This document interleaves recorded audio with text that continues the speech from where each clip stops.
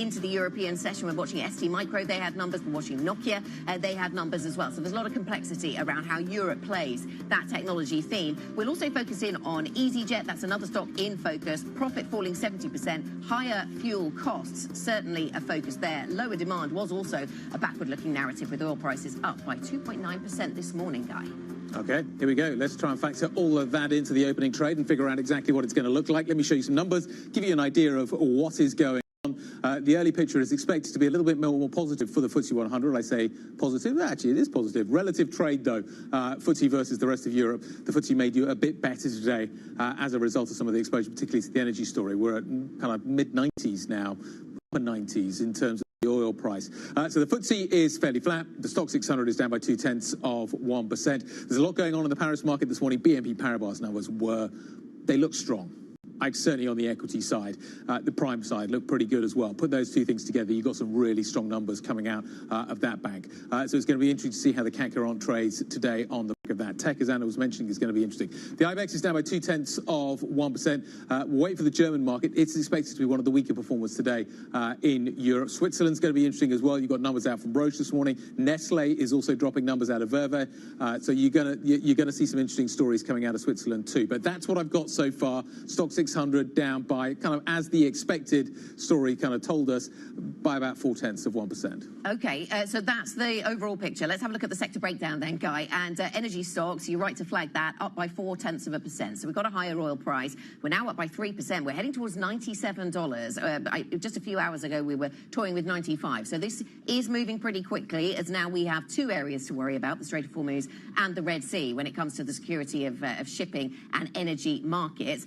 So we're watching all of that. So energy stocks are higher. Basic resources a touch higher, up by 0.1%. Telecom's pretty flat. So that's the upside, and that's all of the upside. To the downside, travel and leisure is a little bit weaker. We've got Whitbread, TUI, and it seems as if we're picking up on what we've heard from EasyJet, even if I don't see the EasyJet share price having opened just yet. But that's the downside. Consumer products and services, also an area of weakness. We've got Burberry, Kering, Hermes. Some of that luxury space is a little bit weaker this morning. The likes of L'Oreal, Puig Group, LVMH. So it's interesting, actually, to think about where the luxury sector goes from here. Guy.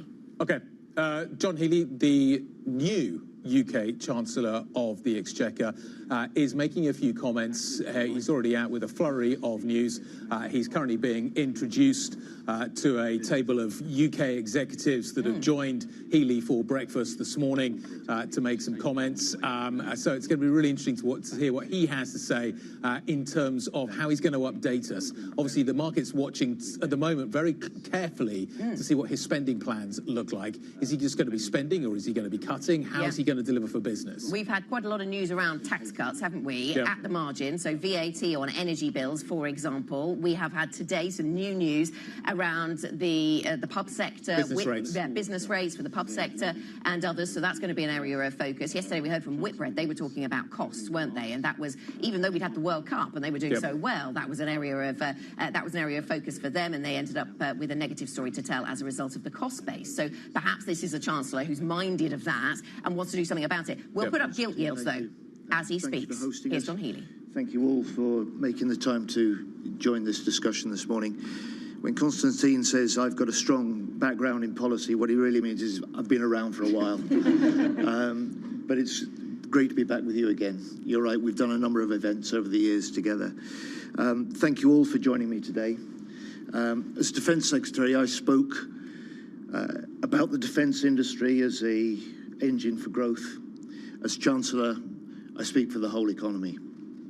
And businesses of all sizes, in all sectors, are so critical to the good growth we seek to secure in this country, for delivering the investment, the innovation, the reindustrialisation that our economy needs, lifting the pessimism that has eroded not just the public's confidence, but has eroded our own prosperity. And my message to British business is quite simple. To British businesses, to British innovators, to British investors, I will back you as your Chancellor. And I'll back you in financial services, in technology, in retail, in industry, in all parts of the economy. And I know things haven't been easy. We talk a lot in government about the cost of living. And that's right, people have been facing increasing pressures. They've been feeling that lack of a breathing space in their life, but so have all of you. And I'm just as concerned about the cost of business as I am about the cost of living. Tax, energy, supply chain costs, labour. I know that businesses large and small have felt really squeezed, and when the Prime Minister and I talk about building a new economy that helps people live well, that must involve stepping up our support for and work with business. You're the people who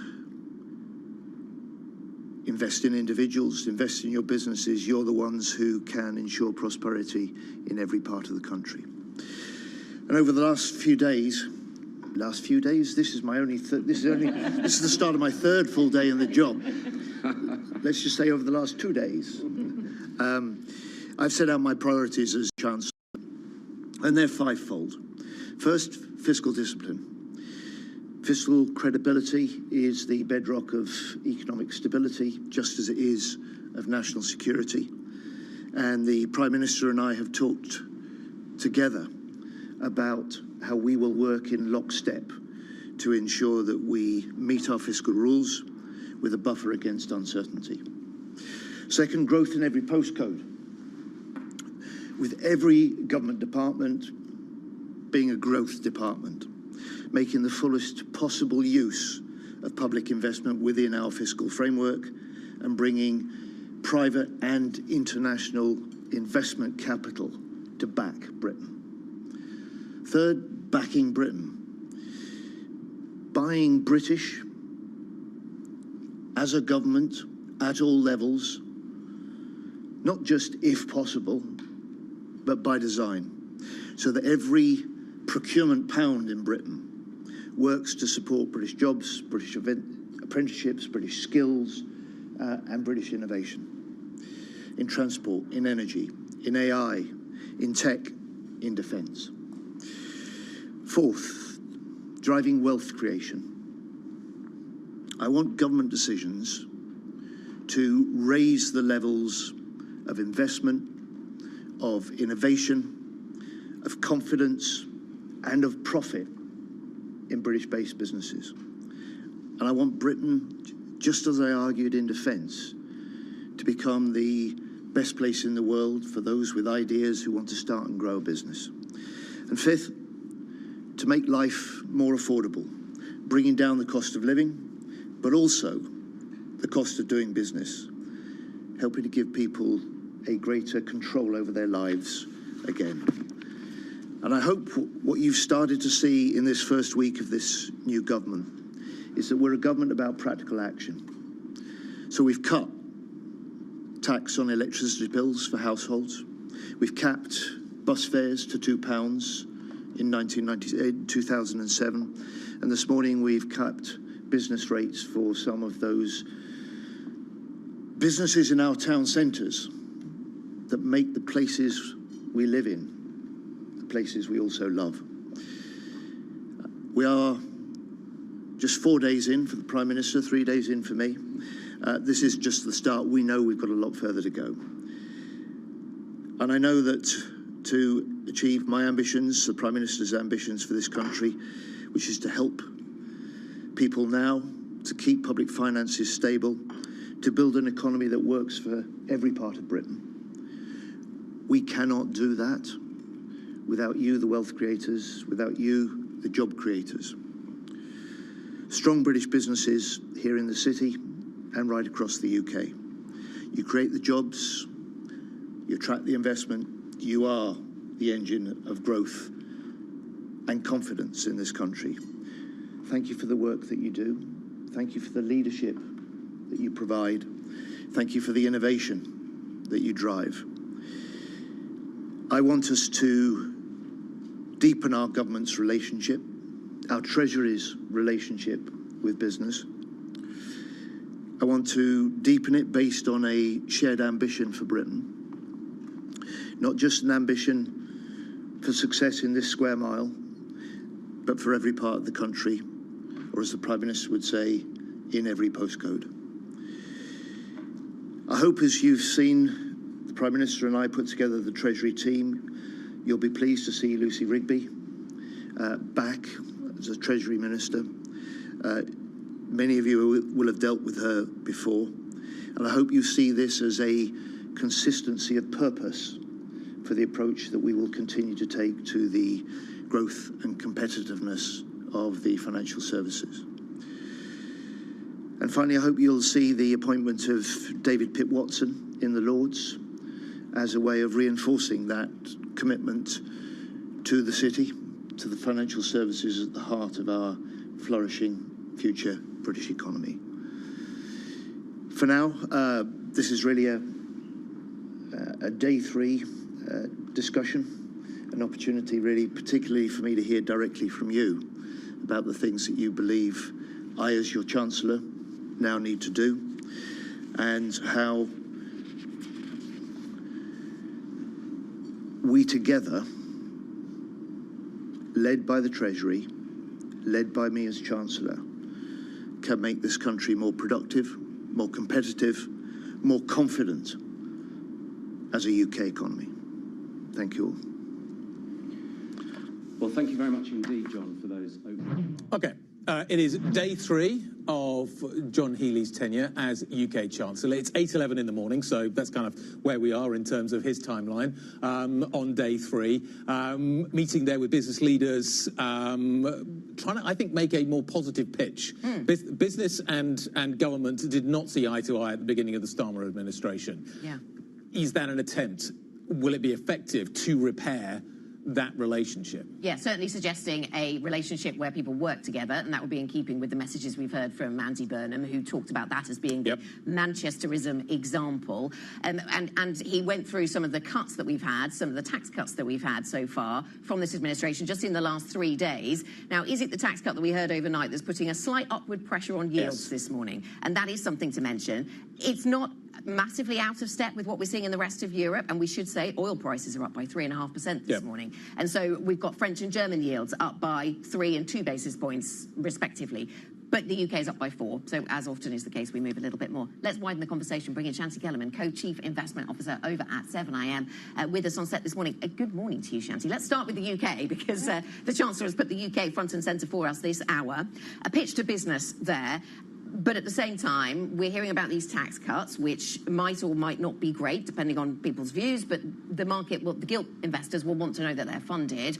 Are we seeing nervousness around that, or is this all just a higher oil price? What do you think? I think it's more the higher oil price this stage. I think it's been clear that every time they've come out talking about some of those bigger things, they've walked it back. You know, we had personal allowance, we're thinking about it. Oh, no, we're going to look at it. You know, social care was sort of trailed. And I think it's the right thing to leave anything big for, it needs to be thoroughly thought through, modeled out. That's probably something for October, November. But what they're doing now are small things that can probably make people's lives better, play a little bit, you know, on showing people they care. And I think that's a good step.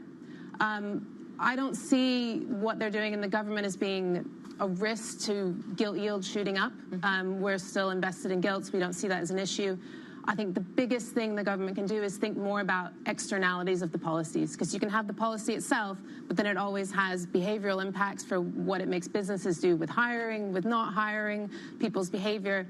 And I think previous governments, there hasn't been enough consideration for the knock-on impacts. Oh, and that's where the relationship seemed to break down under Keir Starmer, wasn't it? Because at the beginning, there was perhaps some enthusiasm from the business lobby that maybe we'd get some more stability. That didn't last too long. I mean, we got 2 years out of that first Labour Prime Minister in a long time. But it was then when we started to get higher pay and higher taxes on wages or on employment, essentially, that things started to change. Do you sense things are different this time? I think I'm hopeful that we aren't going to get drastic changes in things like, employment law and employment taxes. I think a lot of that has already come through. I think the messages are really positive, but we have to wait and see what the action is. Yeah. And there's no way to know until, and until they're in those more crisis moments, they've got to decide, is this in, is this out? We're not really going to know where the philosophy is. Is this going to be a government that changes asset values here in the UK? I don't see it as being that. I think the approach so far has been more about, let's do those smaller things that can have an impact on cost of life, cost of living, not doing those gigantic big pieces. I think Rachel Reeves did a lot of that heavy lifting. But in terms of, for a foreign investor looking at the UK, in some ways, it's cheap, but is it cheap for a reason?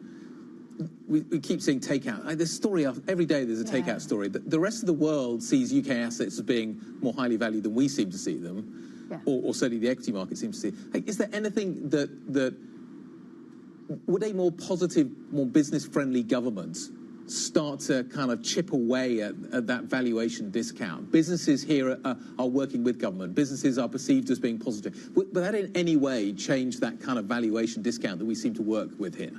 Yeah, I think absolutely it can, because a lot of it is about perception and getting people willing to look at your country. And there's a lot of things, too, the UK is fairly good at. Like, our foreign direct investment numbers are pretty good relative to the rest of Europe. Things about inward AI investment. Of course, we're miles behind the US, but we're pretty good when you look at relative to those other places. I think there's an element when we're sat in the country, we always view it a bit more negatively than people that are elsewhere. So I think there is that potential, and I think part of the Prime Minister's job too is marketing Great Britain, and I think we're off to a fairly good start in that respect. Certainly been popping up more on social media to do that over recent days, Shanti. What about the broader view from 7IM right now? We started this programme talking about the numbers from Alphabet. They told us a little bit about where the CapEx story is going to go for some of those big hyperscalers. But on the other side of that, we've got memory companies doing really well on the back of it, because if the CapEx story is intact, then they are set to benefit. Are you still playing the either Asia or US tech theme? Yeah, we still have, in some of the sector strategy run, we still have more in technology shares. We probably have a little bit less emerging markets than some of our peers, but fairly close to being in line. I think we see the economic outlook as fairly positive, which is good for equity markets. Labor markets are in a fairly good place. Manufacturing activity is good. That AI CapEx is, supporting the economy. And things like smaller and mid caps are starting to do a bit better, which is a good sign of broadening. I think one positive thing, even though we've had kind of a flat to down month for some of those big names, is the market has actually been pretty flat. We've had others be able to take up the slack. Shanti, it's great to see you. Thank you very much indeed for listening to the Chancellor with us. Thank you very much indeed for that, and joining us as well with your investment thoughts. Shanti Kellerman, 7IM co-CIO. There's some really decent-sized moves, particularly in the technology sector here in Europe this morning. Let's take a look at some of the core companies that we watch on a daily basis. Defence is up, but elsewhere you're seeing some quite significant weakness. Look at ASML. Nestlé's out with numbers. It is getting battered on the right-hand side of your screen there. It's down by over 7% on the back of what it has said this morning. Novo is under significant pressure. LVMH is under significant pressure. Defence is doing okay, though. So let's start there with Chloe. Good morning, Guy. Indeed, French defence in particular is doing very well this morning. We have Dassault Aviation coming out with revenue way above expectations. And then orders from Thales were also very, very good. Of course, those two companies are really benefiting from this rise in military spending across Europe and specifically in France as well, with this updated military spending plan there. Moving on to technology, and we have got ST Micro down quite significantly this morning, almost 16%. So although it has said that data center revenue was going to really accelerate, but at the same time, the third quarter forecast came in slightly below expectations, perhaps because of some weakness that we have seen in the consumer end market, the automotive end market, maybe offsetting some of that boost that it is seeing from data centers, and we're seeing that really drag down the shares this morning. Moving on to another story within that tech sector that is a bit more positive, we've got Nokia up this morning, a beneficiary of the AI build-out, with the AI and cloud orders off the charts, according to some analysts. We are also seeing Swetek in this, also a big beneficiary of this AI build-out, move very, very strongly this morning. We're up almost 30% after a very upbeat outlook from the company and very strong results. Moving on to the software side of things, and we've got Dassault Systems coming out with some strong numbers, even though the expectations were quite low. And then also a deal with Ares Global. It is going to buy this drug trial software firm for as much as $2 billion, and that will help it expand into the life sciences business, which has been actually one of the divisions that's seen a little bit more weakness. And so we're up about 2% there. And finally, Daimler Truck, the truck maker, has raised its guidance and is really benefiting from strong demand for trucks in North America. And so we're up about 3% this morning for this truck maker. Chloe, thank you. Chloe Melly with a host of some of those stocks on the move. It's a real mixed bag this morning, some really standout individual stories. Coming up, we will focus back in on some of these European corporate earnings stories. In fact, we'll go to the banking sector. We'll get analysis next on what is weighing on these bank stocks. This is Bloomberg.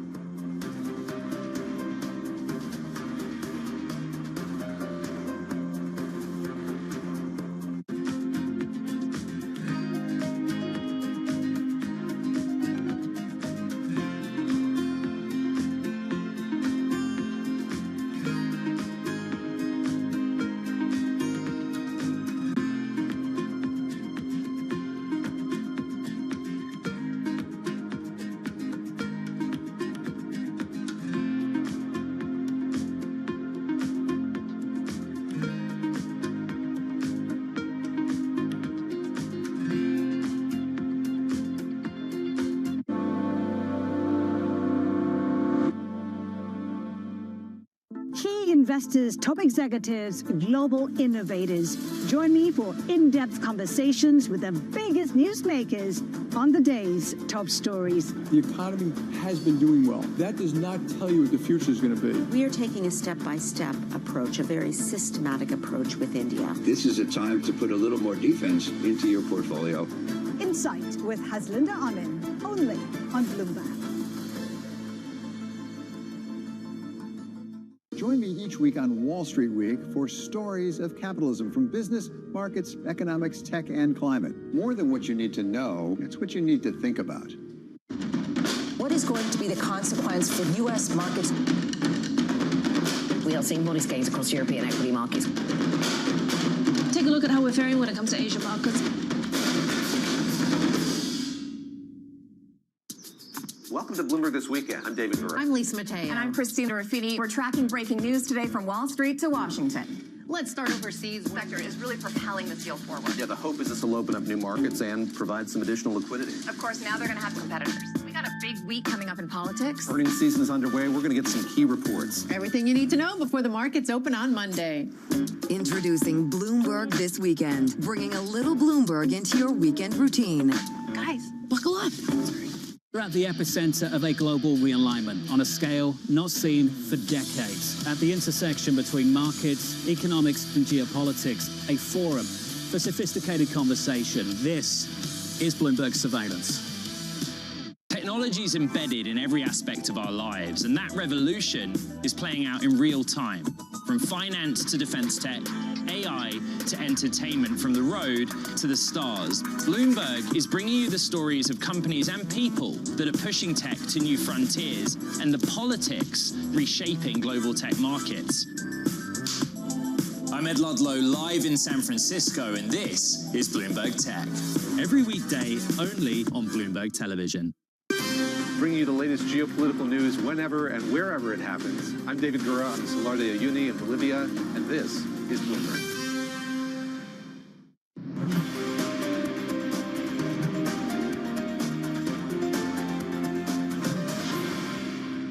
If if you look at the results, it's basically all engines are firing on all, are basically firing. It is CIB, which is doing fine, but it's also the retail activities which are doing fine, and also the IPS, so the asset management and insurance activities, which are doing very fine. So we are really firing on all cylinders and ready to continue to support the economy. So we are not that one-trick pony. It is really the three divisions that are working collectively and that are boosting the result. BNP Paribas CFO Lars Machenil speaking to us earlier on in this programme. Let's get to the wider banking story. We should point out, of course, this comes on a day, these banking results from BNP and UniCredit come on a day where European markets are a little bit weaker. In that context, BNP Paribas down by 1%, UniCredit down by 2.4%. Let's dig into the details, though. We're joined by Bloomberg's managing editor for EMEA Finance, Tom Metcalf. Talk us through then, Tom, good morning. The bank earnings. Should we start with UniCredit then, because we had a bigger move in UniCredit. Is it anything that they've said specifically that's disappointed, or is it an M&A theme? What's happening here? Yeah, look, I think on the estimates they put out, the kind of sense that, you know, they're expecting to meet targets, etc., is all kind of in line. So I think maybe the market, you know, which is in a sort of down position anyway today, is probably reacting more to this, you know, growing clarity that obviously, you know, the Commerzbank deal in some form, maybe not full takeover, but will be happening. And that just brings sort of the, I guess, the execution risk to the forefront of people's minds. And, you know, as we were just saying, actually, obviously, Orchel, you know, the way he's gone about this hasn't necessarily, you know, carried in much favour with some very big stakeholders, the German government. Obviously, Commerzbank is sort of doing this fairly grudgingly. So I think it's just going to be, you know, people are starting to digest the facts. You know, it's not going to be the most straightforward takeover in the world, which is never straightforward anyway. What would BNP Paribas have had to do this morning in order to get its share price higher? Because these numbers are, the equity numbers are strong this morning. They're well ahead of expectations. I appreciate the FIC is a challenge, but how much better would the numbers have to have been in a down market to have got the stock up? What else could they have done here? Well, it's hard to say. We just heard, you know, one of their executives saying, you know, we were firing on all cylinders and stuff like that. And as you say, equities in particular really ahead of estimates. I think probably we're just in a world where, you know, just even beating estimates is maybe not enough. You really have to kind of go beyond that and really surprise, impress, shock the market. So, you know, hard to say what it would be. But yeah, again, a bit like UniCredit, you look through the kind of finer detail and you go, oh, this is a pretty solid set of results. And the stock's up a lot this year. Yeah, and that's the context as well. It's, look, it's not like they're coming from a low baseline. It's sort of pretty high bar they're trying to meet. Tom, thank you very much. I guess we'll continue to watch how they perform this sector as we get more results. The equity trading results out of the US were incredible. Yeah. But as were the M&A story, the IPO story, capital markets, all of that was really strong as well. You sort of wonder whether will the Europeans be able to live up to that kind of expectation that we saw in the States. And I think that's probably the problem that Paribas got this morning, as much as the bar has been set very high by Wall Street. So some of that's already been factored into what we've seen in terms of the share price story. I'm sure the banks will be watching what is happening in Frankfurt today, the ECB's latest interest rate decision. We will talk about that next. We're going to take you live to Frankfurt and we'll talk to Ian Steely as well. Looking forward to all of that. This is Bloomberg.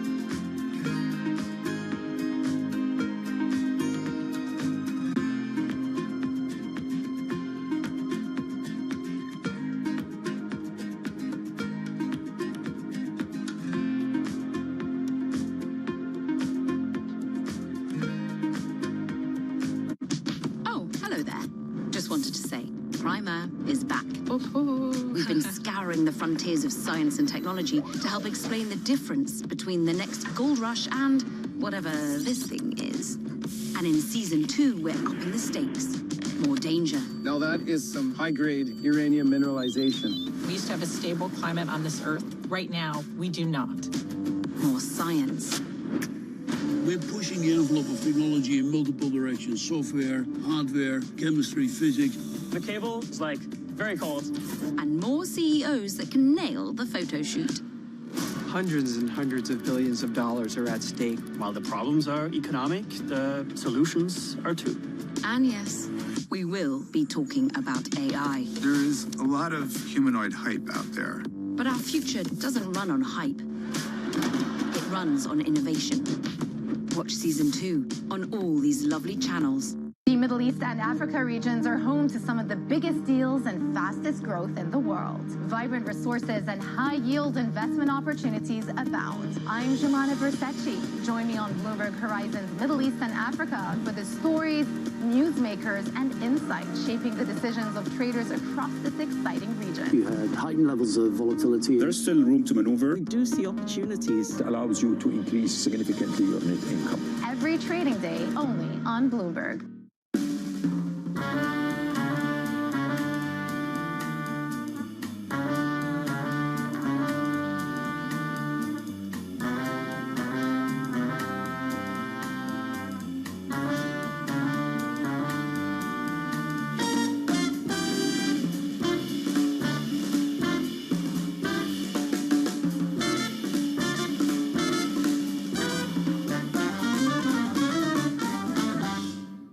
Making money isn't about drowning in emotions.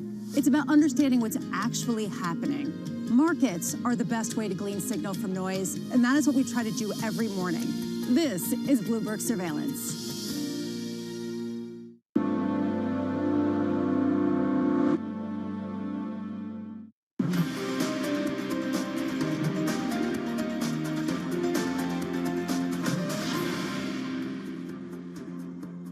Welcome back. This is the opening trade. 30 minutes into today's session. We have a negative picture, really, at the top level, very much so. And we are down by 0.7% across these markets then, Guy. Is this the higher oil price, once again, exerting its pressure on European stocks? We're certainly higher on that oil price. Tracking, it would seem, back towards $100 a barrel. We're not there yet, but is that the direction of travel? In that context, we've got energy stocks going higher. Real estate goes higher on some M&A. But most of the other sectors are in negative territory. Some of that's an earnings story, a mixed earnings story out of the technology space.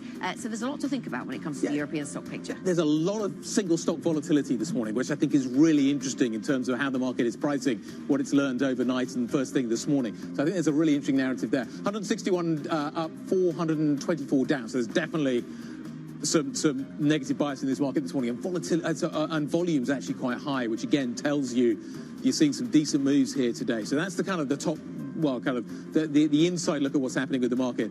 The kind of the bottom-up single stock story is fascinating. Soitec, you are getting some massive moves inside the tech space this morning.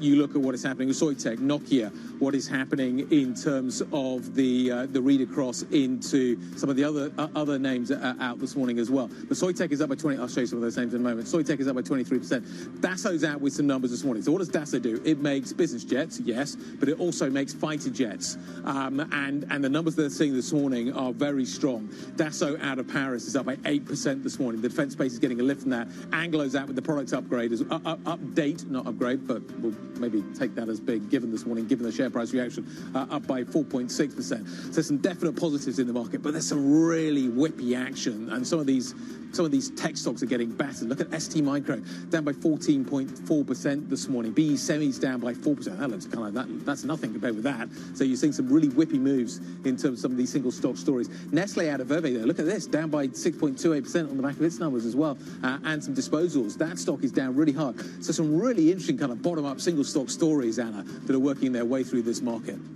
Absolutely, those are the individual names. Let's get back to some of the big narratives, and we'll start with what's been happening this morning then around the oil price.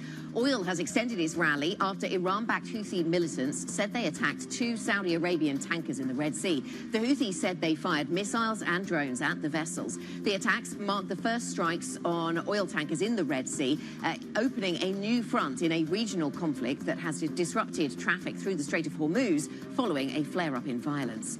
UK Chancellor John Healey committed to disciplined control of Britain's public finances to protect against economic shocks as he made a pro-business pitch to the City of London on his 3rd full day in the post as Chancellor. Speaking at Bloomberg's European headquarters here in London, John Healey said he has talked to Prime Minister Andy Burnham about working, quote, in lockstep to ensure we meet our fiscal rules. And And back to the earnings story, UniCredit has reported higher than expected profit and raised its full-year guidance as the CEO, Andrea Orcel, moves closer to a takeover of Commerzbank. The lender recently completed its takeover offer for Commerzbank, which put Orcel on track to control close to 50% of the German lender. Guy. Okay, let's talk about what we are going to see out of the central bank, the ECB today, and what it's likely to mean for the rates picture. Everybody's expecting an unchanged decision, but life's getting really interesting in terms of what we are seeing in terms of the input costs into the European economy. Gas prices have moved higher. Oil prices are definitely moving higher. We're approaching $100 a barrel once again when it comes to what we're seeing on Brents. The implications of the fighting in the Middle East are going to be significant. We're also quite interested, I think, to learn what Christine Lagarde's future looks like. French politics is starting to get interesting again. Jana Rando is there for us at the ECB headquarters in Frankfurt. Jana, lots to talk about today. What are you focusing on? What should we be expecting from this meeting? Well, first things first, of course, we are interested in where interest rates are headed. No change today, so the deposit rate is going to stay at 2.25% after a hike last month. But all eyes are on what the president, what Christine Lagarde will say about September, about risks to the economic outlook, and most importantly, to the inflation outlook. Now, it had looked promising earlier in the month when June inflation came in much less than expected, much weaker than expected. The economy was holding up well. Sentiment indicators were going in the right direction. But all that, of course, changed with escalating tensions in the Middle East with renewed attacks. So in a way, it's back to square one for the ECB, for policymakers here who are meeting right now. And what they say about risks, about the potential to further hikes, that is the most important thing that we're watching out. Yeah, so are you looking for clues around September? Is that the time frame that's really going to be in focus? I mean, I know, Jana, they say they like to take it meeting by meeting, and they'll want to, reflect the data and not pre-commit. But we're sitting here watching oil prices go, well, towards $98 a barrel now. Yeah, so September is definitely in play. Now, oil, it has been rising, but it is still quite a bit below what the ECB assumed in its baseline scenario in June. So there is a bit of room because, of course, that had to do with the fact that it dropped quite a bit after talks of a ceasefire. So oil has still a little bit further to climb to even make the baseline scenario. But, of course, the direction of travel is worrying, and central bankers are mostly also concerned about second-round effects. That's the real enemy of a central bank. That's when wages grow up, when people get used to higher inflation rates, and they make that part of their decisions for future expenditures, for future wage claims. So that's what they will look at very, very carefully. And we expect some warnings on that also at the press conference later today. And then, of course, September has new projections, a new economic outlook, new inflation forecasts, and those will be crucial in determining what's going to happen. But from today's perspective, traders expect a hike, economists expect a hike, and most importantly, policymakers have not really pushed back, against such an outcome. Okay, so nothing expected today, but that's the setup for the future. Jana, thank you very much. Bloomberg's Jana Rando. With the latest outside the ECB, let's continue that thought. Ian Seeley joins us, International Fixed Income CIO at JP Morgan Asset Management. Let's start with the ECB, because this oil price move makes it a little bit more interesting, perhaps, Ian. So we're not expecting a change today, it seems, but the oil price is heading up to $98 a barrel. What's the relationship between what the ECB does and this oil price? What's their reaction function right now, do you think? Yeah, I think actually you make a very good point, but I think it's also a combination of the oil price and the gas price. And if you look at gas prices, they're even more elevated and pretty much back to where we were in sort of the heights of March. And I think it's a concern. And Madame Lagarde is going to get a lot of questions around that. Now, oil's not at 120. It's not at the levels that are their kind of severe scenarios when they're really getting concerned. But they are inflation hawks, and they focus on price stability, and they're going to want to show the market that they are committed to this. And the difference between maybe the ECB and, say, the Bank of England or the Fed is that they still see their policy more in the neutral range. And they've said it's sort of 1.5 to 2.5. Maybe even certain members have said, you can maybe push it up to 2.75. They're still neutral. So they still feel they have the ability to tighten policy, show their inflation fighting, probably in their minds not disrupt the economy too much. So I think that's what we're going to see. But it will be interesting how she navigates that, because they don't really, central bankers now, we're hearing, do not really want to do forward guidance. They want to do this framework guidance is all the rage at the moment. She's now got cover for a lack of forward guidance from the States, hasn't she? We'll come to that in a moment. But just lingering off for one more question perhaps on Europe. But I mean, bond yields are ticking up a little bit this morning. Is this driving bond yields now, certainly at the shorter end and to maybe out to the 10-year, the expectations around inflation? Is that what's in the driving seat here? It is. It's a combination, isn't it? Because you've got all the inflation expectations. You've got the expectations that central banks are going to need to tighten. You've also really got, across Europe, fiscal questions being raised. Again, whether you look at the UK, whether you look at France, whether you look at Italy, they're all out there. Everyone's talking about the fiscal side as well. So I think it's a combination of two. But ultimately, there is a pretty high correlation at the moment between oil prices and bond yields. And oil prices are going up, as you said, and consequently, bond yields are also moving higher. Is the market therefore underpricing the ECB right now? I don't think they're underpricing the ECB. I still think they're actually overpricing the ECB to work, because I think it's quite straightforward for the ECB to take rates up to 2.5, up to that sort of the top end of what they believe to be neutral. Then you start to go into more restrictive territory. We're pricing, 2.85. Not much further than that. We're going to get to 3%, and suddenly you start to question: is that going to actually harm the economy? And the question I would have is, if we do start to price north of 3% as a terminal rate, should we be then thinking cuts some point next year once this all gets resolved? I think base case still is that they go in September, and then hopefully there is some form of resolution. Oil stabilizes, maybe comes down, like we saw a few weeks ago, and ultimately that's them done. But of course, you can't be complacent to the view that if we continue to see oil move higher, that they might feel they need to continue to show that they are inflation fighting. So the Japanese want their money back, and if they do want their money back, what are the implications for European rates? I think, again, we're not seeing those flows pull back yet. We've had conversation, or we've had murmurings from the Japanese that they want to see foreign assets being moved back on shore. Let's see if that actually happens. Will it take rate hikes to do that, do you think, or pushing the pension funds to do that? What do you think is the key policy? Well, you've got attractive rates. You could argue you've actually now got attractive rates in Japan. It's the first time we've been able to say that for a couple of decades. Yet we're not seeing the investor base because the uncertainty exactly around, to your point, the Bank of Japan. Are they going to be inflation fighting, or they continue at this very snail-like pace of hiking every 6 months or so? Again, there was commentary yesterday that maybe they will speed that up. Let's see if that actually happens. I think until you get some conviction that they're going to fight inflation, then ultimately that's not. We're going to still see people kind of like not that attracted to the market, as even though the valuation looks attractive. Now, to your point though, if the authorities force the local pension funds to invest, then that will obviously help stabilise the market to some extent.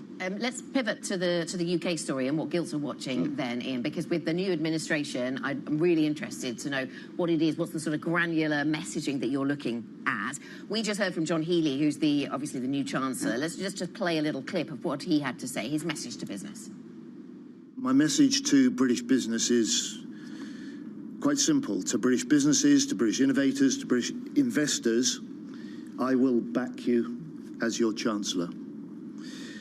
And I'll back you in financial services, in technology, in retail, in industry, in all parts of the economy. So, Ian, I'm sure that's a message that businesses will like. He was saying that to a room full of business leaders here in the City of London at Bloomberg. But I wonder what gilt markets are really watching for, because we've had, in the last 3 days, some fairly small but noticeable messaging around tax cutting and a lot of conversation in the aftermath of that of what's funded, what's not funded. And what is it that gilt markets are watching, given our history here? Okay, so I like that you played that part of the clip, because I was sitting in the green room listening to it, and as a bond investor, yes. what I focused on was the fact that he talked about fiscal discipline. Yes. He talked about ensuring that they stuck to the fiscal framework, and I think that's what the gilt market is really looking at the moment. With a buffer. With a buffer, yeah, of course, you want that emergency buffer in place. Now, what we've heard over the last few days is sort of very small incremental policies that are probably user-friendly, but ultimately won't make a big dent in that. I think it's going to be more interesting over the next few weeks or so. What do we do on defence? What do we do on tax? What are the policies going to be there? Very comforting that he does feel that they want to keep to the fiscal side of things. I actually think the gilt market's already pricing a reasonable, I wouldn't call it bad news, but a reasonable amount of sort of risk premium into it. We're well north, we're sort of approaching 5.1% or so on the 10-year gilt. So there is some bad news in there. I actually think gilts look attractive, but there is going to be political volatility, I think, until we get a greater sense of exactly what the new government want to do. How short is the leash? What would frighten the bond market? I think if you start to talk about breaking some of the fiscal rules, additional spending, that's what the bond market's going to be concerned about. We heard all on Monday, again, talk of war bonds, but back. Again, but it was talking of sort of extend, like using the fiscal framework till it's almost full power, and I think again that starts to concern markets, and I think that's just a general theme around all, and it's not just the UK. I think we need to be mention that it is a global phenomenon at the moment, fiscal spending, and ultimately yields are moving higher on the back of it. But if you, to Anna's point, if you did something like an off-balance sheet kind of idea around what happens with the defence spending, would the market say, okay, we'll treat that as separate, or is the market looking at the totality? I think the market's always going to look at the totality. I don't think that the market's going to say, "Oh, that's fine." It's sort of any attempt to kind of circumnavigate the rules will be pushed back on fairly hard. Well, I think we saw a very small clip of that on Monday when it was it was very loose terms. Just use some more flexibility around that, and we saw the instant reaction. Gilt's underperforming the rest of the market, and if they want to do a lot more than that, then I think the gilt market would show its face. Right. So quite a short leash then. Yes. Ian, nice to see you. Always a pleasure. Thank you very much indeed for joining us. Ian Steely, International Fixed Income CIO at JP Morgan Asset Management. Coming up, we're seeing some very big fluctuations this morning in the European tech space. We're going to work you through the reaction and also the numbers that have caused that reaction. We will do that next. This is Bloomberg.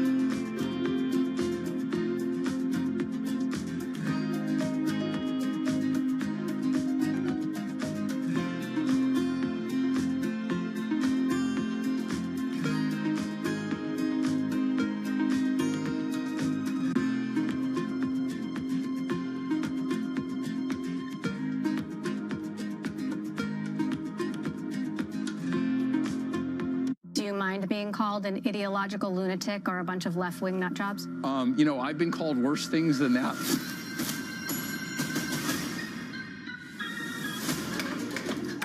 Oh! You'd think she owned the place. 23andMe, I think, is so incredibly valuable.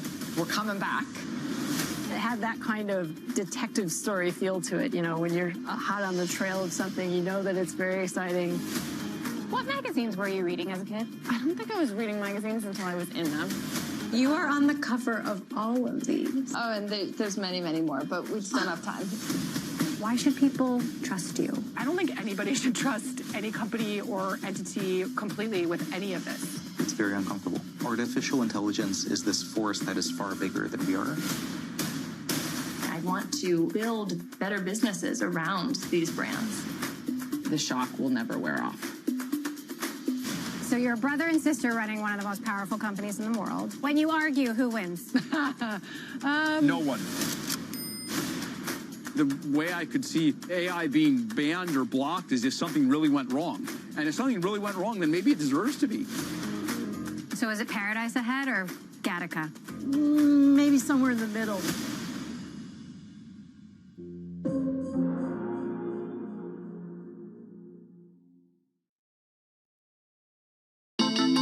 The countdown is on. Everything you need to get the edge at the end of the market day. Get ahead of tomorrow's trading with The Close. Weekdays on Bloomberg. Context changes everything. Bringing you the latest business news wherever and whenever it happens. I'm Scarlett Fu, reporting from America's biggest military shipyard. This is Bloomberg.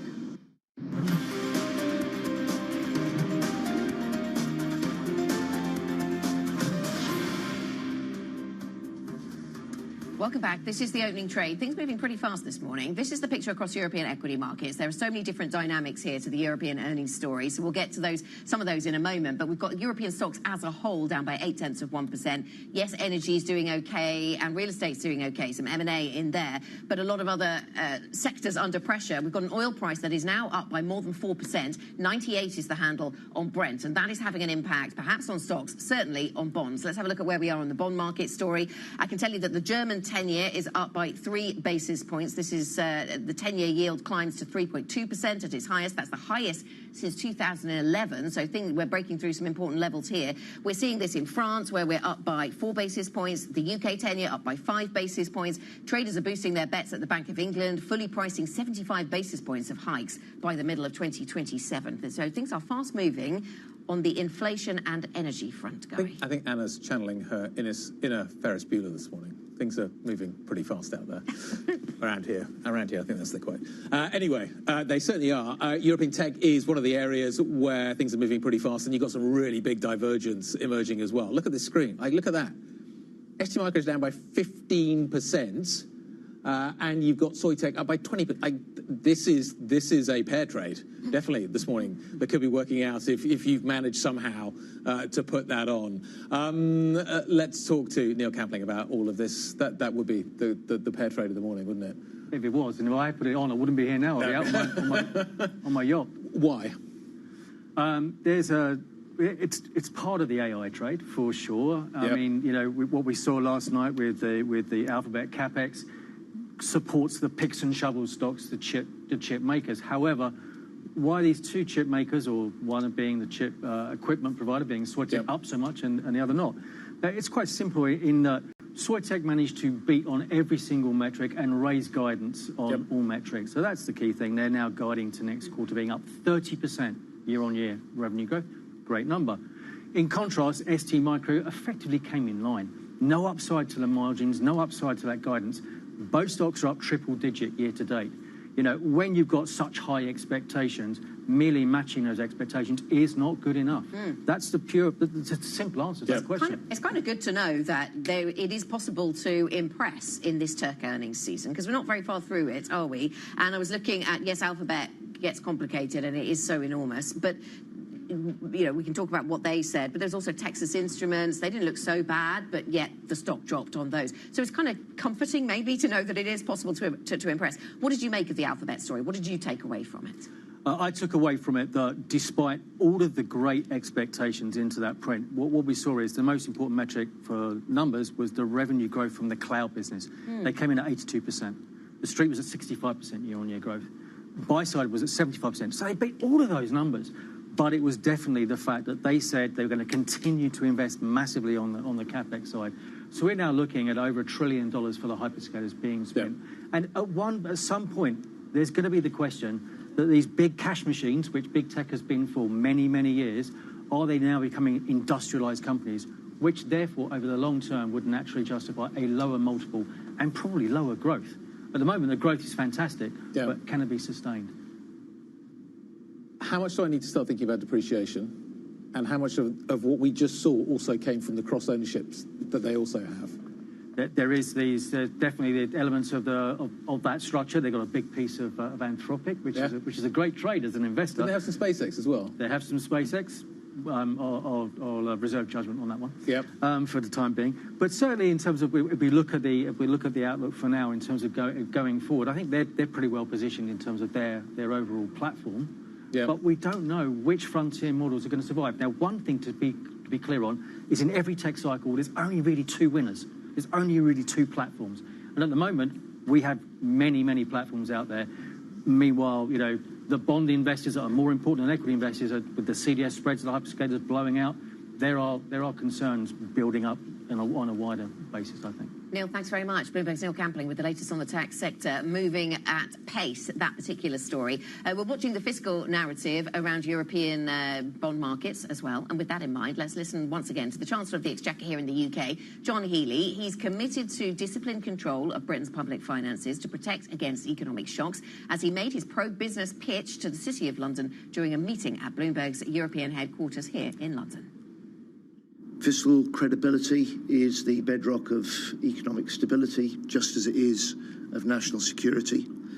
And the Prime Minister and I have talked together about how we will work in lockstep to ensure that we meet our fiscal rules with a buffer against uncertainty. The new Chancellor there. Let's bring in Skylar Montgomery-Koenig from our Markets Live team. Those words, we talked to Ian Seeley at JP Morgan. He was saying that that's what stood out to him. The commitment once again to the fiscal rules and the Chancellor doing it, not just the Prime Minister, so the Chancellor now also doing it, and also talking about a buffer, which seemed a newer bit of information there. Yeah, I mean, it's very reassuring. I think for gilts right now, oil is a much bigger risk than what you're seeing from a fiscal standpoint. I'll make a couple points about why I just think we've largely moved on or should move on. Yeah. In that, you know, we've had a lot of fiscal scares in the last 2 years. The biggest one was the first one. It was Reeves' first budget. And you did get material gilt underperformance after that. But since then, you've priced in a risk premium related to politics. And I think because you have that buffer, you need pretty bad moves from a fiscal standpoint to feed negatively into the gilt market. And then the second point I'll make is it just very much seems like policymakers in the UK are standing down in that any comments that you've had from Burnham in terms of being in hawk to the bond market, et cetera, they've been walked back and they're very respectful of that. And I think just, you know, no one really wants another Liz Truss crisis on their hands. So that keeps the fiscal bit in line, and it means that you should really be focusing on oil. Okay, let's focus on oil. It's up by 7% over the last 2 days. I'll get you a number in terms of the last 4 days, in terms of the session we've seen this. Oil's rocketing higher. Have we priced in already the full implications of if this process continues, you get to 100, you get beyond 100, where do the cracks start to appear? I mean, we certainly can go higher from here, right? We've already seen higher prices. Yes, we have some mitigating factors. But at the start of the week, we knew that Hormuz shipping was essentially shut down. You had threats to oil infrastructure. That's very bad. And then on top of that, you have an additional threat to a choke point this week in that Iran-backed Houthis have threatened Saudi Arabian supply. Now, this is really important because that's one of your mitigating factors, right? Oil was going through the East-West pipeline, which has a capacity around 7 million barrels a day, and then through the Bab el-Mandeb Strait. Now, if that is closed, yes, there's another route. You can go around the Cape of Good Hope, and that's a much longer route, though, and it means that if you're thinking about physical supply right now, where oil demand is relatively inelastic at the front, if you have more disruptions, you could see a rapidly higher price there if you're no longer able to go through that strait. And we've seen in 2023 that Houthis can certainly have a big impact there on oil flow. Yeah, we're hearing from Marco Rubio, actually, just speaking to media over in the Philippines, I think. He's saying Iran will continue to pay every night the price gets higher and oil prices are on the rise. As you've been pointing out, 97.53 is where we trade on Brent. Skylar Montgomery-Koenig from our Markets Live team, thank you very much for joining us. That is it for the opening trade this Thursday. The Pulse will continue to take you through a really busy morning here in Europe. This is Bloomberg.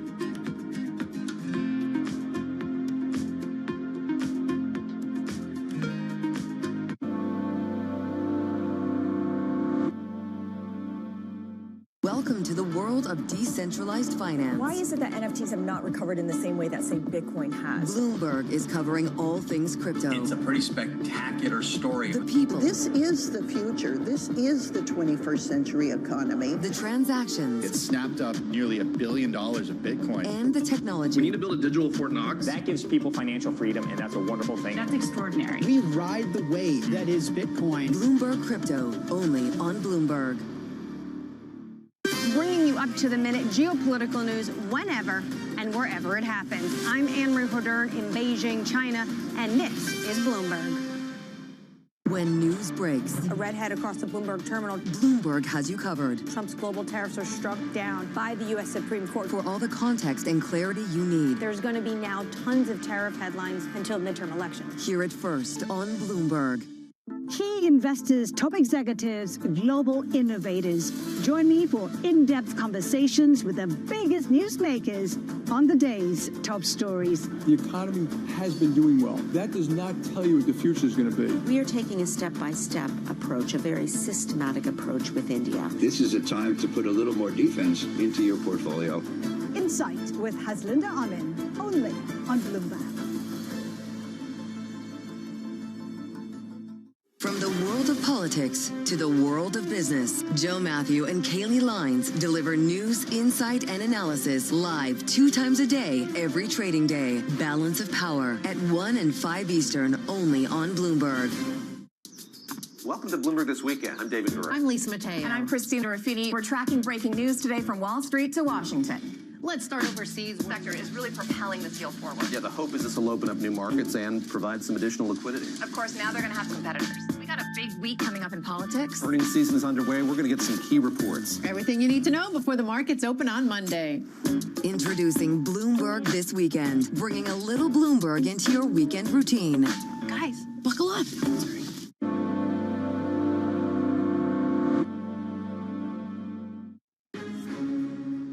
Alphabet raises its capital spending forecast to as much as $205 billion this year, reigniting concerns about the cost of AI. The Houthi militant group in Yemen says, well, they have targeted 2 oil tankers in the Red Sea, threatening to open another front in the Iran war. And John Healey, the new UK Chancellor, vows to meet fiscal rules with a buffer as he makes a pro-business pitch here to the City of London. Now, first thing is first, let's check on the markets, and there is quite a lot going on because we're looking at the German 10-year yield. There's also just a lot in terms of CapEx spending in AI, asking some of the questions for stocks. So stocks overall seems to be falling.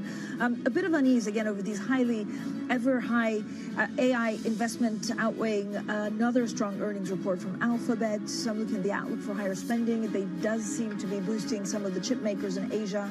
For example, the South Korea Kospi index coming in at 4.4%, and then you can see the German 10-year yield 3.201, the 10-year in the UK 5.081. It is ECB day as well. Now, the look for European markets map, we're seeing quite a lot of red on the screen. When you look at the CAC 40, look, the FTSE 100 is pretty much unchanged. The CAC 40 and the DAX down between 0.4% and 0.7%. So Alphabet raised its capital spending forecast to as much as $205 billion this year.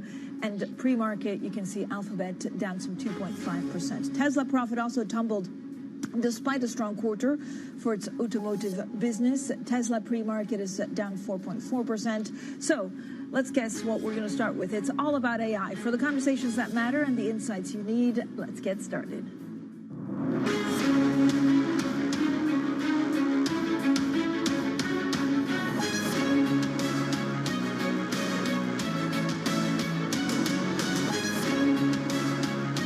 Newsmakers and market movers. This is The Pulse with Francine Lacqua. Well, good morning, everyone, and welcome to The Pulse. I'm Francine Lacqua here in London. Another busy morning. There could be a new front in the Iran war. We just heard from the new Chancellor, of course, of the Exchequer. We also will discuss in just a moment all of this with Demos Yotakis from Barclays. But first, CapEx has been the focus of the tech earnings overnight. Alphabet's increased spending plans, raising concerns that the company will forego fiscal discipline in the race to dominate AI. Let's get more with Matt Bloxham, technology analyst at Bloomberg Intelligence. Matt, I mean, it's all about earnings and it's all about tech earnings, especially focused on AI. So in addition to Alphabet, Tesla's AI ambitions are also coming at a cost. So how concerned are investors? There's just a lot of capital spending out there.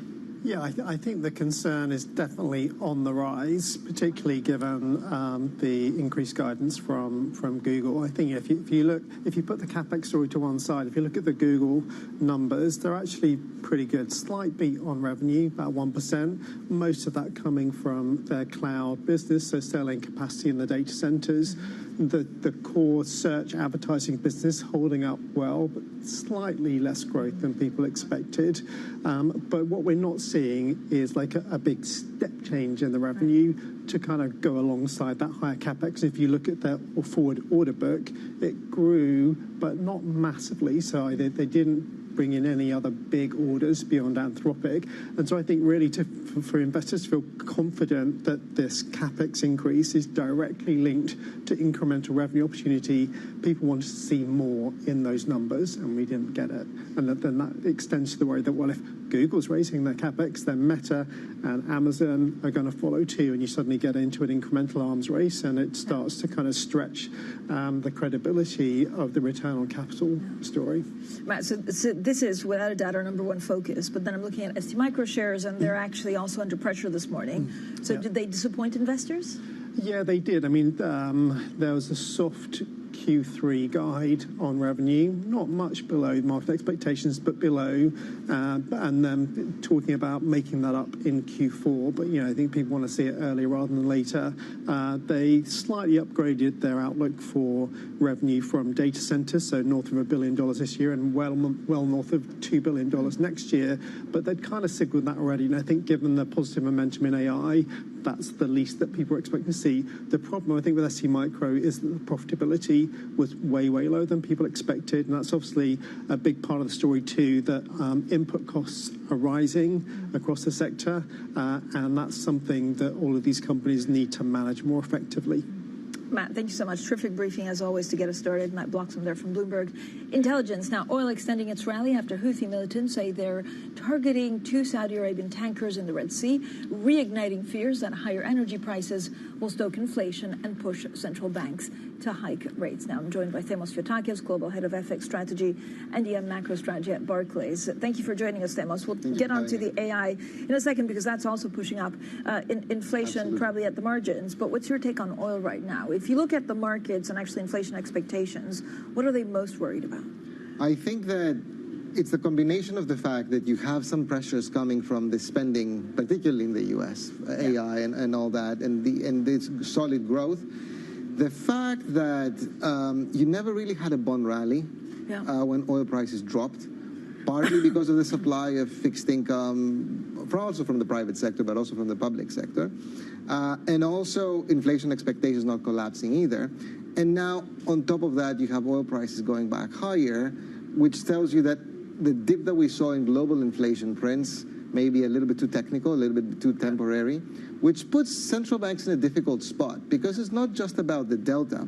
It's also about the question that the central banks are asking us now: do we have rates at the right level for the current inflation activity? And you think we do? I mean, in the U.S., they're not in a bad spot. Yes and no. If you think that hyperscalers are going to be spending trillions for the next few years, that puts you in an output gap that is wider than what you thought last year. Last year we were expecting $300 billion of capex. Now we're expecting trillions, and that number keeps going up and over time. So you need to have some accounting for that. And obviously, if you have oil prices high but also volatile as well, because it's also possible that this situation in the Middle East is a stop-start situation that affects the volatility of inflation expectations. And that could last for quarters, if not years to come. And given the starting point of inflation never really reached the target in the U.S., they might have to reconsider. So, Themos, what do you say? So what do you see as the next move from the Fed? I think that the risks are for a hike. And I think that, obviously, our call as a bank is flat for now, but we're acknowledging the risks for a hike. Now, the problem is that if they hike, they're unlikely to go once. Right. It wouldn't make sense as a calibration, right? You're not saying you're wrong for 25 bips. So if they do move in that direction, the market is not going to price one hike. But the CapEx, I mean, what, again, the correlation between actually a hike and what that means for CapEx spending from AI is unclear to me. It is unclear. For now, from what we understand from our analysts, these issuers are price insensitive to some degree. Yeah. So, and to me, I think the bigger question with CapEx with respect to the U.S. economy in general is this. Is this a higher cost for doing business in cloud space? Yeah. Let's just say more generally. Or is this something that is going to create a transformative monopoly for the U.S.? No. Because it will be the only country that will have that kind of infrastructure. Themos, talk to me a little bit about the UK. Now, we also caught up with the Chancellor, of course, the new Chancellor, John Healey, this morning at Bloomberg headquarters, and this is what he had to see. This was his message to the city. Fiscal credibility is the bedrock of economic stability, just as it is of national security. And the Prime Minister and I have talked together about how we will work in lockstep to ensure that we meet our fiscal rules with a buffer against uncertainty. Themos, this is clearly the Chancellor trying to reassure markets. In fact, his very own pick, the fact that it wasn't Ed Miliband but John Healey, points to the fact that they want to reassure the markets. But where do they find the money to do all the spending they want to do? First of all, let me just start by saying that I think that the UK's public accounts take unnecessary negative critique. The situation is not too bad. What, from bond investors? From bond investors, yes. But the market sees that with that kind of an angle, and it is what it is, basically, right? And with that angle in mind from the market, I think that they're walking into a very difficult situation. Obviously, they need to have their market their way. I mean, this is the lesson that every single UK politician has learned since the Liz Truss situation. But I think that also every new prime minister that comes in, they have a lot of people to satisfy, a lot of different sides that have demands, basically, right? So inevitably, they'll have to give something, and they have to cost it, and they have to compensate for it, and that accounting is very difficult in the UK today. So what would you, I mean, are you buying gilts at the moment? Actually no, and in fact, we have a short recommendation in the pound, actually, having it traded a little bit too positively on the back of reassurances. As things get specified, might get a little bit murkier. Yeah, we have a lot of questions. Themos Vitakis from Barclays stays with us because we also talk about the ECB next, because the European, of course, Central Bank is widely expected to keep interest rates unchanged when it meets today. The decision would allow officials to buy time to weigh the implications of renewed fighting in the Middle East, leaving the door open for a move in September. Now, for more, we're joined by Bloomberg's Jana Randau, who's at the ECB headquarters in Frankfurt. Good morning, Jana. So nice to see you. So what are we expecting from today's meeting? And is this really an opportunity for the ECB to assess what happens in the next few months? Good morning. Yes, it is. So we are not expecting a change in interest rates today, but we are keeping a very close ear to what the president has to say on the economic situation in the Eurozone, and even more importantly, about the risks. Now, on the former, things had looked up really earlier this month. Inflation has come down much faster than expected. The economy was really holding up well, and then, of course, tensions escalated again in the Middle East, new attacks between the US and Iran, and that has basically thrown the ECB back to square one. So what we'll hear today is how they assess those risks and what they intend to do about it potentially in the future. We expect the president to throw it towards September when new staff projections will be available. They will be really, really key in deciding whether another hike is coming. Economists and traders, of course, expect one. And also in September, we may know a little more about whether the president herself will stay at the ECB. She keeps fanning rumors of an early resignation. She hasn't really said she's leaving. She also hasn't really convinced me that she's staying. So more on that, maybe even today as well. Jana, thanks so much. Jana Randau there with the very latest from ECB headquarters, and we're back with Themos Vitakis from Barclays. I mean, Themos, actually, so we'll get onto the ECB today in a second, but if you look at the difference in rates between the UK and the Eurozone, I mean, that goes back to our earlier question. Does it really make sense? I mean, I know the economies are in different cycles, their composition is different, but actually the rate differential is quite remarkable. It is remarkable, and particularly if one contrasts it against growth. On the other hand, I have to say that ever since Brexit, the UK economy has been a lot more, has has faced a lot stickier inflationary dynamics, basically, right? And if you are the Bank of England, you are facing a situation where inflation has overshot your forecast quite consistently. Yeah. And there are some voices, as we know, some of them I used to work with in the past, in the Bank of England, that say that regardless of what our path is and our path is, there's something we're missing that is making the economy a lot more inertial in terms of inflation. And that is an issue that is being compounded again with energy prices. What do you think? I mean, what do you think that is? And again, is it something structural? You know, is it a structural concern? My own sense is that with Brexit you get an inevitable supply shock, and that supply shock has also been to some degree moderated by some fiscal easing during COVID, and then some fiscal easing again at the beginning of this administration. So sort of like trying to address the pressures that you get to the supply side of the economy with a little bit of fiscal impetus, I think that generally tends to lead to stickier inflation dynamics. Demos, overall, I mean, I'm going to ask you what you're expecting from the ECB, but actually, what's your favorite FX pairing at the moment? Because we also have Japan. There's just a lot going on, and we have renewed, maybe possibly trade concerns when it comes to the U.S. and China, and certainly the U.S. and Canada. I have been on the side that has like the dollar, despite all the bad sort of like press it gets. And I do think that the dollar tends to do best against Asia at a time where yields are going higher, and dollar yen I think is likely to continue going, basically. So that's where I'm looking at. So interesting. Themos, thank you so much for being with us today. Themos Yotakis, Global Head of FX Strategy and EM Macro Strategy at Barclays. Coming up, UniCredit closes in on Germany's Commerzbank, plus a trading boom at BNP. All of the details on the latest European banking news, that's coming up next, and this is Bloomberg.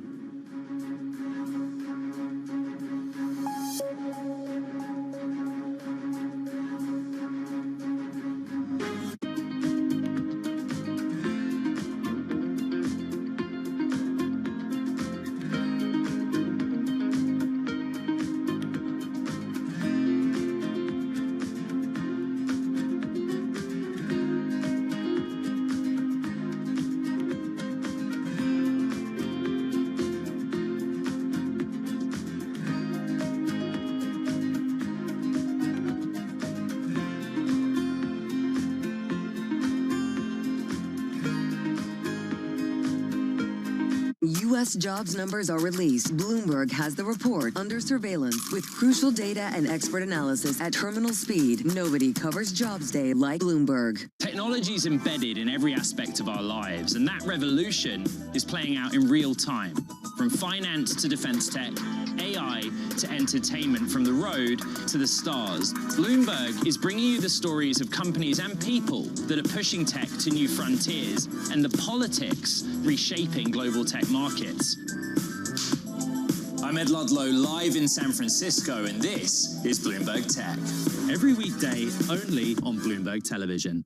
The Middle East and Africa regions are home to some of the biggest deals and fastest growth in the world. Vibrant resources and high-yield investment opportunities abound. I'm Jumana Versace. Join me on Bloomberg Horizon's Middle East and Africa for the stories, newsmakers, and insights shaping the decisions of traders across this exciting region. You had heightened levels of volatility. There's still room to maneuver. Reduce the opportunities. It allows you to increase significantly your net income. Every trading day, only on Bloomberg. Good morning. This is Bloomberg Surveillance. Welcome back to the opening trade. It's Bloomberg Money. This is the Asia Trade. This is Wall Street Week. Welcome to Balance of Power. You're watching Bloomberg Deals. Welcome to Bloomberg This Weekend. This is Bloomberg Television. July 30th. The Bank of England makes its next interest rate decision, and investors will look to BOE Governor Andrew Bailey for signals on the rate path ahead. Inflation is higher than we expected. Of course, now what we've got to do is get it back to 2%. Join the opening trade team for live market reaction and analysis and on-the-ground coverage at the Bank of England. It all starts July 30th, 12:30 p.m., only on Bloomberg.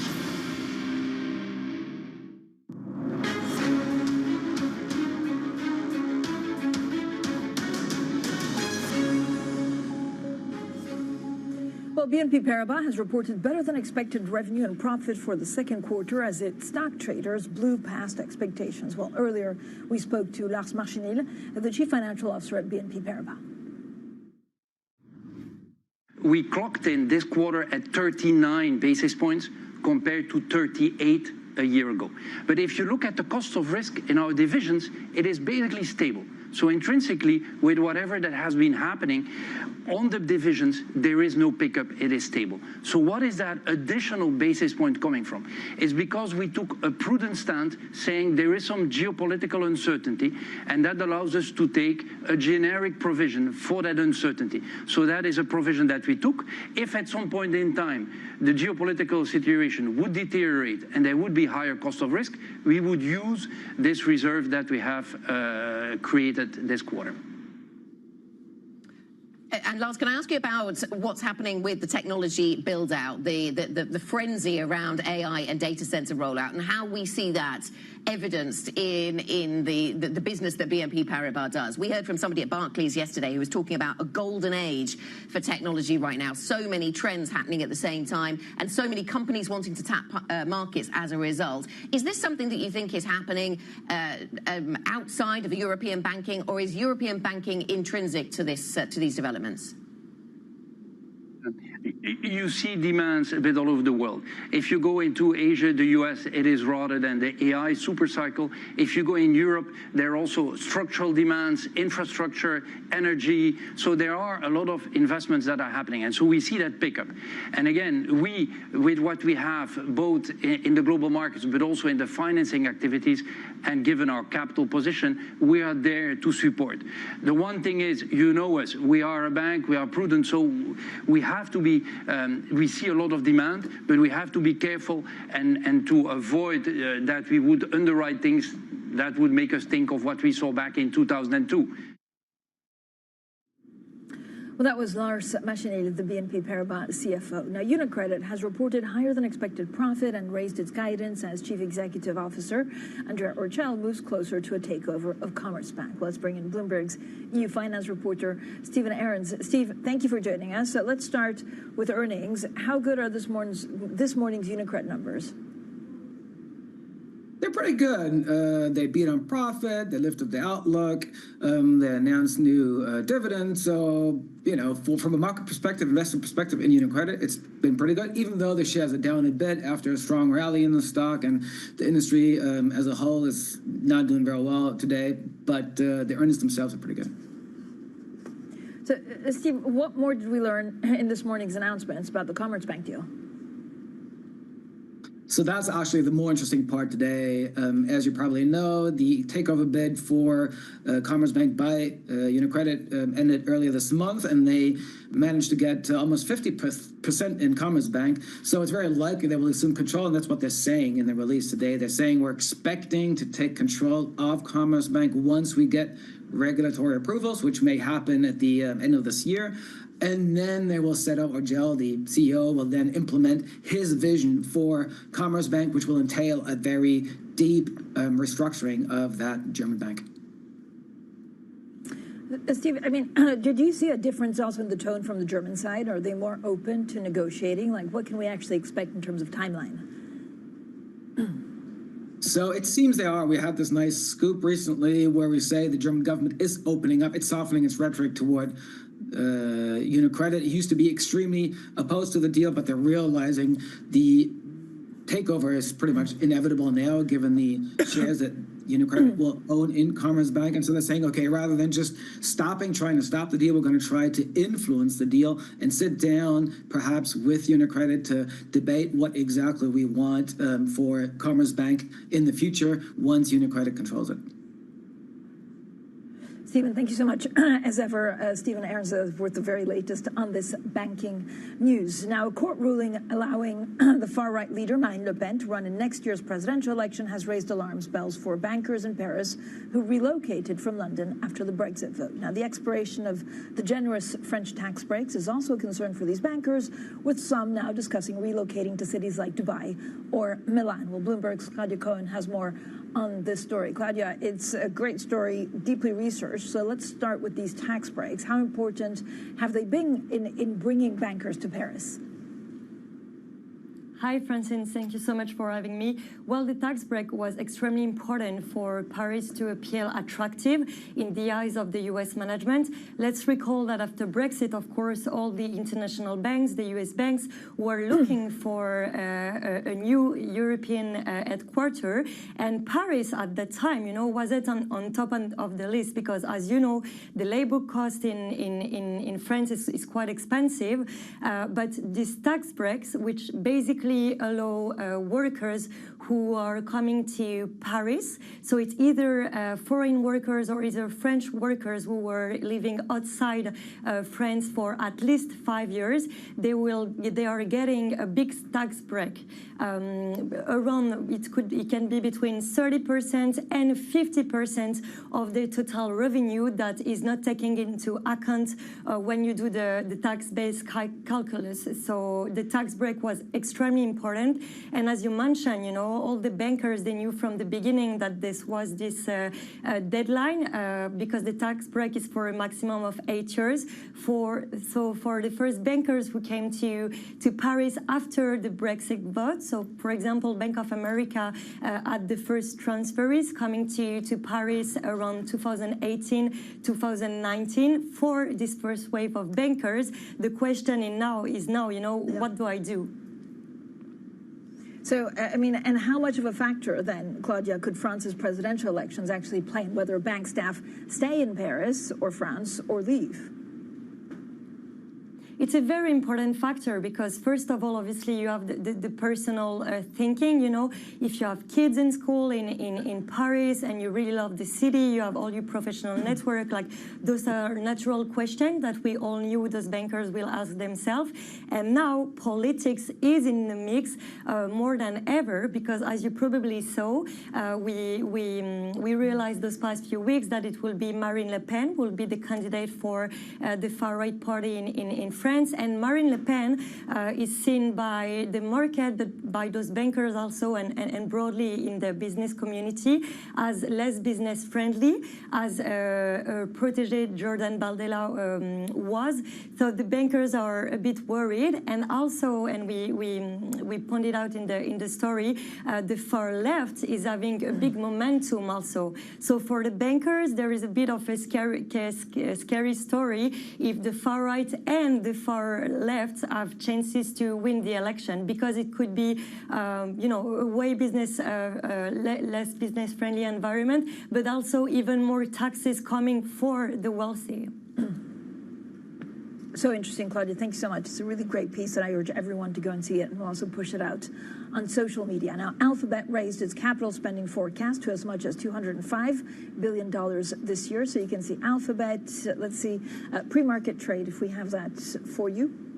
Yep, down some 3.9%. Tesla profit also tumbled despite a strong quarter for its automotive business. So if you look at Tesla, that's also under a little bit of pressure, and Tesla down 5.4%. So we'll have plenty more, of course, on that throughout the day. If you look at U.S. futures, the focus is definitely on AI and the AI spending. Some of the fears around that are growing.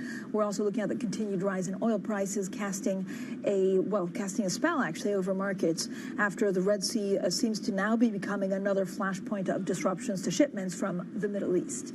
So we'll have plenty more on that shortly. We also got the view from Rachel Ellahus from the Royal United Services Institute. So that's coming up shortly. Stocks falling, again, because of all of this unease with the S&P futures down, and NASDAQ also down as well. This is Bloomberg.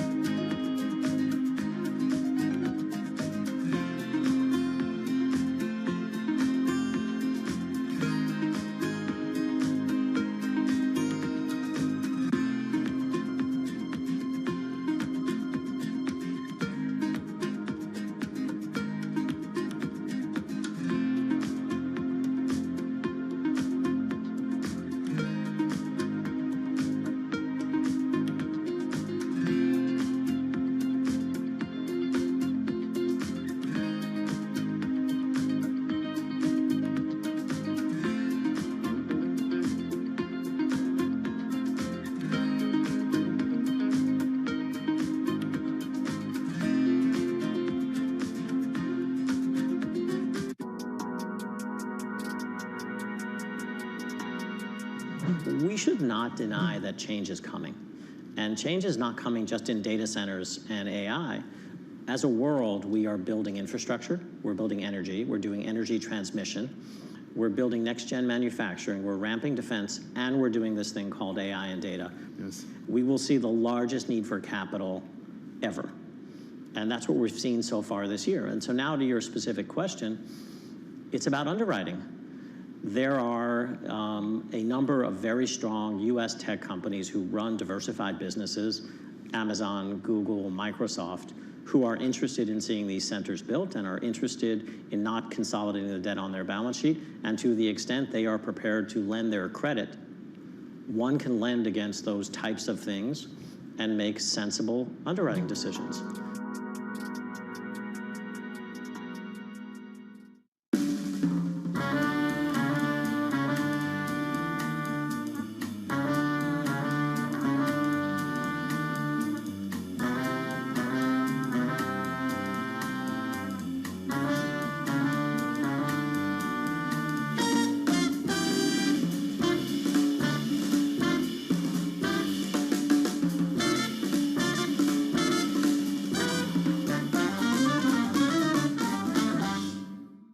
Trading day is about to start. And you're already looking for that edge. The opening trade brings you everything you need to know as markets open across Europe. I'm Guy Johnson. I'm Anna Edwards. And I'm Tom McKenzie. This is your opening trade. Only on Bloomberg. Get your fixed income fix. Watch Bloomberg Real Yield around the world right here on Bloomberg. Context changes everything.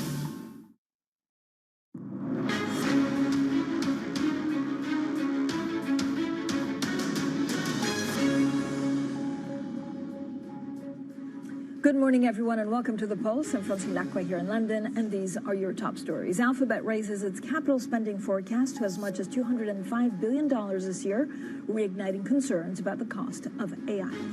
John Healey, the new UK Chancellor, vows to meet fiscal rules with a buffer as he makes a pro-business pitch to the City of London. And the Houthi militant group in Yemen say they have targeted 2 oil tankers in the Red Sea, threatening to open another front in the Iran war. Now, staying with the developments in the Middle East, and the U.S. has completed 12 straight nights of attacks on Iran, with President Trump warning that the U.S. could target bridges and also power plants. Let's bring in Honor Arndt, Bloomberg's managing editor for the Middle East and North Africa. So, Honor, thank you for being here. Is the conflict now bigger, and are peace negotiations further away? Yeah, the conflict is definitely bigger. The Houthi attack that you just mentioned, Francine, opened a completely new front in this war that began in February. This is the first time that Houthis have struck or claimed strikes on oil tankers in the Red Sea in months, basically, and definitely the first time since the conflict began. And it risks the possibility that more oil flows will be removed from the markets, because Red Sea is where Saudi Arabia especially relied on to get its crude out after the effective closure of Hormuz, after the Israeli and American bombings of Iran in February. As for peace talks, President Trump has repeated that Iran wants to have a deal with the U.S., and so did Marco Rubio, the U.S. Secretary of State, just minutes ago. But that's not the narrative coming out of Tehran. Iran insists that it is not in a rush, or it doesn't even want to talk to the U.S. for a possible deal until the U.S. stops violating the Memorandum of Understanding signed last month between the two countries. Honor, the U.S. and Saudi Arabia have finalized their nuclear technology sharing deal. Will that exacerbate tensions across the region? Possibly, maybe not in a very direct manner, but yes, because this deal, which has long been in the making, could allow Saudi Arabia to enrich uranium on its soil, and that contrasts with the stated objective of the U.S. war on Iran that's been going on for 5 months, which is to prevent Iran from acquiring nuclear weapons. So yes, it's not the same thing, but it raises the fears that once you allow a country in the Middle East East to have nuclear enrichment on its soil, it could spur a race for similar deals by other countries in the region. We know that Egypt and Turkey have similar ambitions, and eventually it could spur a race for nuclear arms. U.S. officials, including the Secretary of Energy, has stated that there are very strong safeguards to prevent such an eventuality, but still lawmakers in the U.S., including members of the Congress, do argue that this is a real risk down the road should the U.S. go ahead and allow Saudi Arabia to enrich uranium on its soil. Honor, thanks so much. Honor Anther, Bloomberg's managing editor for the Middle East and North Africa. Now, for more analysis, let's bring in Rachel Ellahus, a Director General at the Royal United Services Institute. Rachel, always great to speak to you, especially on a week where we're trying to figure out what happens next, because there does seem to be, I guess, wars or certainly skirmishes on more fronts. Does that mean that there's a clear escalation, that the situation is much more dangerous?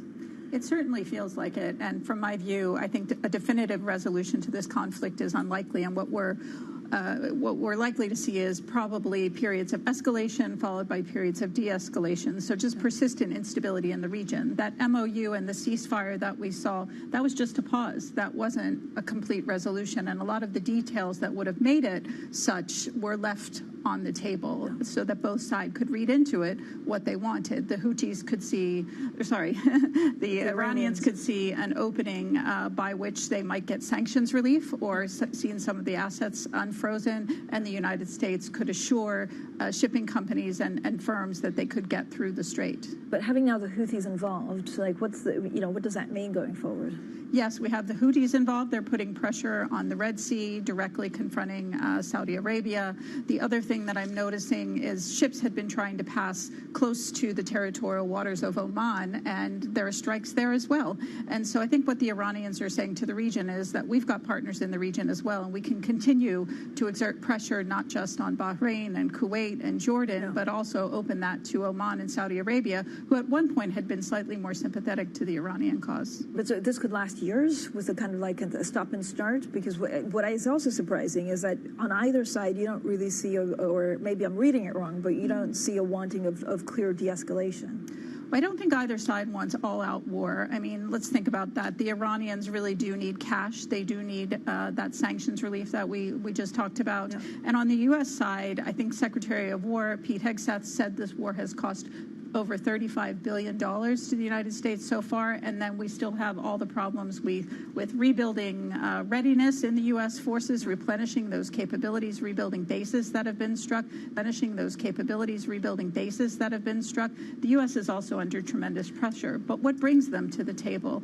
I think that we're probably going to have to accept some change in the status quo. Yeah. The Iranians have been pushing for monetary payment for safe passage through the strait. Nobody wants that, but I fail to see that strikes alone can bring this to conclusion. Does the U.S., I mean, there's two things that could bring, I guess, President Trump to change tack.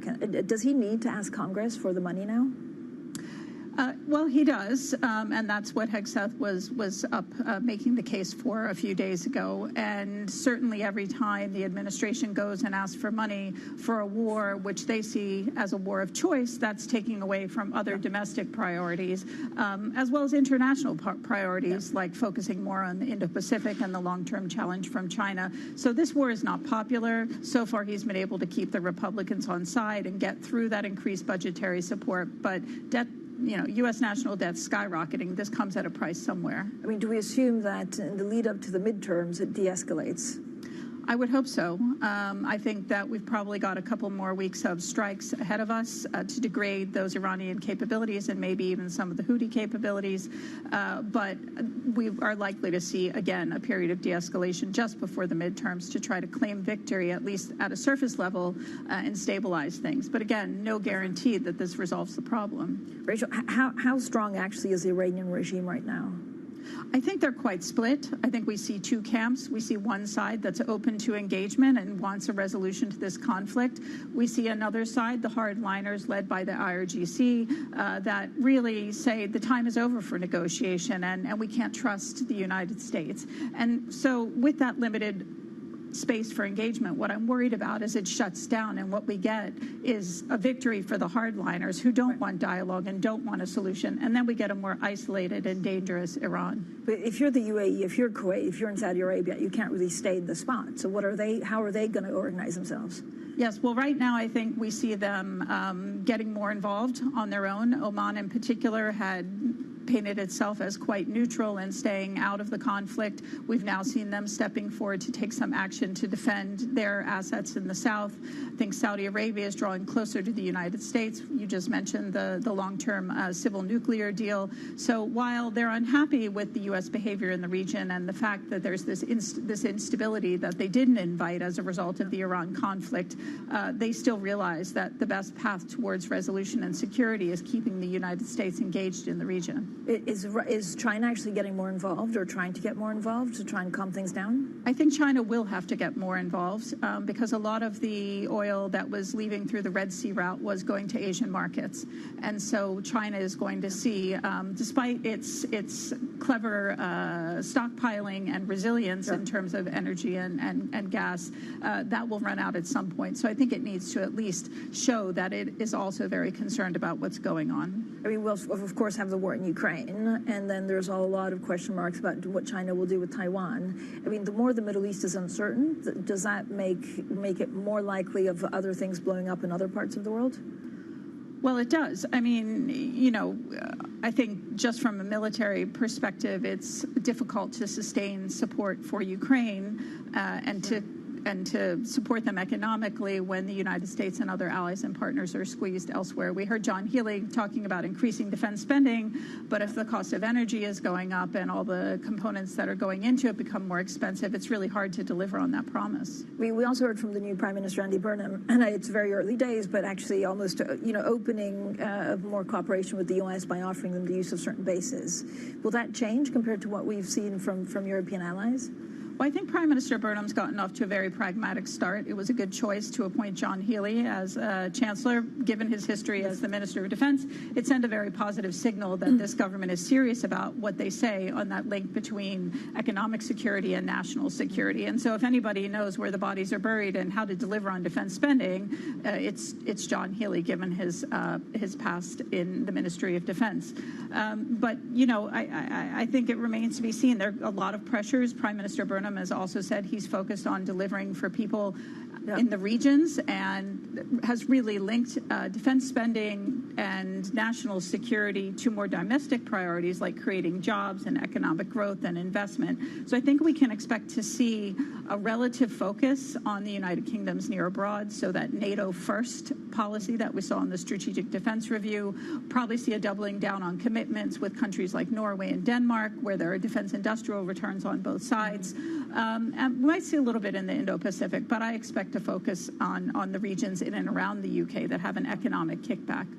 Rachel, I mean, we're also hearing, Ukraine has been hitting Putin's economy on retail giants, like kind of the Russian Amazon. Is this a change in tactic, or how are you seeing that develop, especially as Zelensky also bowed to the protesters and had to remove someone that he put in office a short time ago? Yeah, well, I think it's continued pressure in the same direction. Ukraine is really upping the game to pressure Russia, not just on the battlefield, but economically, and make the cost of doing business more expensive.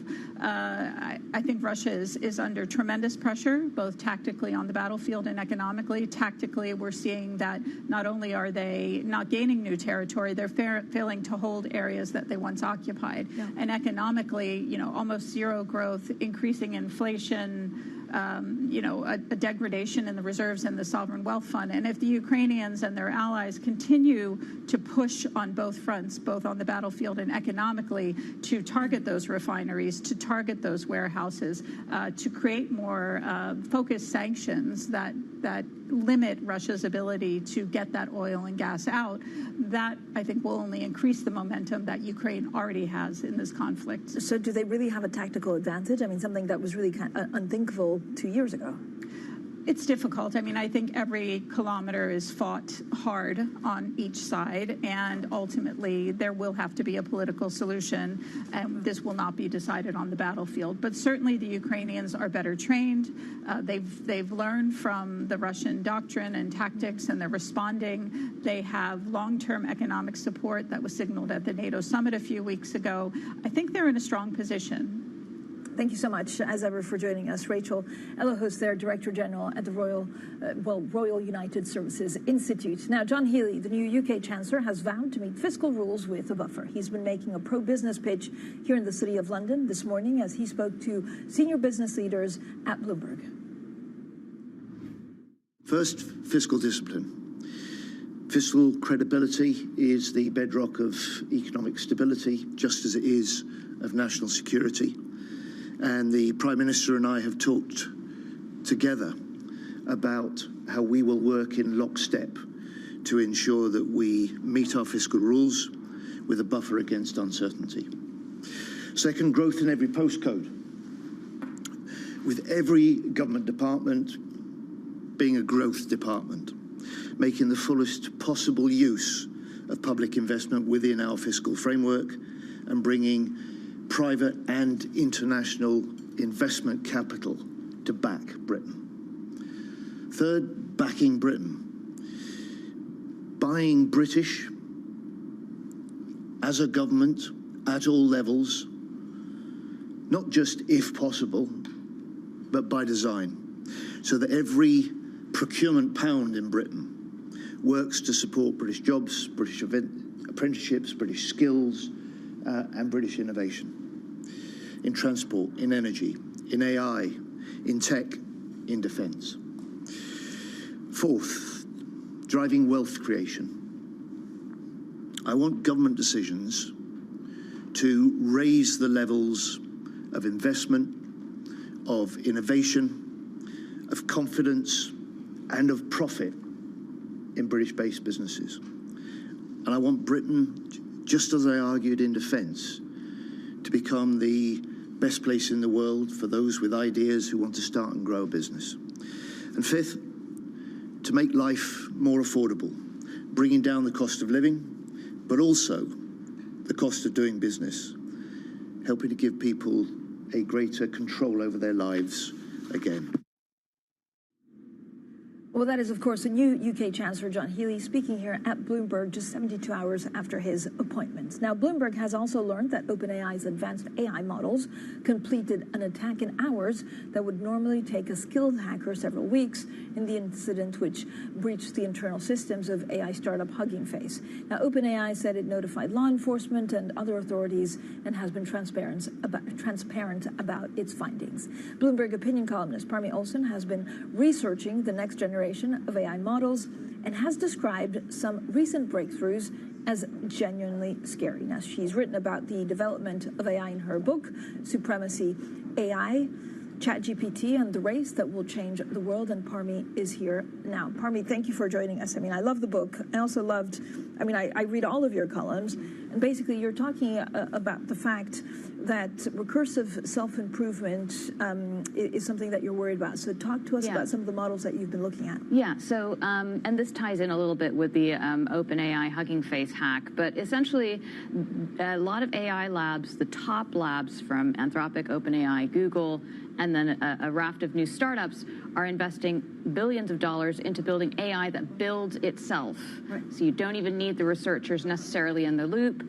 You know, and Anthropic has said, look, we've got our AI tool that's writing most of our code now. Humans are actually becoming the bottleneck in the process of building software. And so there's now this new kind of race, a race within the AI race, to build what they call recursive self-improving AI systems that improve themselves. And some say this could be great for scientific discovery. Mm-hmm. And of course, if you're a big AI company, that wants to make a lot of money. You've got an IPO coming up. You want to show you've got this new technology that's really going to keep you on the frontier. But is it going to generate revenue, or is it just a race to be first? It's a bit of both. I think the idea is the more powerful and capable your model is, provided it's also safe and can be properly regulated and overseen, then yes, it could bring in revenue depending on who your clients end up being. Where do you see the latest AI risks, given this news that was shocking to many about the OpenAI hacking Hugging Face? Well, so absolutely. So on the topic of the self-improving AI, when I spoke to executives who are building this technology, they said not to worry too much, because I was worried, and I was saying, well, what about if it spins out of control? And they said, well, we're building it in a sandboxed environment. And a sandbox is a very jargony tech term that refers to a kind of a digital boundaries put around software. It's just more software to keep other software from kind of leaking out onto the internet. Now, what we found out yesterday and the day before was that OpenAI was testing the cyber capabilities of its latest model, and that model did break out of its sandbox. Because again, these are essentially lock pickers. These models are becoming so sophisticated, and sandboxes, these digital walls, have bugs. They have vulnerabilities. So they managed to get out. They took a step-by-step approach to find more vulnerabilities, and they did get onto the internet. Now, the key here is this wasn't the AI going rogue because it wanted to wreak havoc. It literally just wanted to fulfill the objective it was given, to carry out a test and get a good grade. And the way it did that, it's going to go to the website that had all the answers, broke in and got them, but in the process completely freaked out its engineers. So, I mean, with the freaking out, so I guess a good thing is that actually they were very transparent about it. I mean, they said yes and no. Okay. They were transparent about it. Yes, that's encouraging that OpenAI fessed up. And I say fessed up because actually last week was when we first heard about it from Hugging Face. Hugging Face was the French company, the AI model repository that said, we've been breached. We know it's a frontier model, but we don't know who. And then OpenAI a few days later finally said, okay, it was us. We're collaborating with Hugging Face. The thing OpenAI hasn't said is, did they actually tell the AI models, do not hack to try and get your answer and to fulfill the objective?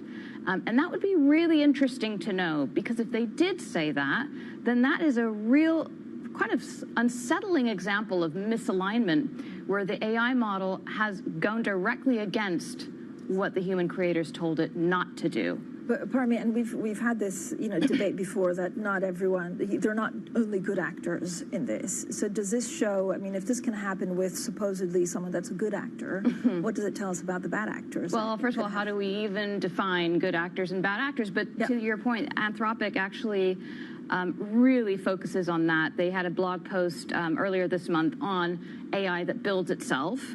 And they kind of acknowledge that this is a potentially risky place to be putting their research, but they said, better that, and I'm kind of summarizing their words, but better that we focus on this. We can't pause it. We can't slow down, because less cautious actors, and they don't name names, but less cautious actors could catch up and could end up pursuing this research in a more dangerous way. So long as these large AI companies see themselves as the good guys, which they do, and they sort of have to financially, I suppose you could say, they will continue to pursue this research and run at it at speed, whether it's cyber AI systems that can hack out of their own sandboxes, AI systems that can self-improve, all this rather unsettling stuff, because they are caught up in these race dynamics, and there's no one telling them to slow down. Okay, Parmi, thank you so much. I have a million more questions. We'll get you back on with you soon. Bloomberg opinion columnist Parmi Olson. Coming up, EasyJet profit takes a hit as the conflict in the Gulf increases fuel costs and puts people off traveling. We'll have plenty more on that next, and this is Bloomberg.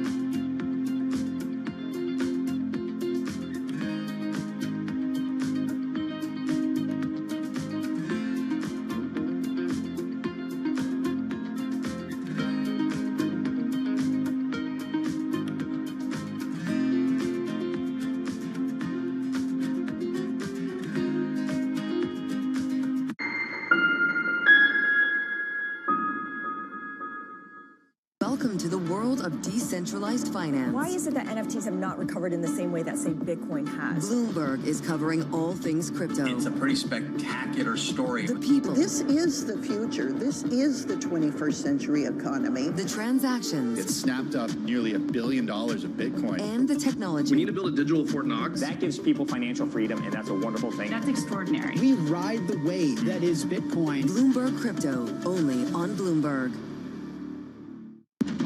What is going to be the consequence for U.S. markets? We are seeing modest gains across European equity markets. Take a look at how we're faring when it comes to Asian markets. Key investors, top executives, global innovators.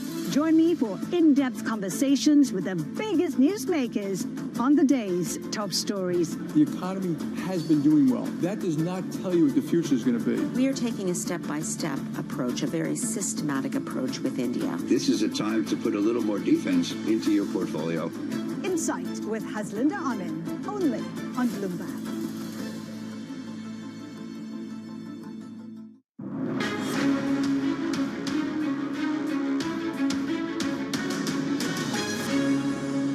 Two things happening simultaneously when I started as a CEO. The first was aerospace industry started growing, and at the same time, ChatGPT came in and AI started becoming an important conversation. I always felt that we need to simplify. Aerospace has a huge growth potential in front of it. Automation business have a huge growth potential in front of it with AI. And when we did the work, we found that each company can stand on its own feet with these growth vectors, which went toward this decision. Vimal Kapoor there, the Honeywell chief executive, on why he chose to split the conglomerate into three parts. The company reports earnings later today, and of course you can listen to the full episode wherever you get your podcasts. Now, EasyJet shares surging after reporting third quarter results broadly in line. The rebound comes after the British airline fell the most in 4 years yesterday on a report that the EU may review its airline ownership rules. Let's get more from Sid Phillip, Bloomberg's global aviation correspondent. So, Sid, hey, it's great to have you here. You're here for Farnborough, but how is the outlook actually, going in the next quarter? So for EasyJet, they're looking at obviously see how they can sort of get their business going. I mean, they're trying to see in Europe, the airline industry has been harder hit than the US, where airlines having to see later bookings. They're having a people are sort of balking at paying higher fares, whereas in the US, business seems to be booming, especially for the carriers like Delta and United. So EasyJet's talking about how they're seeing bookings closer in. They're seeing bookings that are closer into the date of travel, but they are also seeing low double-digit bookings growth in their holiday business, and so that's been driving a lot of their profitability and future outlook. At the same time, obviously, the carriers are still at the mercy of customers who are sort of holding off on paying higher prices, and then they have much higher oil prices, so they have to sort of find a way to bridge that gap between much higher costs and yields that may not be as high as they would like them to be. So there are also reports that the EU may review its airline ownership rules. What does that mean for EasyJet? So for EasyJet, I mean, which is in the midst of a bidding war between two US private equity firms, Castle Lake and Apollo, EasyJet is caught in the middle of that, and there is concern from investors that the EU might sort of look at it and say, hey, EU ownership rules demand that majority control of an airline is by an EU individual or EU firm, and so they may determine that these US PE firms, which have talked about how they plan to get around the EU rules using some European executives, may not actually be able to get those deals through European approvals, and that might sort of scupper those deals, and then EasyJet's back to where it started from. So interesting, Sid. Thank you so much. It's nice having you here for the Farnborough Air Show. Sid Phillip with the very latest on EasyJet and some of the airlines here in Europe with renewed interest from the US. Up next, it's Bloomberg Brief, and this is Bloomberg.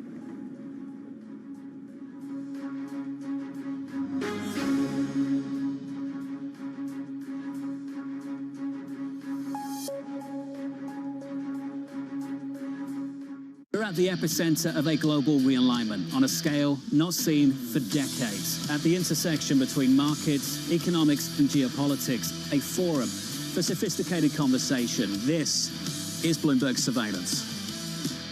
Everybody has a moment where they put into action all they've practiced, where they step up to a challenge and either succeed or fail. But what are those moments for some of the world's most influential leaders? It was a rough and tumble world, and I thought, okay, I can rise up, I can play this game, and I did play the game. It was great, and it was depressing, and it was disappointing. My chair at the time sat down with me and said, "Succession starts now." I'm Francine Lacroix, an award-winning journalist. For the last 25 years, I've interviewed world leaders, bank bosses, even fashion icons. I'm often asking about the news of the moment. But I've always been curious, who are these people as leaders? Join me for the podcast version of Leaders with Francine Lacroix. I'll start your week with conversations that explore what drives the world's most influential people, how today's leaders got to where they are, where they're going next, and how they've transformed their organization in the process. Make decisions. A poor decision is always better than no decision. You have to have truth tellers around you, and you have to be willing to listen. You don't want to be setting strategy in the middle of a transaction, that's for sure. Do it for the right reasons. Don't do it because of FOMO. We'll also learn lessons which we can apply to our work and daily lives. Tune into the podcast version of Leaders with Francine Lacroix. Listen and watch on Bloomberg Television or wherever you get your podcasts. Welcome to Bloomberg This Weekend. I'm David Burr. I'm Lisa Mateo. And I'm Christina Ruffini. We're tracking breaking news today from Wall Street to Washington. Let's start overseas. The sector is really propelling this deal forward. Yeah, the hope is this will open up new markets and provide some additional liquidity. Of course, now they're going to have competitors. We got a big week coming up in politics. Earnings season is underway. We're going to get some key reports. Everything you need to know before the markets open on Monday. Introducing Bloomberg This Weekend, bringing a little Bloomberg into your weekend routine. Guys, buckle up. Making money isn't about drowning in emotions. It's about understanding what's actually happening. Markets are the best way to glean signal from noise, and that is what we try to do every morning. This is Bloomberg Surveillance.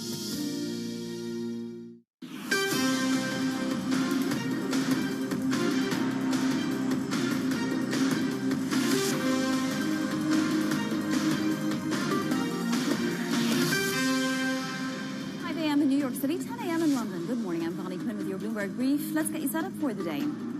AI spending jitters. Stocks tumble as Alphabet's boost in cap spending targets levels leaves investors unsettled. Those concerns now playing out at Tesla with the firm's first cash burn in 2 years. Intel results up next. And mounting supply risks. Oil extends its rally as Houthis target ships in the Red Sea, and the US and Iran continue exchanging strikes. Let's get a check on markets around the world now. We'll start with Winnie Su in Hong Kong for the latest from Asia. Winnie.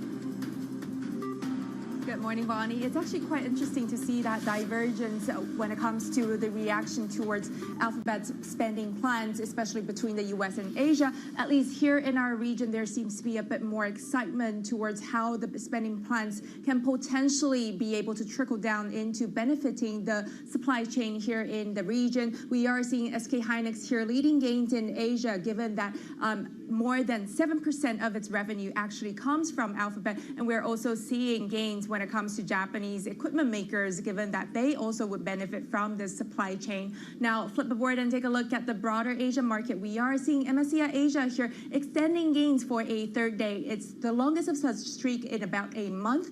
Leading gains today, we have South Korea's Kospi Index. We are seeing foreign investors stepping in to buy, and that is also helping the Korean won to outperform the broader Asian peers. Now, also supporting the Korean won, we have tailwinds from the better than expected GDP numbers that is boosting bets for a rate hike. When it comes to Japanese yen, on the contrary, we are seeing that continue to weaken past that 163 level against the dollar.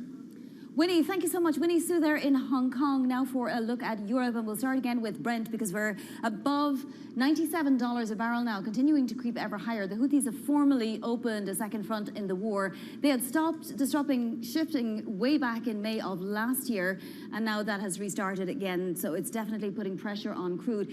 European gas futures too, holding at the 62 euros per megawatt hour level. Storage had been depleted and is restocking very, very slowly at the moment, but we're only just about 50% on storage. At this time of the year, you would normally be at about 70%. And the two-year yield up about 4 basis points. They're up across the board, across Europe.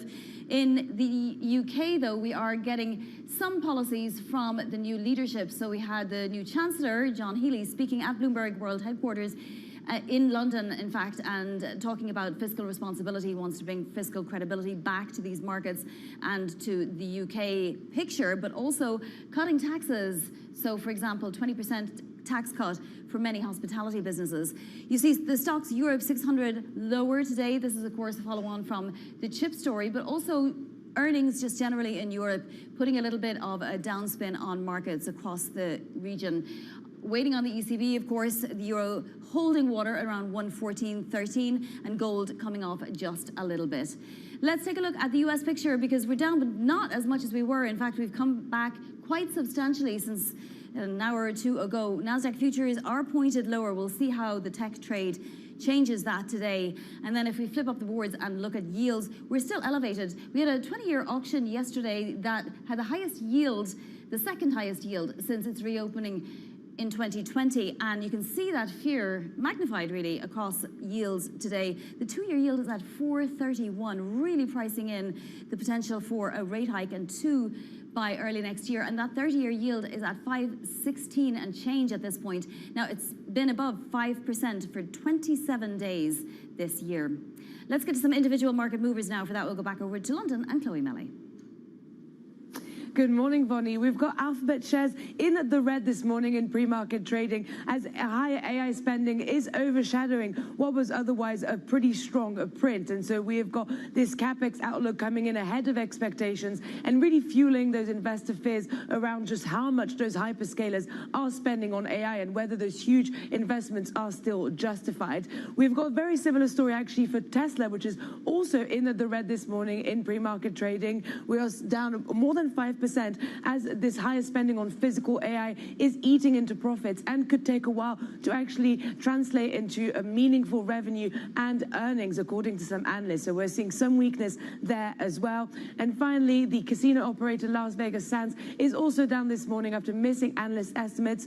Now we're back up, but was down earlier after missing analyst estimates and blaming the World Cup and the interest in the World Cup for those fewer visits at casinos. And so we were down, now we're slightly up this morning for the casino operator. All right, ripple effects that you wouldn't even think of. Chloe, thank you so much. Chloe Melly there in London. She'll be back later in the hour. And also coming up this hour, we'll speak with Stephanie Roth of Wolf Research on the Fed's rate path and, of course, this morning's ECB announcements. Shares of Alphabet lower after it increased its spending forecast to as much as $205 billion this year, renewing investor concerns about the cost of AI. Joining us now is Matt Bloxham of Bloomberg Intelligence. We were anticipating this, Matt. Would the market have been disappointed either way if it hadn't, or indeed, as we saw, it did? Yeah, probably. The market does seem pretty fickle right now, particularly on the AI story. Yeah, and I think as much as this was anticipated, I think the disappointment to some degree is that there wasn't a more robust beat on the revenue side to kind of go with it. And so I think you're kind of getting a growing disconnect or anxiety about the visibility of the return on that investment. And the company talked in kind of broad terms around this, but I think it kind of left people with a lot of unanswered questions. And I think obviously the revenue growth was good, particularly in the cloud business. The ad sales business was a bit soft. I think perhaps where some of the disappointment may have been was in the growth in the order book, the pipeline of incremental demand they've got coming through, which grew quarter on quarter, but not spectacularly so. And I think so that kind of leaves this bigger disconnect between how quickly they can generate a return on that incremental capital spending, and will it be a big enough return? And then, of course, we have IBM and ST Micro both cutting their outlook, Matt. That's right. So I think the IBM cut was largely anticipated, and this reflects lower demand for their mainframe computers in the second quarter, with the company saying that clients are basically temporarily shifting their budgets to other technology. So I think the market remains unsure about how quickly, if at all, that demand is going to come back. STM, I think, spooked people quite a bit more. the Q3 revenue guide was below market expectations, but I think more than that, the profitability they announced for Q2 was much softer than expected. So I think that combination was really what's kind of taken the heat out of those shares. Yeah, it's a very strange earnings season so far. I guess we'll see what the other hyperscalers say and also the software makers. Matt, can I ask you also about these open AI models that are spending hours on hacking something that usually takes weeks? Is this something that, you know, we should be not surprised by because that's what AI does, or is it troubling? Yeah, I don't think we should be surprised because, as you said, that is the whole point of AI. But I think it is troubling because it does take the whole cybersecurity domain into a completely new level and is going to make demands of companies that they're perhaps not prepared or capable of matching right now. I think what was also interesting was some of the comments we heard today from Hugging Face about the extent they had to go to defend against this attack. They tried their traditional AI models, but the guardrails that are in place to prevent those from getting involved in cybersecurity limited their effectiveness. So they had to divert to a Chinese model to kind of help them manage the attack. And I think that's going to be concerning to the US administration. All right, Matt, thank you so much. Matt Bloxham there of Bloomberg Intelligence. Supply risks rising as geopolitical tensions mount and oil continues its rally. The Houthis say they targeted 2 Saudi Arabian-flagged oil tankers in the Red Sea, opening a whole new front in the war.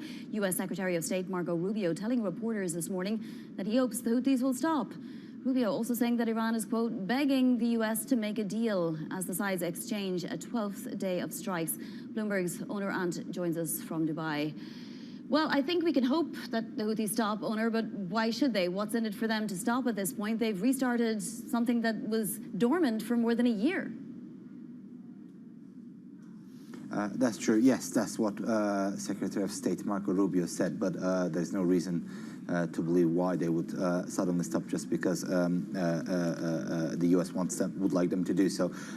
Their attack on Saudi tankers earlier today were the first that they carried out since at least May of last year, which is when they brought their broader attacks on shipping in Red Sea to an end after starting them more than a year before that, after the Israeli campaign on Gaza. This is especially important because it practically puts at risk exports from an alternative route out of the region that we saw emerged after the Strait of Hormuz came to a standstill following the U.S. and Israeli attacks on Iran in February 2026. And it especially puts at risk Saudi crude exports from the region because Red Sea ports, especially Yanbu, is where Saudi Arabia was diverting most of its crude oil exports, which reached about 4.5 million barrels a day on average in June, which was the highest on record. After what happened overnight into Thursday, it remains to be seen whether Saudi Arabia will continue or will be able to continue to export via the Red Sea, but it looks increasingly difficult given what the Houthis have done. And then, of course, there's this nuclear deal that the U.S. and Saudi are coming to terms with. Is there a concern that Saudi will enrich uranium? Yes, there is indeed, and that's the gist of, or that's at the heart of the criticism that this deal is facing, especially in the U.S. on Capitol Hill. According to the Wall Street Journal earlier this week, this deal could allow Saudi Arabia to enrich uranium domestically. That's problematic for a couple of reasons as far as U.S. lawmakers are concerned. One, obviously, the primary objective of the war in Iran was to prevent the Islamic Republic from developing a nuclear weapon. Now, allowing another country in the Middle East to have domestic nuclear enrichment, that kind of becomes or risks becoming an inconsistent policy step. And secondly, at least according to U.S. lawmakers, is that if the U.S. goes on this road and allows a country in the Middle East to enrich uranium domestically, then it will, or it could spur a race for similar deals by other countries in the region, and eventually a race for nuclear proliferation, which is what is causing concern among U.S. senators. All right, Owner, thank you so much. That is Bloomberg's Owner Ant in Dubai. In Washington, D.C., Bloomberg learning that the Trump administration and its allies are discussing whether a review of the failure of Silicon Valley Bank in 2023 could provide a legal basis to remove Fed Governor Michael Barr from the central bank's board. Let's get more with Bloomberg's Alistair Bull. So a new front in the Fed war as well, it would appear, Alistair. I mean, Michael Barr stepped down from his role as Vice Chair for Supervision precisely because he didn't want to butt heads with the administration, but it seems that wasn't enough. No, well, I think we'd been warned in advance that the Trump administration was looking at other ways of getting governors off the board. Now, the Supreme Court ruling a few weeks ago seemed to raise the threshold for removing somebody for cause. And it looks like from our reporting that they're now examining the Barr situation around SVB to see if that provides sufficient runway for them to take a go at having him removed. Now, there's two things going on here. There's can they win in court, or can they just through attrition make his life so miserable that he'll consider resigning? Vonnie. He has serious concerns, Alistair, about the rollback of some of banking oversight, for example. Are they warranted, those concerns? Well, it depends where you sit. I mean, from the position of the Biden administration and the Democrats, those concerns are definitely warranted because they're rolling back the Dodd-Frank regulations put in place following the collapse and the catastrophe of the 2008 financial crisis, which hurt an awful lot of people, including on Main Street. But the Trump administration has taken a more laissez-faire approach to these things, and backed by their friends in the banking industry, they're very keen to do that. And Mickey Bowman, who's now in the role of Vice Chair for Supervision, has been pushing forward. So we don't quite know where new Chair Kevin Walsh comes down on this, but I mean, he's really focusing on monetary policy at the moment. But I think we sort of anticipate he's going to fall closer to the Trump administration and Mickey Bowman's vision of a slightly lighter touch around regulation. Vonnie. Alistair, thank you so much for all that context. That is Bloomberg's Alistair Bull. Now to other top stories trending on the terminal this morning. SK Hynix has capped the amount of its South Korea listed shares that can be turned into ADRs at 2.5%. The limit is said to be fully used up already. This means investors can't turn Seoul-listed shares into ADRs unless existing ADR holders convert their U.S.-traded receipts back into Korean shares. SK Hynix did not respond to a request for comment. BNP Paribas' second quarter results blew past analyst estimates. Its equities revenue rose 43% from a year ago to $1.6 billion. The CFO spoke to Bloomberg. All engines are firing. The demand, probably related to the super cycle that we see, has been stronger, both in the US and in Asia, but it has been strong overall. And as we are present in all of those domains, and we have the capital, the liquidity, the leverage to do so, we are there to accompany that demand. And UniCredit CEO Andrea Orcel provided more details on how he plans to reshape Commerzbank as he prepares to take control of the bank. This includes cutting back its international network and focusing on its home market and also Poland. Regulatory approvals for the takeover bid could come as early as the fourth quarter. Coming up, Tesla posts its first cash burn in 2 years. That's next. This is Bloomberg.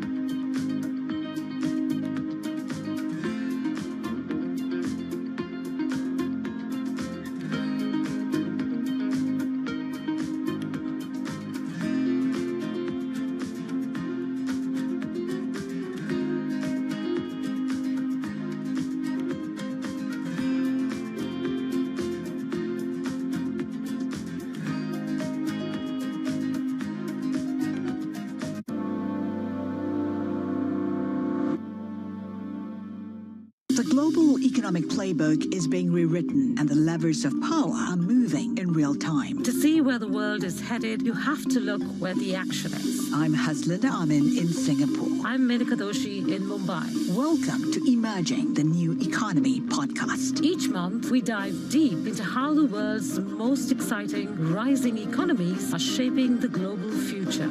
Join the conversation. Subscribe to Emerging on your favorite podcast platform today. investors, top executives, global innovators. Join me for in-depth conversations with the biggest newsmakers on the day's top stories. Insight with Haslinda Amin, only on Bloomberg. Bringing you up-to-the-minute global news whenever and wherever it happens. I'm Joanna Bersetchi in El Ula, Saudi Arabia, and this is Bloomberg.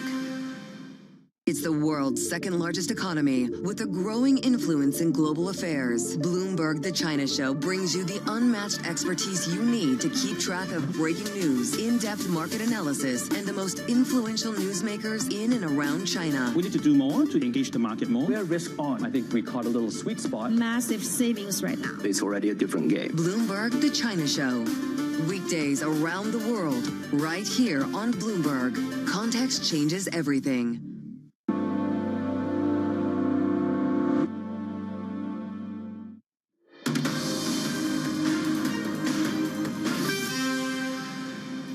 We should be spending on CapEx as fast as we can spend, as fast as we can, without it being too wasteful. So we're not trying to aim for like some extremely high efficiency capital spend, because that would slow things down. So it's a balance between like how much sort of capital efficiency versus time. Tesla taking a hit in pre-market trading as a $5.8 billion spending in the second quarter resulted in the firm's first cash burn in 2 years. For more, Bloomberg's Eric Fanner joins us now. It seems that efficient capital expenditure is the theme for earnings season, but investors didn't seem to care about that when it came to Tesla before. Why do they suddenly now, Eric? Yeah, well, as usual with Tesla, there's a whole lot going on here in their report. I think that with the capital spending, I think the big question here is still how much of a result will it bring? He's talked a lot about, manufacturing the humanoid robots, the expansion of the cybercab business, robo-taxis, all these things, but they aren't yielding that much revenue yet. So, there's a massive amount of capital spending going on, but not necessarily delivering results that people can see. And meanwhile, there's questions about, the traditional business, the car-making business, even though it had a pretty strong quarter.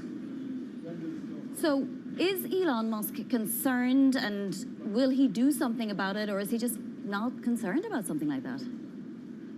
Well, in the short term, he's spending a lot of money. They're going to have to ramp it up even more to get to the goals he's talked about, $25 billion for the year.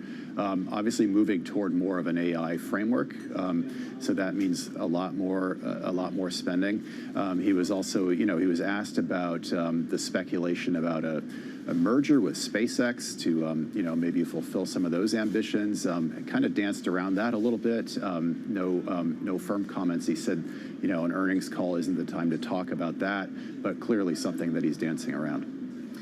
Moving to Europe, Daimler has raised its outlook on an improving U.S. business climate for its truck business. What's going on here, Eric? Is the U.S. just going much better than we expected? Yeah, this is really all about tariffs, right? And the Trump tariffs, which hit them hard, along with a lot of the other European manufacturers of cars and trucks. The 25% tariffs there were hitting them really hard. But Daimler says they've got a favorable ruling from the U.S. on their local content rules, inclusion in their trucks, because they do a lot of manufacturing in North America. And so that's caused them to raise a lot of the guidance on a whole series of metrics. So it's really all about that, improving their sales outlook, for the Freightliner trucks that they make. All right, Eric, thank you so much. That is Bloomberg's Eric Fanner. Coming up, your front page news. This is Bloomberg.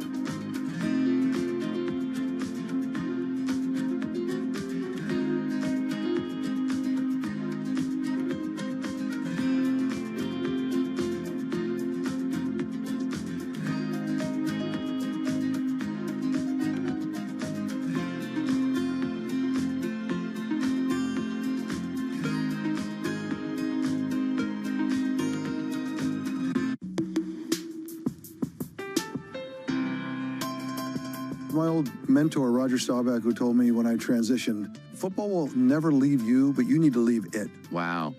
Everyone has a dream, and a lot of dreams are, you know, my dream is to play football and play professional football, and you get the dream comes true, but it is going to end. And the day it ends, the day before it ends, you're one of the best in the world.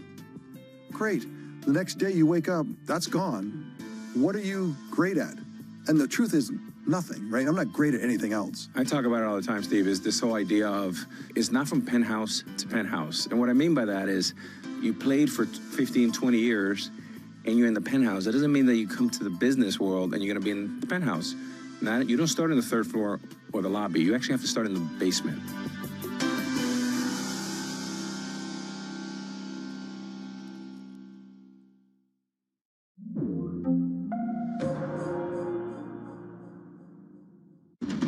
What is going to be the consequence for U.S. markets?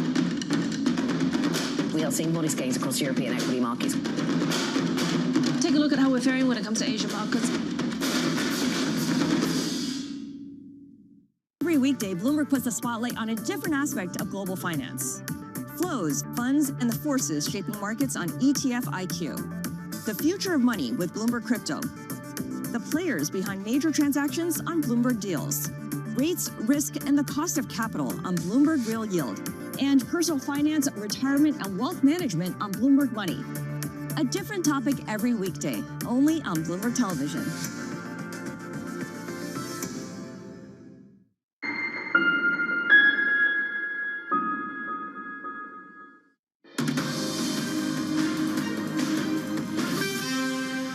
Is Bloomberg Brief. I'm Bonnie Quinn in New York. Time now for your front page news. First up, the New York Times reporting House Republicans won narrow approval of their $95 billion budget plan for the Iran war. The plan faces an uphill battle in the Senate with a number of Republican senators questioning the plan's viability. Next up, the Washington Post is reporting the Trump administration is weighing military options in Mali to target an al-Qaeda-affiliated group. The group is the most well-armed militant group in West Africa. The Post says if military action is approved, it would add an eighth nation to the list of countries where President Donald Trump has ordered strikes since the start of his second term. And the Financial Times reporting that Japan's participation in a $40 billion nuclear power plant in the United States has hit a roadblock. The FT says Japan is concerned it might have to assume liability in the event of any meltdown or accident on American soil. The project was agreed on as part of Tokyo's commitment to invest $550 billion in the United States. Let's take a look at markets as we head into the Thursday session and after Alphabet earnings, also as the Houthis up the front in the war to a second territory now. Nasdaq 100 futures are lower, much off their lows of the day. The dollar index unchanged, and that 30-year yield slightly concerning. 27 days now, it's been above 5% this year, and a 20-year auction was just a little weak yesterday. Coming up, Stephanie Roth of Wolf Research on the Fed's path ahead.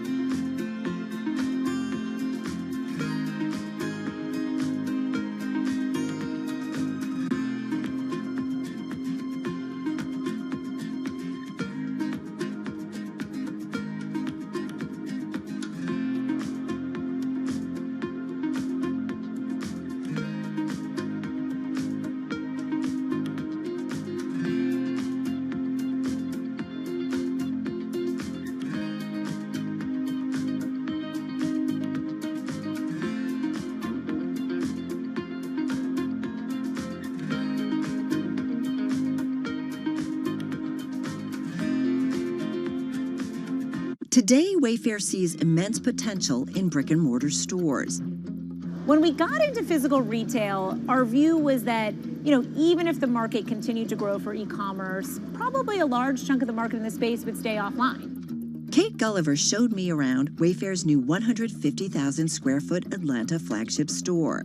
When customers who have seen us online come into the store, they're generally be a bit surprised by actually the breadth of what we offer. Often if you're going online, maybe you're looking for something particular. But when you come into the store, you walk in, you see, the market square, you see all these pillows, you see the decorative accents. So what we're seeing actually is that in store, we do really well in some categories that online are, less a percentage of the total. How does technology help in kind of making it seamless online to store? I think and vice versa. The biggest thing is for the customer on the front end, that she can be in the store, that she can actually shop here, go back home, complete that purchase. And if you look at these sort of price tags and everything, they're all these digital tags. That's because they're the exact same prices they are online. So you're not going to be surprised that you saw something in the store and then you decided to purchase it online, that it's somehow different and that the offering is different. It's actually very consistent. But when she's here, she can have her app open, and everything that she's doing here can be very similar to what she's doing at home. And I think that consistency is quite important. At a time when policy in Washington is driving Wall Street, we draw a distinction between the rhetoric and the action, bringing you market-moving guests and original reporting. This is Bloomberg Surveillance. It's a multi-trillion-dollar industry. We'll show you what's happening in ETFs like no one else. ETF IQ, only on Bloomberg.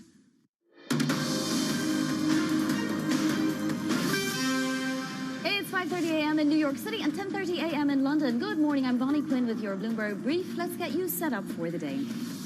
AI spending jitters. Futures pointed a little lower now as Alphabet's boost in capital spending target leaves investors unsettled. Those concerns now playing out at Tesla with the firm's first cash burn in 2 years. Intel results up next. And mounting supply risks. Oil extending rally as Houthis target ships in the Red Sea, and the US and Iran continue exchanging strikes. All right, let's take a look at these markets then. We're well off our lows. Nasdaq 100 futures down about 1/3%, but that was much, much further in the red a little bit earlier on. This even as Brent crude continues to rise. We're almost at $99 a barrel now, and WTI has cracked that $90 a barrel mark. The Houthis targeting 2 ships in the Red Sea. They'd been dormant on that front since May of 2025 after they stopped basically those attacks, which were, in that case, targeting Israel and its actions on Gaza. In this case, it's very clearly about something different, and they have now made the shipping situation so much worse. Let's move on to our second board because we have yields as well also creeping ever higher.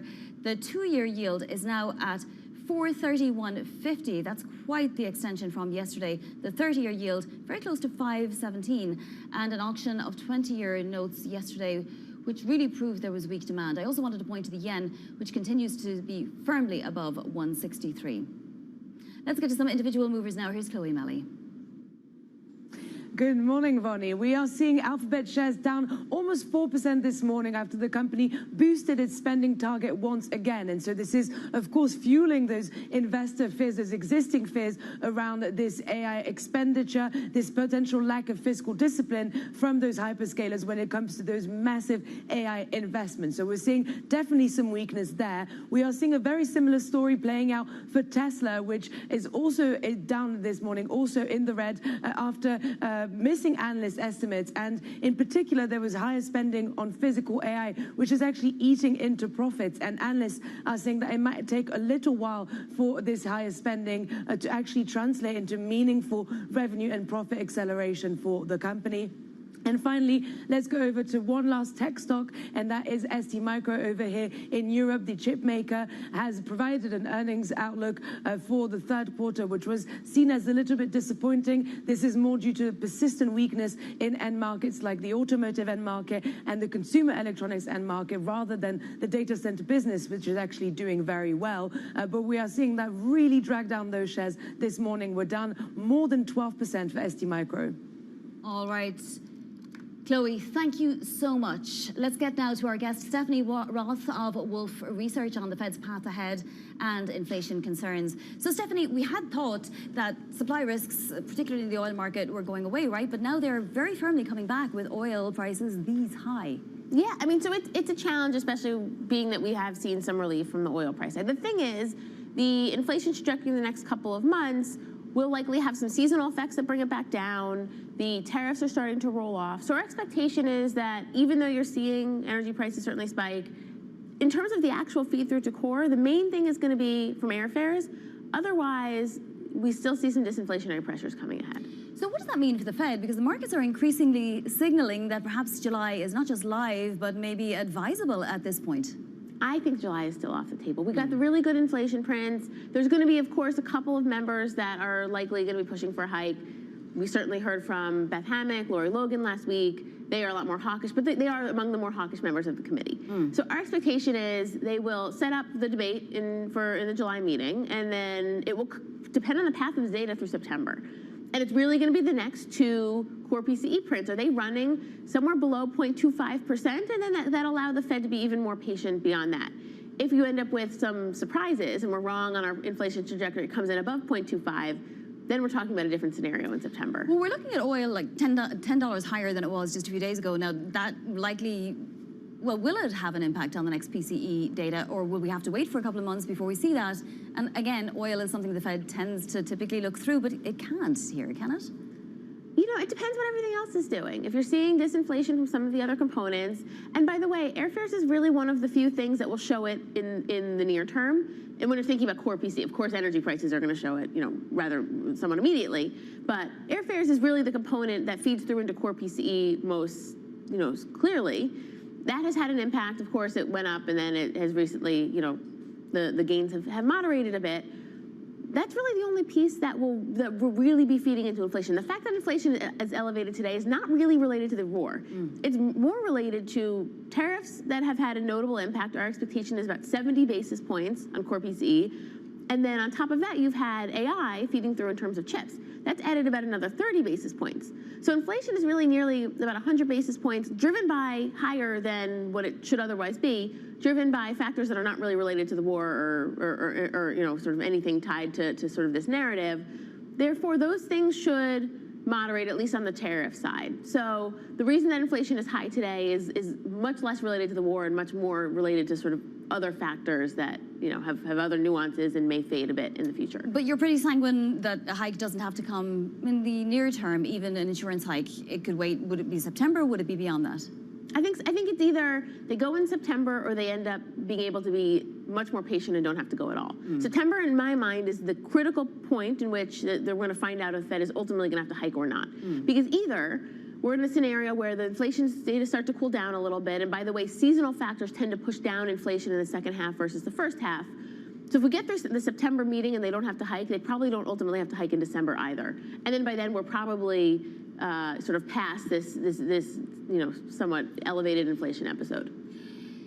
Can I talk to you about these elevated yields? Because what is the market then saying? I mean, if, you know, everything you say turns out to be true, then maybe yields don't need to be this high. And yet we've got such an amount of issuance out there. We have treasuries competing with corporate issuance and so on, that you have the 30-year yield at, you know, above 5% for 27 days this year. Yeah, I mean, so I think buyers are just not really interested right now because risk at the moment are to the upside. That said, if rates continue to climb in the near term by probably about 10 basis points or so, I would be pounding on the table that rates are probably headed lower rather than higher. Because at some point you're going to be at a level where, one, the administration is going to be very uncomfortable with how markets are trading, and two, it becomes very asymmetric. At some point, rates are going to rise so much that it's going to create a big risk off in broad assets, and you're going to see rates come back down. So we're approaching the level where rates can't really move that much higher before there's sort of mitigating factors. Would a broad risk-off move send rates lower? Because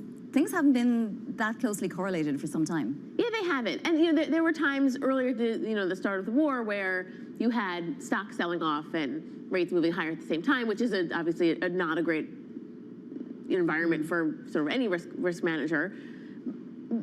But at some point it becomes a problem, and rates rise too high such that it creates problems. So after we move through the big earnings week next week, the market focuses a little bit less on earnings and how solid that backdrop is. Focus may again return to rates are high. Yeah. And that could really slow down growth and cause some other problems. So I think maybe in the next week or so, we might see the stock bond correlation kind of be somewhat less correlated than normal. But I think that might return where you might be in an environment where bonds, again, protect you, but perhaps not in the next couple of days. How concerned are we that Fed independence is once again at risk with this whole SVB investigation and the potential for, an attack on Michael Barr? Yeah, I mean, certainly it's not a good thing. The markets certainly don't like when the Fed independence gets questioned. I think what we'll probably see is, however this plays out, really the decision around independence is going to come down to the path that War sets out. And he's proven to be a lot more independent than I think many expected. He's come across as much more hawkish. The market doesn't know at the moment, is he hawkish because he wants to sort of set expectations and come across as credible, or does he genuinely want to hike rates? I think he probably would prefer not to hike rates, but if he has to, he will. And I think that's going to be realistically what matters for when we're thinking and markets are thinking about, broad-based Fed independence. And, some of the stuff that happens under the surface, of course, is not great for markets and risk assets broadly. But we have seen this story before, and, courts to some extent have been sort of supportive of the Fed independence idea. So am I worried about it? Not in a big way, especially since the chair at least has set a tone that is fairly independent. Yes. Stephanie, we know now that there is going to be a news conference. At least there was a question mark over whether he might even come out at all, Kevin Warsh, but he will come out. What will he tell us this time around? I mean, is it going to be like updates on the task forces, or are we actually going to get some guidance? I think it's going to be updates on the task forces. I think it's going to be a lot of circularity. I don't expect to learn a whole lot about the reaction function or what the path is going forward. I think we're going to ultimately have to rely on conversations or speeches from governors like Waller, who is much more transparent about sharing his views about the reaction function and how the Fed is looking at the backdrop. So from Warsh, we're going to hear probably more of what we heard from last week in terms of they're watching the data. The most recent data print doesn't make a trend necessarily unless we have more of that. Of course, there's going to be a lot of questions that are asked to him that try to poke holes at his lack of forward guidance, but he's proven to be very good at not answering the questions he doesn't want to answer. Yes, absolutely. Although he can't say there's a task force for that anymore. At least if he does, we know who the task force is and when they should be expected to report. Stephanie, thank you so much. Very enjoyable conversation with Stephanie Roth there of Wolf Research. Now to other stories trending on the terminal this morning. Tesla's profit fell in the second quarter despite the strong performance of its auto business. Spending on ambitious projects such as robo-taxis and Optimus surged to $5.8 billion, resulting in Tesla's first cash burn in 2 years. We should be spending on CapEx as fast as we can spend, as fast as we can, without it being too wasteful. So we're not trying to aim for like some extremely high efficiency capital spend, because that would slow things down. So it's a balance between like how much sort of capital efficiency versus time. Uber cutting 10% of jobs in its customer service operations as it pushes to simplify the business and expand its use of AI. Employees who've been working remotely were also asked to relocate to a hub office. The move is consistent with the company's return to office mandate. SK Hynix capped the amount of its South Korea-listed shares that can be turned into ADRs at 2.5%, and the limit is said to be fully used up. It means investors cannot turn Seoul-listed shares into ADRs unless existing ADR holders convert their U.S.-traded receipts back into Korean shares. SK Hynix didn't respond to a request for comment.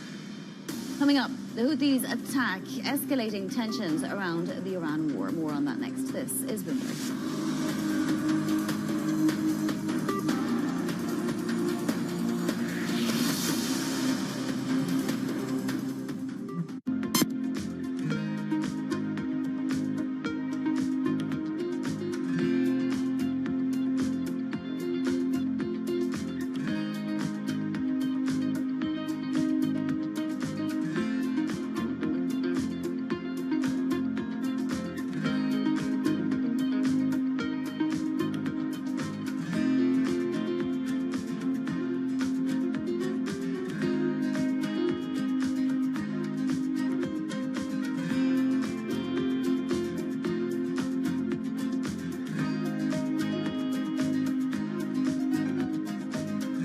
Technology is embedded in every aspect of our lives, and that revolution is playing out in real time.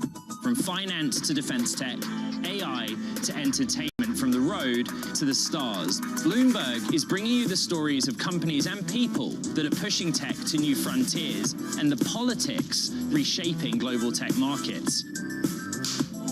I'm Ed Ludlow, live in San Francisco, and this is Bloomberg Tech. Every weekday, only on Bloomberg Television.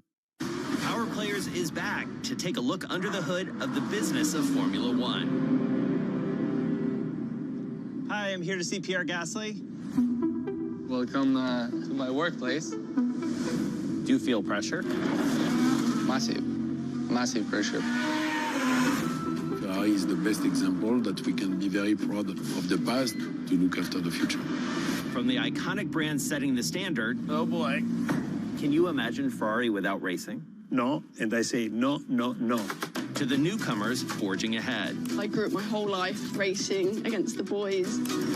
This global phenomenon continues to chart new territory. This was a tennis court 8 days ago. I can't even believe that. And the speed of the business has never moved faster. My career might stop, I'll still be driving some. Yeah, probably very fast. Yeah. This is so exciting! This season, we're along for the ride. Good morning. This is Bloomberg Daybreak Europe. I'm Lizzie Burden in London, and these are the stories that set your agenda. Taking you from the U.S. market's close to the overnight session in Asia, we'll walk you through what you need to know to kickstart Europe's trading day. Live from our European headquarters, we bring you the day's top market-moving stories, unmatched expert analysis, and on-the-ground reporting from across the continent. Tune in to Daybreak Europe, only on Bloomberg Television. Context changes everything. Iran is begging us, okay, both directly and indirectly. Let's do a deal. Let's talk. Iran is begging every day. The problem with Iran is every time they make a deal, the people that are in charge there, they either break it or they want to change it. So it looks like they're not ready to make a deal. So they're going to continue to pay a price. And every night the price gets higher and higher and higher. Secretary of State Marco Rubio speaking to reporters there in Manila as the U.S. and Iran exchange strikes for a 12th consecutive day. And this all, of course, as the Houthis attack 2 ships in the Red Sea, jeopardizing another key shipping route. Bloomberg Government's Mika Solner joins us from Washington. The cost of the Iran war is growing and growing exponentially at this point. Mika, is there any sign that the Trump administration is concerned about that? I mean, yes, definitely. I mean, I think that we saw the president yesterday attend the dignified transfer of 4 U.S. soldiers that were killed as a result of Iranian strikes in this war. And I think that this is really escalating these tensions now between Tehran and Washington. And it doesn't seem like there's going to be any more negotiations happening soon. I mean, we saw the president's earlier warnings this week that he said that he's prepared to potentially hit civilian sites such as bridges, including ones near the capital city of Tehran. Now, of course, the president has made these warnings before, but it just shows the escalation in rhetoric and the approach that the Trump administration is making here. What about this Silicon Valley Bank investigation? Is the Trump administration targeting Fed Governor Michael Barr? Does the administration want him removed from the board? Yeah, I think this is one of those cases, I think, where, the administration tends to escalate its looks into these kind of things. I mean, this is something that they've done before in terms of trying to kind of set those warnings for people and against the Fed in general.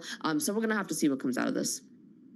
What about congressional stock purchases? Mika, that's another story emanating out of Washington. Objections from Democrats, obviously, to an unrelated provision in the legislation, but will it end up passing?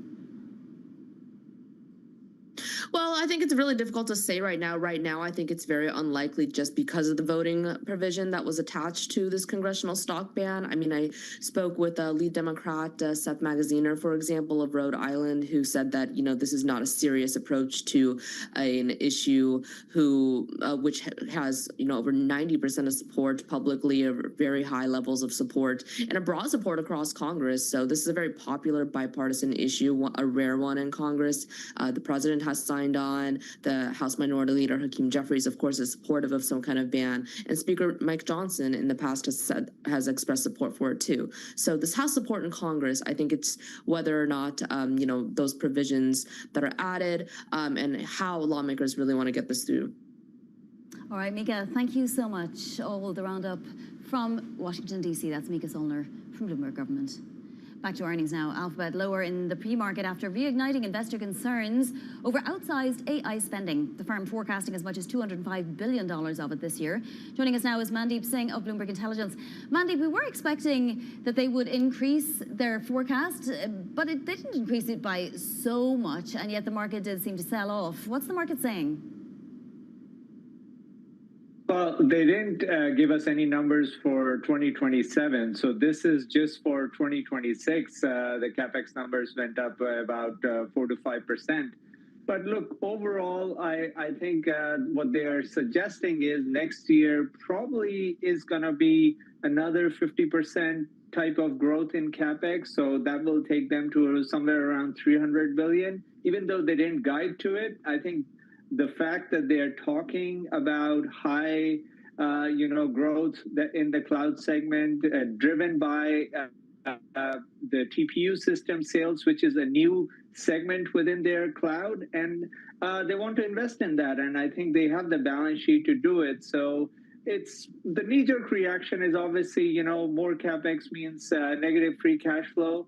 But at the end of the day, they have the balance sheet to do it at a lot bigger scale than a lot of other players. And I think that's what they're going ahead with.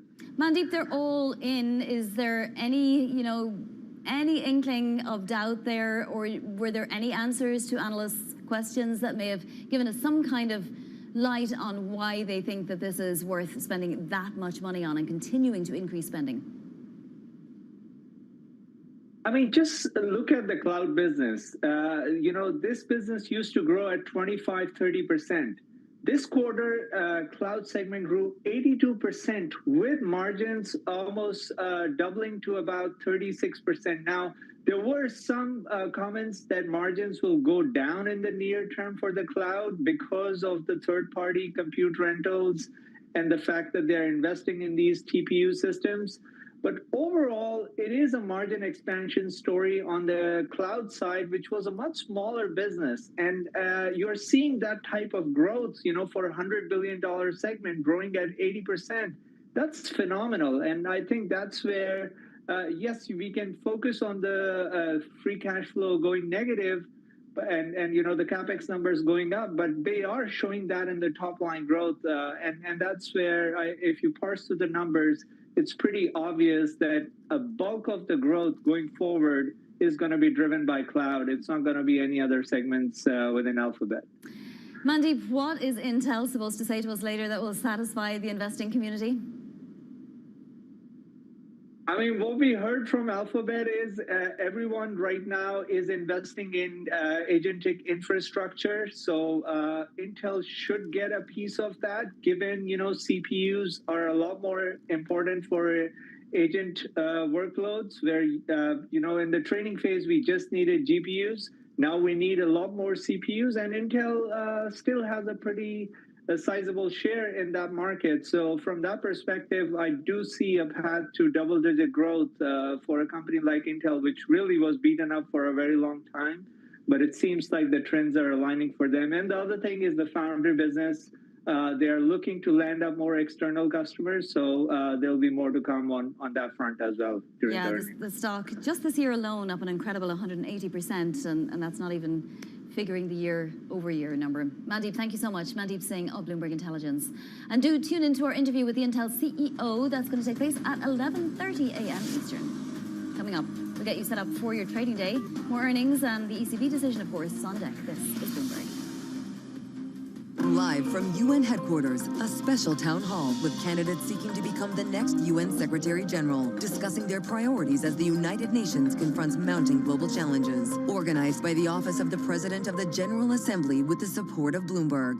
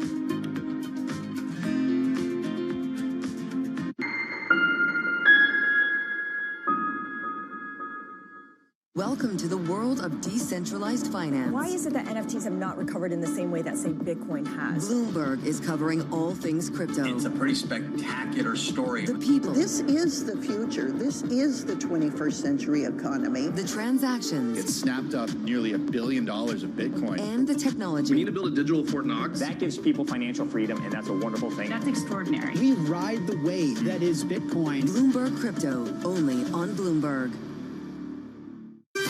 Bringing you the latest geopolitical news whenever and wherever it happens. I'm David Gura on Salar de Uyuni in Bolivia, and this is Bloomberg.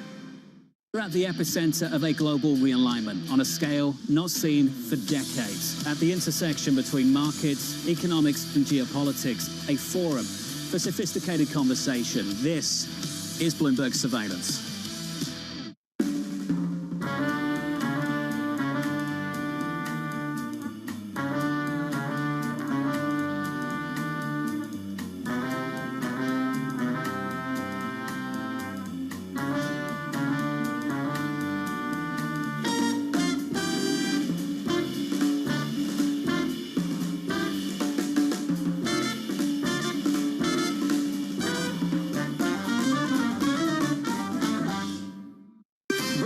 Up-to-the-minute geopolitical news whenever and wherever it happens. I'm Stephen Engel at Japan's Akasaka Palace in Tokyo, and this is Bloomberg.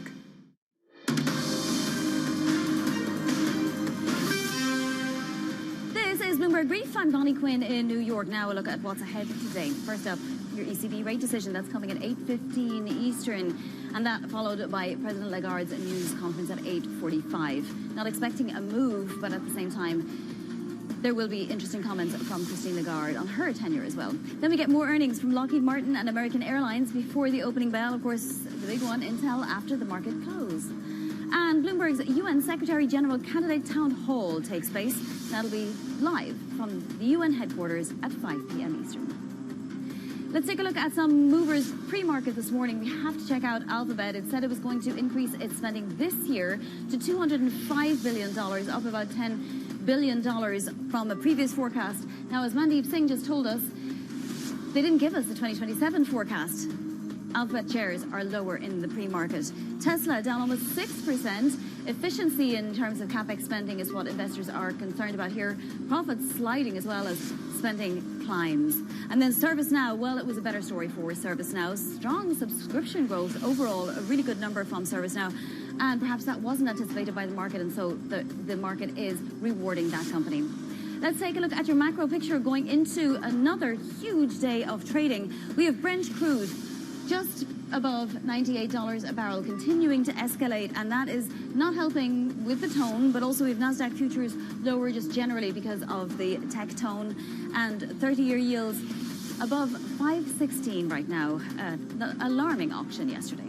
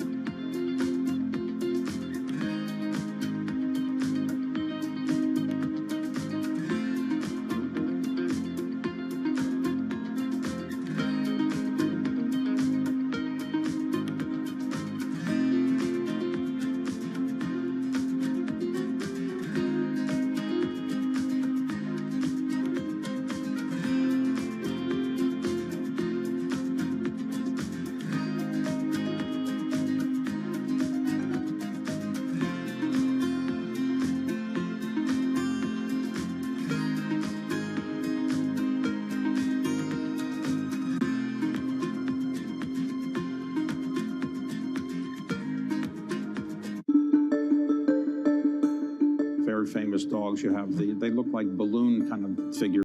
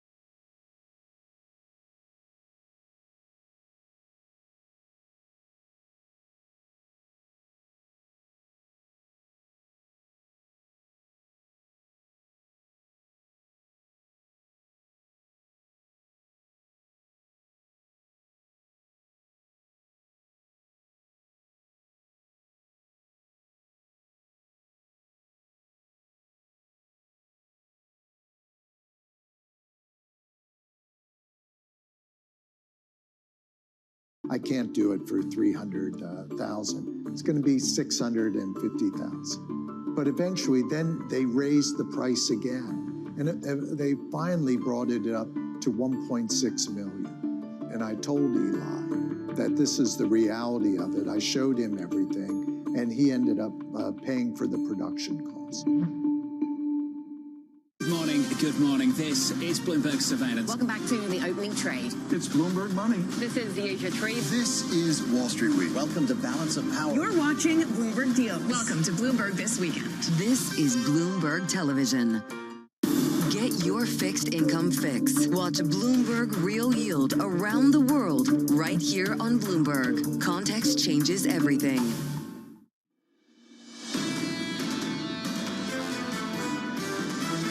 What we have seen is a much higher baseline level of volatility for technology stocks. Some of these moves have been absolutely parabolic. It's becoming a little bit more consensus, at least, to lean a little bit more into the hyperscalers. You got the hyperscalers.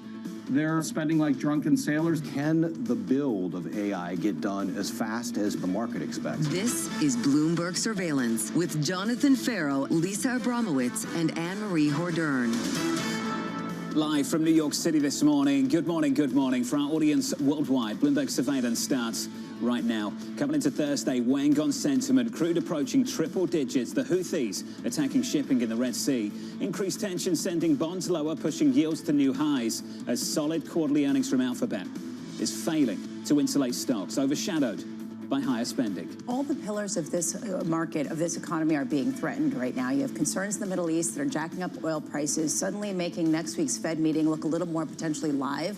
The ECB with 2 rate hikes now priced in for the remainder of the year.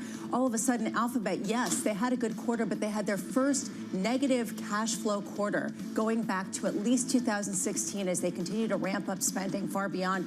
All of these things creating anxiety that everyone has their hand out and no one's paying the bill. Check out the stock in the pre-market this morning. We're down 4% on Alphabet. Yes, the CapEx story is making the headlines, but check out the earnings. Cloud revenue, almost $25 billion, $2 billion plus more than estimates. The backlog is building. My takeaway this morning, I think slightly more significant than just the CapEx numbers, which is dominating the story, is the fact that they put up good results and this market's not rewarding them. That stock is down 4%. If I could give a call to Max Kettner right now, Max, if you're listening, does this make you rethink the bull case? Because ultimately, exactly what you just laid out was everything that he was looking for to understand whether potentially this bull market could be coming to an end. Not only did they talk about incredible bookings, incredible cloud revenue, far beyond what people were expecting, but in terms of the backlog, and this is something we heard about, it was far in excess of what people had been expecting in terms of business. So on those fronts, all systems a go. It still wasn't enough to get people excited. That should justify the spend, should it not? We'll have that conversation later this morning. That's the tech story. Let's get to crude. Check it out. Brent and WTI so far this morning. We're higher on the month by about $25 now. Brent crude is threatening to break into triple digits, $98 a barrel, up 4%. WTI is in the 90s. Only 3 weeks ago, WTI was in the 60s. It was a threat, and now it's a reality when it comes to the Houthis getting involved in this war. They opened up this new front basically by going after these 2 Saudi Arabian vessels, and the Red Sea has become so critical to global energy because Saudi Arabia has been using that to get all of their product out because they haven't been able to use the Strait of Hormuz. Now you have 2 choke points. This is a massive problem. What the Houthis had to say overnight was that they will continue their naval operations against Saudi Arabia and will persist in enforcing, quote, a siege for a siege. It's too high to ignore. We've ignored it now for weeks. It's too high to ignore. It's not in the 60s anymore. We're in the 90s. And you see this playing out in the bond market too. Check it out. 2s, 10s, and 30s so far this morning. 2s in the 430s. 10s approaching 470. We are at or near the highs of the year across the curve. 2s at the 30s. Yeah, this really raises a serious problem for central bankers because this isn't necessarily entirely coming on inflation expectations. It's a 2-front issue. On one hand, you've got oil prices that are pressuring places like the ECB and the Bank of Japan, forcing their hands, potentially infecting bond markets here in the United States. And you have all of the competition when it comes to CapEx from the likes of Google. So these two forces coming together and propping up yields at a time when central bankers want to look through this oil price shock but can't because of these other factors. Lisa mentioned the ECB decision later on this morning. Check out Germany. Two-year yields have had a 30 basis point move so far this month. So crude is up by more than 30% so far this month. Two-year yields in Germany are up by more than 30 basis points so far this month. The two-year at 287, that ECB decision a few hours away. Coming up this hour, we'll catch up with Russ Kostrick of BlackRock on why he's trimming tech, John Lieber of Eurasia Group as the conflict with Iran widens, and Gil Luria of D.A. Davidson with CapEx concerns weighing on Alphabet. We begin this hour with stocks lower as investors digest higher spending plans from mega-cap tech. Russ Kostrick of BlackRock writing, long-term, we think fundamentals still favor the mega-cap tech names, including the hyperscalers and the semis. In the near term, however, we have trimmed our overweight in the space. Russ joins us now for more. Russ, welcome to the program. What signal should we take from the fact that this market is not rewarding those earnings from Alphabet? Good morning, Jonathan. I think the signal is that we had a huge run-up, not necessarily in the hyperscalers, but in many of what we'd call the pick and shovel plays, the semis, the semi-cap equipment that benefited from this huge CapEx spend. And the market got extended. We've seen numerous examples of a lot of leverage in the system, and it's taking some time to digest. And it's not helping that we also have, as you pointed out a moment ago, a background where oil is higher, rates are higher. So look, the earnings have been spectacular. There are legitimate questions about cash flow, but this is not a question about the fundamentals. This is more of a question about positioning. And I would say in the background, some growing concerns about oil and rates. So, Russ, how would you describe trim and tech? A tactical call this morning, something to work with through the summer? I think it's something that you probably do start to think about in terms of the next 2 to 3 months. It's also worth pointing out, we've seen really since the June peak in tech, it's also become a little bit of a seasonal trend that we had not only this year, but in 25 and 24. And it was this broadening out rotation, everything out of tech into other areas of the market that would benefit, and that tended to lag year to date. The challenge is in an environment where oil is up and rates are up, it's not clear that some of those other trades like small caps make as much sense. So I think what we're considering right now is you run with a smaller overweight to stocks, you bring that equity exposure in a bit, and you look for opportunities. And again, I think the one thing to point out long term is that given that particularly the hyperscalers were struggling a bit even before this started, there are some good valuations in tech that, quite frankly, we've not seen in years. At this point, Russ, what would make you more concerned, given where positioning is, given where rates are, and given what's happening in oil? If this persists past a certain time, would you start preparing for somewhat of a more protracted route? I think the main issue is, are we starting to see some evidence of softening in the economy? And so far, we really have not seen that. Manufacturing has been very solid. The labor market, despite some concerns in late 25 earlier this year, has actually been on solid footing. So right now, the underpinnings of the economy are still strong. We've got an environment where nominal growth is probably around 5.5%. It's one of the reasons that earnings have been so solid. If that starts to slip, if some of the near-term indicators in the economy, initial jobless claims, for example, some of the PMIs begin to pull back, then you've got to start to question whether or not that assumption about a solid economy powering earnings is going to persist in the back half of the year. Right now, I think for the time being, we're still okay on the fundamentals. I find it interesting that you said what you probably should do is pare back some of the stock overweight and wait for opportunities. You didn't say pare back some of your stock exposure and go into bonds because bond yields are so high. So it might be a good time to exploit that and get some income. Why not? Why is that not the obvious playbook right now? That's a great question. I think the simple answer is because bonds are not working as a hedge. If you look at the relationship between stocks and bonds right now, in other words, the correlation, it's the most positive it's been in years. By some measures, it's the most positive it's been since before the tech bubble burst. So this is one of the challenges in a multi-asset portfolio. It's very hard to find the hedge right now. Bonds are not working. They're selling off at the same time as stocks. Gold has been a tough play this year. The dollar's steady, but not really offering much convexity. Honestly, the only thing that I have a lot of conviction in right now is a hedge against equity risk is the most obvious, which is to own energy stocks. Because if the proximate risk to the market, the risk to rates is higher oil, the one thing that is working in that environment is to own energy and have a bit of an overweight in that sector. What would make you want to go into bonds again, Russ? I mean, I asked this, we'll get to energy in just one second, but I asked this ahead of a bunch of central bank decisions that could potentially change the backdrop. I think if the question is when you say bonds, because we do have a significant position in bonds and credit that we're very comfortable with, but if you're thinking about what would make you want to go out and buy the 10-year is a hedge against equity risk, I think it goes back to what I was talking about a moment ago. Are you starting to see signs that the economy is really softening in some of the near-term data? That's not there yet in the economic data. When we talk to companies, when we talk to retailers, we're not seeing evidence of the consumer softening.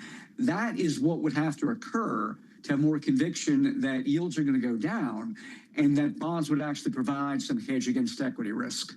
Would we potentially get there if oil continues to rise, breaching $100 a barrel? I don't know if $100 a barrel is going to do it. We were at $100 a barrel earlier this year. The economy was just fine. The consumer was just fine. The reality is the economy is much less geared to oil than it was at the time of the first Gulf War 36 years ago. It's a smaller percentage of wallet share. We're now the largest oil producer.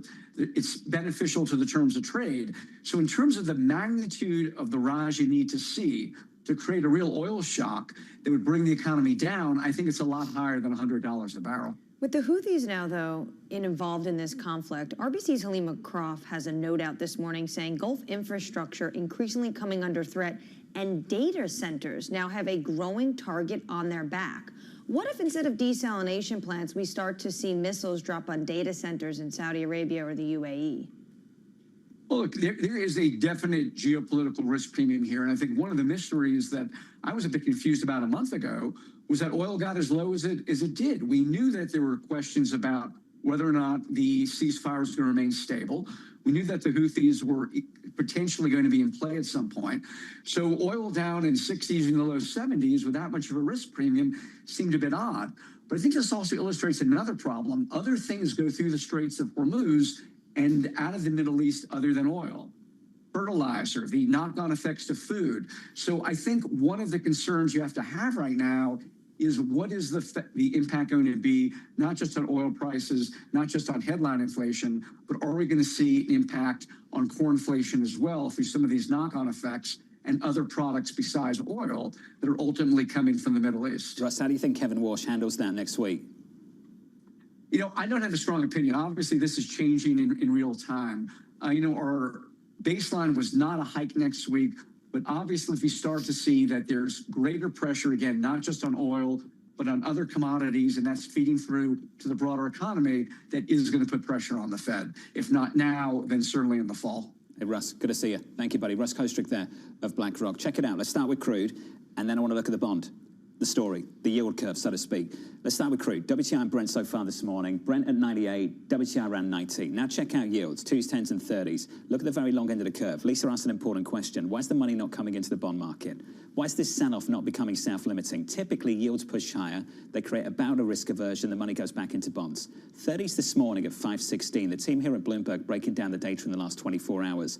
The longest period, the longest run above 5% we've seen on a 30-year yield going back to 2007. We're hitting these levels and staying there for longer. That's the story so far this year. It's not enough to draw in investors. And not just that, but back in 2007, when you had a similar streak, the benchmark rate was a lot higher. The Fed funds rate was a lot higher. So what you're talking about is real yields on the 30-year bond. When you strip out the inflation-adjusted aspect of this, are the highest going back to 2008. Again, a real question. Is this bond vigilantes? Is this just a strong economy? Is this competition from hyperscalers?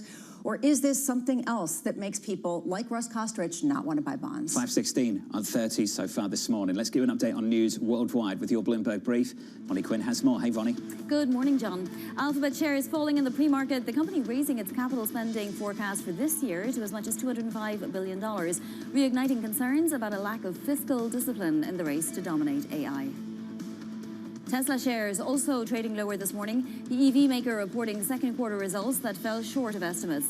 Spending surging to $5.8 billion, resulting in Tesla's first cash burn in 2 years. The White House accusing China's moonshot of improperly using U.S. AI models and NVIDIA chips to create the Kimi K3 system. The U.S. is considering sanctions against Chinese firms, which could affect Moonshot's plans to raise capital and move towards an IPO. And that is your Bloomberg Brief. John. Vonnie, thank you. Appreciate it. What was the first thing we said the morning that news dropped? Is it export compliant? We need to figure out whether it is export compliant or not, and it sounds like on that reporting, it might not be. Doesn't sound like it, and there's definitely concern coming from the Treasury Department, also coming from the White House, that this was not export compliant, and how many more of these potentially are we going to see? More on that story a little bit later this morning. Up next on the program, expanding strikes on Iran. We don't need the Hormuz Strait, but we do it because we have to do it, because we cannot let Iran have a nuclear weapon. They're getting hit so hard, and they want to make a deal. But I say they're not ready to make a deal. They'll be ready very soon. No deal this morning. John Lieber of Eurasia Group joins us next, live from New York City this morning. Good morning.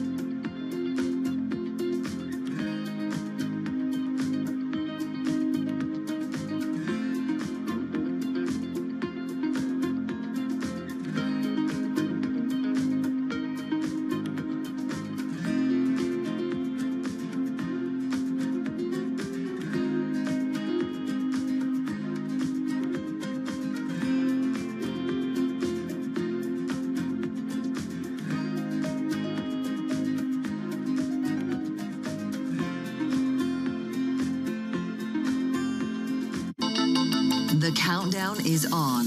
Everything you need to get the edge at the end of the market day. Get ahead of tomorrow's trading with The Close. Weekdays on Bloomberg. Context changes everything. The trading day is about to start. And you're already looking for that edge. The opening trade brings you everything you need to know as markets open across Europe. Let's talk about the significant risk transfers to find space in their balance sheet. Hedging some of that risk. You could look at it the other way. Obviously, this stuff is risk-weighted. I would much rather be long than be short. We're in a kind of sweet spot. Very, very strong alignment. 3 revolutions in one. I'm Guy Johnson. I'm Anna Edwards. And I'm Tom McKenzie. This is your opening trade. Every trading day, only on Bloomberg. When news breaks, A redhead across the Bloomberg terminal. Bloomberg has you covered. Trump's global tariffs are struck down by the U.S. Supreme Court. For all the context and clarity you need. There's going to be now tons of tariff headlines until midterm elections. Hear it first on Bloomberg.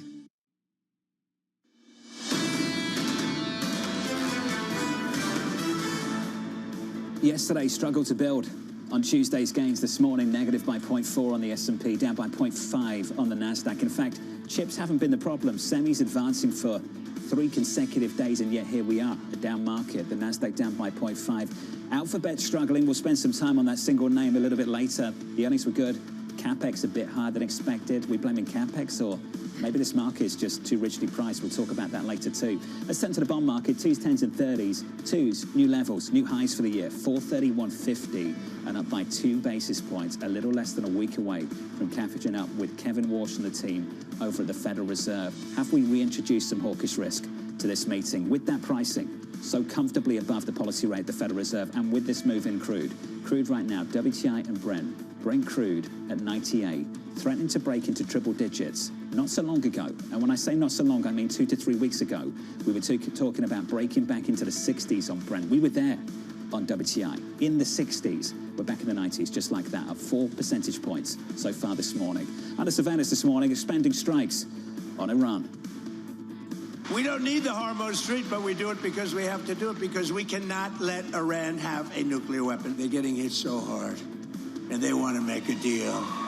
But I say they're not ready to make a deal, because every time they make a deal, they want to change it and everything. They're not ready. They'll be ready very soon. So here's the latest this morning. Houthi militants opening up a new front in the war. The Iranian-backed group targeting 2 oil tankers in the Red Sea. U.S. forces expanding targets in Iran in a bid to protect commercial vessels through the Strait of Hormuz. So we had another night, 12th consecutive evening, where the U.S. went after a lot of Iranian targets, and at the same time, we now have a new front that's opened up. This idea that now we have 2 choke points that potentially are at risk in the Middle East is why you were seeing oil prices jump this morning. The Houthis, we have heard it for days. They were saying they were going to get involved, and yesterday was the day they decided to do that, targeting 2 Saudi Arabian vessels. Saudi Arabia is so key right now. They've been using this east-west pipeline to move product out of Yanbu and some of their other terminals along the Red Sea because they've been cut off from using the Strait of Hormuz. So now, potentially, we are going to have a moment where you can't have product getting out either way.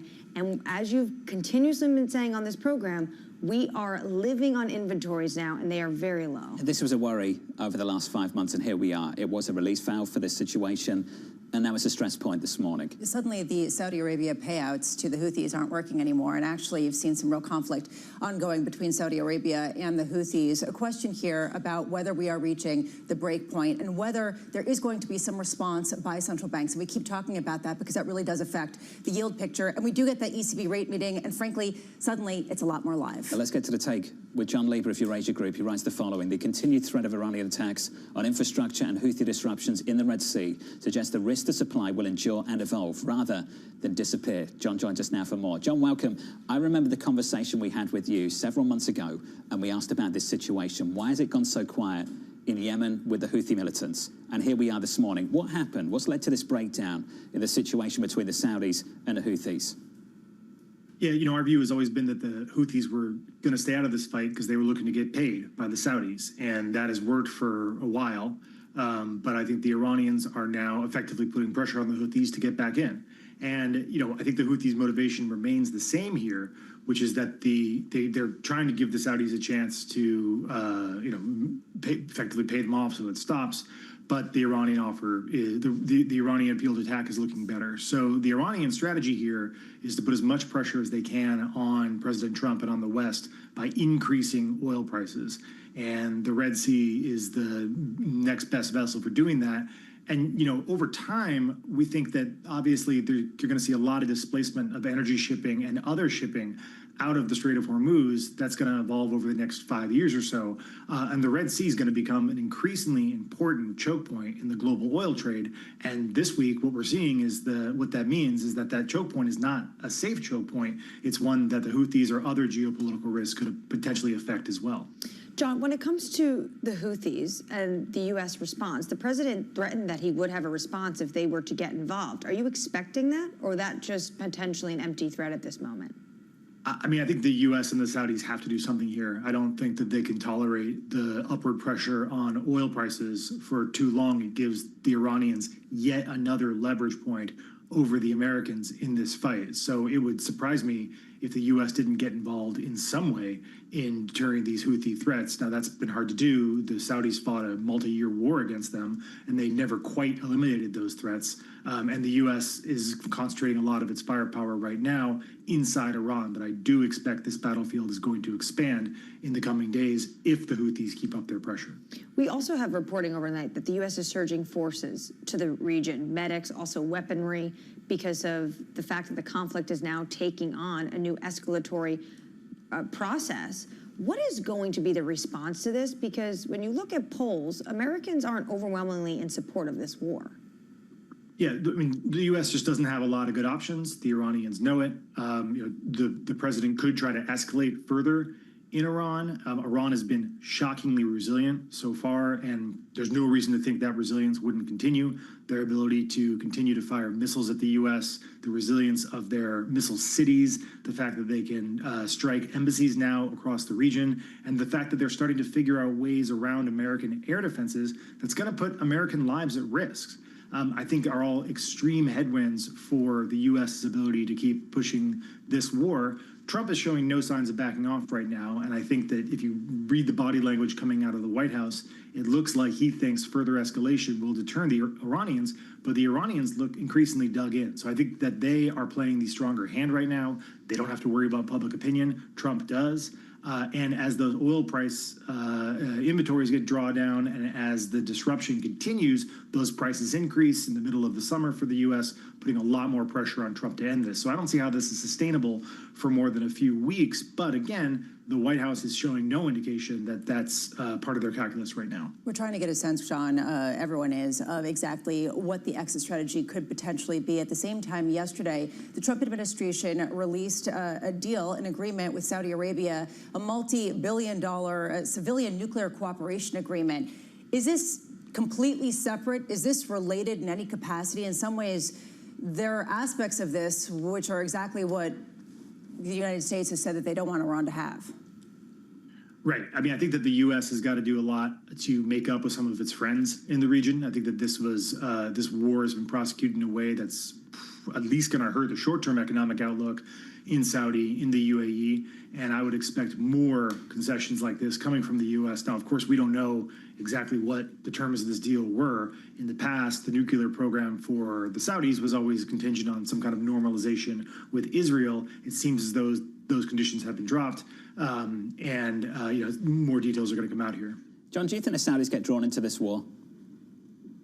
I think the involvement of the Houthis makes it very difficult for them to stay out. And I think the fact that now you're disrupting, two large Saudi tankers getting out of the Red Sea, the fact the Saudis are kind of armed and ready to respond, I think it's very difficult for them to stay out of this. John Lieber of your Asia Group, a sobering comment at the end there, the prospect of this war expanding and not shutting down anytime soon. And potentially the groundwork was laid for that when Saudi Arabia was involved or accused by the Houthis of bombing an airport in the capital there, and that possibly was the reason why they were more amenable to the idea of retaliatory attacks in the Red Sea. There are so many different aspects here, but you do wonder how the U.S. preserves relationships in the region at the same time that this starts to expand into a regional war, a very difficult situation. I'm not going to say that these Saudis were comfortable, but they certainly had a solution to the problem at hand with the East-West pipeline that you described. And the release valve was clearly the Red Sea. And that's been the release valve now for several months. The fact that we've seen this escalation, to John's point, can we honestly sit here and say this morning with any real confidence that the Saudis stay out of this if this situation continues? I think they're almost already into it. I mean, they're already getting targeted, not just even at sea. There have been issues as well with the Iranians targeting and potentially threats of going after some of their energy facilities on the land. Closing in on 99 on Brent, $90 on WTI. Up next, we'll catch up with Gil Luria of D.A. Davidson as CapEx concerns weigh on Alphabet. Plus, Jahaira has your morning movers. Check out Micron. Micron up by 2.9%.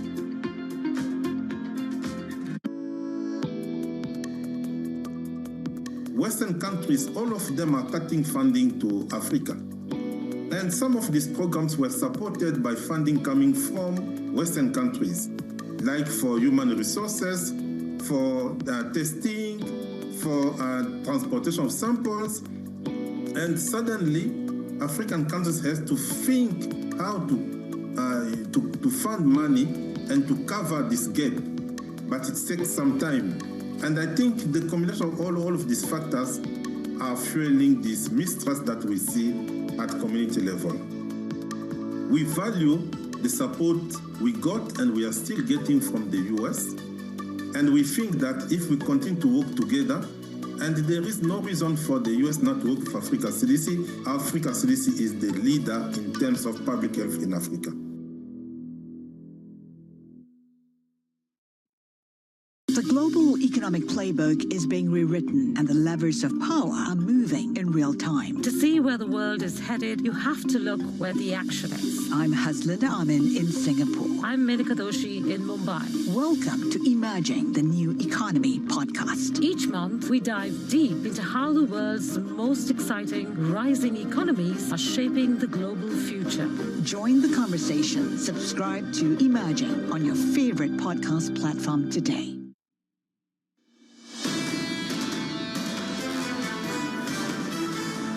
It's pretty impressive. We're still within 2% of all-time highs on the S&P 500. Don't forget that when we talk about all these issues, the violence beneath the index level, the risks happening elsewhere in bonds, in commodities, that we're still within 2% of record highs on the S&P. This morning, we're falling back by a third of 1%.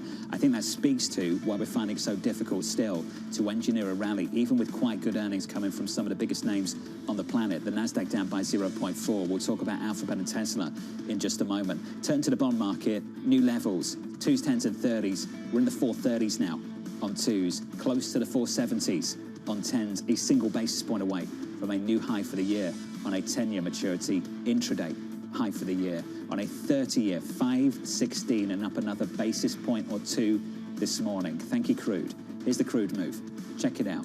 WTI and Brent. Brent crude closing in on triple digits, up 5% this morning. We've been talking about this now for the last several weeks. You don't want to look at it.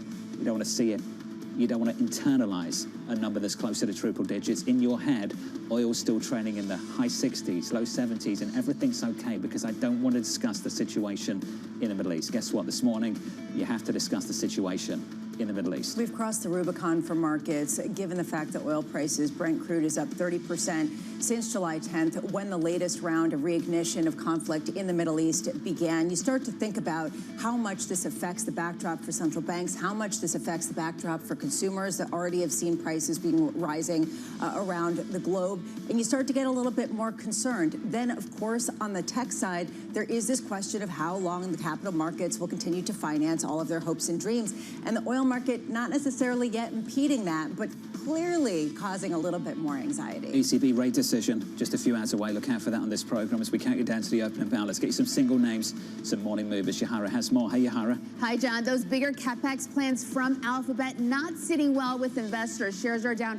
4% in the pre-market after the company said it now expects to spend as much as $205 billion this year. And that's notable because Alphabet had been viewed as one of the clearest examples of AI investments translating into growth, and it's been doing well when it comes to AI execution. Instead, the reaction suggests investors are beginning to question these spending plans getting bigger, even after the company posted 82% in cloud, its Google Cloud revenue, and easily beat expectations. Now, turning over to Tesla, where the debate around AI spending is a little different. Investors have actually been waiting on the company to spend more because so much of its future depends on these futuristic, pricier products like robo-taxis. And while it did reaffirm that it plans to spend more than $25 billion this year, you didn't see the payoff. It posted a big earnings miss. So even in this situation, you can see that investors have a high bar when it comes to those spending plans translating into a beat. So shares are falling 6%. And who benefits from all this CapEx spending? Well, it's the memory players and the chip stocks. We are seeing Micron up 3% 4% in the pre-market as these earnings show us that the hyperscalers are likely to raise their CapEx plans. Plus, Elon Musk said on the call that Tesla recently secured a significant allocation of Micron's memory chips, reinforcing just how scarce and valuable memory is these days. John? The wealth transfer is alive and well. Yahira, thank you. More from Yahira in the next hour. On our radar this morning, Houthi militants claiming responsibility for attacks on 2 tankers in the Red Sea. The Iran-backed group opening up a new front in the war after threatening to blockade Saudi ports earlier this week. Elsewhere, Alphabet, Tesla, shares falling in the pre-market. The tech giants announcing massive spending plans. Tesla seeing its first cash burn in over 2 years, expecting to spend over $25 billion this year, while Alphabet forecasts up to $200 billion plus in CapEx. And finally, the Trump administration accusing Chinese AI startup Moonshot of using prohibited U.S. tech to create its latest model. A White House official saying the company accessed NVIDIA chips in Thailand in a violation of U.S. export controls. Yeah, the concern here is all the loopholes potentially that are out there that Chinese companies can continue to exploit at a time where it seems like they're catching up much more quickly to some of the more frontier models in the United States. Regardless, question, can you put this genie back in the bottle? And I think increasingly a lot of tech players, the executives, are saying probably not. So the question is, how do you arrange yourself to remain on the front foot, to have enough of a forward lead and enough of a market advantage, even if China is quickly catching up? And Jensen Huang this morning, speaking to Axios, had this to say. The fact that this is going to be the end of humanity, it's complete nonsense. The fact that this is going to destroy half of the American jobs is complete nonsense. Of course, grain of salt. He just got a window to start selling those H200s finally into China. He wants to continue selling chips to anyone, including China. So I would say he's not the one potentially to look at when it comes to pushback. I would look at what the White House is saying, and even the Treasury Secretary, open source is not open season on American IP. He's got some skin in the game, so to speak. Alphabet and Tesla setting the stage for a busy stretch of tech earnings. The mega cap companies raising spending plans, stoking investor fears over returns on AI investments. Mandeep Singh of Bloomberg Intelligence joins us now for more. Mandeep, I want to focus on Alphabet. Let's just sit on that name right there. Were those names reporting good numbers or what? When I look at Alphabet and I look at the individual divisions, they put up some decent results. They did, and you know, for a company of Alphabet size to grow 24% top line is just phenomenal. And you know, cloud segment had margins almost double compared to last year. So you can't make the case that, you know, there is no ROIC on this CapEx when that cloud business, which was growing 25 to 30% before, is now growing 80% plus, and your margins have doubled. So from that perspective, I think they have earned the right to spend more. And they talked about how they have to rent compute capacity from the likes of SpaceX and NeoClouds in the near term, which may drag the margins down a little bit.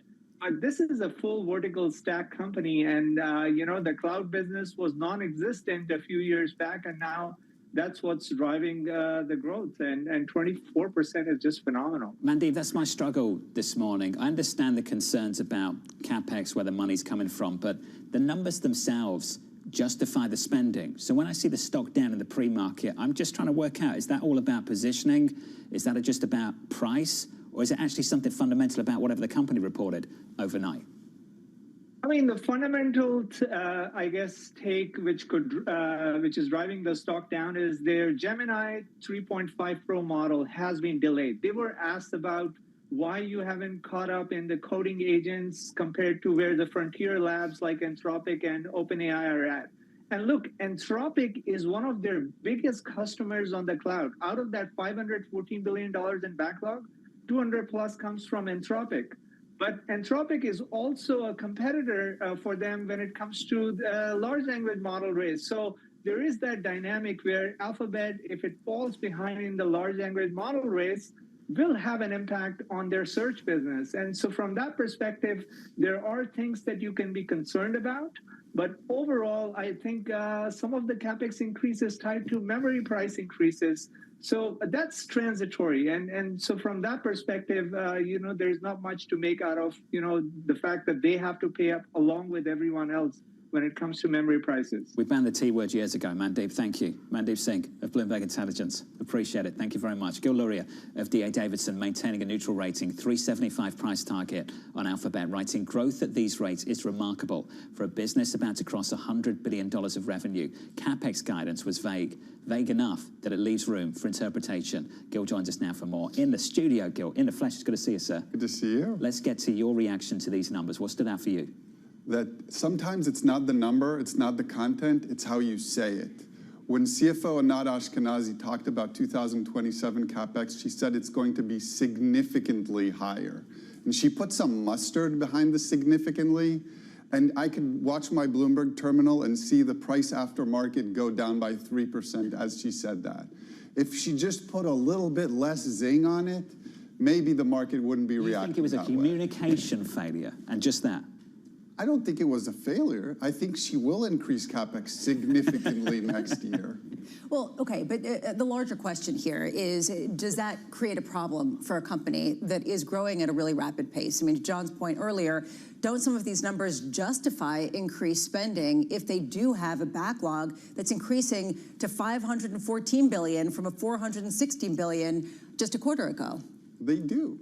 These numbers justify the investment. I can back into about $20 billion of excess returns Google is getting from investing in AI. That's double-digit returns. When we talk about ROI and concerns about ROI, the numbers are already there for returns. Now, for a company like Google, one of the best businesses ever created, you would typically expect more than 20% returns. So it's not their best return, but it's also strategic. They have to stay in the game. They have to be competitive with Amazon and Microsoft in deploying compute, and they have to be competitive with Anthropic and OpenAI on the frontier models. They are getting returns. That's why they're continuing to invest. At the same time, I do understand the nervousness around the cash burn. Suddenly, the cash cows of the universe are becoming the cash burners, and that is very uncomfortable for people. We saw the first quarterly cash burn for Alphabet in its history going back to 2016. Does that give you pause, saying even if this is a very good company, we need to re-rate the valuation? It has to. It has to. Again, one of the best businesses ever created, and we're now in negative cash flow. And that's probably going to happen to Meta, and it may even happen to Microsoft and Amazon. And so we do have to stop and say, are we sure this is working? And I talked a little bit about Google's returns, but there's also the bigger picture return. We're now at more than $100 billion run rate of overall spend on AI. If you look at Anthropic's run rate, at OpenAI's run rate, they're talking about 70 and 50 billion respectively. That doesn't even include any other AI players. That's real consumers and real businesses spending on AI. And guess what? The models aren't even that good yet. OpenAI and Anthropic in their labs are sitting on models that are far better than they're giving us access to. So by the time we all figure out how to use AI better, we're going to be spending a lot more than that. So we are getting good returns, but clearly having negative cash flow for all these phenomenal businesses is something that should give us pause. So Alphabet's the biggest spender so far this year. Amazon's latest guidance was $200 billion. Do you think they're going to have to up their CapEx when they report next week? It's likely, if for no other reason that component costs are higher. CPUs are more expensive. Memory is a lot more expensive. Hiring technicians to install HVAC is a lot more expensive. Energy is a lot more expensive. So they're all going to have to increase their guidance for this year. What's going to be even more interesting is to see what Microsoft says about next year, because Microsoft's going to be at the beginning of their fiscal year, so they're going to give us a hard number for fiscal 27. That's the next 12 months. And we're going to know a lot about how much more CapEx is going to get deployed when they let us know about that. Now, if they guide something like 20, 30% more CapEx, I think everybody will take a sigh of relief. But if they guide for more than, let's say, 40% growth, which is how fast Azure's growing, maybe they'll be a little bit more concerned. The chip companies are getting paid. We saw that this morning. Yahara was talking about Micron. I've asked this question earlier this week. I want to ask it of you as well. I want your reaction. Can you think of a world where these names, the hyperscalers, Alphabet and others, do well, and chips do well too? Because right now, in the stock market at least, that's a struggle. That's right. If we continue to use AI more, we're all using AI so much more. Again, companies are spending so much more on AI. As long as that trend continues, as long as that diffusion into our lives continues, they will all do very well. They will all do very well. In spite, the ones I actually worry about more, Anthropic and OpenAI, because there will be American open source companies. We can talk about Chinese open source for now. That's not a real thing. We're never going to build systems on Chinese IP. When there's American open source, a lot of the value is going to go there, but then there'll be more value to flow through hyperscalers into chip companies and into the companies that make the chip making equipment. Oh, so when you think about who's going to make the money, which layer, infrastructure, the frontier models, you've already got conclusions on that? Yes.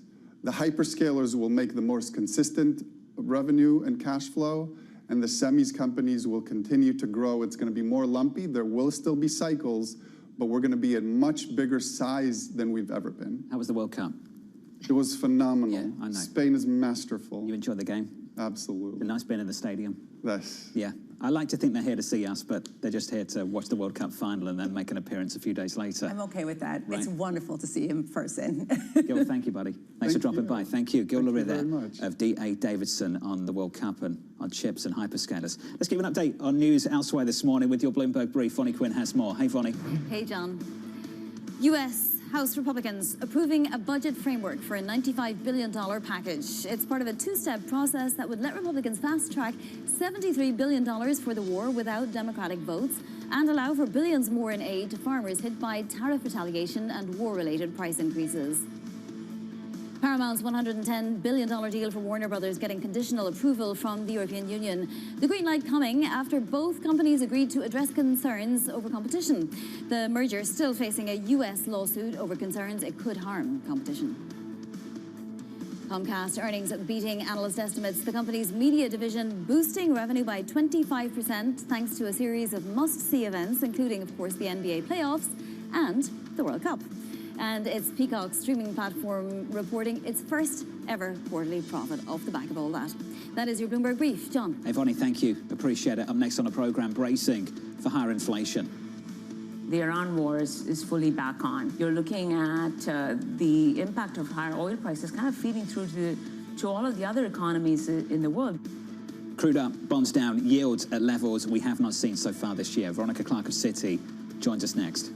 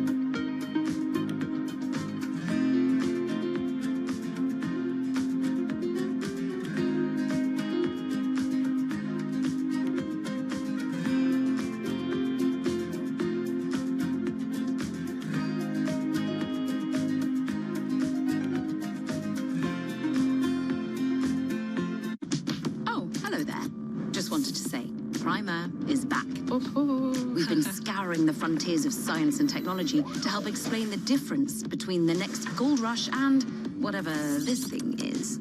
And in season 2, we're upping the stakes.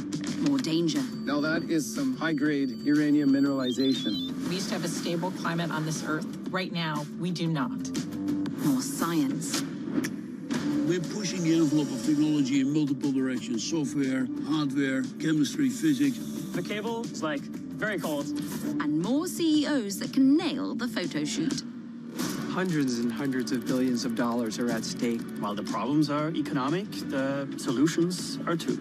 And yes, we will be talking about AI. There is a lot of humanoid hype out there. But our future doesn't run on hype. It runs on innovation. Watch season 2 on all these lovely channels. It's the world's second largest economy with a growing influence in global affairs. Bloomberg The China Show brings you the unmatched expertise you need to keep track of breaking news, in-depth market analysis, and the most influential newsmakers in and around China. We need to do more to engage the market more. We're risk on. I think we caught a little sweet spot. Massive savings right now. It's already a different game. Bloomberg The China Show. Weekdays around the world, right here on Bloomberg. Context changes everything.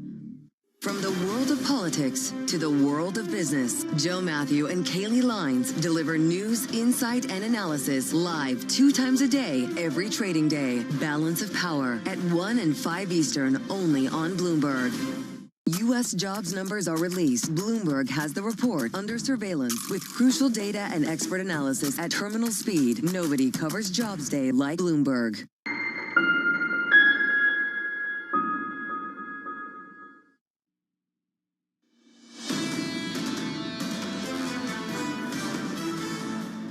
The top 2 stock stories so far this morning in the pre-market, both of them not doing so well. Alphabet down by 4%, Tesla down by close to 6%. Alphabet putting up decent numbers for the quarter, overshadowed by a big capex figure and some strong guidance for more. That's weighing on the stock. We're down by close to 4% in the pre-market. Weighing on stocks more broadly, equity futures down across the board. On the S&P, negative 0.2. On the Nasdaq, by about 0.25%. It's not too dramatic, is it? Because the chip stocks are rallying, going to spend more. They receive and they like it.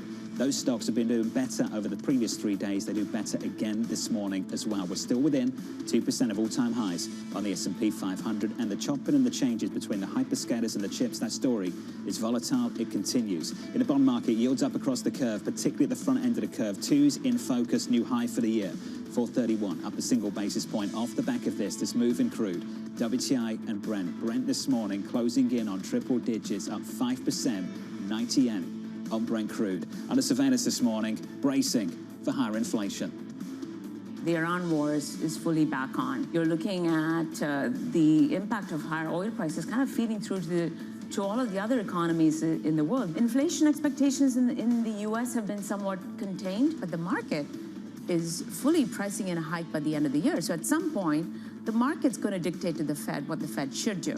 So here's the latest this morning. Oil rising for a 5th consecutive day, fueling expectations, possibly, for tighter monetary policy. Veronica Clark of Citi writing, front-end yields have moved higher with energy, but we think markets are underappreciating the extent to which softer CPI will raise the bar for Fed hikes. Veronica joins us now for more. Veronica, good morning. Good morning. I'm smiling because I know how difficult this is. Last week, soft CPI, soft PPI, and I think I said to you, it's okay, you know, like the argument's easier for you now. Yeah. Is the argument harder again? Yeah, a bit. I mean, markets are pricing something like a third of a chance of a rate hike next week. I still think, you know, it will come down to the data. We did have that very soft CPI. It was technically negative on the month. That's really rare, and it was very broad-based weakness. And we're finally seeing core PCE inflation that's annualizing close to 2% on a monthly basis.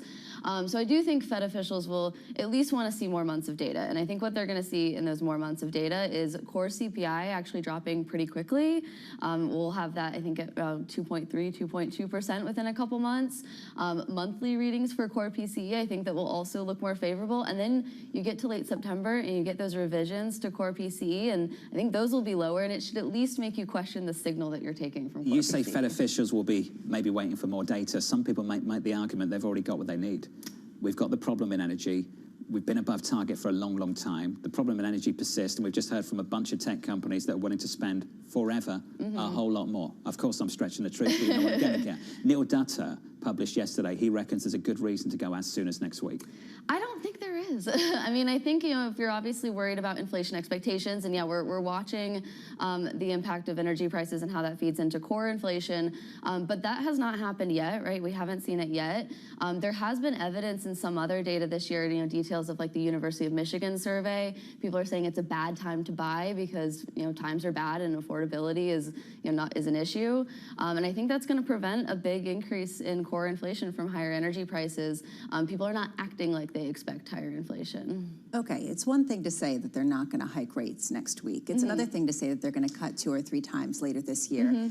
How can this be a Federal Reserve that is poised to cut when you have Beth Hammack, Lori Logan, Neil Kashkari, pick your Fed official other than the one who isn't speaking, all seeming to want to raise rates in some capacity or at least remain on hold? Yeah, something's got to change in the data, right? I think the inflation data the next couple months can get us to price out those hikes. To actually get to cuts, you have to see something in the labor market data, and I think we will. We've had this big decline in labor force participation that's kind of capped the unemployment rate. The trend the last couple of years is that you see that reverse late summer, early fall. You do start to see some softer jobs data then, and you start to see the unemployment rate rising. So our forecast, I think we will see an unemployment rate that's closer to 4.6, 4.7, and then, of course, CPI is at 2.2, 2.3, and unemployment rate is rising, then those balance of risks have shifted a lot. I remember when Mohamed El-Arian used to say, listen to what the companies had to say. You can get a really good read on where the consumer is. And what we've heard from the likes of Capital One, outperforming because charge-offs came in so far below what they had expected. Charge-offs broadly in the financial industry came in far below, and the provisions for credit losses. You're seeing pretty much every metric of the consumer, putting Pepsi aside, do pretty well. I mean, doesn't that give you a sense that things aren't so bad? Yeah, it's not that the consumer is breaking. We did have some pretty soft real consumption in Q1, though. We do have real income growth that is pretty much flat on on an annual basis. Obviously we have higher tax. They have some larger tax refunds. Maybe that's helped to support the consumer for a little bit. But I do worry that now that gas prices are higher again, that does kind of act as a tax on other consumption. And yeah, you do see people saying that they're not spending. Veronica, it's not just oil prices. To John's point, this Neil Dutta note that came out, he also said Trump doing Trump things again with tariffs. Can you look through everything? Higher oil prices, higher inputs when it comes to potentially tariffs. Yeah. I mean, this is where it's important to look at that final consumer's, inflation data, right? That's where, we're looking for the signs of the pass-through. I mentioned how, consumers are maybe not spending this year. In that same University of Michigan survey, we actually did see consumers say that now is a good time to buy because we're expecting prices to go higher. You don't see that this year. So I am, cautious that you might not see that pass-through. Veronica, it's good to see you. Thank you. Keep fighting the good fight. Veronica Clark of Citi, looking for cuts later this year. Still 2 or 3? Where are we at? 2 this year, 1 next year. Okay, all right. It's pushed out a little bit. All right, Veronica, thank you. This is the Neil Dutta note from Renmac. If you are a hawk, you simply say that we have a lot of visibility on what the next few months might look like. Google just announced a boatload of capex. AI demand is perking up. Mideast tensions are worsening, and that's pushing up gas prices into August. The president is now doing what he calls Trump things, again with tariffs. Goes on to say, you don't need any of this, it's been 5 years nonsense. You just talk about the next 5 months. Suddenly, there's a 36% chance that the Fed is going to hike rates next week, and that had been close to 0 after the CPI and PPI came out. So increasingly, people think that there is a greater chance that Neil Dutta is not wrong, that the likes of Lori Logan and Beth Hammack and Neil Kashkari and whoever else come out and say, all right, if we want to hike rates, why not do it now, especially when we don't have to give forward guidance anymore? At the very least, I'd be surprised if there wasn't any dissent next week. Next Wednesday, you'd have to think one of them makes the move, sticks their hand up and says, let's go. Maybe that's why there's going to be a press conference. Maybe because he could explain why there was a dissent. I mean, it's sort of interesting. He only speaks when he has something to say. So he has something to say next week because evidently, as we learned yesterday, there is going to be a press conference. I've heard him say that. And then I saw him on the panel in Sintra and just thought, okay, maybe he does speak when he's got nothing to say. Who among us doesn't? Feel the same way sometimes. Coming up next, Jim Caron of Morgan Stanley, Republican Congressman French Hill, Ben Callow of Baird, and Dara Mayer of HSBC. The second hour of Bloomberg Surveillance just around the corner.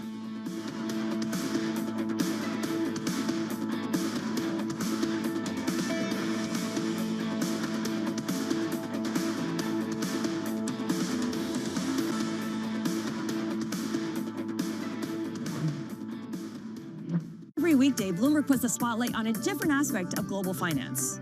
Flows, funds, and the forces shaping markets on ETF IQ. The future of money with Bloomberg Crypto. The players behind major transactions on Bloomberg Deals. Rates, risk, and the cost of capital on Bloomberg Real Yield. And personal finance, retirement, and wealth management on Bloomberg Money. A different topic every weekday, only on Bloomberg Television.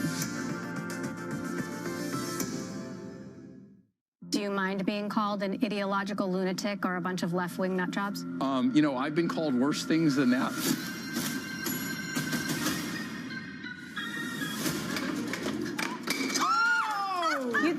on the place. 23andMe, I think, is so incredibly valuable. We're coming back. It had that kind of detective story feel to it. You know, when you're hot on the trail of something, you know that it's very exciting. What magazines were you reading as a kid? I don't think I was reading magazines until I was in them. You are on the cover of all of these. Oh, and there's many, many more, but we just don't have time. Why should people trust you? I don't think anybody should trust any company or entity completely with any of this. It's very uncomfortable. Artificial intelligence is this force that is far bigger than we are. I want to build better businesses around these brands. The shock will never wear off. So you're a brother and sister running one of the most powerful companies in the world. When you argue, who wins? No one. The way I could see AI being banned or blocked is if something really went wrong. And if something really went wrong, then maybe it deserves to be. So is it Paradise Ahead or Gattaca? Maybe somewhere in the middle.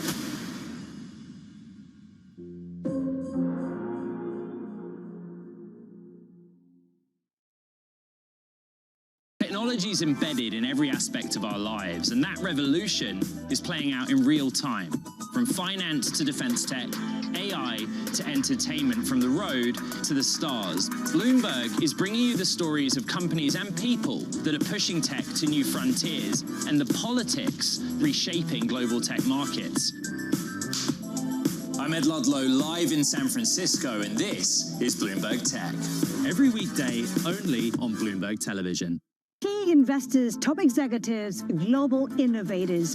Join me for in-depth conversations with the biggest newsmakers on the day's top stories. Insight with Haslinda Anim, only on Bloomberg. Good morning. This is Bloomberg Daybreak Europe. I'm Lizzie Burden in London, and these are the stories that set your agenda. Taking you from the U.S. market's close to the overnight session in Asia, we'll walk you through what you need to know to kickstart Europe's trading day. Live from our European headquarters, we bring you the day's top market-moving stories, unmatched expert analysis, and on-the-ground reporting from across the continent. Tune in to Daybreak Europe, only on Bloomberg Television. Context changes everything.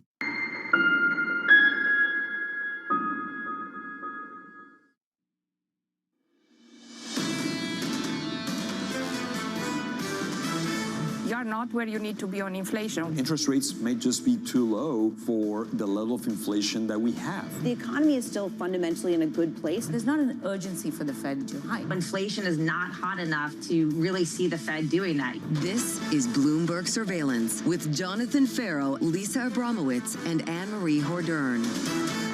Live from New York City this morning. Good morning, good morning. For our audience worldwide, the second hour of Bloomberg Surveillance starts right now, and your price action looks like this. Equities declining by 1/3 on the S&P, on the NASDAQ. No drama here, still within 2% of all-time highs. Some violence beneath the surface. Strong word, I know. We'll talk about Alphabet and Tesla in just a moment. In the bond market, some trouble. 2s, 10s and 30s, new highs for the year. The 2-year this morning through 430, up a single basis point. The 10-year approaching 470, and the 30-year comfortably above 5% for quite a while now. If you turn to the commodity market, the Y looks like this. Brent and WTI pushing higher. Check it out. If you took a few weeks off for the summer, welcome back. We're no longer in the 60s. We're in the 90s on WTI, 98 on Brent, and threatening to break into triple digits. I think nobody really took the summer off, and I think that what you're going to hear is that people have been trying to ignore this story as they look at all of the capital markets booms that have been going on. And the question here is how many pillars of the market are being challenged. On one hand, you have this question, big tech continuing to outperform, but continuing to need to raise tons of cash. At the same time, the oil prices really pushing everything higher. And ultimately, there is no solution here. When you talk to experts, what's the exit strategy in Iran that can actually cause some of the oil flows and other commodities through the Strait of Hormuz and, frankly, the Red Sea? Well, this administration clearly thinks that they could try to get the Iranians to the negotiating table by having them capitulate, by continually having these attacks, which we saw last night, a 12th straight night of attacks. So the Iranians are saying, well, actually, we're going to have our proxy now get involved. It was a threat. Now it's a reality, and the individuals I'm talking to this morning are saying none of this is a surprise. If you have been paying attention to this conflict and how these people operate for decades, none of this is a surprise. The question is, what's the plan going forward? Crude is in the driving seat. Look at what it means for rates and the outlook for interest rates as well. 2's at 430. Again, even within the last week, softer CPI, softer PPI. Check out 10s. 10s pushing 470. 10-year yields are basically at the height of the year. And it's not triggering a response where we see a risk aversion story build in equities and money goes back into bonds. What's interesting about this moment, Bramo, and you touched on it an hour ago, is that people aren't willing to step in to buy these yields in quite the same way as they might have done in the past, that we're holding on to these levels for longer than I think many people thought we would. Yeah, you put into the study that Bloomberg did about how we're seeing the longest streak above 5% in the 30-year going back to 2007. Part of this is just because the economy isn't crashing. And this is what Russ Kosterich said. If the economy is not crashing, it can't act as a counterweight, as a hedge to equities. Also, there's so much competition. This bleeds into the tech story as well, because if hyperscalers are selling $20 billion bond sales as if they're selling lemonade, suddenly you got a problem if you're also trying to sell 60, 70, 80, $100 billion a pop of treasuries. So all of these things leading to also a global story, because that dynamic is happening from Japan and from Europe. It's the crowding out dynamic we've spent a lot of time on this program. Coming up later, 8:15, an ECB rate decision. Look out for that. Look out for this too, some data at 8:30. Jobless claims will come. They will go around 2:15 due to the story. If it changes, that's news. We'll see if it does. 8:45, we'll hear from ECB President Christine Lagarde. I'm thinking back to Isabel Schnabel, an executive board member over the ECB just a number of weeks ago, saying you can no longer look through this shock. How strong is the hawkish argument at these central bank meetings today at the ECB and next week at the Federal Reserve? So they have to respond to markets that are increasingly pricing in almost 2 rate hikes by the ECB after pricing in just 1 before this conflict reignited a couple of weeks ago. So ultimately, do you hear the hawks come out and out-hawk any doves left? But I don't think that there are any doves left right now. Futures down by a third on the S&P. Coming up, we'll catch up with Jim Caron of Morgan Stanley as Alphabet earnings failed to spark a rally. The Republican Congressman French Hill as the House backs Trump's $1 trillion defense budget, and Ben Callow of Baird with Elon Musk's spending plans weighing down Tesla's stock. We begin this hour with stocks adding to losses following an underwhelming start to tech earnings. Jim Caron of Morgan Stanley Investment Management joins us now for more. Jim, welcome. The numbers from Alphabet, the numbers from Tesla, do we have a capex problem, a spending issue, or a positioning and price problem in this market? I think it's a readjustment in prices, honestly. I mean, look, there's been a lot of expectations. For many of these companies, the earnings have been decent. It's just that they're not beating expectations in the way that maybe, people want them to going forward. And look, the earnings run so far for the first half of this year have been very strong. Of course, the markets are forward-looking. They're looking into the next 6 months, into the next 12 months.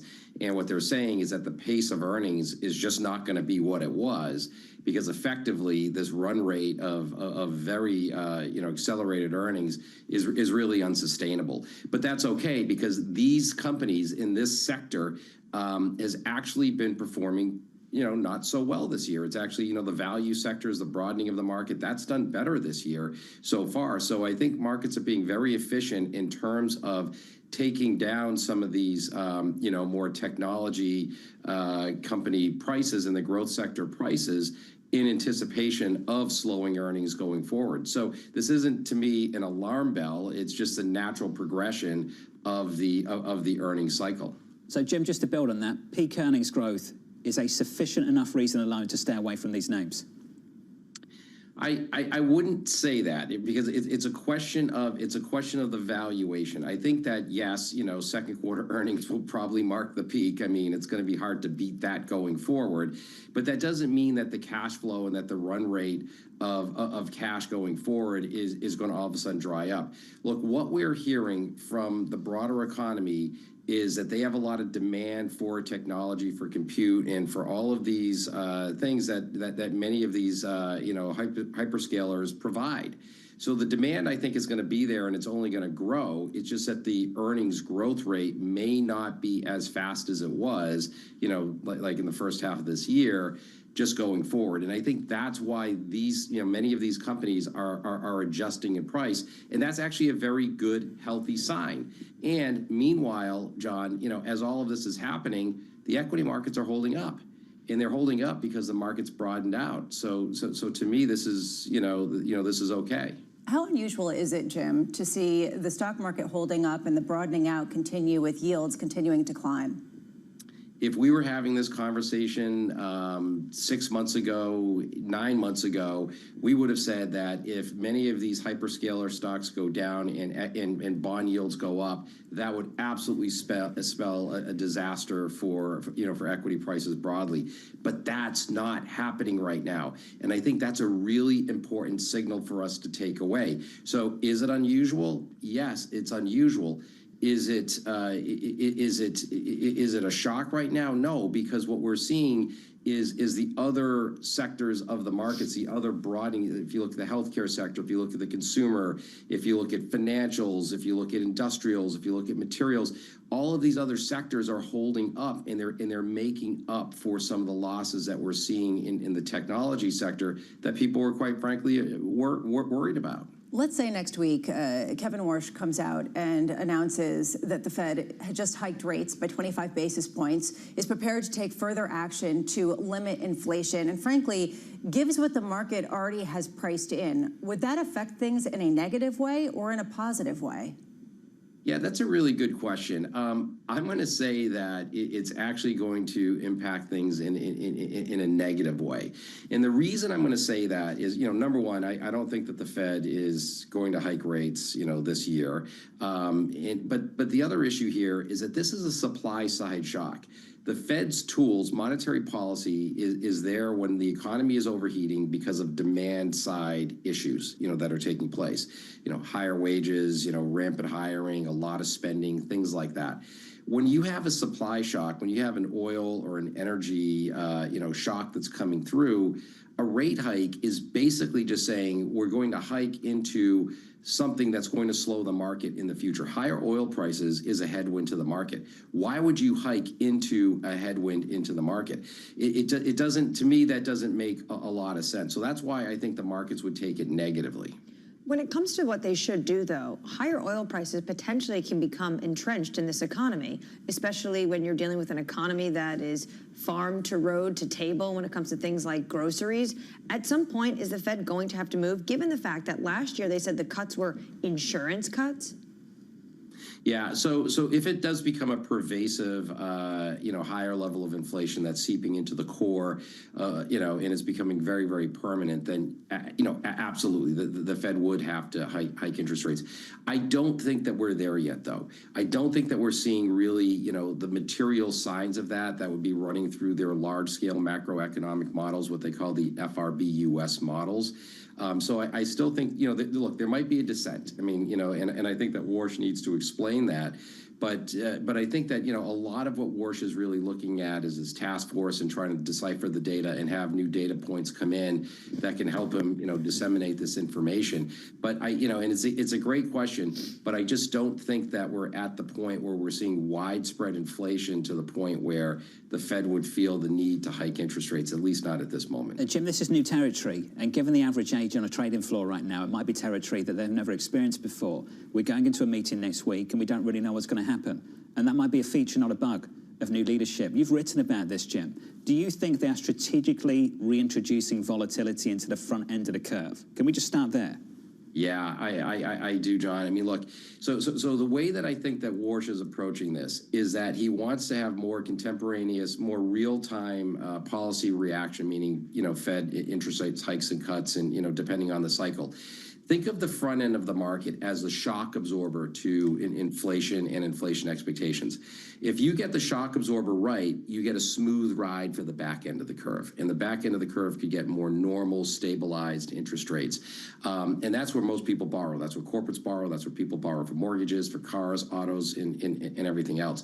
So I think the uncharted territory that we're moving into here is that Warsh will likely be more volatile in terms of his short-term views on inflation and interest rate policy, but that's there to smooth out the long end. And I think this is a very, very different Fed right now that's going to introduce more supply-side indicators, not just rely solely on demand-side indicators to help, make their policy decisions going forward. We'll see if it works. We'll see if it caps long-end yields. Jim, thank you, sir. Certainly not this morning. Jim Caron of Morgan Stanley. The post-GFC hand-holding might be ending. at this Federal Reserve, and that's an adjustment process that everyone needs to go through. If the goal was to reintroduce more volatility to control the long end, as you point out, it's not working in terms of controlling the long end. If it's intervention when it comes to the balance sheet that could potentially offset this, or Treasury issuance on the front end, maybe then you start to see more of an influence. At a certain point, though, verbal intervention is only going so far.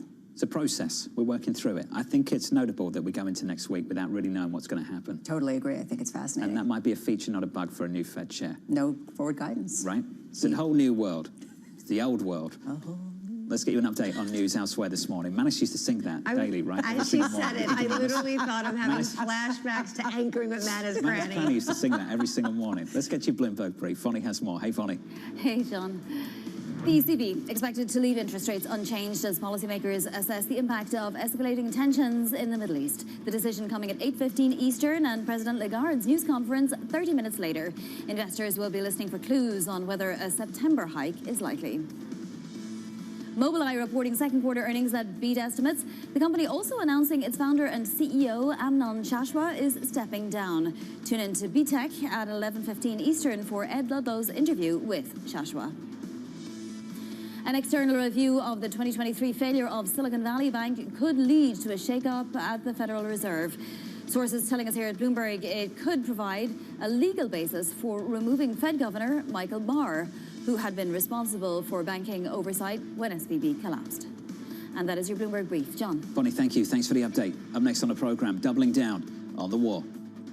We don't need the Hormuz Strait, but we do it because we have to do it, because we cannot let Iran have a nuclear weapon. They're getting hit so hard, and they want to make a deal. But I say they're not ready to make a deal. They'll be ready very soon. Up next, Republican Congressman French Hill, live from New York City this morning. Good morning.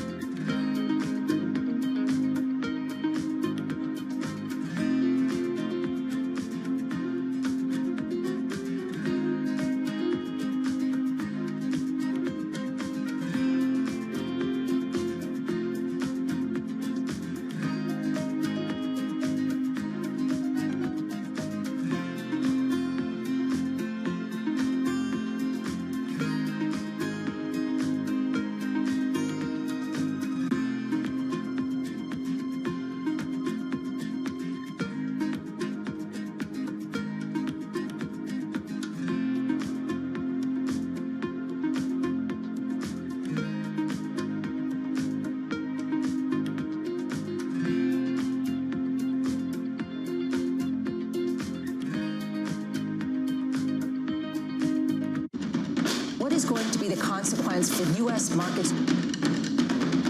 We are seeing modest gains across European equity markets. Take a look at how we're faring when it comes to Asian markets. Welcome to the world of decentralized finance. Why is it that NFTs have not recovered in the same way that, say, Bitcoin has? Bloomberg is covering all things crypto. It's a pretty spectacular story. The people. This is the future. This is the 21st century economy. The transactions. It snapped up nearly $1 billion of Bitcoin. And the technology. We need to build a digital Fort Knox. That gives people financial freedom, and that's a wonderful thing. That's extraordinary. We ride the wave that is Bitcoin. Bloomberg Crypto, only on Bloomberg. At a time when policy in Washington is driving Wall Street, we draw a distinction between the rhetoric and the action, bringing you market-moving guests and original reporting. This is Bloomberg Surveillance.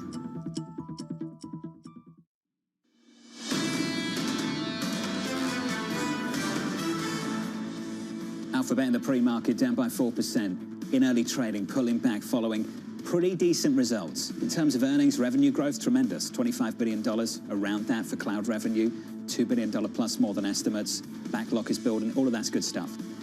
CapEx seems to be grabbing the headlines.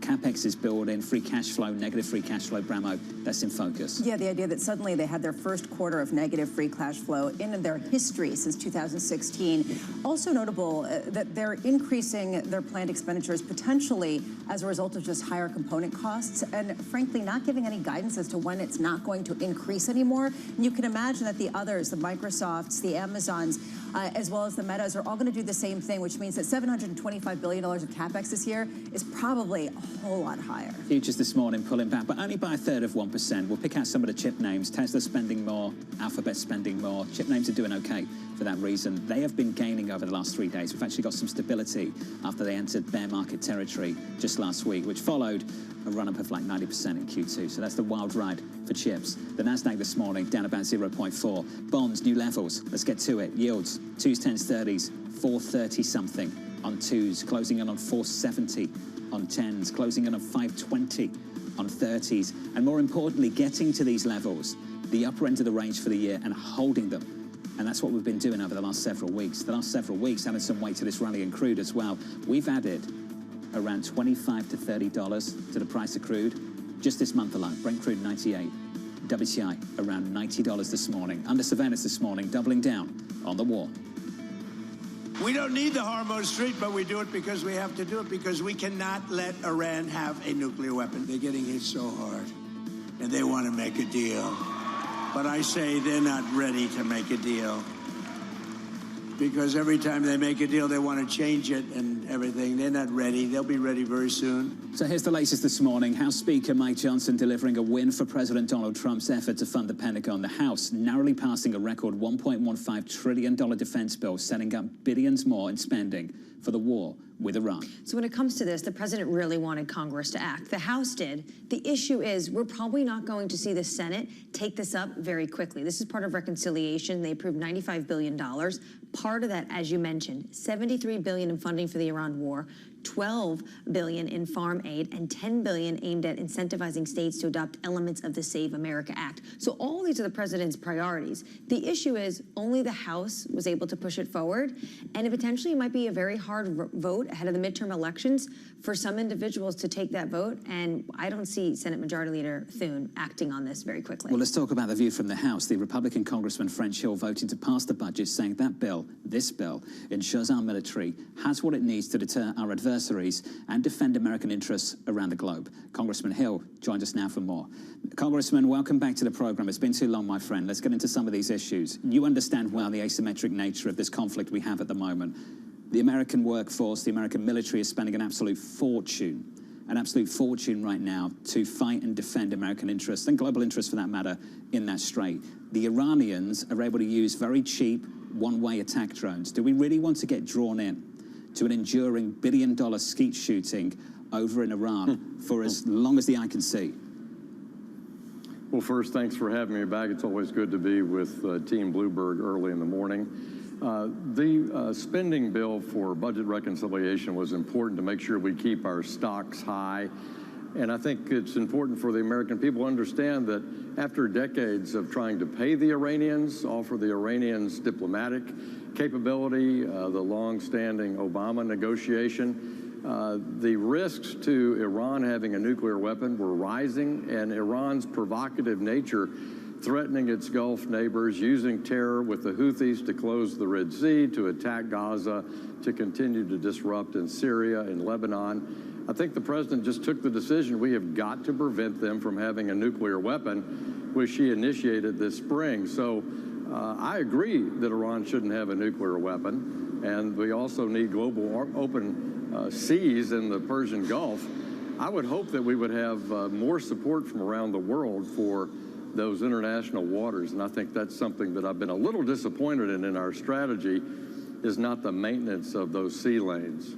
Well, we do have the Senate Majority Leader, though, when it comes to the funding, saying earlier this week that he's not going to move on the House budget blueprint until the Senate solves the September 30th funding fight. So when do you actually think we're going to be able to get that money that you think is critical to our troops and military actually out the door?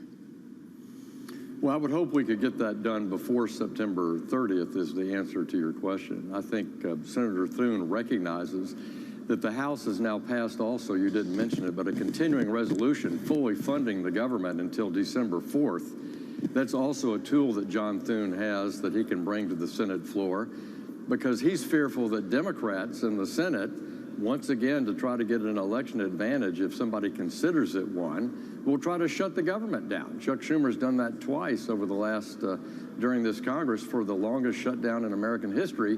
And what I think John Thune has now in his arsenal of suggestions is, one, we have a CR to fund government with no additions through December 4th so that we don't have a government shutdown. And secondly, he could use the Budget Reconciliation Act in the Senate potentially to fund government for the rest of the fiscal year. So he's got some choices, and I'm sure he'll work with his new Budget Committee Chair, Senator Johnson, replacing Lindsey Graham, on what those options are. Was this a hard vote to take? The majority of Americans oppose this war, and now gasoline prices are north of $4 a gallon across the United States. Well, I don't think anyone wants high gas prices. There's no question about that.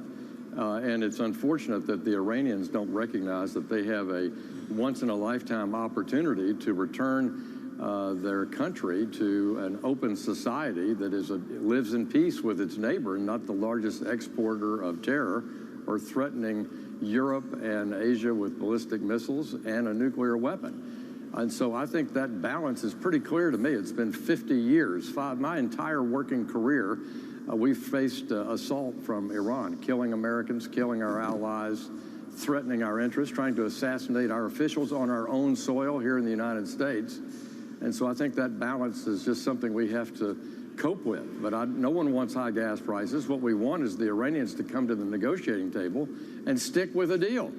And that's what we need to continue to have our allies, including the Pakistanis and others, help forcefully make that case. Congressman, can we afford a protracted fight right now with our yields climbing, with our deficits climbing, with the bill already significantly higher than some people were prepared to pay for? Look, it's not whether we can afford. There are a lot of challenges that we have in the world that we have to be prepared for. China infiltrating our telecommunication networks and threatening our infrastructure here requires a major investment. Countering that is a significant investment. Countering terror around the world that threatens our interest and our allies' interest. Countering Putin's advances in Europe and his unwillingness to quit his invasion of Ukraine. All these things cost money, and America is in a leading position, both in intelligence and in military affairs. Congressman, I guess I'm watching the bond yield space, not to surprise you, here in my seat, but I'm watching how yields have reached the highest levels going back to earlier of last year, looking at the fact that a rate hike is almost evenly priced in next week for Fed Chair Kevin Warsh. Do you think it's appropriate to potentially hike rates a bit to bring down the long end of the yield curve as the U.S. is facing all these bills that are getting more expensive to pay? Well, that's a decision the Federal Reserve will have to make. I think what we have to do in Congress is make sure we meet the needs of the national defense to counter the threats that we have, that are threats that we've inherited for decades and coped with for decades. These are not new threats, not new forces that we face, whether it's Ukraine, the Middle East generally, the Gulf, or Iran's threatening in the region. So I just think we have to be prepared. Preparing for a common defense and funding that is one of our most important obligations here in Congress. We, of course, want the Iranians to come to the table. You've seen the volatility since February in global oil prices based on what's happening there. And the minute they come to the table, bring peace and work with their neighbors to reopen the Gulf, I think you see, obviously, gas prices and crude oil prices drop precipitously, as we've already witnessed at least twice in the last few months. Congressman, appreciate your time, sir, and good to see you finally get some testimony from a Fed chair in front of your committee just last week. That took a while, didn't it? It did. I'm sure he was very happy. I'm sure he was. Congressman French Hill there on the latest in the Middle East. Up next, Ben Callow of Baird on Elon Musk's big spending plans.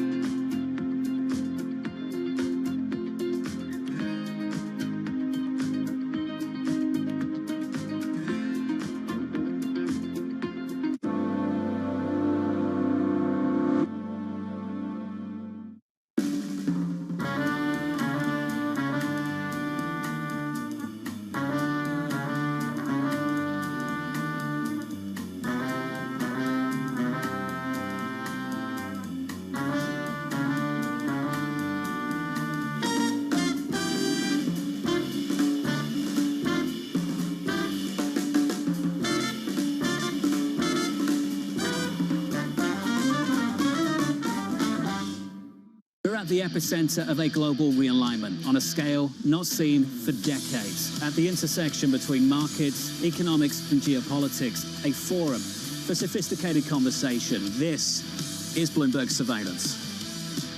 Join me each week on Wall Street Week for stories of capitalism from business, markets, economics, tech, and climate. More than what you need to know, it's what you need to think about. The trading day is about to start. And you're already looking for that edge. The opening trade brings you everything you need to know as markets open across Europe. Let's talk about the significant risk transfers to find space in their balance sheet. Hedging some of that risk. You could look at it the other way. Obviously, this stuff is risk-weighted. I would much rather be long than be short. We're in a kind of sweet spot. Very, very strong alignment. 3 revolutions in one. I'm Guy Johnson. I'm Anna Edwards. And I'm Tom McKenzie. This is your opening trade. Every trading day, only on Bloomberg.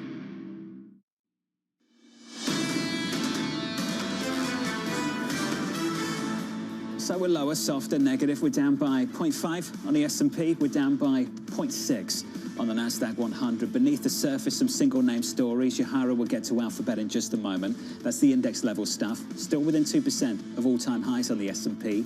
10 to the bond market, new highs for the year.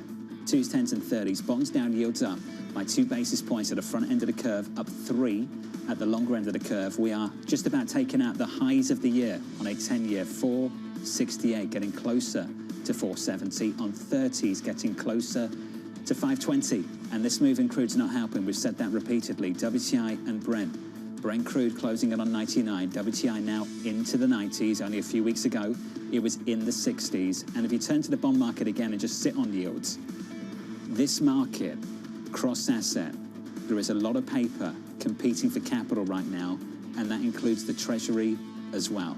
Typically, these sell-offs are self-limiting. Money comes in, things settle down, and if it causes about a risk aversion in risk assets, the money goes back into bonds.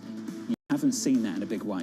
In part because the economy is still chugging along and you are seeing incredible amounts of issuance. So if you are a bond investor, suddenly you have leverage to determine where you want to put your money and potentially what kind of yields you can demand to have the privilege of lending it out. And this is the reason why it's been the longest streak above 5% for the 30-year Treasury going back, as Bloomberg calculated, to 2007. Does this raise a problem, or is this a feature of the moment, given the fact that this is a strong economy that can sustain itself even with yields at this level? It's a slow bleed, and we just hold on to those levels across the curve, 2s out to 30s and 2s comfortably above the policy rate of this Federal Reserve, going into that meeting a week away.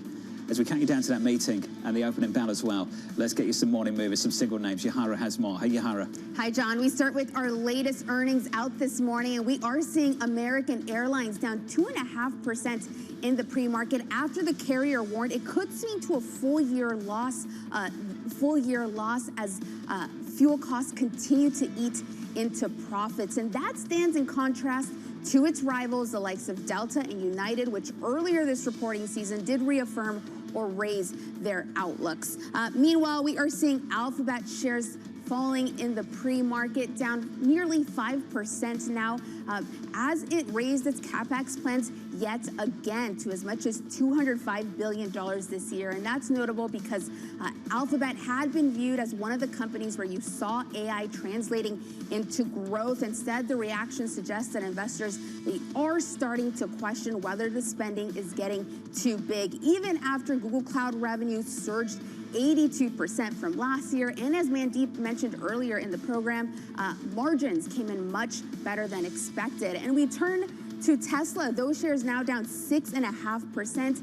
And the debate around AI spending there looks a little bit different because investors had been wanting the company to ramp up spending because its future hinges on these futuristic products like robo-taxis, which are pricey. And while it did reaffirm its spending plans, which is more than $25 billion this year, the company posted a big earnings miss, just showing you how investors still want to see that payoff from all those investments. John? Yohara, thank you. More from Yohara in the next hour. On our radar this morning, Iran-backed Houthi militants attacking 2 oil tankers in the Red Sea. It's their first attack on commercial ships since the war broke out and threatens the closure of another another key choke point in the Middle East. Elsewhere, a review of the collapse of Silicon Valley Bank is sparking a political battle. Sources telling us here at Bloomberg that some officials are weighing removing Fed Governor Michael Barr from the board.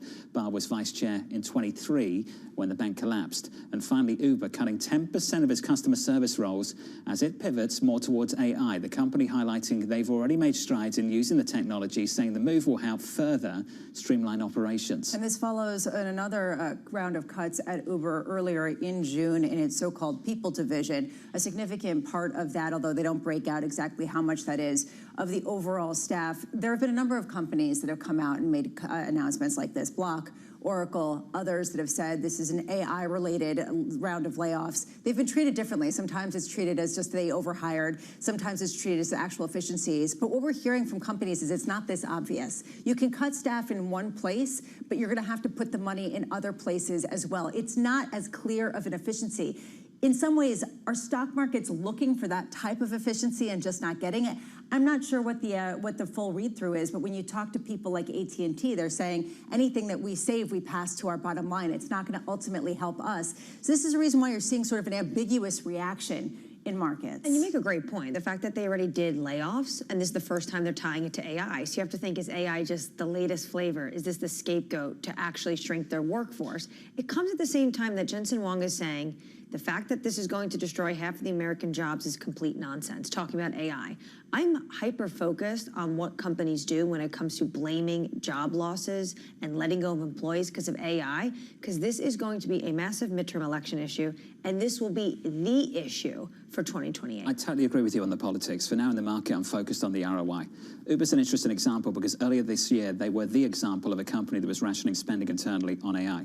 And this is a suggestion this morning that they've optimized that spend and found a good use case for it, at least with regards to customer service. And if you are bullish on these themes right now, you might point to that and say, a lot of people are pointing to Uber as part of the bear case. This morning, I'm not sure you can do that. Well, ultimately, this is return on investment that they want to be able to see and they want to be able to disclose. What's interesting is how few companies have actually done so.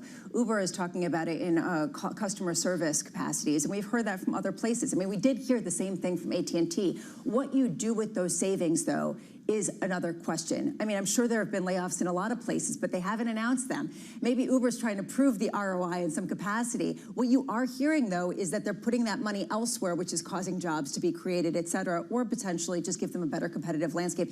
It's unclear to me why companies would keep spending the same level of what they have been on AI, given the fact that they cannot articulate an ROI to investors. It's just going to make them better, more competitive, broaden their footprint. It's an interesting moment that's not so clear-cut. I don't like the chatbot service operators anyway, do you? Not a big fan. I don't love them, but I will say one thing about Uber, and Lyft, by the way, if you say this is why you canceled your car and they think it's an acceptable reason, they immediately refund you. Okay. And you don't have to go talk to anyone anymore. That is all automated now. Okay. Sometimes, because sometimes they don't. Because I've had that fight as well more recently. Oh, really? With the likes of Uber, yeah. And you have to get on the phone with a human? No, I just haven't dealt with it and I've waited. I don't want to go into too much detail because, okay, I will, because we're here now, so we're doing it. If you schedule the car... Oh, this right, is bad. This is bad. This happens to me too. If you schedule the car and they don't get out of bed, you have to wait until the time they were meant to pick you up 15 before minutes. you can cancel it, even though you can see that car's not moving, right? So you hit cancel and they want to charge you for scheduling the car. Because when you wake up very early, you have these Uber drivers who accept the job and then they just sleep in. Yes. So this has happened, like whenever I'm late to work, you know why? This is usually what's happened. This has happened to me too. And then I usually end up going back and explaining to Uber or Lyft And then why you I get had to money back, cancel sure. the car. Yeah, but it does take a lot of work. They should automate that. AI, automate that. Nobody's interested in this conversation, so I'm sorry, but we went there, so I had to explain. Let's talk about Tesla. Shares falling in the pre-market. The EV maker announcing plans to spend up to $25 billion this year on AI initiatives and even more in the years ahead. The CEO, Elon Musk, saying on the earnings call, we should be spending on CapEx as fast as we can without it being too wasteful. Ben Callow of Baird remaining bullish, writing, we believe this elevated CapEx program lays the foundation for several years of future earnings growth. Ben joins us now for more. Ben, are you seeing evidence of that? Welcome to the program. Are you seeing evidence of that already, that this spend at Tesla is worth it? Well, just in your previous conversation talking about Uber and AT&T, it's interesting to me that Tesla is disrupting Uber, and so you won't have to wait for a driver for your robotaxi in the future. and Starlink, AT&T will have issues with that, going forward. That's true, Ben, that's true. But are we seeing that already, that competition right now? When you look at the robo-taxis, the rollout so far, are you impressed enough? Are you seeing sufficient progress? I've been covering Tesla for since it went public, basically, and it's always been next year for full self-driving. Next year, I do think that we're accelerating right now, entering new territories. The number of robo-taxis that are unsupervised are still small. I do think that I believe Elon when he says there's a safety issue. They do get a lot of press. Even when there's a car wreck, they reach the headlines, and so they have to be very careful right now. And they're rolling out a new product with this cybercab, and so there's a lot going on there. But I think that over the next 2 years. There's going to be, a dramatic increase in the number of their fleet vehicles out there. Ben, I remember when Tesla used to be a car company and people would get excited when they sold a lot of cars. They actually had an incredible quarter when it came to selling cars and nobody cared. I mean, essentially, is that sort of an afterthought when it comes to the robo-taxi and some of the AI-related aspects of the company? It's a great question. I was thinking about this morning because it was a very good quarter in the auto business, and you see across many different regions demand increasing. There's so many worries about Chinese autos, but I think that everyone's kind of looking forward, or many people are looking forward to Optimus, to robotaxi, into the Terafab, the solar plant. The other things they're doing with SpaceX as well. With respect to the spending, do they have the same capacity to ramp up CapEx that, say, an Alphabet or even a SpaceX does, given their footprint and given some of the questions about how quickly they're achieving some of these goals with robotaxis in particular? So on the CapEx, it's hard to keep up with the hyperscalers, the Joneses. I do think that that's one reason SpaceX and Tesla make sense as a combined entity. Like we saw, Alphabet go to the market, raise capital, raise their CapEx, and the race is on. And so SpaceX, Tesla, or the combined company, is going to have to keep up with that. And so I think the bigger, the better in this type of market right now. And that's one reason I think they'll be combined. And pulling the general counsel on the call, I've been on a lot of conference calls. There hasn't been a general counsel answering questions like last night. Well, I think he has to, right, when it comes to actually in the past, too, in terms of how Elon Musk has talked about some of these issues. He did talk about the growing overlap. Do you have a timeline? I think the sooner is the better, because the race is on, deploying capital in the race for AI, whether physical or not. The one thing that gives me a little pause is as the entities would be combined, there will be a period where they have to go through regulatory issues, and it kind of locks them up for a bit. I mean, they can still progress with their business, but it does create like a standstill until it gets all the regulatory approvals. But I would say within the next 12 months. Ben, what is the stock story then for Tesla at the moment? Like, what do you do with the name? What do you tell clients? What do you tell investors? What does this even look like? We were just sitting here waiting for the same thing to happen at some point in the future. Well, I do think that Elon is going to have to, or he will, give a premium if they merge the two companies together to Tesla shares. I don't think the shares are reflecting that right now. If we do like a VWAP or the average trading price, you're kind of near $400. If you put a 20% premium on that, then you're at $480, and the stock's not really indicating that at all. And so, I think it's an opportunity for investors. And if it doesn't happen, there's a lot of good things ahead that they're working on right now that I think we're all kind of in a lull with the stock right now as they go out and build out this physical AI. Ben, it's good to see you. Thanks for making time for us. A busy morning for you. I know Ben Caller there of Baird following numbers from Tesla. That stock is slightly lower in the pre-market, down by 5 to 6% over the last few hours. Let's get you an update on news worldwide this morning with your Bloomberg brief. Vonnie Quinn has more. Hey, Vonnie. Hey, John. Oil closing in on $100 a barrel now as tensions flare in the Middle East. Iran-backed Houthis claiming responsibility for attacking Saudi Arabian tankers in the Red Sea. The U.S. conducting a 12th straight day of attacks on Iran. The U.S. and Saudi Arabia are finalizing a nuclear technology sharing deal that could allow American companies build reactors in the kingdom. The deal could also allow Saudi to enrich its own nuclear reactor fuel. The deal now goes to Congress for approval. OpenAI spent just hours hacking Hugging Face's internal systems last week. Sources telling us here at Bloomberg the hack would have taken a skilled human a couple of weeks. OpenAI has been in contact with the U.S. government since learning of the breach. And that is your Bloomberg brief. John. Vonnie, thank you. Equities near session lows were down 0.6 on the S&P 500. Bond yields near the highs of the year, 433 on 2s, 10s, this far away from breaking into 470. Up next, another shock to the global economy. The inflation situation is extremely complicated. Central bankers think that monetary policy has got much more to do than it actually does. Let's not make the mistake of thinking the U.S. is the only central bank that needs to sort out where it stands in the next phase of the global economy and get in the right place. Up next, we'll catch up with Darren Maher of HSBC from New York City. You're watching Bloomberg TV.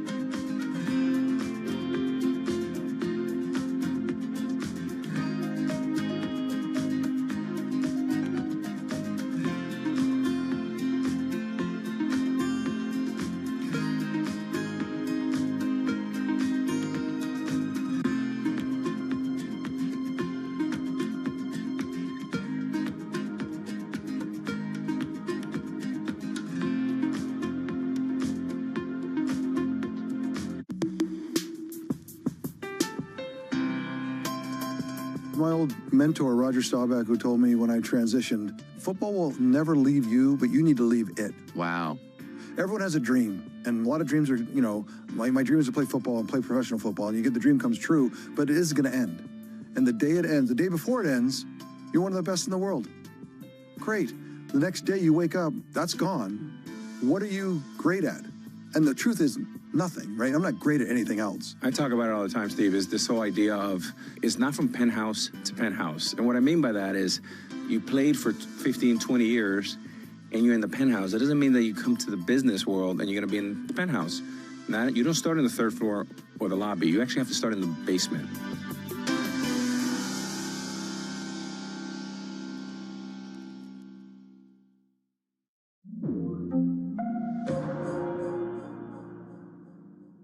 The global economic playbook is being rewritten and the levers of power are moving in real time. To see where the world is headed, you have to look where the action is. I'm Haslinda Amin in Singapore. I'm Menika Doshi in Mumbai. Welcome to Emerging the New Economy podcast. Each month, we dive deep into how the world's most exciting rising economies are shaping the global future. Join the conversation. Subscribe to Emerging on your favorite podcast platform today. Good morning. This is Bloomberg Surveillance. Welcome back to the opening trade. It's Bloomberg Money. This is the Asia Trade. This is Wall Street Week. Welcome to Balance of Power. You're watching Bloomberg Deals. Welcome to Bloomberg This Weekend. This is Bloomberg Television. Bringing you up-to-the-minute geopolitical news whenever and wherever it happens. I'm Tyler Kendall in Geneva, Switzerland, and this is Bloomberg.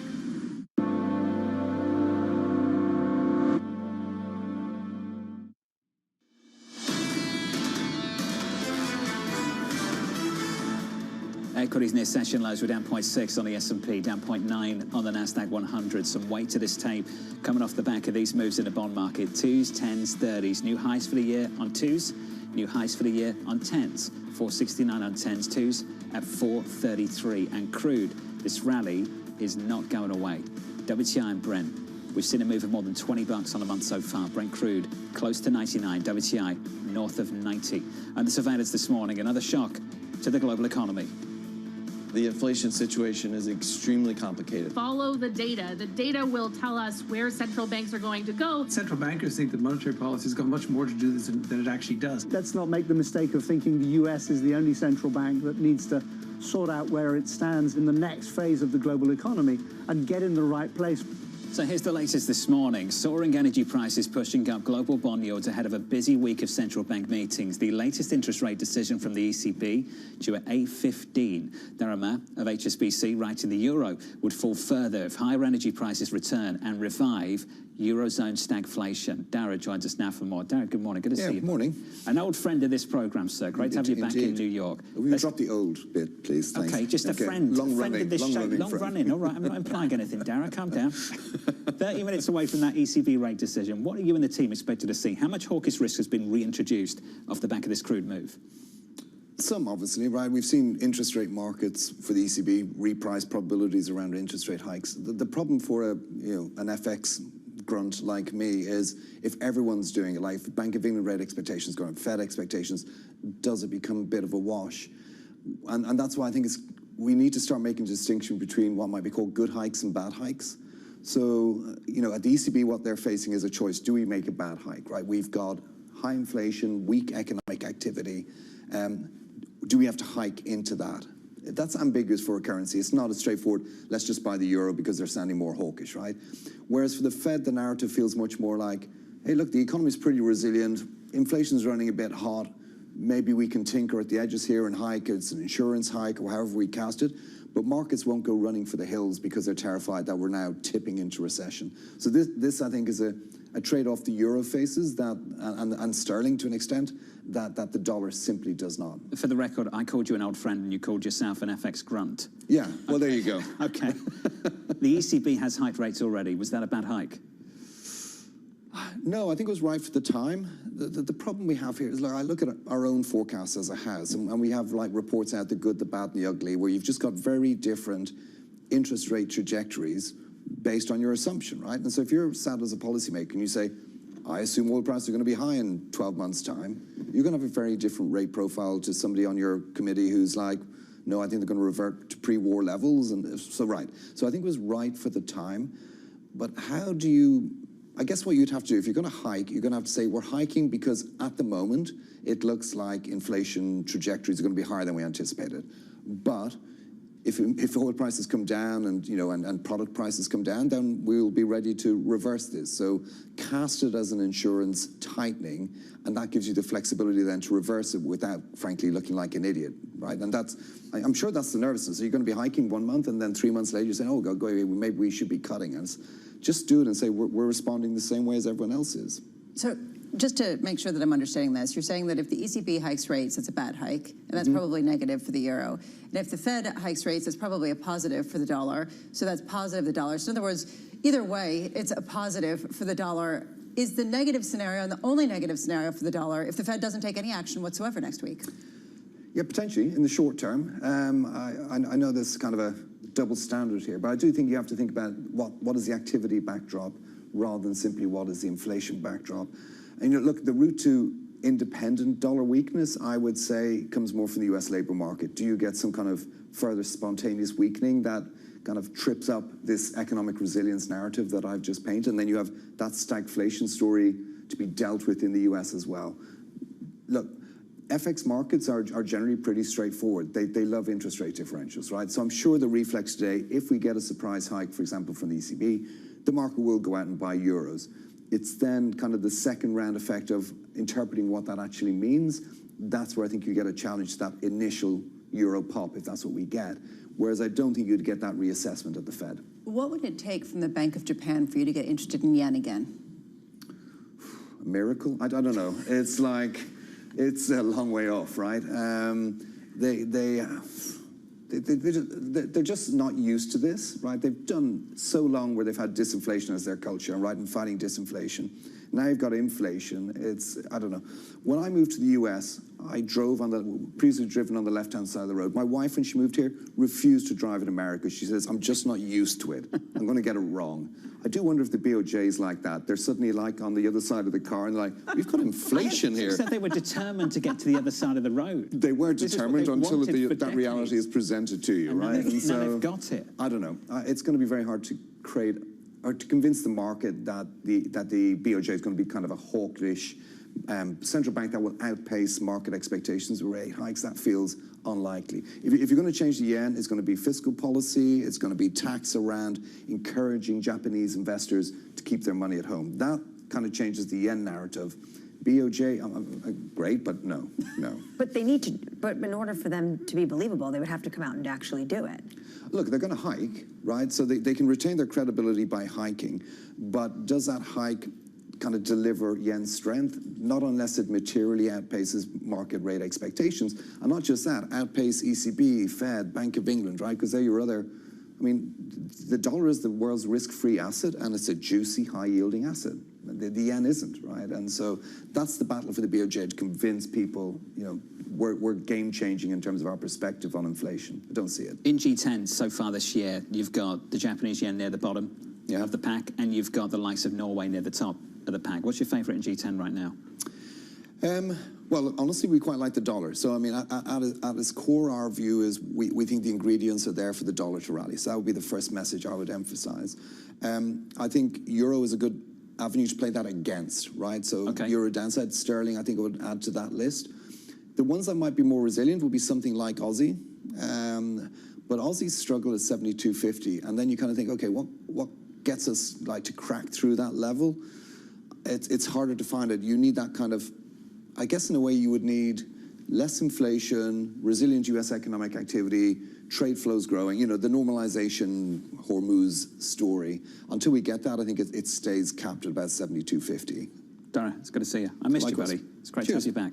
In what David Bloom would call the Shark Tank, America. Oh, that's what he called it. Would always call That's not what he called it off camera. The New York office of Shark Tank. He'd called it something else, I'm sure. Dara, thank you. Dara Maher of HSBC. I remember when I was moving, Kieran Bloomy, an old colleague of Dara Maher, said, you're moving to the Shark Tank.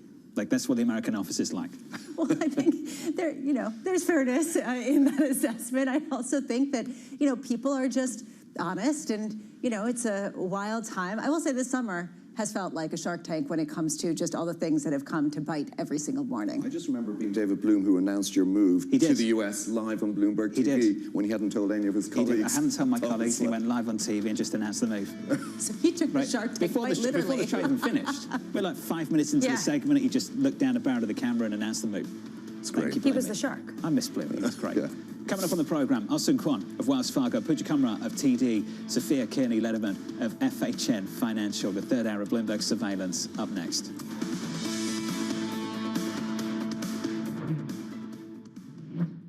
World's most powerful investors don't ring a bell. They quietly reshape entire industries. This is the money shaping the world, the Dealmaker playbook where power and billions of dollars change hands every day. From private equity and credit to venture capital and M&A, we bring you the inside scoop on the biggest deals and debates, plus exclusive conversations with finance's ultimate insiders. Great scoop on this. You've been reporting about an activist investor coming up and trying to shake things up. What's the latest? We've been hearing that there was going to be an activist at some point. The question was who? There is a convergence of technology and national security. The United States is a big country.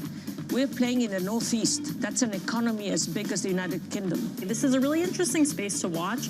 We're expecting more consolidation. As this is Bloomberg Deals at Bloomberg Invest, I want to talk about the broader deal and M&A environment. This is a moment in time.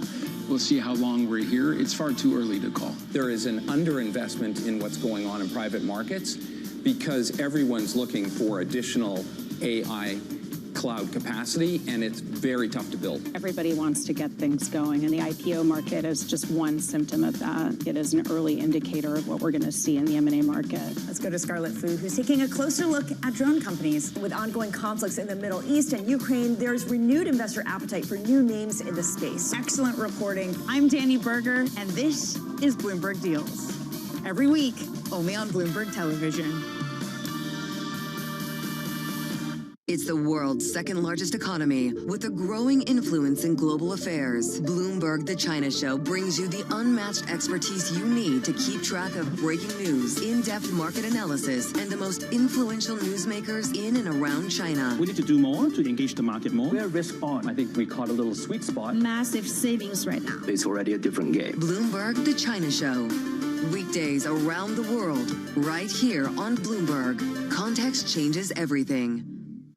Power Players is back to take a look under the hood of the business of Formula One. Hi, I'm here to see Pierre Gasly. Welcome to my workplace. Do you feel pressure? Massive pressure.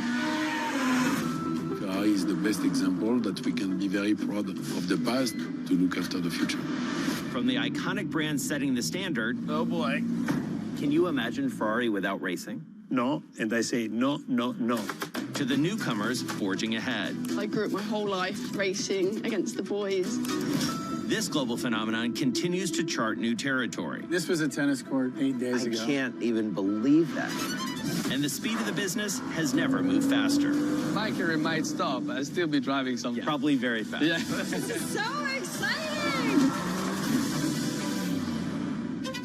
This season, we're along for the ride. Every weekday, Bloomberg puts the spotlight on a different aspect of global finance. Flows, funds, and the forces shaping markets on ETF IQ. The future of money with Bloomberg Crypto. The players behind major transactions on Bloomberg Deals. Rates, risk, and the cost of capital on Bloomberg Real Yield. And personal finance, retirement, and wealth management on Bloomberg Money. A different topic every weekday, only on Bloomberg Television. Bringing you up-to-the-minute global news whenever and wherever it happens. I'm Joanna Bersachi in El Ola, Saudi Arabia, and this is Bloomberg.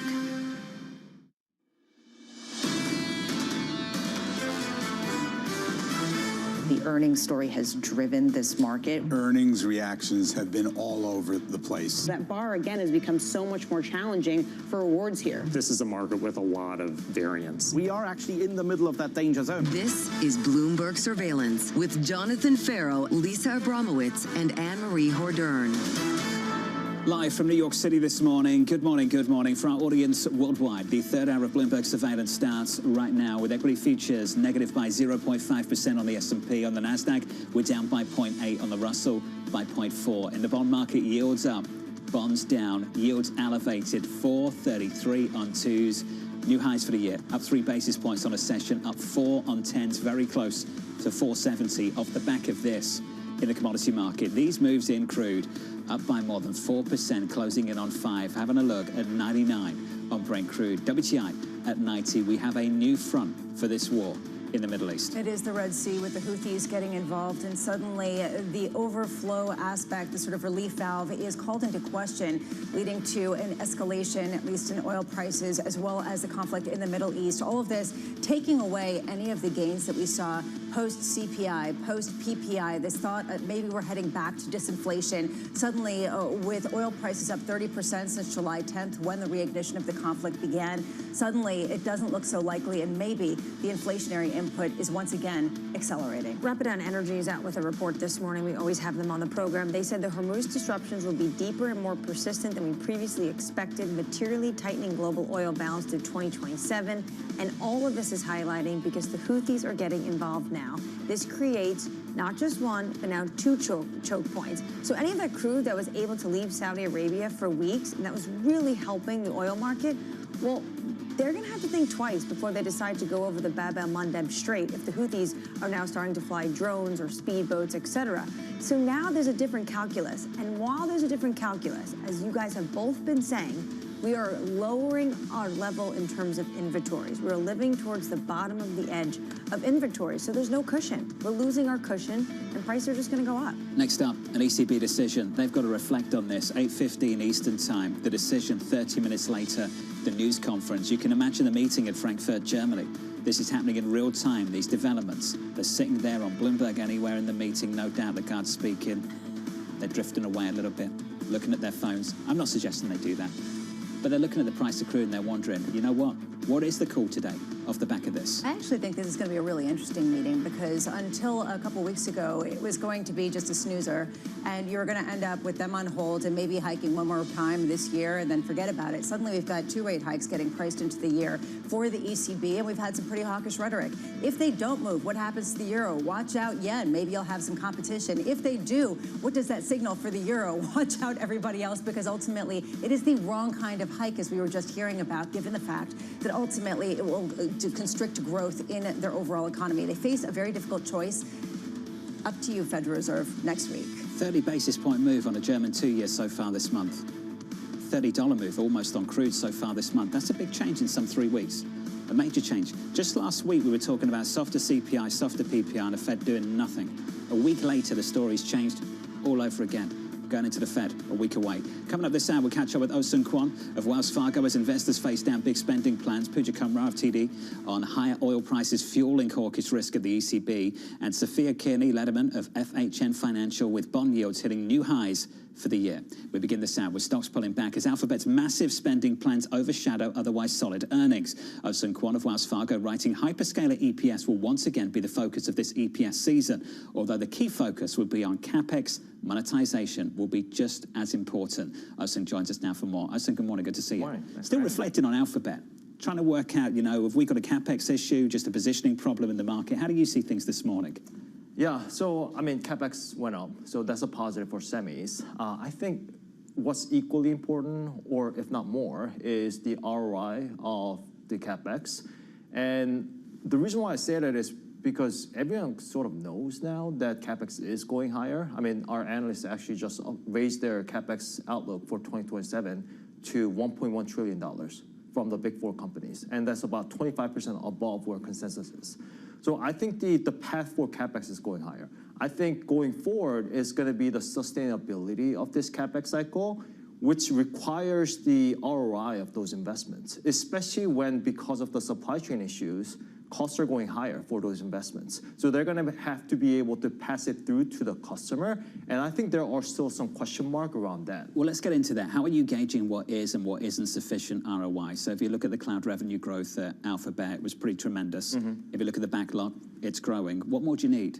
Yeah, I think it's going forward, right? So far, the CapEx that they have put in so far, the pricing there, the cost there is a lot smaller than what they're going to have to spend going forward for additional CapEx. So they're going to have to show signs of pricing power, which I think they still have because demand still well outstrips supply. So as long as, from the macro perspective, as long as that's the case, that means they have pricing power. So I am still bullish semis, but I think hyperscalers will have to show more signs of pricing power and monetization. Does it concern you that we're not hearing true ROI predictions from non-tech companies?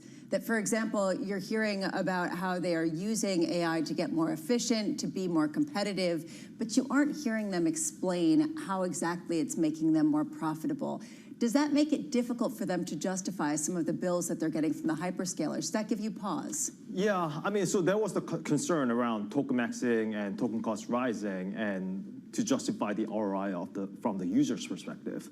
If you listen to earnings calls, all the companies are still saying that the adoption curve is still in the early stage, and token costs are trivial to their overall income statement. So I think we're still in the early innings of the adoption cycle. Also, open source, Javin's paradox, token costs coming down means more demand.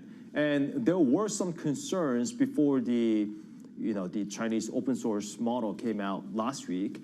There were some concerns around what that really means for the AI ecosystem overall. I think over the weekend, what we saw was that this is actually positive for compute because demand was so high that they had to temporarily shut down their service because they were short GPUs, meaning it's actually positive for compute. So I'm still very bullish on the overall AI infrastructure. So hyperscalers still present an opportunity at a certain point. Do you think that right now the valuations are being pressured as much by concerns about CapEx as it is by just the fact that yields have risen so much and suddenly there are competitive assets out there that are providing income? Yeah, I think there's a little bit of that going on for hyperscalers more specifically because they're investing today for future cash flow. Their free cash flow just went to zero, if not negative. So they are essentially the longest duration asset right now. So as yields go up, they're being pressured, and that's one of the reasons why we are actually bearish hyperscalers. We very much like the CapEx takers, which are semis and AI infrastructure, and we've been pretty much bearish all throughout the year on hyperscalers, and I think they continue to lag the market. Are they damned if they do, damned if they don't kind of situation for an Alphabet? What if they didn't come out and raise capital expenditure? Wouldn't that have also been negative in a sense for the trade? Yeah, I don't want to talk about single stocks, but I think for hyperscalers, I think the inflection point for the stock would be when their free cash flow starts to inflect higher. And we're still in a downturn in terms of free cash flow. I think, so if you look at consensus estimates, for the big four hyperscalers, their free cash flow is essentially zero this year, and they're going to negative next year.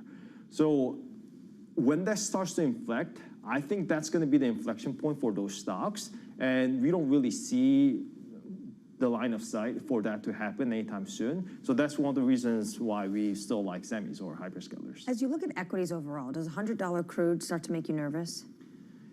So yes and no. I think the economy can well withstand $100 oil. I mean, if you look at oil intensity of the economy, it went down 75% since the late 70s. So the economy overall isn't really that much dependent on oil anymore versus back in the days. What I do worry about is potential rate hiking cycle because of it. I think it's probably a policy mistake if that happens. So I think we could potentially see some freakouts in the equity market if that starts to happen. What I'll say though is that it's funny because I think higher oil prices actually fueled the rally in April and May because you couldn't own anything but AI in that environment. And I think we're going to start to see that happening again. And when oil prices came down to the 60s, we actually saw the market broadening out, and that actually brought in volatility in the market. So with oil at $90, I think the trade is going to be back to AI, back to semis. AI is going to be seen as safe haven again.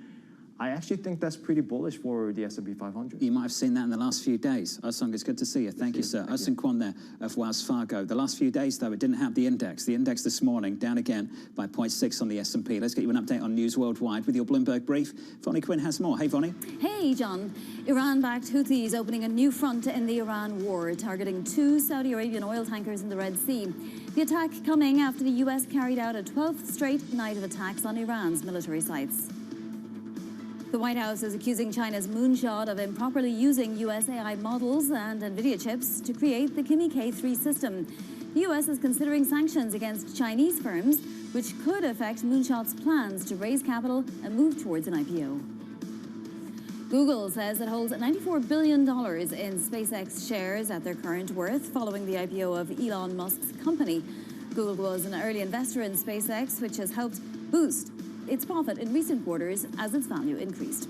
And that is your Bloomberg brief. John. Hey, Vonnie, thank you. Appreciate it. Up next, the big one for the ECB, another rate decision and reaction from Pooja Kumra of TD Securities. That conversation up next, live from New York City this morning. Good morning.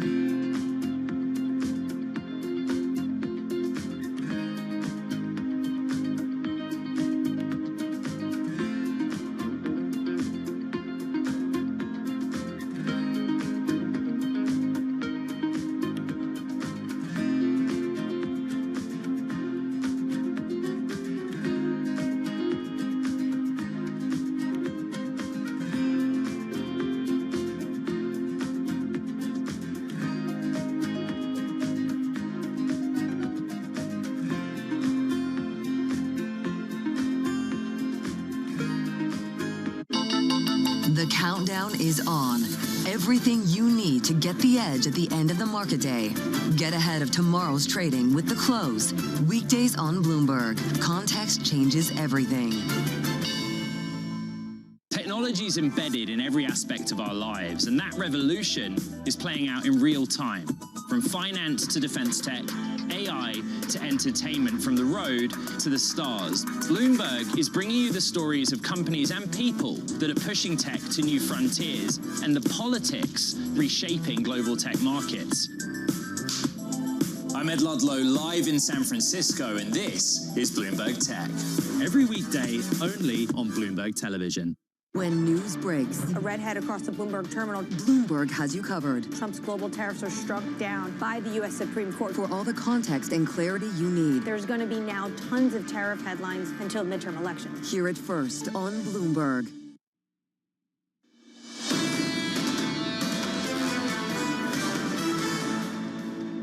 We're now at more than $100 billion run rate of overall spend on AI. By the time we all figure out how to use AI better, we're going to be spending a lot more than that.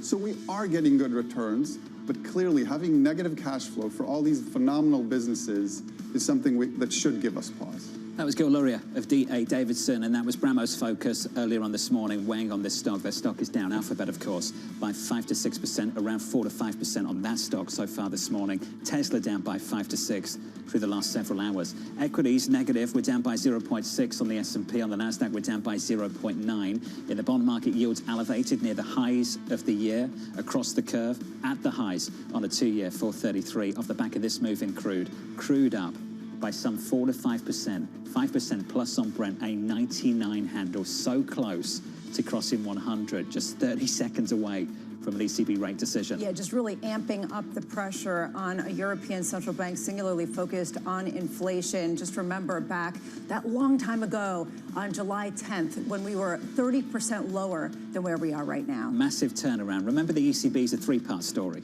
You're familiar with the first 2 parts. You get the statement, then you get a news conference. The third part are the sources, the reporting that comes later in the day. So in the statement, even if you get no decision, and in the news conference, even if you get no guidance, there will be some officials on that governing council looking to guide interest rates. Here's the decision, unchanged at 225 on the deposit rate, 225 expected, 225 previously. The main refinancing rate coming in at 240, 240 the previous interest rate, 240 the estimate. The marginal lending facility, the third interest rate we look at over at the European Central Bank, 265 the number, 265 the estimate. The euro not doing much off the back of this. I'll go through the statement for you in just a moment. Euro dollar down to 113.92, down by 0.2%. Bramo, as expected, rates unchanged. The news conference 30 minutes away. Yeah, with this news flash, uncertainty remains high, and we are not committed to any particular rate path. They said the outlook for energy prices remains close to the June baseline, and yet they do say that the full energy shock inflationary impact is yet to play out. So I am curious if we get the tone from Christine Lagarde that there was some dissent or there was some feeling that maybe they had to be moving in the near term. Nonetheless, what this highlights is that A, they don't think they need to move just yet, but B, they clearly are on watch because this is something that's ongoing and still is going to be quite an inflationary impact. Allow me to share with you the July 23rd news statement from the ECB this morning. The Governing Council today decided to keep the 3 interest rates unchanged. The outlook for energy prices, while highly volatile, currently stands close to the baseline of the June ecosystem staff projections and well above the levels recorded prior to the conflict in the Middle East. It goes on to read, uncertainty remains high and the full inflationary impact of the energy shock has yet to play out.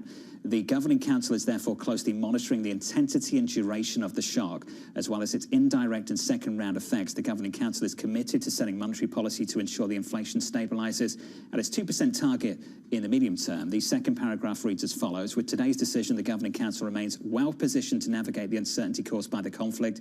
It will follow a data-dependent and meeting-by-meeting approach to determining the appropriate monetary policy stance. In particular, the Governing Council's interest rate decisions will be based on its assessment of the inflation outlook and the risks surrounding it in light of the incoming economic and financial data, as well as the dynamics of the underlying inflation and the strength of monetary policy transmission. The Governing Council is not pre-committing to a particular rate path. That is a long, long way of saying no forward guidance from the ECB. Joining us now from the ECB In Frankfurt, Germany, is Bloomberg's Jana Randau. Jana, welcome to the program. You've been covering the European Central Bank for a long time in Frankfurt, Germany. As you went to this news conference, when Christine Lagarde speaks in just under 30 minutes' time, what are you expected to hear? Well, the message that the Governing Council seems to be sending based on the policy statement is, on the one hand, one of continuity, one of calm, of not panicking just yet, and at the same time saying we are here, we are taking a very close look, and we stand ready to act. Now, the ECB is saying the oil prices or energy prices are in line with the baseline scenario. That means rate hikes are coming. Those forecasts that the ECB presented in June were built on the basis of 3 interest rate hikes, and so, you know, just for them to play out, the ECB will have to raise interest rates twice more. Also, them saying energy hasn't yet shown its full effect, that's a warning. We're looking for second round effects. We are very attentive.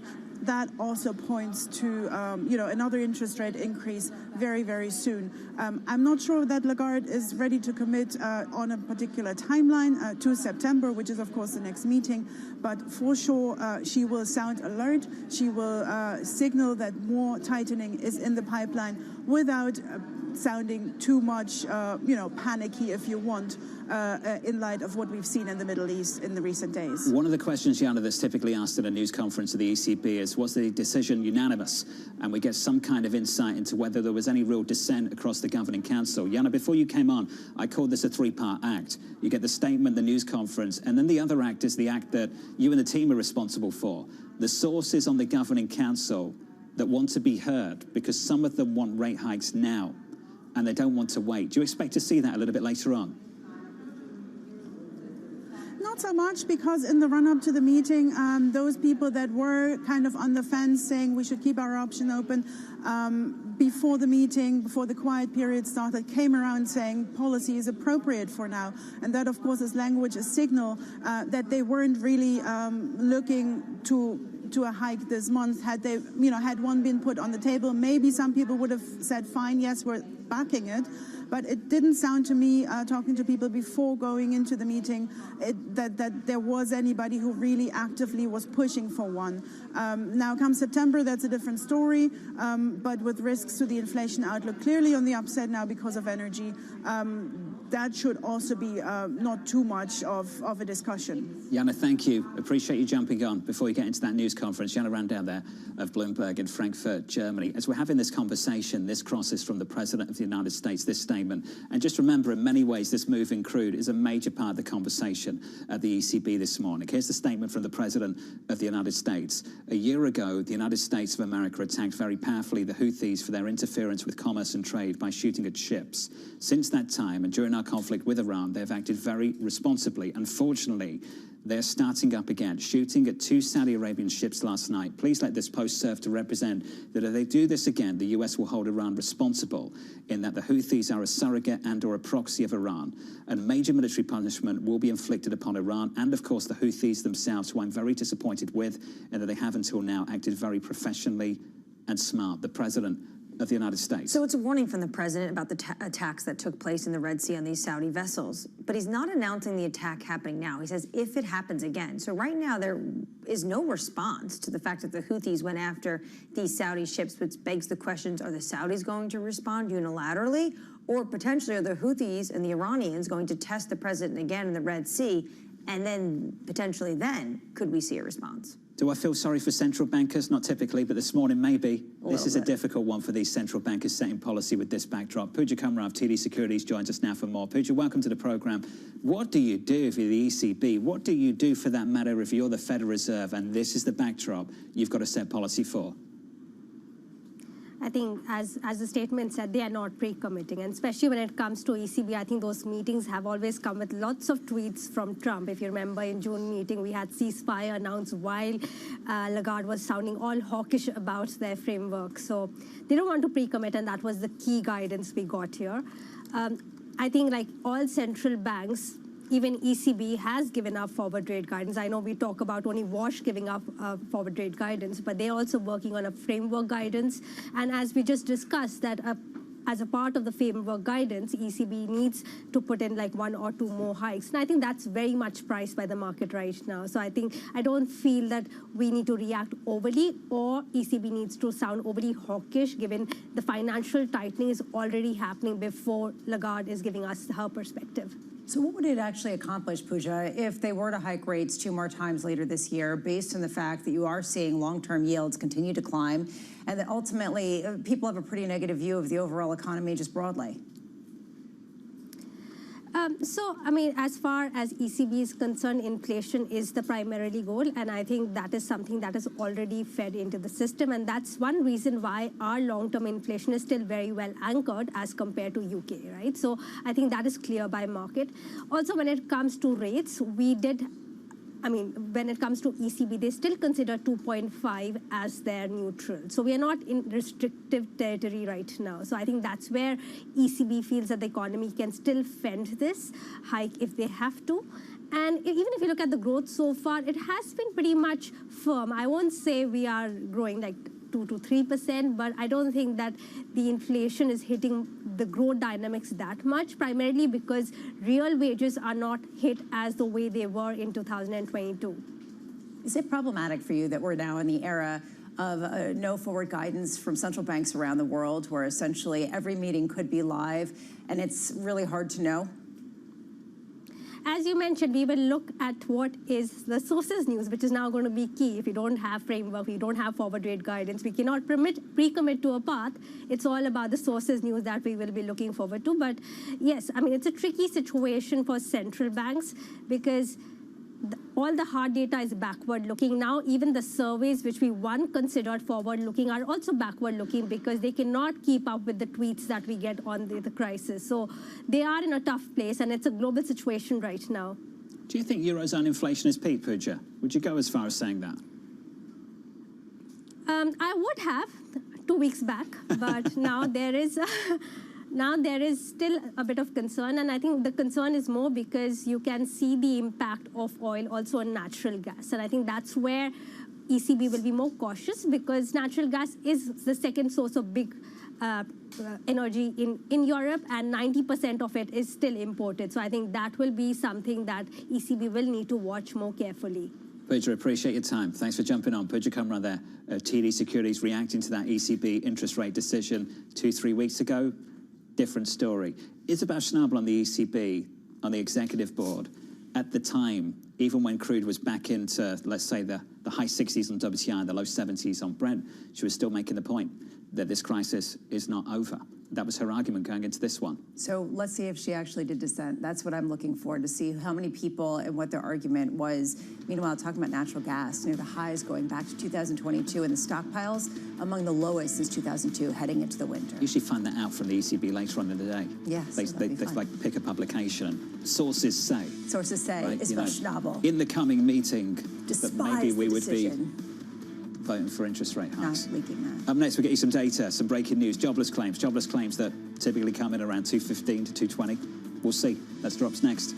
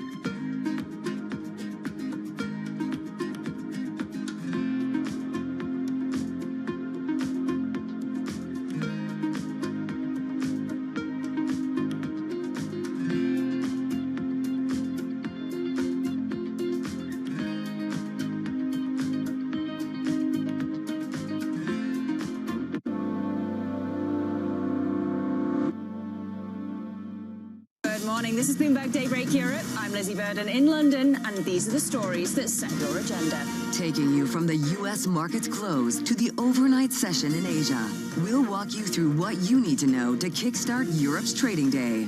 Live from our European headquarters, we bring you the day's top market-moving stories, unmatched expert analysis, and on-the-ground reporting from across the continent. Tune in to Daybreak Europe, only on Bloomberg Television. Context changes everything. From the world of politics to the world of business, Joe Matthew and Kaylee Lines deliver news, insight, and analysis live 2 times a day, every trading day. Balance of Power at 1 and 5 Eastern, only on Bloomberg. It's a multi-trillion-dollar industry. We'll show you what's happening in ETFs like no one else. ETF IQ, only on Bloomberg. Welcome to the world of decentralized finance. Why is it that NFTs have not recovered in the same way that, say, Bitcoin has? Bloomberg is covering all things crypto. It's a pretty spectacular story. The people. This is the future. This is the 21st century economy. The transactions. It snapped up nearly $1 billion of Bitcoin. And the technology. We need to build a digital Fort Knox. That gives people financial freedom, and that's a wonderful thing. That's extraordinary. We ride the wave that is Bitcoin. Bloomberg Crypto, only on Bloomberg.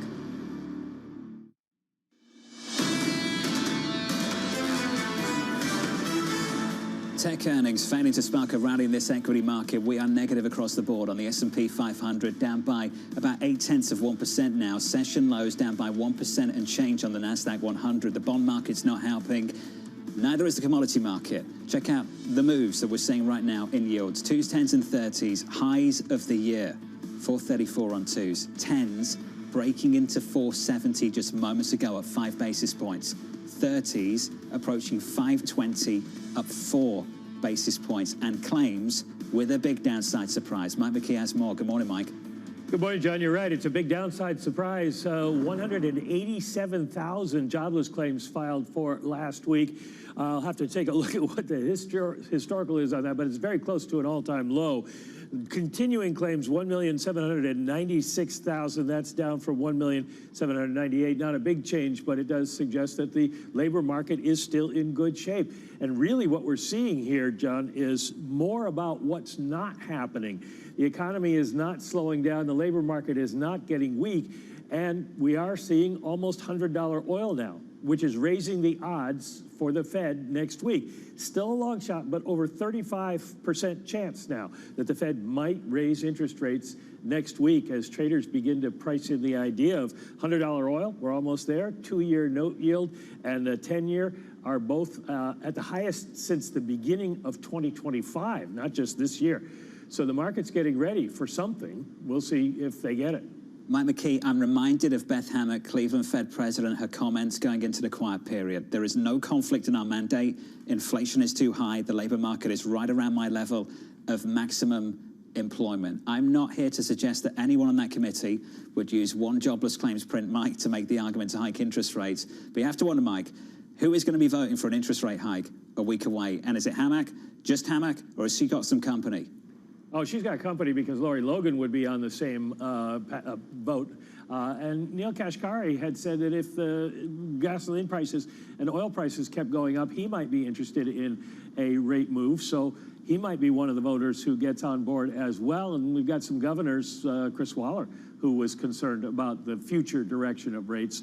Interesting note from Neil Dutta this morning saying this isn't about what's happened in the past. This is about what we can see on the horizon, the rise in oil prices and the fact that inflation is going to start going up again. Mike McKee, thank you, sir. Appreciate the update. Mike McKee breaking down jobless claims. Jobless claims, typically a snooze. I've been joking about it for weeks, if not months. Typically it comes in around 215, 220, something like that. Big downside surprise this morning, 187.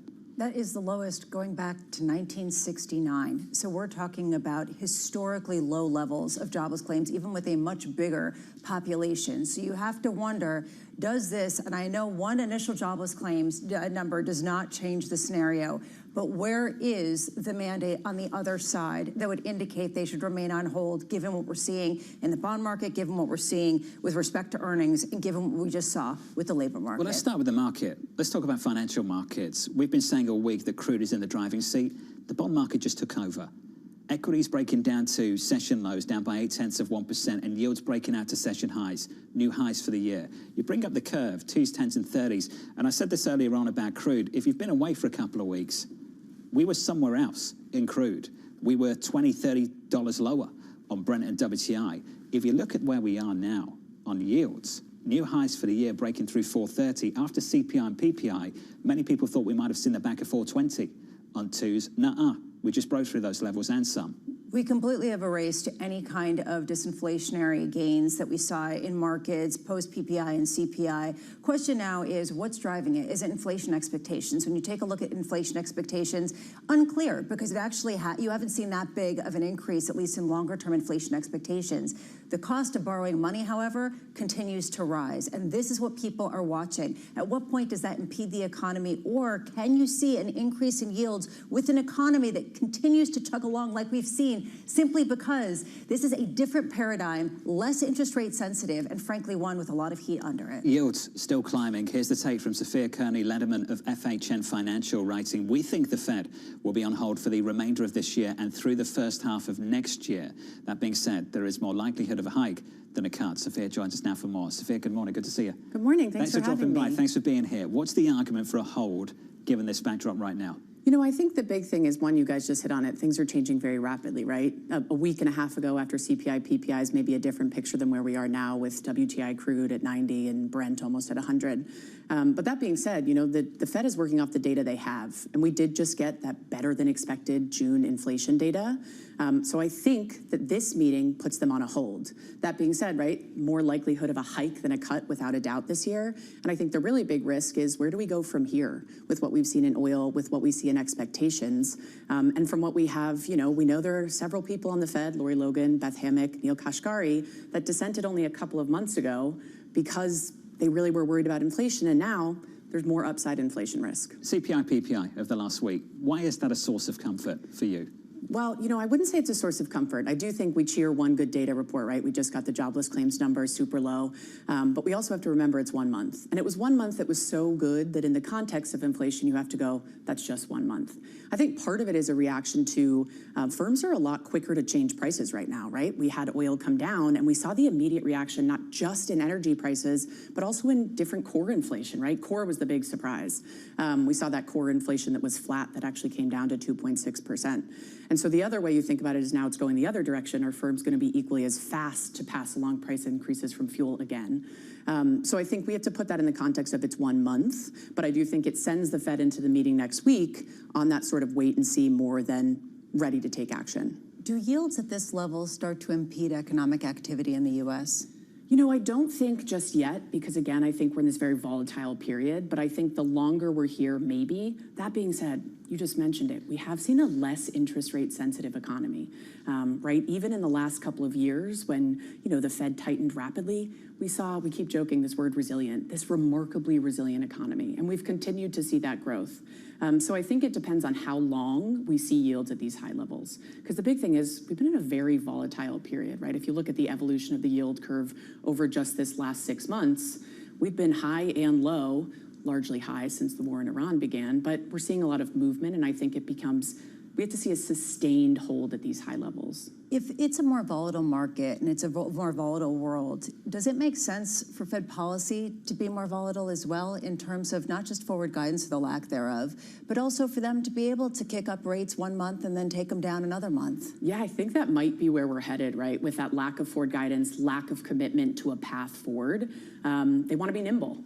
And maybe that's a good thing, right? A lot of people think this is a big shift. We've had Jay Powell for a long time, for 8 years, who was very clear in his forward guidance, very communicative. But he really was the one that set that precedent, right? We haven't always had a Fed that is this communicative than we've gotten used to. And so we might be going back to this. Every meeting is a live meeting, depending on what needs to be done. You think next week is live as well? I think it's live, but I don't expect that they will make a change. I do think there's not a small chance there could be dissents, right? Again, we have heard some vocal people that are in favor of raising rates, that concern of inflation. Again, I mentioned Beth Hammack, Lori Logan. But I don't think that there's necessarily the group yet that's ready to make that change. Do you think that does wash your favor, dissenting next week? Maybe. Do you think, you mean giving him some credibility in that? Yeah, on the margin, maybe having him anchor inflation expectations without really doing anything? Yeah, I think it could. That's a great point, right? It could sort of set the tone that we are ready to react. And Warsh has been nothing but clear that inflation is the Fed's #1 mandate, right? That the statement from June was quite short, but it ended very clearly. We will get inflation back to 2%. He reiterated that last week when he was doing his congressional testimony. They are committed to 2% inflation. And so maybe those dissents with that would tweak the market, I think, to think, ooh, September probably is live. That could actually maybe help him. Sophia, it's good to see you. Thanks for being here. Thanks for dropping by. Thank you. Sophia Kearney-Lederman there of FHN Financial, following much lower than expected jobless claims just moments ago. I mean, I expected this to be a snooze. You set it up well. And It's frankly, normally a snooze. It's always, you know, he comes in pretty much at the same level. The downside surprise, though, the fact that we just saw the lowest claims since 1969 with a bigger population at a time of very low churn, just gives you a sense of how much this is not on the radar in terms of labor market pain for the Federal Reserve. I'm not going to make a big deal of claims. I don't think anyone intends to make a big deal of claims. But if you listen to the comments from Beth Hammack, the Cleveland Fed president, going into the quiet period, she herself was saying the labour market's not a problem for her. And after you get data like that going into this meeting, it's hard to make the case that the labour market is a problem right now. So you put that to one side, you look at inflation.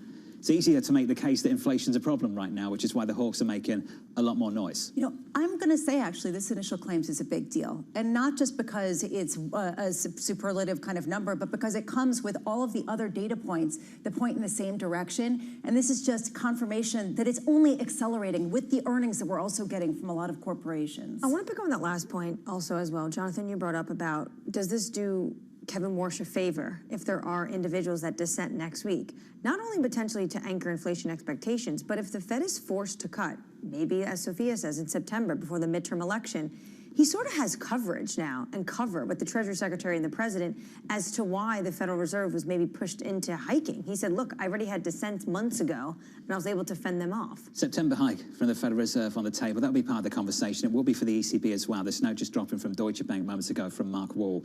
Uncertainty is high, but make no mistake, the ECB pause in July does not reflect doubt. This is a pause while the ECB updates its forecasts and scenarios and hikes again in September. The only question is, will one more hike to 250 be enough to curb inflation risks? That's the story for the ECB. A news conference just moments away. Let's get you an update on news worldwide with your Bloomberg brief. Vonnie Quinn has more. Hey, Vonnie. Hey, John. So recapping all the data we just got, initial jobless claims with an historic downside surprise, coming in at 187,000 last week, the lowest level since 1969 and well below estimates for 210,000. Continuing claims coming in at 1.79 million, also missing survey estimates. The ECB holding interest rates steady. The central bank saying it's closely monitoring the inflationary impact of the escalating tensions in the Middle East. And do stay tuned to Bloomberg for Christine Lagarde's news conference that begins at 8:45 Eastern. President Donald Trump with a warning for the Houthis after they attacked ships in the Red Sea last night. Trump saying the U.S. will inflict major military punishment upon Iran and the Houthis if they attack again. Trump adding he's disappointed with the Houthis, who have until now acted very professionally and smart. And that is your Bloomberg Brief, John. Bonnie, thank you. Thanks for this morning. Up next, an ECB news conference with Christine Lagarde. That just moments away. Live from New York City, you're watching Bloomberg TV.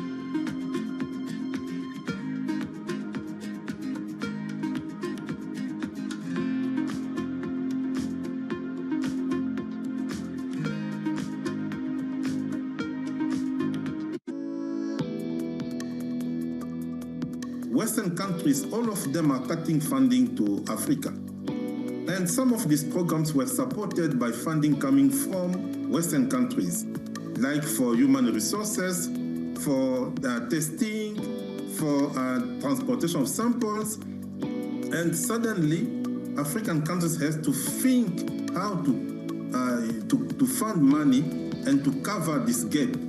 But it takes some time. And I think the combination of all of these factors are fueling this mistrust that we see at community level.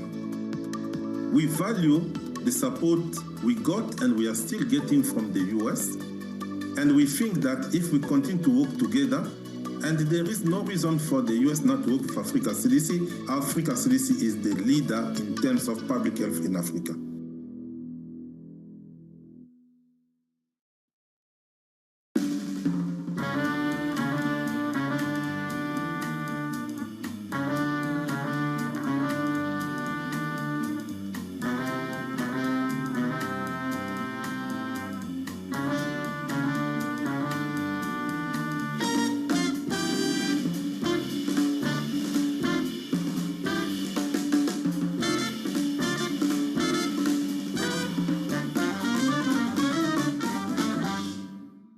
Investors, top executives, global innovators. Join me for in-depth conversations with the biggest newsmakers on the day's top stories. Insight with Haslinda Anim, only on Bloomberg. Bringing you the latest geopolitical news whenever and wherever it happens. I'm David Gura on Salar de Uyuni in Bolivia, and this is Bloomberg.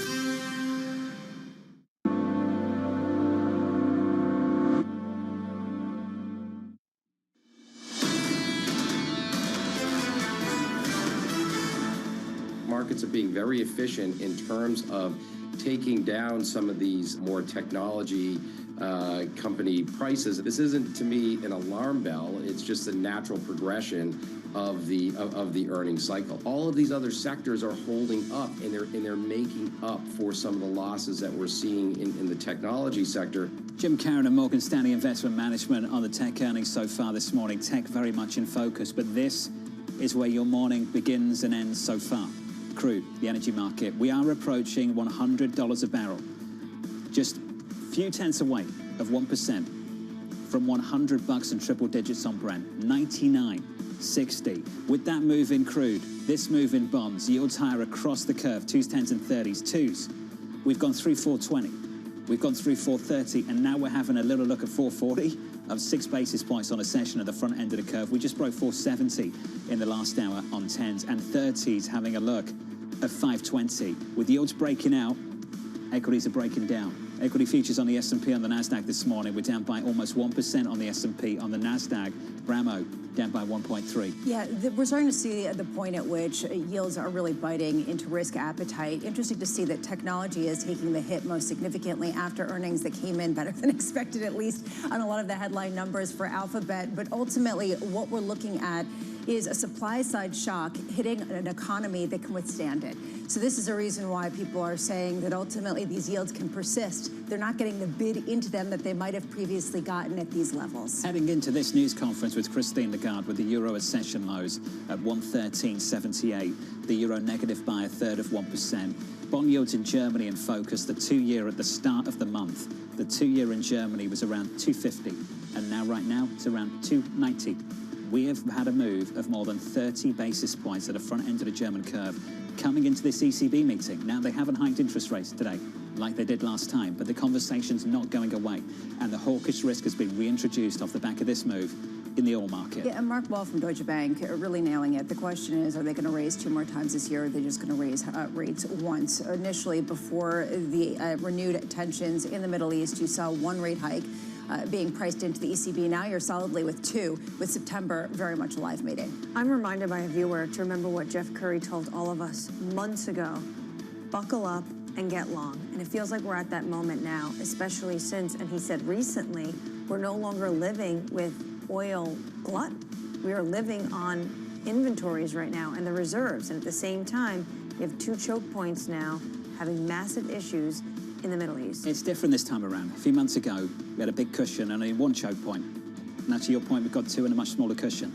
And for this ECB and for central bankers alike, and I think for this ECB specifically, this is the concern for them, second round effects. Can they make the argument there are severe concerns around second round effects? Is that labour market strong enough? Is that economy strong enough in Europe to make that claim this morning? We've heard mixed things. On one hand, you've seen earnings actually surprising to the upside in Europe at a significant pace, and you're seeing enough strength for it to avoid recession. On the flip side, could that be torpedoed by rate hikes in addition to natural gas prices at such elevated levels? Look, it's naturally a tax on the consumer when you have natural gas prices at the highest in Europe going back to 2022. Nonetheless, this is a single mandate central bank, and this market is expecting them to move. No forward guidance from this ECB. I wouldn't expect any forward guidance in this meeting, but you need an assessment of where we are for us all to try and work out where we're going and how they'd respond to incoming information to articulate the so-called reaction function. We're a week away from a Fed meeting and have absolutely no idea what this Fed's going to do. That's interesting. That's new territory. Typically, since GFC, they've been holding our hands, telling us exactly what they would do before they even do it, telling us what they won't do before they even don't do it. And this time around, you've got to take a guess, and the same applies to the ECB. The ECB news conference just underway with the ECB President Christine Lagarde. Let's take a listen. To keep the three key ECB interest rates unchanged. The outlook for energy prices, while highly volatile, currently stand close to the baseline of the June Eurosystem staff projections and well above the levels recorded prior to the conflict in the Middle East. Uncertainty remains high, and the full inflationary impact of the energy shock has yet to play out. We are therefore closely monitoring the intensity and duration of the shock, as well as its indirect and second-round effects. We are committed to setting monetary policy to ensure that inflation stabilizes at our 2% target in the medium term. With today's decision, we remain well-positioned to navigate the uncertainty caused by the conflict. We will follow a data-dependent and meeting-by-meeting approach to determining the appropriate monetary policy stance. In particular, our interest rate decisions will be based on our assessment of the inflation outlook and the risks surrounding it in light of the incoming economic and financial data, as well as the dynamics of underlying inflation and the strength of monetary policy transmission. We are not pre-committing to a particular rate path. The decisions taken today are set out in a press release available on our website. I will now outline in more detail how we see the economy and inflation developing, and will then explain our assessment of financial and monetary conditions. Looking at the economic activity, recent inflation points to some improvement in economic activity in the second quarter, even though the conflict in the Middle East remained a headwind. Surveys suggest that activity in the services sector has partly recovered after weakening markedly in the immediate aftermath of the energy shock. Digital services have been robust, in part owing to the increasing contribution from AI-related activity. Manufacturing has continued to hold up, supported by firms building up stocks to guard against supply chain risks, as well as by higher defense spending. Unemployment stood at 6.2% in May. At the same time, job postings have continued to decline, and both firms and households expect the labor market to remain weaker than before the conflict. Forward-looking indicators suggest that economic growth will remain modest in the near term, weighed down by the energy shock and related uncertainties. Yet the fundamental drivers of medium-term growth remain intact. Private consumption, investment in new digital technology, harmonizing rules across the EU's single market, accelerating the energy transition and completing the savings and investments union are key building blocks. Fiscal responses to the energy shock should be temporary, targeted, and tailored. The positive vote in the European Parliament earlier this month was a significant milestone on the path to establishing the digital euro. We welcome the shared objective of the Parliament, the European Union Council and the Commission of reaching agreement by the end of this year on the single currency package. The digital euro will complement physical cash with its digital equivalent, providing a means of payment for any digital transaction throughout the euro area.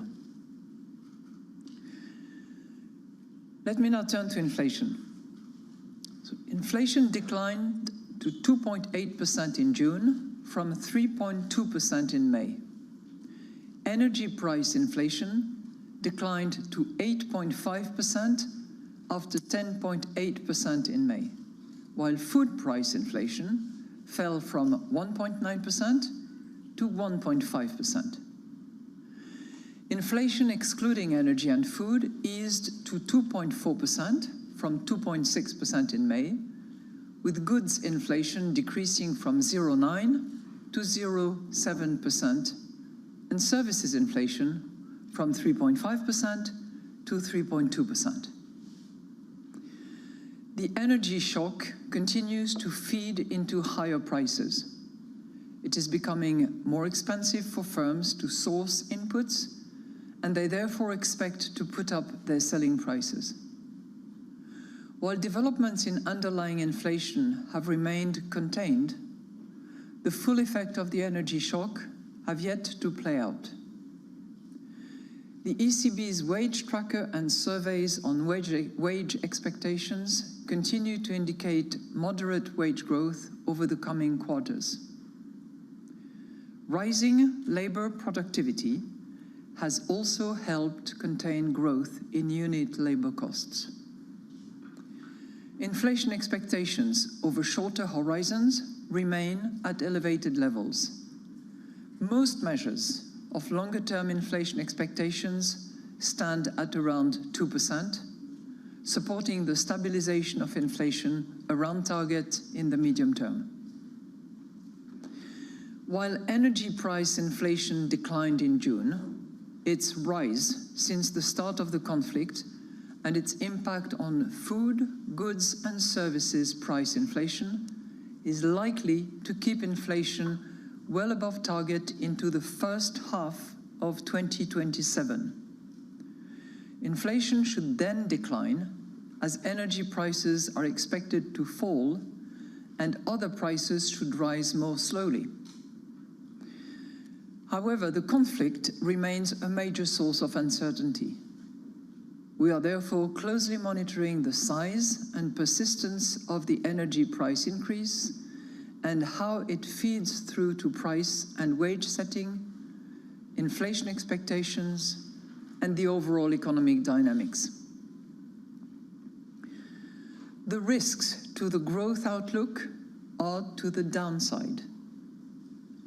While the Memorandum of Understanding agreed between the United States and Iran in June constituted a first attempt to resolve the conflict, recent weeks have brought renewed setbacks, and the geopolitical situation remains fragile.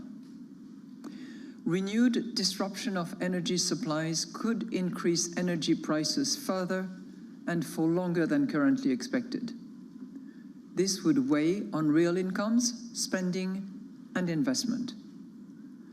A worsening of global financial markets sentiment or a tighter supply of credit could dampen demand.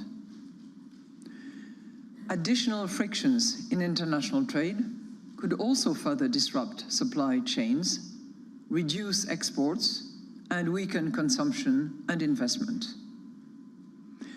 Other geopolitical tensions, in particular Russia's unjustified war against Ukraine, remain a major source of uncertainty.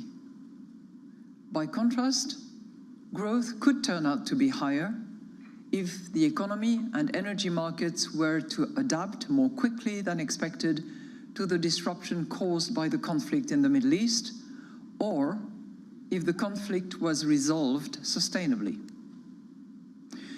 Moreover, planned defense and infrastructure spending and reforms to enhance productivity and complete the single market, as well as euro area firms adopting new technologies, may drive up growth by more than expected. The risks to the inflation outlook are to the upside. The energy shock could intensify further, and its effects on other prices and wages could be stronger than currently expected. The longer energy prices stay high, the more likely they are to drive up broader inflation through indirect and second-round effects. Ongoing trade tensions could give rise to more fragmented global supply chains, curtail the supply of critical raw materials, and worsen capacity constraints in the euro area economy. Extreme weather events, as illustrated by the ongoing heat waves, and the unfolding climate and nature crisis more broadly, could drive up food prices by more than expected. By contrast, inflation could turn out to be lower if the conflict in the Middle East was resolved sustainably, or if indirect or second-round effects proved less pronounced than anticipated.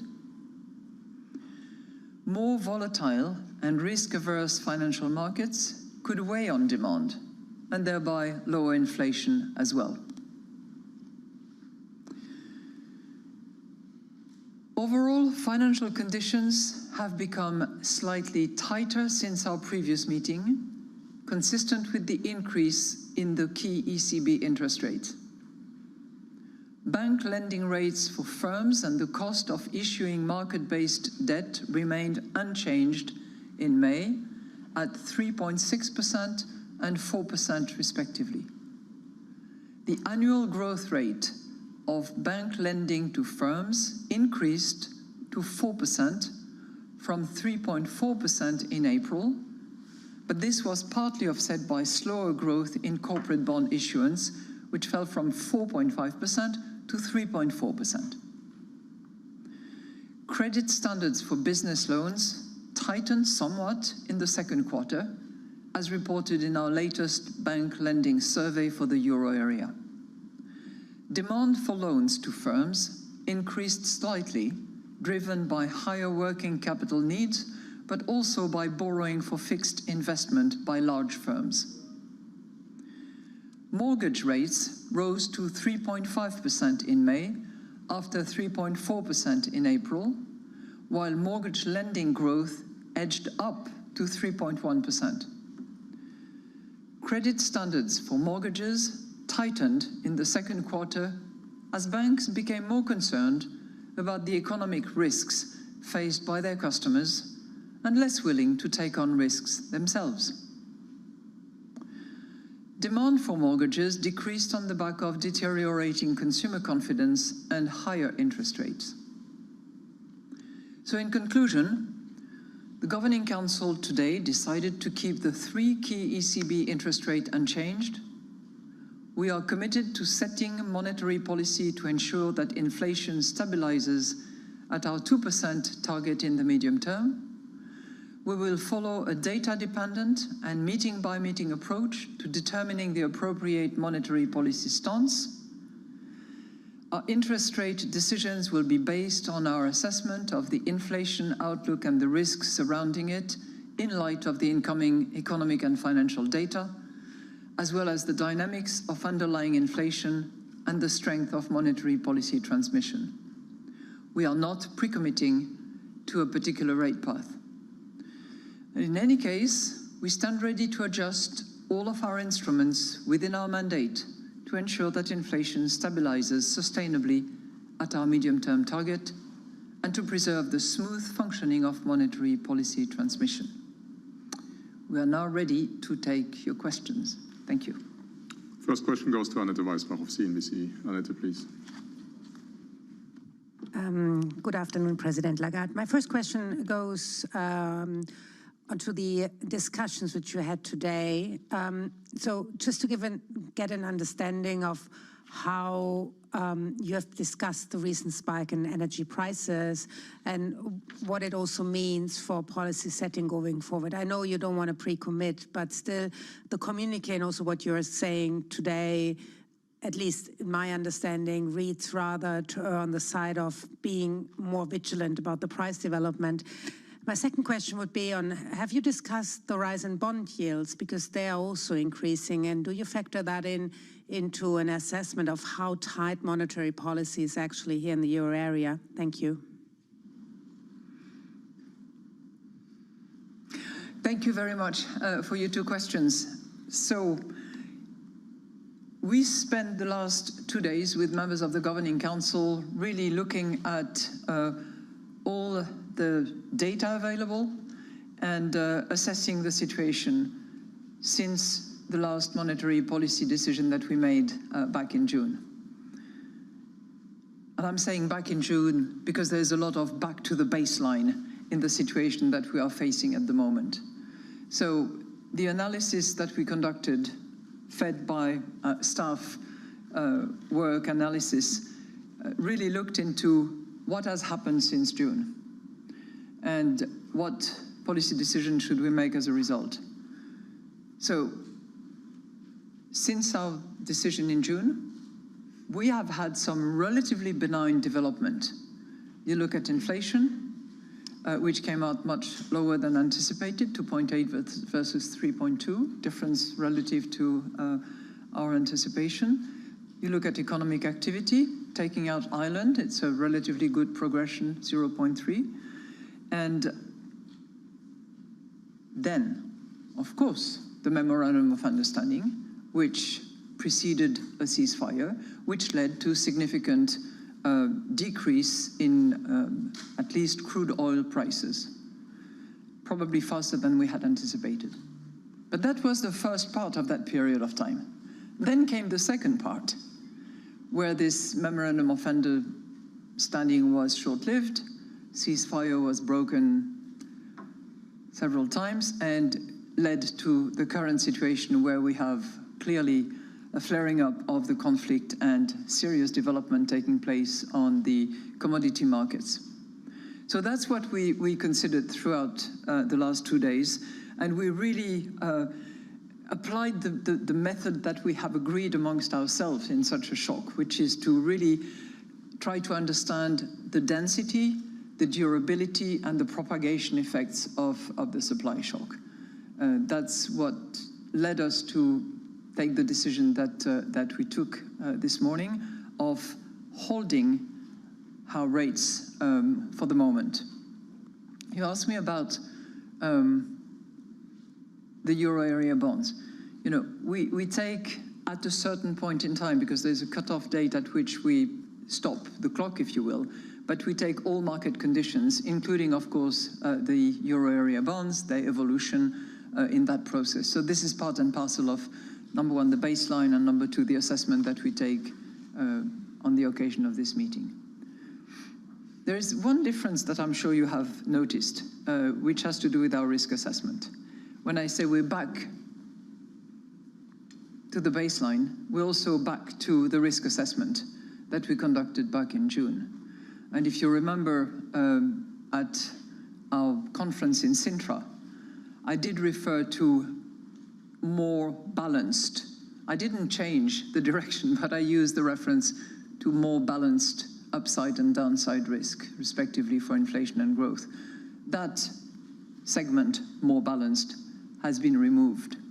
And obviously it reflects the succession of the embellie, if you will, that we had for a couple of weeks, and then again the flaring up of the conflict and the impact that it has had on commodity prices, and as a result the expectations that we have in relation to prices. Francesco Canepa of Reuters. Francesco, please. Good afternoon. So was the decision today unanimous, or did anyone, even at the discussion phase of the meeting, raise the prospect of increasing interest rates? Second question is about the indirect and second round effects that you mentioned in the press release. Can you tell us if you see any evidence of those materializing?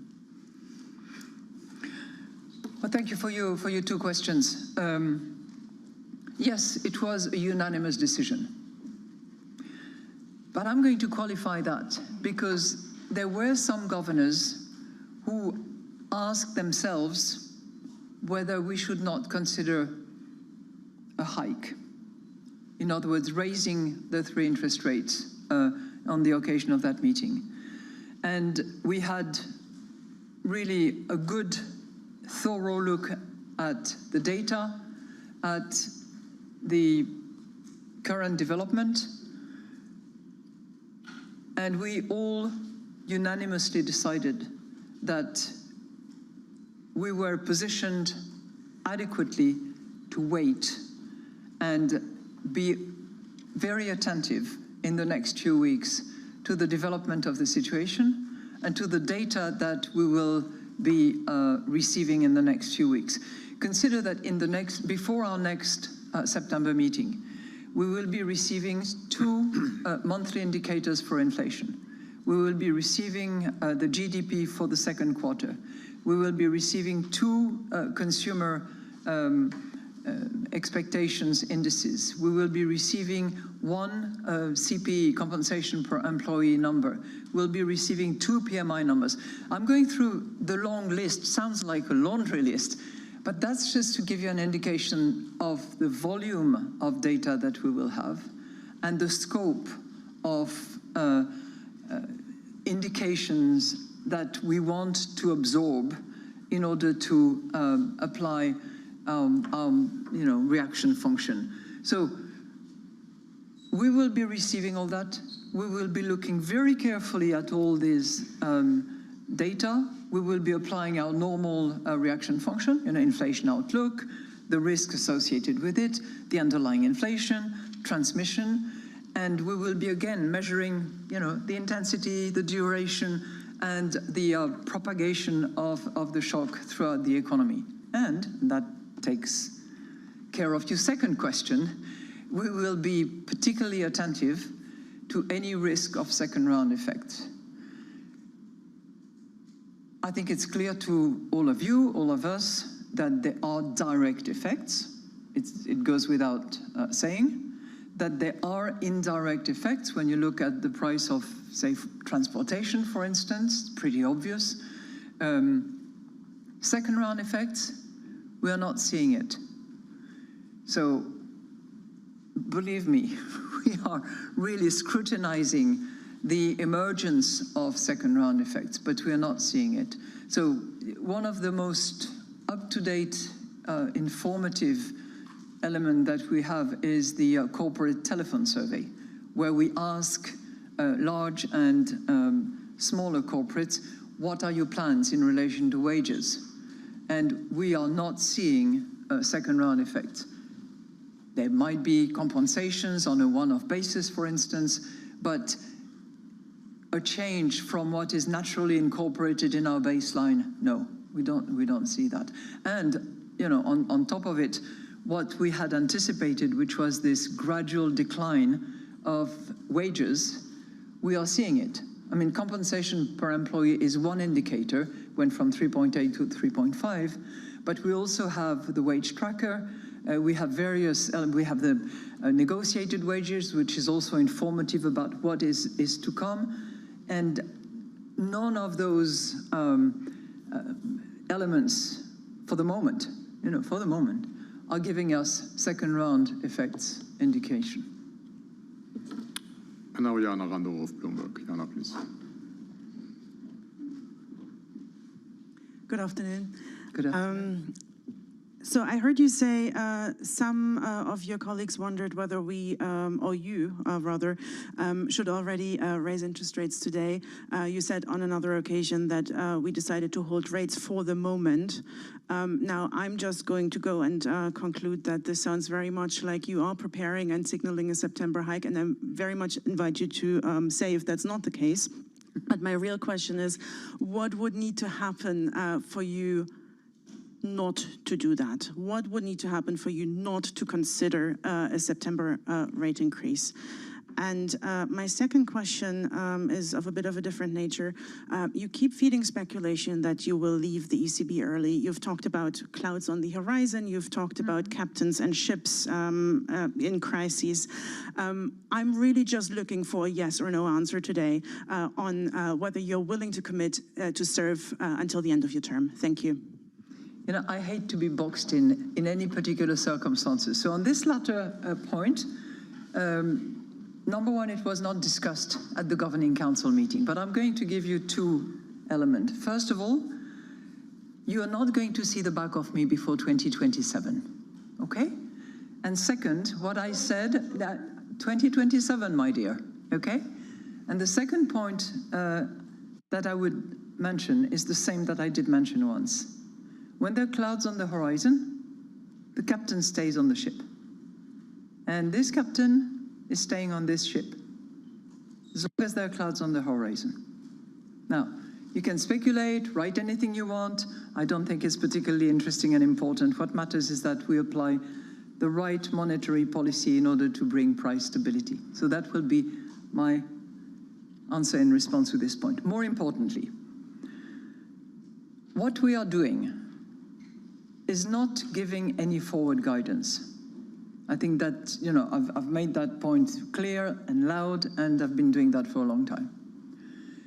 On the other hand, we are giving framework guidance. So analysts, you all appreciate how we assess the situation, what elements we take into account. And it's a combination of the three-prong approach, which is underlying inflation. I'll cut it short because you know it inside out as I do. Underlying inflation, transmission. But we also, and I think I've made that very clear in I think it was the ECB Watcher speech, I've also gave clear indication of how we assess the situation in case of an energy shock of that nature, whether it's short-lived, whether it's longer term, whether it's high and long. And I think that all of that stands. Okay, so we do that. We also, and particularly in light of the most recent variation of and volatility of prices, we also take a view on the duration, the intensity, and the propagation of the shock. And it's really on the basis of all those parameters that we make decisions on a meeting-by-meeting basis. As I've said, we back to the baseline. That stands. We are going to continue to receive all these components and all this data in the weeks to come, and then we will make our decision in September.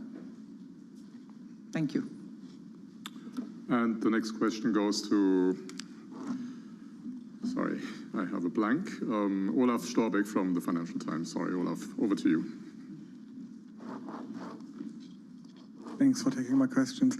My first question is regarding the current today's situation in the Red Sea. Did you discuss that in the Governing Council meeting and what it might mean for the overall assessment if now a second key supply line might be disrupted?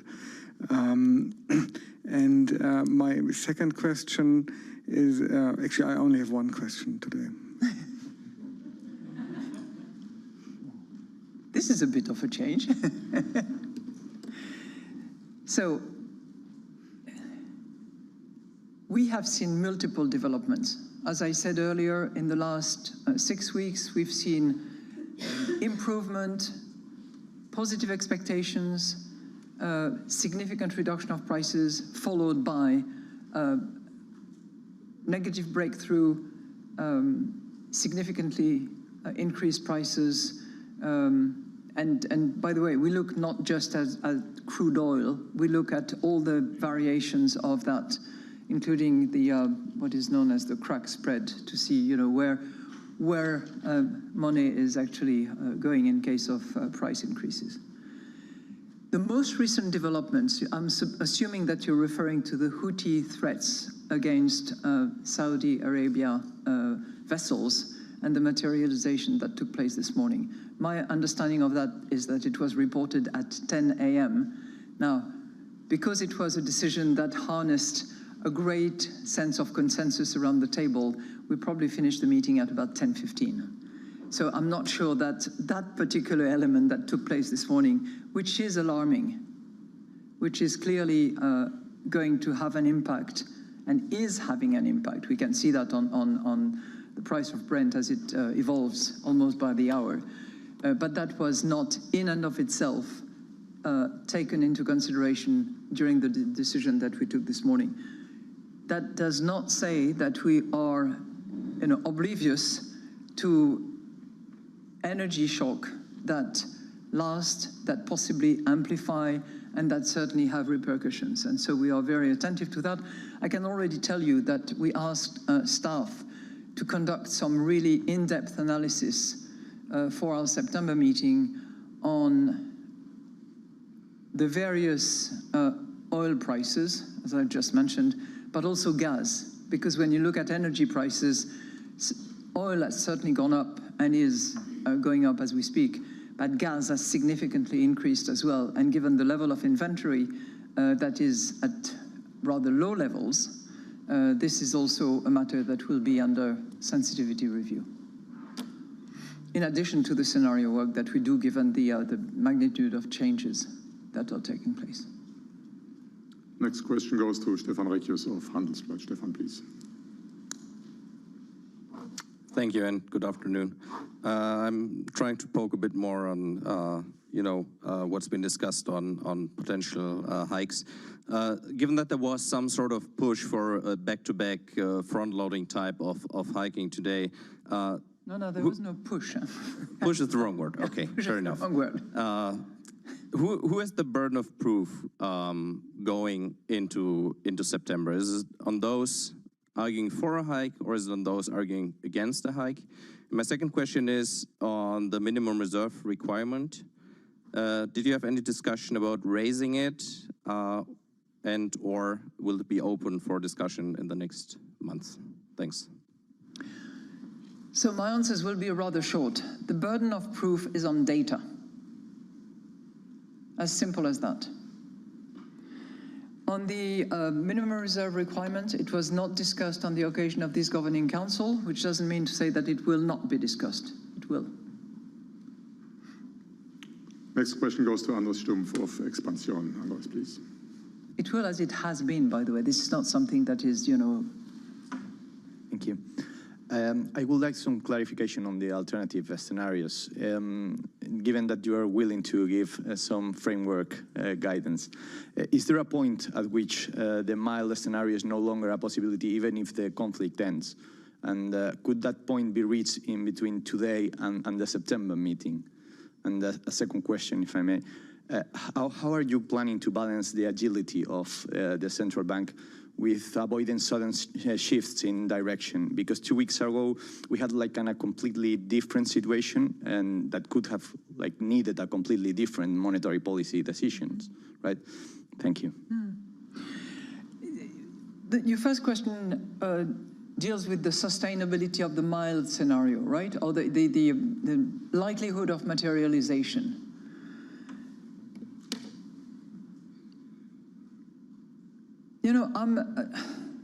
It's not a question to which I can give a reliable answer.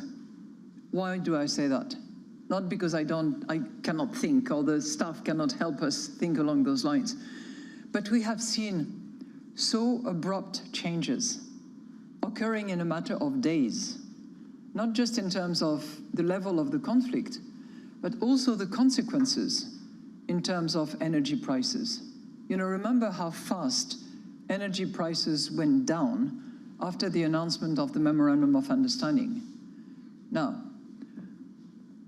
once burned, twice shy, it could well be that another announcement of such Memorandum of Understanding will not have the similar impact, because there is rising uncertainty, and it applies across the board. But still, the situation can reverse so fast that it's difficult to either affirm or challenge the possible materialization of this mild scenario. As we stand now today, it looks quite unlikely, let's face it. But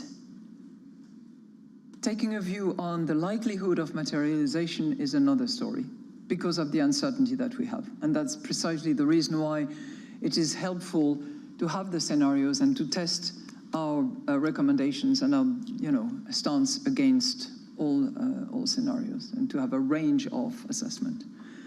I'm not sure exactly what you meant about our agility, but what I can assure you of is that staff at the ECB is working flat out to absorb all the data almost as they come, and to make sure that while sticking to principles of cutoff dates, of the reaction function that we apply, they are still capable of absorbing all developments. And that's really a factor of the agility that we try to demonstrate. We've done that in the past, and we will continue to do so. Thank you. Next question goes to Santi Peñol of Market News International. Santi, please. Good afternoon. My question is, with all these developments that change quickly, I think it's particularly important that markets understand this framework guidance. Do you think that they fully understand the guidance framework and the reaction function? And I'm not asking if they are pricing right, but do they understand what you are saying in a moment where things can change so quickly? And is there a way to improve that understanding? Thank you. Well, thank you very much, because this is a question that we asked ourselves as well. And our assessment on the basis of the transmission and the almost immediate transmission, the tightening that we have observed on markets, our understanding is that our reaction function is very well understood by markets. The fact that it has been well articulated, that it's concise in its expression, that it can be understood, I hope, by all, but certainly by markets, I think is a factor of stability in this very, very uncertain landscape in which we are trying to navigate. So I really think that it is well understood. And, analysts, markets, you have access to a similar range of data as we do and as they are published. So the integrity of the data is important. The immediate assessment of such data and taking on board of such data is important as well, but the reaction function is something that is very stable. Next question goes to Elena Satova of the Bulgarian news agency BTA. Elena, Thank you for having me. Speaking of inflation, one of the countries with high inflation in the recent months is Bulgaria. How do you access this data? And I have a second question that's somehow interconnected. How do you assess the outlooks for Eurozone enlargement, giving the signal that are coming from Hungary? Thank you.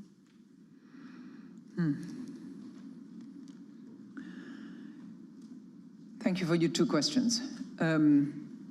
You are correct that Bulgaria is currently experiencing a high price level, high inflation. And that may have to do with the fact that some prices that had been kept on hold for a period of time have found their way into the markets. It's not totally unusual, and we always have divergences between member states. I think what matters is the commitment of Bulgaria to observe, sound public finance and to make sure that inflation returns to more acceptable levels, in particular for the Bulgarian population. So we monitor the overall euro area, but we are attentive to divergences, and this is clearly one of them at the moment.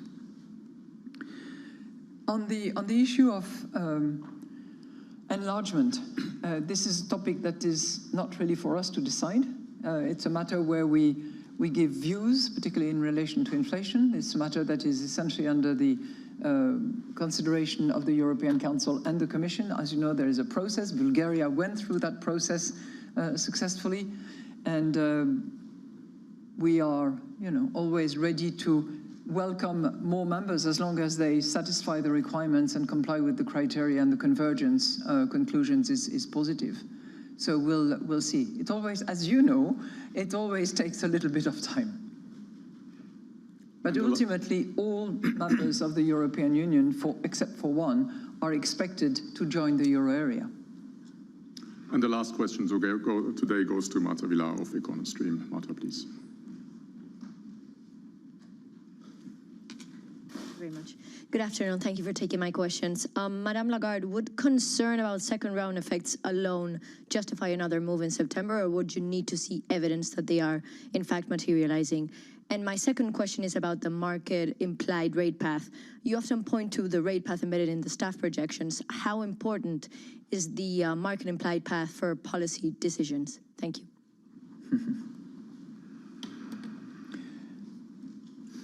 So if it was just a matter of concern, we would have raised hike. Because whenever there is a shock of that nature, we have to be concerned about direct, indirect, and second round effects. So we are concerned, which leads us to being very attentive, looking and sort of checking any possible emerging sign that second round effects are not only in the making, but in the coming, and more so than what we have in the baseline. We are not at that stage where we are seeing those emergence sign of second round effects, okay? Additionally, by the way, we have inflation expectations beyond the short-term ones that are broadly anchored at our medium-term target, which is also important. The rate path implied, that is market determined, is something that we factor into our work, because obviously we take certain market conditions at a cutoff date, and that includes, of course, the market rate implied trajectory. Thank you. Thank you. That concludes our press conference. Wait. I want to say something. Okay. Now, I want to say something because I don't know if we still are on the stream or not, but I just want to take this opportunity to congratulate the Central Bank of Bosnia and Herzegovina, as well as the Central Bank of Montenegro, on their successful launch earlier this week of a platform for the settlement of instant payments, which uses the technology of TIPS, the Eurosystem's fast payment system. We don't often talk about that because it's a monetary policy-focused press conference, but this is important. So I'm looking forward to a similar launch in Albania, Kosovo, and North Macedonia, which are expected to join in November, bringing all countries participating in the initiative onto the platform. And I would like on this occasion to thank Banca d'Italia for the key role that it has played on this initiative on behalf of the whole Eurosystem by developing a clone of TIPS for the countries of the Western Balkans, which, except for Serbia, are now all going to be included in November within our TIPS platform. You should expect some further development in relation to linking fast payment systems, but that's for a later date. And I know that some of you are going to stay a little longer, maybe writing the articles and news, because we will soon be disclosing in that very room the set of proposed new banknotes, the new euros that will have a different face, a different back, and that will be in the pockets of European citizens when the project is completed, after hopefully they have participated in the survey. With that, I hope to see you in about half an hour. That will be at 4:15, and the next press conference will be at our External Governing Council in Berlin on the 10th of September. Thank you very much, and see you shortly. You have been watching the ECB press conference from ECB President Christine Lagarde speaking in Frankfurt following their decision not to change rates. You're watching Bloomberg Open Interest. I'm Danny Berger along Isabel Lee. So yes, it was an ECB that decided not to change rates, saying that a full impact of inflation, of an energy shock, has yet to play out. They're not seeing any second order effects, but Madame Lagarde there pointing out that she was concerned that we might see some. There was no push for an ECB rate hike, according to Lagarde, but some governors asked themselves if a hike was needed. Worth just quickly saying the background of what's happening in markets, because markets are open. Alphabet getting hit hard in today's session. Isabel Lee, not helped by maybe hawkish expectations for central banks given oil at triple digits. Not help at all. You see shares falling more than 6%, erasing $265 billion, Danny. We have a lot of tech earnings to digest. I'm pretty excited. We have Tesla, Alphabet, and a whole slew. Even American Airlines. I mean, you and I travel a lot, so yes, definitely in our You interest. are excited, but the market is maybe disappointed. But first, it needs to wrap its head around the macro backdrop. Let's bring in Seema Shah, Principal Asset Management Chief Global Strategist. Seema, we just heard from Madame Lagarde this idea that we haven't fully seen the second order effect. She's nervous that we will from higher energy prices. We're feeling it today. Triple-digit oil, $100 a barrel for the first time since May. At the same time, yields rising after in the U.S. we saw the lowest jobless claim since 1969. Is this a market that should be bracing for rate hikes, both from the ECB and possibly from the Fed next week? Hi, Danny. Well, look, I mean, just looking at the data, looking at the way that the market is moving, oil prices are moving today, certainly suggests that the ECB is online to have another hike in September, potentially one after that as well. So she's being quite careful and cautious with her comments. But certainly, as she noted, you know, the mild scenario seems very unlikely given the latest developments. So I think we have to put a lot of weight on that. When it comes to the Fed, I think it's a little bit more ambiguous. Certainly, we are expecting at this stage that the rates are going to stay on hold through this year. But the odds of a rate hike are increasing with each additional day that these tensions persist and oil prices stay higher. Because, of course, just like Lagarde said, it's the same thing for the US. Second round effects are the real concern. So that's the key thing that we'll be watching out for. But next week, we don't expect any move. Seema, what does it mean then for risk assets when you do have two-year yields at the highest since 2025? Sure, we don't expect, or you don't expect a move for next week, but might we be getting to a level even with longer-term yields that have been sticking above 5% for the 30-year yield for the longest stretch since 2007? Does that do something to risk assets this morning? Yeah, look, these are really good points. So far, markets have dealt with this pretty well. And I think one of the things that we've been seeing is, you know, even over the last couple of months, when oil prices were higher before they went back down again, we did see that the economy dealt with it fairly well.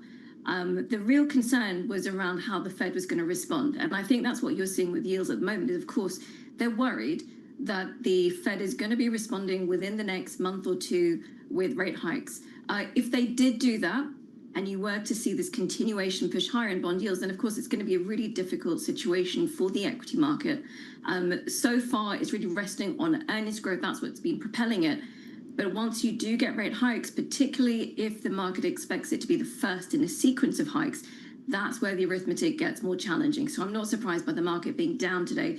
Question is how the Fed responds, and if you do get that rate hike that the market is currently pricing in. All right, Seema, hang tight for just a moment because let's get a check on where that market is today, because we are 6 minutes into a trading day. We opened up markets in the midst of an ECB conference where the ECB didn't change rates, but still Christine Lagarde expressed concern that we would see second order effects from higher energy prices. And that's what you're seeing today. We're back under $100 a barrel, but not far there under. That's weighing on yields with your 10-year yield at 4.7. It's not just that. It was also the macro data with jobless claims coming in the lowest since 1969. Not helping things either, Isabel, is what's happening in tech after Alphabet earnings down 1.4%. So what are some of the single name individual stocks doing now?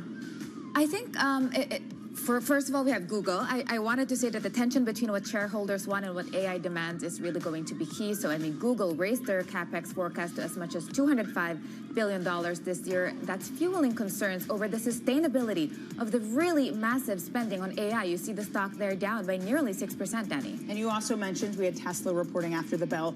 Disappointing profit despite a strong quarter for its automotive business. That has pressured CEO Elon Musk's plans to refocus the company on AI and its Optimus robot. And we also have IBM cutting its full-year sales outlook after seeing a dip in demand for its mainstream business. But some analysts are saying that the report was better than feared. You see the stock there also down 2%. It seems to be a red day, Danny. Let's now bring in Bloomberg Tech's Ed Ludlow joining us live from San Francisco. Ed, you must have been up all night digesting all of this, but maybe we should start with Alphabet. We have Google Cloud booming, but free cash flow turned negative. How do you square those two? Yeah, I mean, the story's certainly changed overnight, right? In the initial print, everyone's like, okay, here's evidence that there's a payoff there. Raising CapEx to $205 billion at the high end for this year tips Alphabet into negative free cash flow in that quarter, and now the outlook's slightly different. And so even though they posted 82% cloud revenue growth, the story has gone from AI spending is starting to pay off to the price is high for that payoff. And certainly the stock being down 6% on track for its biggest drop, I think, since May of 2025. You know, it's a severe reaction, tells you quite a lot. I wonder if, obviously different businesses, but if there's something similar with Tesla this morning, Ed, where yes, you can show strength in your automotive business, but when you're spending so much in businesses that are yet to be contributing any profit, is this just a market that's lost its patience? Perfect summary. You know, record vehicle deliveries in the quarter gone, but higher rates, higher R&D costs, higher stock-based compensation were all in the negative column. Capital expenditures will be $25 billion this year. Actually, if you track 1Q and 2Q, they're not even tracking to hit $25 billion. But, you know, the analysts were really focused on this idea that they're going to have to not just spend money, but spend it quickly. And Musk engaged with that. He basically said, you know what, we don't want to go for sort of super capital efficiency at the expense of being slow. They're willing to move fast. It's that the robo-taxi business had very limited updates. The Optimus humanoid program has updates. The manufacturing lines are going in. There's just nothing tangible to say these businesses are real in the near term, just that they're going to have to spend heavily to get there. Ed, we appreciate it, and as always, looking forward to Bloomberg Tech at 11 a.m. Ed Ludlow, host of Bloomberg Tech. Let's bring back in Seema Shah of Principal Asset Management. Seema, can we just get your first reaction to the Alphabet earnings yesterday, both the earnings themselves and how this market is reacting this morning with a sell-off in Alphabet? Yeah, I mean, I think the big news from Alphabet was really about the negative cash flow, and that's what the market is overall is really responding to. It is that drifted narrative from, look, we're expecting all these wonderful productivity gains to come once all that CapEx is spent and allocated. Now the question is really about the monetization. What is the return on investment? And that's where I think the real concerns are growing, not just for the hyperscalers, but for the broader tech complex. And I have to say, we are still positive on tech. But as you're seeing this AI cycle mature, there's still so many questions about which of the companies that are going to be seeing the benefits. What are their economics? What is the free cash flow? How does that persist? So this is a point where you really have to be able to discern who are the winners and the losers. I think that's what the market is now reacting to. So you did say that you're still in for tech, and tech still leads, but where do you see opportunities, maybe outside of AI?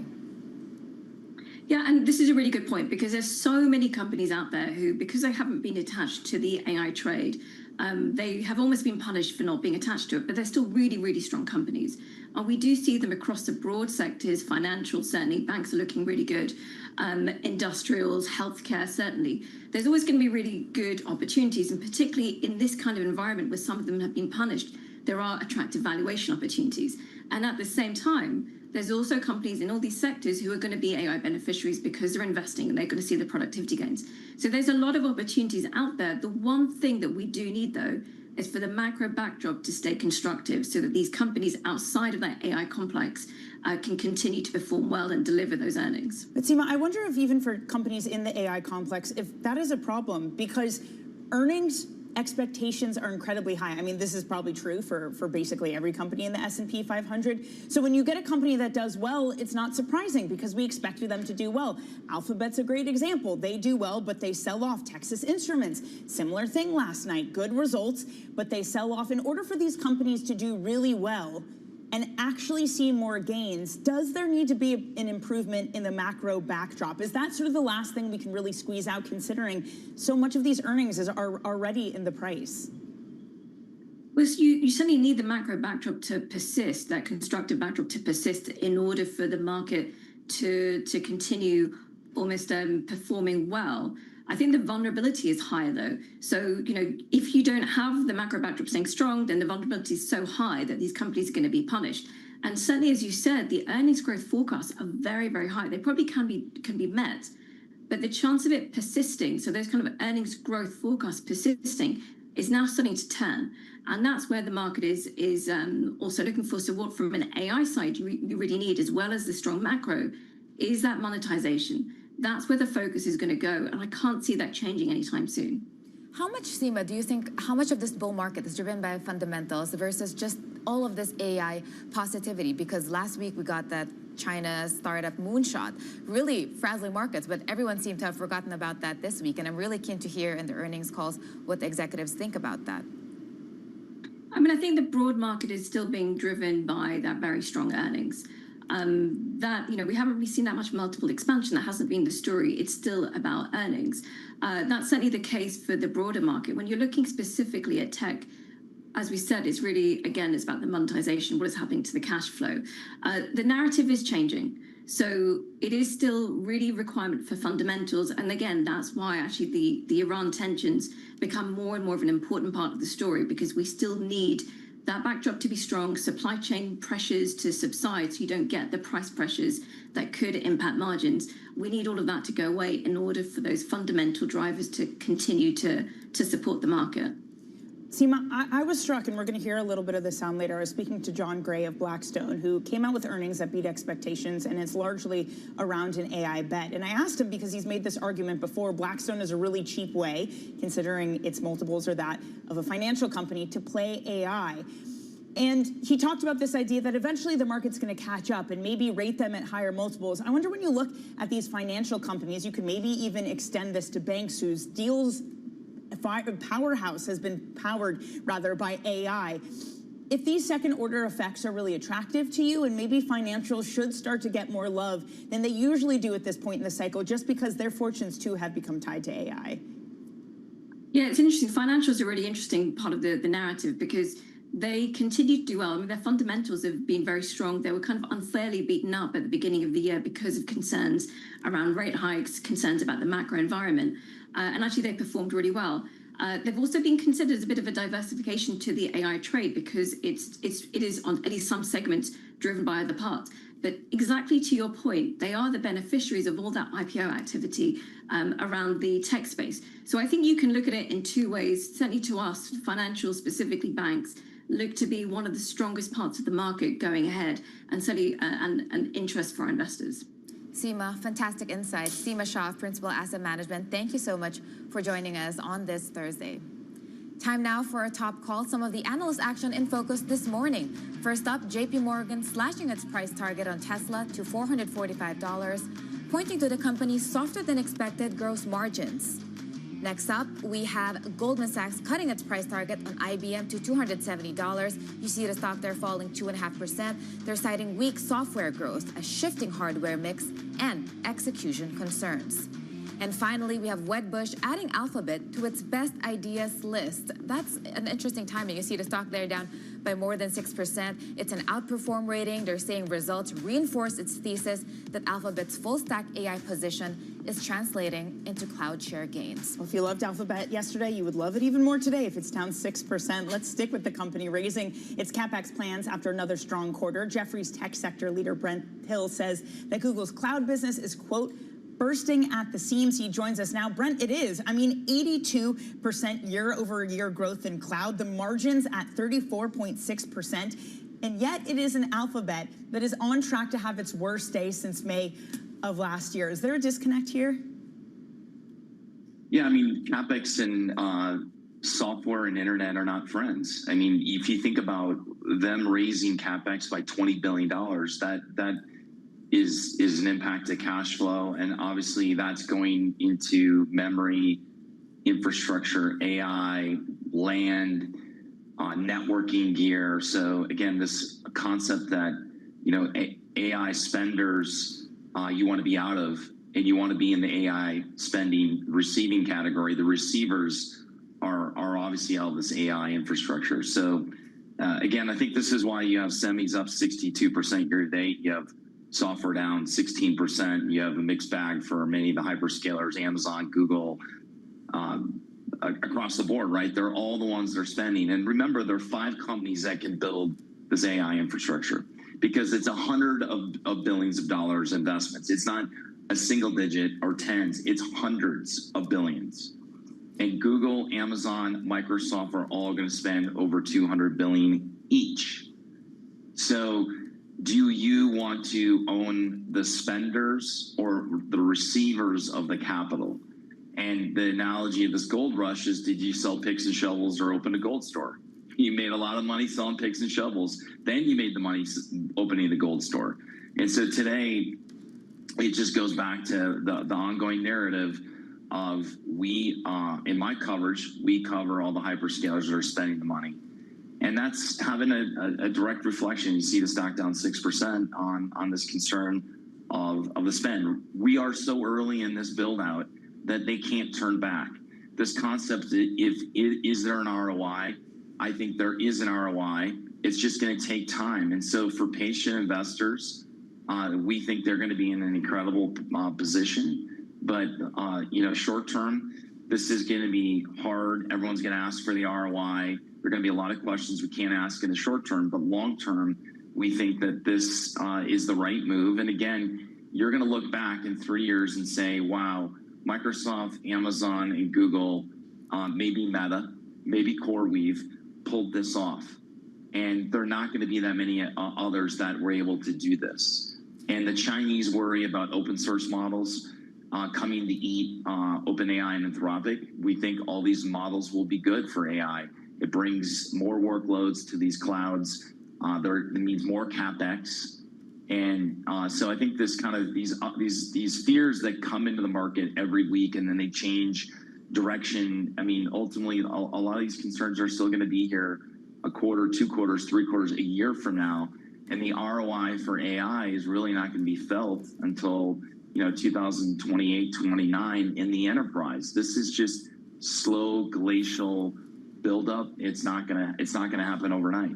Brent, you raised interesting points there. The CapEx numbers are indeed eye-popping, and Google raised its spending outlook again, and you said investors should be more patient. But how patient should they be? What is your time frame if you must put on that? When should markets ask whether these will actually generate returns? I mean, these are year-long, 5-year investment cycles, 10-year investment cycles. So again, I mean, look at Google stock from a year ago. Everyone thought they had no AI, and the stock had a huge move. All of a sudden, we go into a quarter, and they're going to do everything perfectly, and that's not the case. So I think the expectation going in is, like, the multiple had gone from 11 times EBITDA to 16. It was towards the higher end of its range. Everyone knows how well they're doing. The element of surprise just wasn't there on the core fundamentals. Things were good, but it's being overshadowed by all this expense. So, we go through these moments where, investors are just wondering when the ROI is going to come in. And we've said the ROI is not here till 28, 29, 30. It takes a long time. So if you're a semi and hardware and networking investor, you're seeing these dollars immediately. I mean, Alphabet just raised their CapEx by $20 billion. Where's that going? It's going into memory. Well, Brent, if I can just jump in, because what does that mean as to what you recommend then? Do you wait until you start to see some of those ROIs? Or is the time to buy now when they settle off because we haven't yet seen it? Or do you just sit with the ones who are receiving the checks, that you stay with the picks and shovels until there is more clarity? Picks and shovels. And so you stay away from the hyperscalers? Trade is you stay overweight the receivers of the capital. This is not rocket science. Who is receiving the money? It's all infrastructure. The hyperscalers are the ones that are spending. We have buys on Amazon and Google because the multiples are reasonable, and secondarily, they are going to be in 3 to 5 years the big winners. So again, it depends on your duration, but look at from a year ago, Google, you made a lot of money in Google, and everyone's like, well, it's down 6%. Now, how do you make money? You were like, you just made a lot of money. What are you talking about? Like, let's zoom out on the bigger picture here. The bigger picture is they massively win. They are going to absolutely crush their competition, in my personal opinion. So they have the most integrated AI factory. They have this AI ranch that no one else has.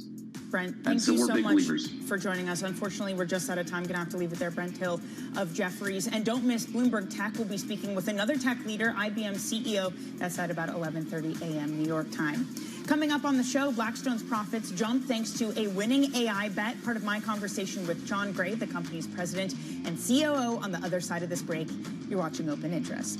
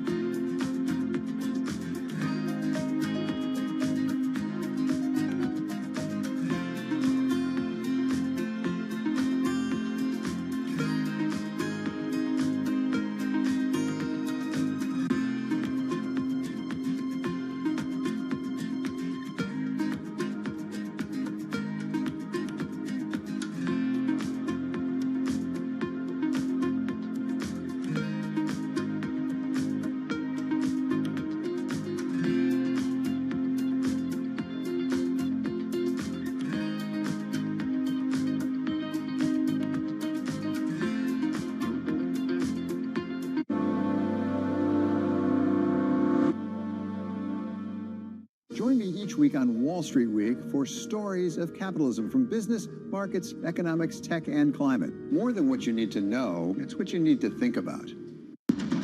What is going to be the consequence for U.S. markets? We are seeing modest gains across European equity markets. Take a look at how we're faring when it comes to Asian markets. At 9:30 a.m., the market tells you what it's really thinking. We beat the drum to the opening bell. With deep analysis of the forces driving the price action. Focusing investors on what really matters. Where the money flows, which markets are changing. Conversations with players shaping the narrative. Innovative growth companies gravitate to NASDAQ. It's not just like, let's buy the Mag 7 or AI. That's a really compelling story. This is where your trading day begins. And this is Open Interest. Only on Bloomberg. Get your fixed income fix. Watch Bloomberg Real Yield around the world right here on Bloomberg. Context changes everything.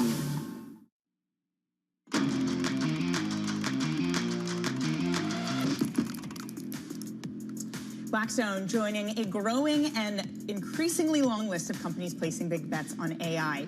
It reported a 26% jump in earnings in the second quarter. I asked the company's president and COO, John Gray, how much of that jump was powered by AI.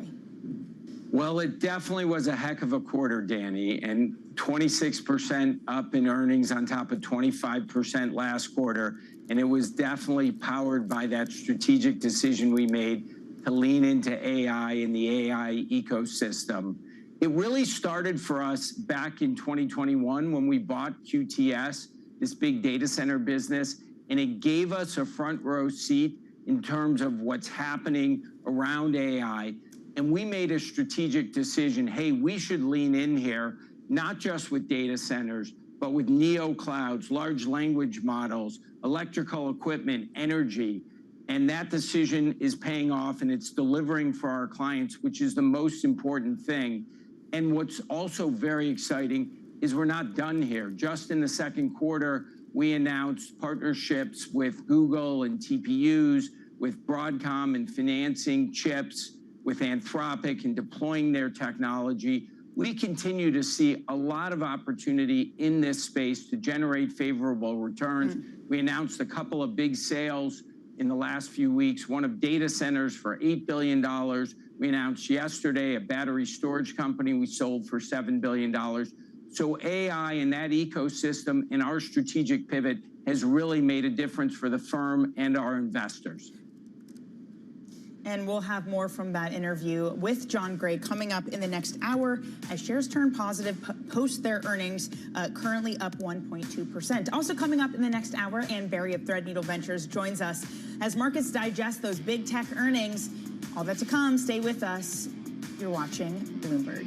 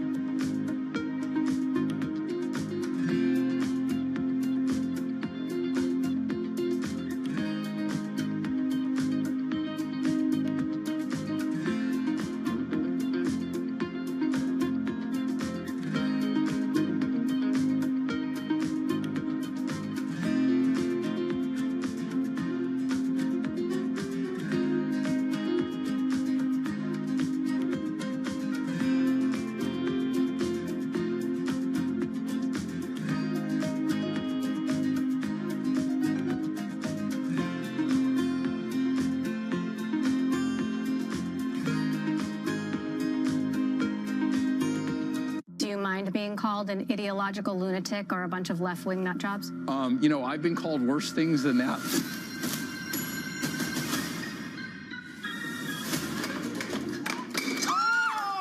You'd think she owned the place.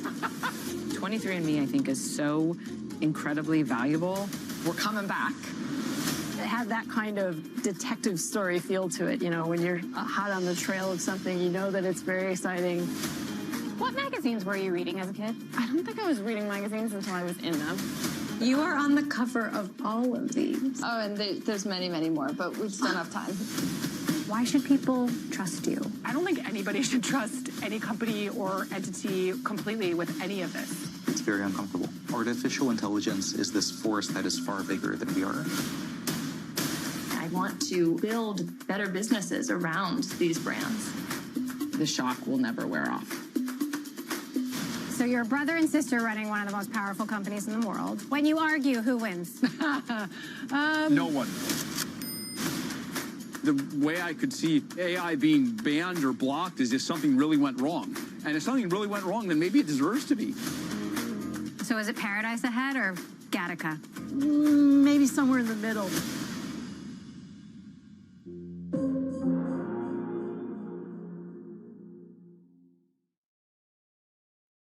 When news breaks, a redhead across the Bloomberg terminal. Bloomberg has you covered. Trump's global tariffs are struck down by the U.S. Supreme Court. For all the context and clarity you need. There's going to be now tons of tariff headlines until midterm elections. Hear it first on Bloomberg. Bringing you up-to-the-minute global news whenever and wherever it happens. I'm Joanna Bersecci in El Ola, Saudi Arabia, and this is Bloomberg.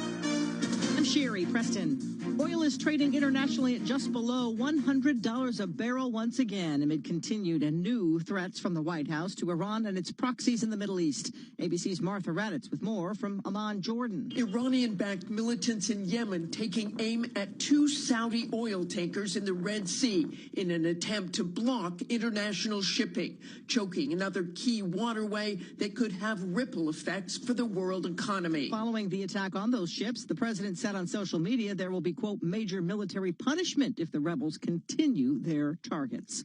Overnight, U.S. forces hit Iran once again, and Iran firing back at U.S. bases in the region, the 12th straight night of fighting. Republicans in the House getting a budget measure through despite some Republican holdouts, says ABC's Karen Hua in Washington. On Capitol Hill, the House narrowly adopted a $95 billion budget blueprint, $73 billion of it for the war. As the Pentagon warns it's running out of money. The measure now heads to the Senate, where a vote could wait till fall. Also in Washington, ABC national correspondent Stephen Portnoy has more on a provision in a separate bill that bans stock trading by members of Congress. The bill that's passed the House would essentially impose fines payable to the respective House of Congress for members who buy corporate stocks. The bill would cover their spouses and dependent children, too. This is a popular idea in Congress, but only 13 House Democrats voted for the measure because GOP leaders also included voter ID provisions in the bill. It now moves to the Senate, where Democrats could block it unless those voter ID provisions are taken out. Applications for unemployment benefits tumbled last week to the lowest level in more than 5 decades. As oil prices rise on continued fighting in the Middle East, Wall Street has been sinking. The Dow right now is down over 500 points, and the S&P is down 75. You're listening to ABC News.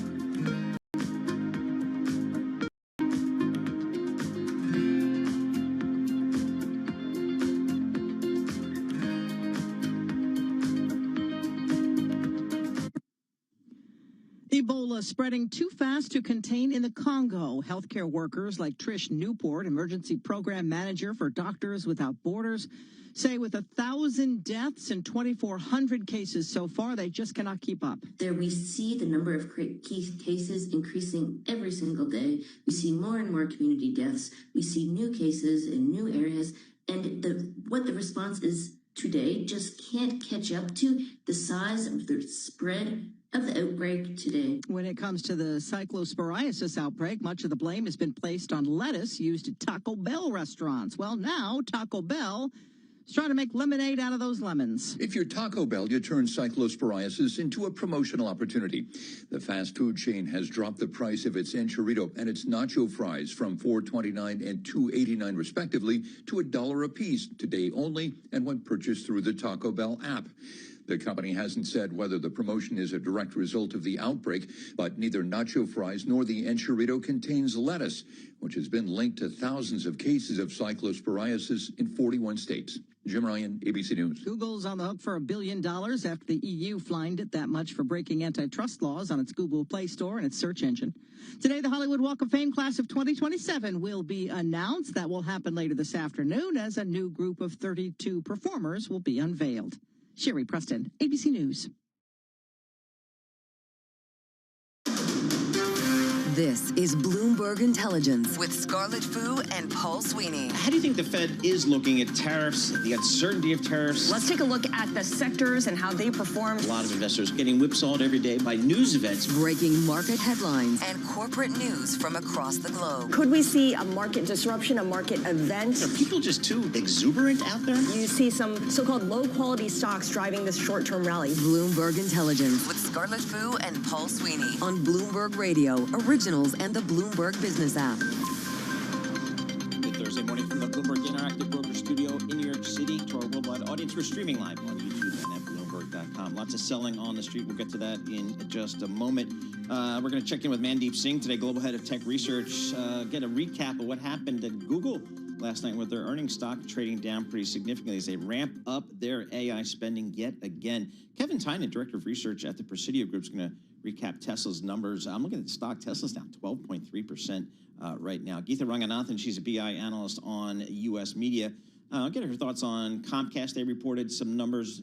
They're going to split the company up. What's the latest there? Maybe even talk about the Paramount deal. Is Paramount going to get its deal for Warner Brothers Discovery done? David Garsfield, Alex Partners, co-CEO, and discuss how companies are rethinking supply chain and absorbing tariff costs. So a lot coming up here with markets on the move. Let's get right to it. John Tucker in the Bloomberg Business Flash. All right, guys, this Bloomberg Business Flash being brought to you by IBKR. Trade, election, climate, and economic outcomes with IBKR prediction markets. Right alongside your stocks and options. Earn interest on your position.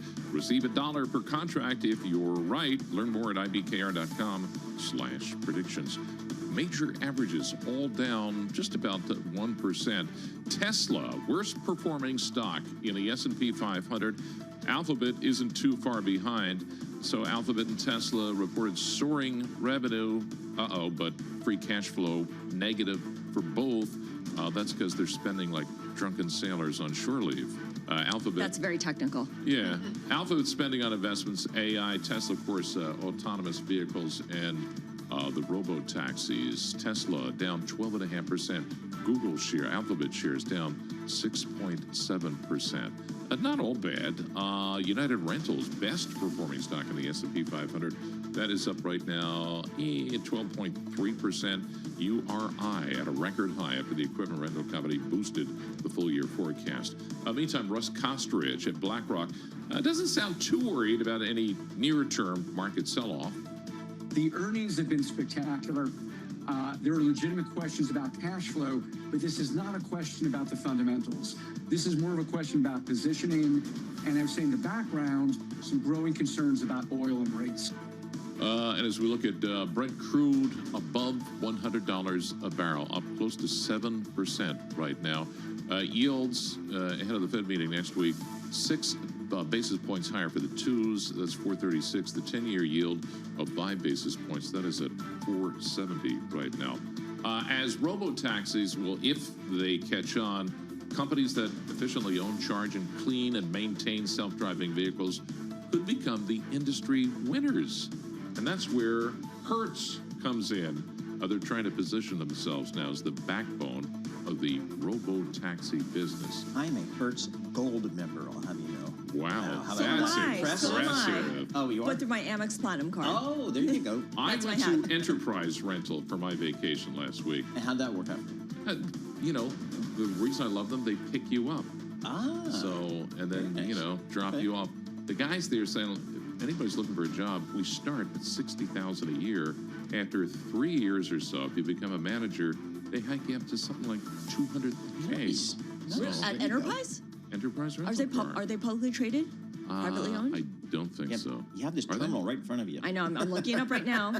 You ask me all these hard questions, Yes. Scarlett. Anyway, while you're looking that up, Private. we check the markets for you all day long right here on Bloomberg Thank Radio. you, Bloomberg Terminal. I'm John Tucker. That's your Bloomberg Business Flash, Scarlett and Paul. All right, John Tucker, thank you so much. We appreciate that. Scarlett Fu, Paul Sweeney live here in our Bloomberg Interactive Broker Studio, streaming live on YouTube as well. As John was just reporting, big sell-off in the equity markets. But let's take a look where some of the stocks are on the move today. We can do that with Bloomberg's Judy LeGroux. Judy, what are you looking at today? Good morning, Paul. What a complicated day we've got on in the stock market, but one company we're looking very closely at is Thermo Fisher, ticker TMO. Thermo Fisher reported earnings today. The stock is rising as much as 12%, but currently it's maybe up about 10%.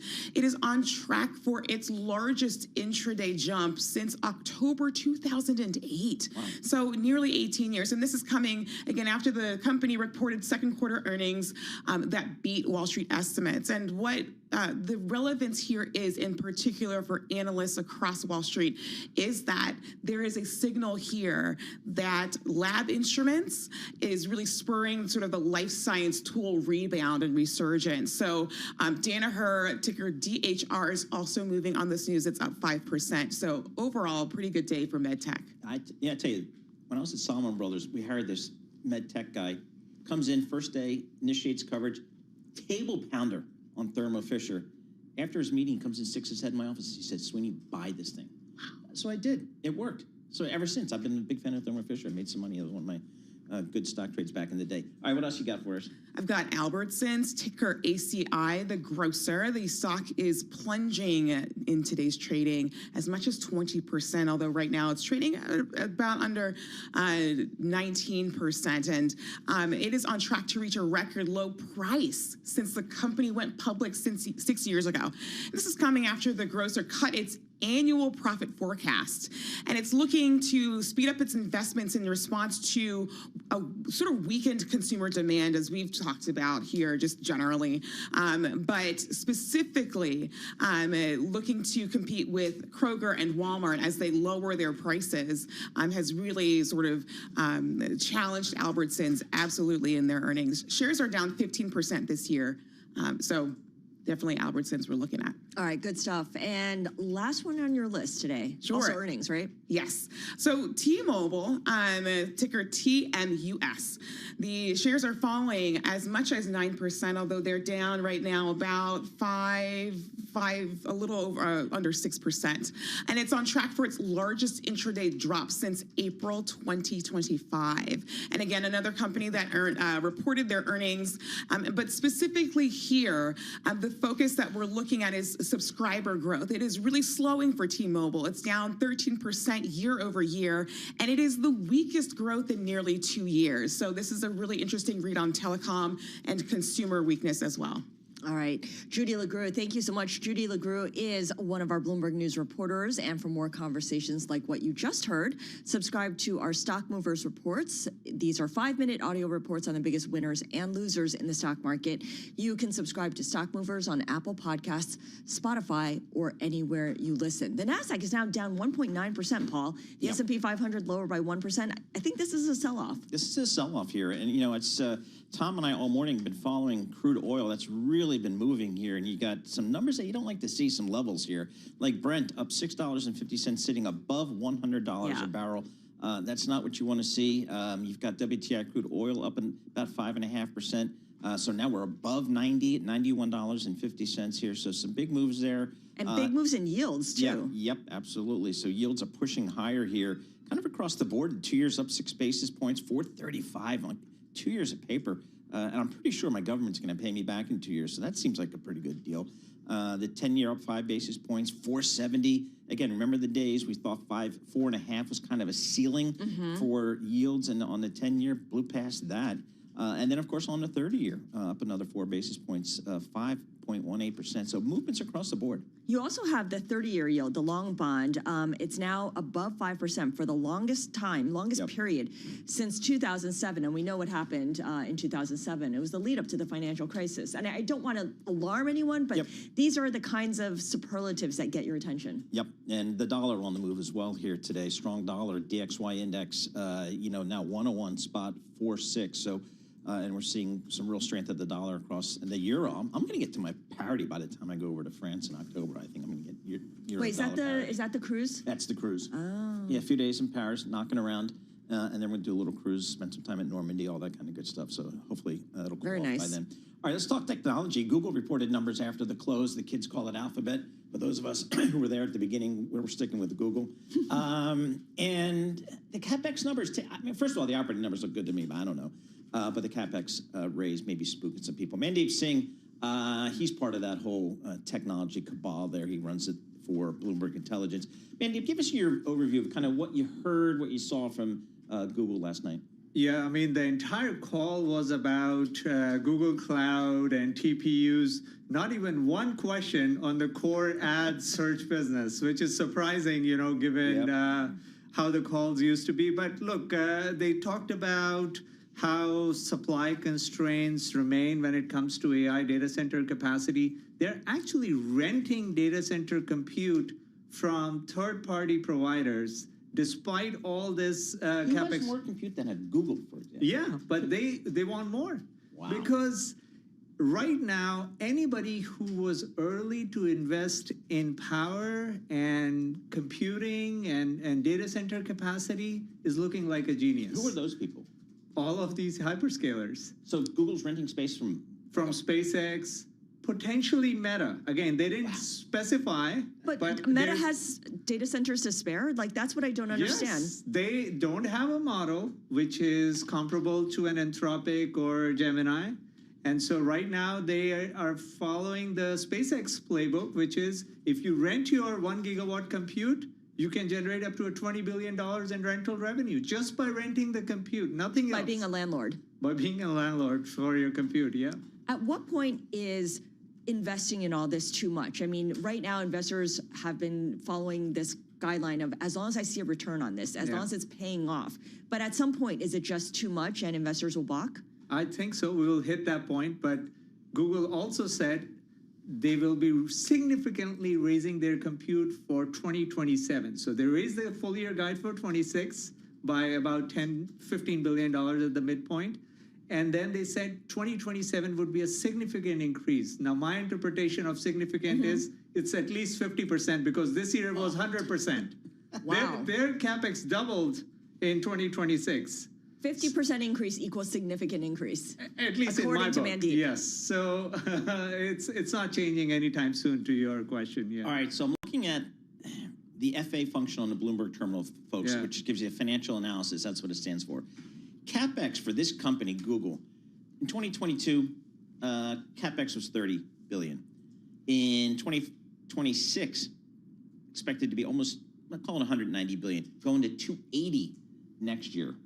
There ain't no free cash flow left for this company, which was a free cash flow juggernaut. Yeah, they were negative free cash flow even for this quarter. It was First time negative. ever, right? First time ever. So, and they just did an equity raise, $85 billion. So, and the justification is we will invest significantly in training our own model, Gemini 4. And, the cloud business really is super strong. So 82% growth when you have a $100 billion business.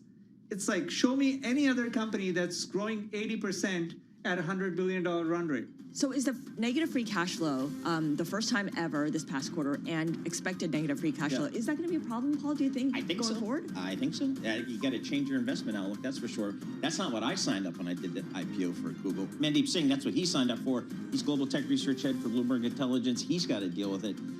Negative free cash flow with Google. I never, ever thought I'd see the day, but there you go. This is Bloomberg. Good morning.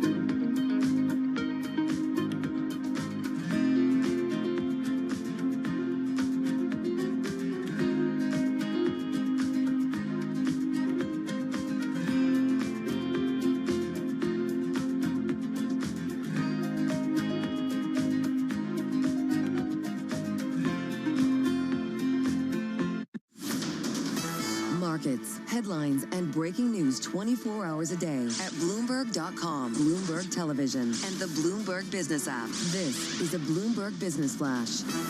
And I'm John Tucker in the Bloomberg Newsroom with this Bloomberg Business Flash. Yeah, it's a sell-off. The reason, take your pick, oil above $100 a barrel. That's Brent. Hello, inflation ahead of the Fed meeting next week. And then you had this story that President Trump threatening more attacks on Iran after the Houthis joined the war. So this is effectively a two-front war right now. Again, Brent up 6.5%, $100.25. And two-year yields, which are more policy reactive, up close to 6 basis points right now, 4.35%. The 10-year yield up 5 basis points. That is at 4.7%. Dow Jones Industrial Average 511 points lower. That's down 1%. S&P 500 down 73 points. That's down 1%. The Nasdaq Composite Index 473 points lower. That is down right now 1.8%. I mentioned the Fed meeting next week. This red headline from the Bloomberg about the European Central Bank. ECB officials ready to raise interest rates in September. And of course, back to Alphabet or Google, down 7% right now. They raised the capital spending forecast to as much as $205 billion this year. And of course, the results from Tesla being received not very well. Down 12%, profit tumbling despite strong electric vehicle deliveries there. And we check the markets for you all day long right here on Bloomberg Radio. I'm John Tucker. That is your Bloomberg Business Flash. Scarlett and Paul. All right, John Tucker, thank you so much. We appreciate that. Scarlett Fu, Paul Sweeney, live here in our Bloomberg Interactive Broker Studio in New York City, streaming live on YouTube and Bloomberg.com. Tesla reported some numbers last night. The profit tumbled despite strong electric vehicle deliveries in the most recent quarter. And that's putting pressure on Elon Musk's plan to refocus the company on artificial intelligence and robots. Kevin China joins us here, Director of Research for the Presidio Group. He's been following the auto industry for decades here. Kevin, I'm not sure Tesla's even an auto company anymore. How are you viewing what you heard last night from Elon and company? Yeah, look, there was a lot of automotive type results in that release, right? And you talked about it. Volume that you buy is not necessarily demand, right? Like that's spend. And you saw mix deteriorate, right? And so margins compress. So selling more things at lower margin is not necessarily the way, although it is common in the auto industry for manufacturers, over the decades, and that's how that happens. Best thing, though, about that is that you did not see them compress margins and not get the volume. At least they got the volume, but it winds up doing more harm than good to your pricing and your profit dynamics when that happens, though. Kevin, Tesla has been promising for years a cheap or affordable EV, a lower cost EV. Does that even matter to the company? Is it a priority at this point? I mean, it feels like the company has so de-emphasized its traditional auto business that people don't care about it. And I wonder if the company cares about it. Well, two things, Scarlett. Like one, I would say is that, look, if you're having problems with margins and mix, the answer is not a more affordable vehicle, right? Because that's fair. Material costs, input costs, production costs are all inflating. The answer is not to get to $25,000. That actually compounds the problem. But yeah, as a passenger car company, I obviously the narrative is not that, and it's probably not the way forward for this company going forward. So the idea of maybe more models, they're going in the other direction, right? Model S, Model X production has ceased now. You're talking about 3 nameplates, Y3 and Cybertruck for what that's worth. So, not acting like an automaker that's putting product in all segments and able to grow volume that way, healthy through more demand. It's really about mix, price reductions, discounting, and exporting cheaper products to other parts of the world. Kevin, I read a really interesting article over the weekend. I think it was in the New York Times about kind of the U.S. automakers, how they've pivoted back to what actually makes money for them, which are trucks and SUVs, and de-emphasizing their EV businesses And while that's good for near-term, intermediate-term profitability, they run the risk of falling behind the rest of the world in terms of EV technology. How do you think the U.S. auto companies are thinking about that EV strategy longer term? Yeah, look, and the products are there, the technology is there, but to your point, the profitability isn't. Look, and as a global manufacturer of really anything, you want to share as many platforms, parts as you can. But the demand profile in each country, if not region, is not the same. You know, where money is made here are on big trucks and SUVs, pickups and SUVs. The small products that work in maybe Europe or even in China, India, they don't make sense here and they don't make money. So the idea that falling behind on EV necessarily matters if profit is the driver here. You know, I'm not sure why we need to go toe-to-toe on EV any more than we already are or tried if the profitability isn't there. I get maybe it's technology shaming, you know, by the rest of the world that says you're not keeping up, but it's not what our demand profile in this country looks like. We're not going to out-export China. We're not a low-cost manufacturer. So the idea that we're going to overtake China in EV, in export or domestically, is just not going to happen. To me, that fight is already over. So I think manufacturers probably for the time being need to be doing what makes money and enables them to innovate from there. At what point does the American public start to need or want EVs in a meaningful way, Kevin? I mean, we already see it with people in California facing $6 a gallon gas, and now you have the Iran war flaring up again, and oil prices are back up again. At some point, the consumer behavior is going to tip over, isn't it? Well, the consumer can only buy what the manufacturer is building, right, and selling to the dealerships. And those products tend to be what makes the manufacturer money. This is really a push market on the supply side from the manufacturer. And what you're talking about is the pull side. So ultimately, and the difference between, say, the US and China in terms of EV adoption is subsidizing your manufacturers, which we don't and probably won't do here. So if you have a manufacturer looking at an EV platform that loses, I don't know, 5 figures, $10,000, $15,000 per unit, you just don't have the motivation to build it.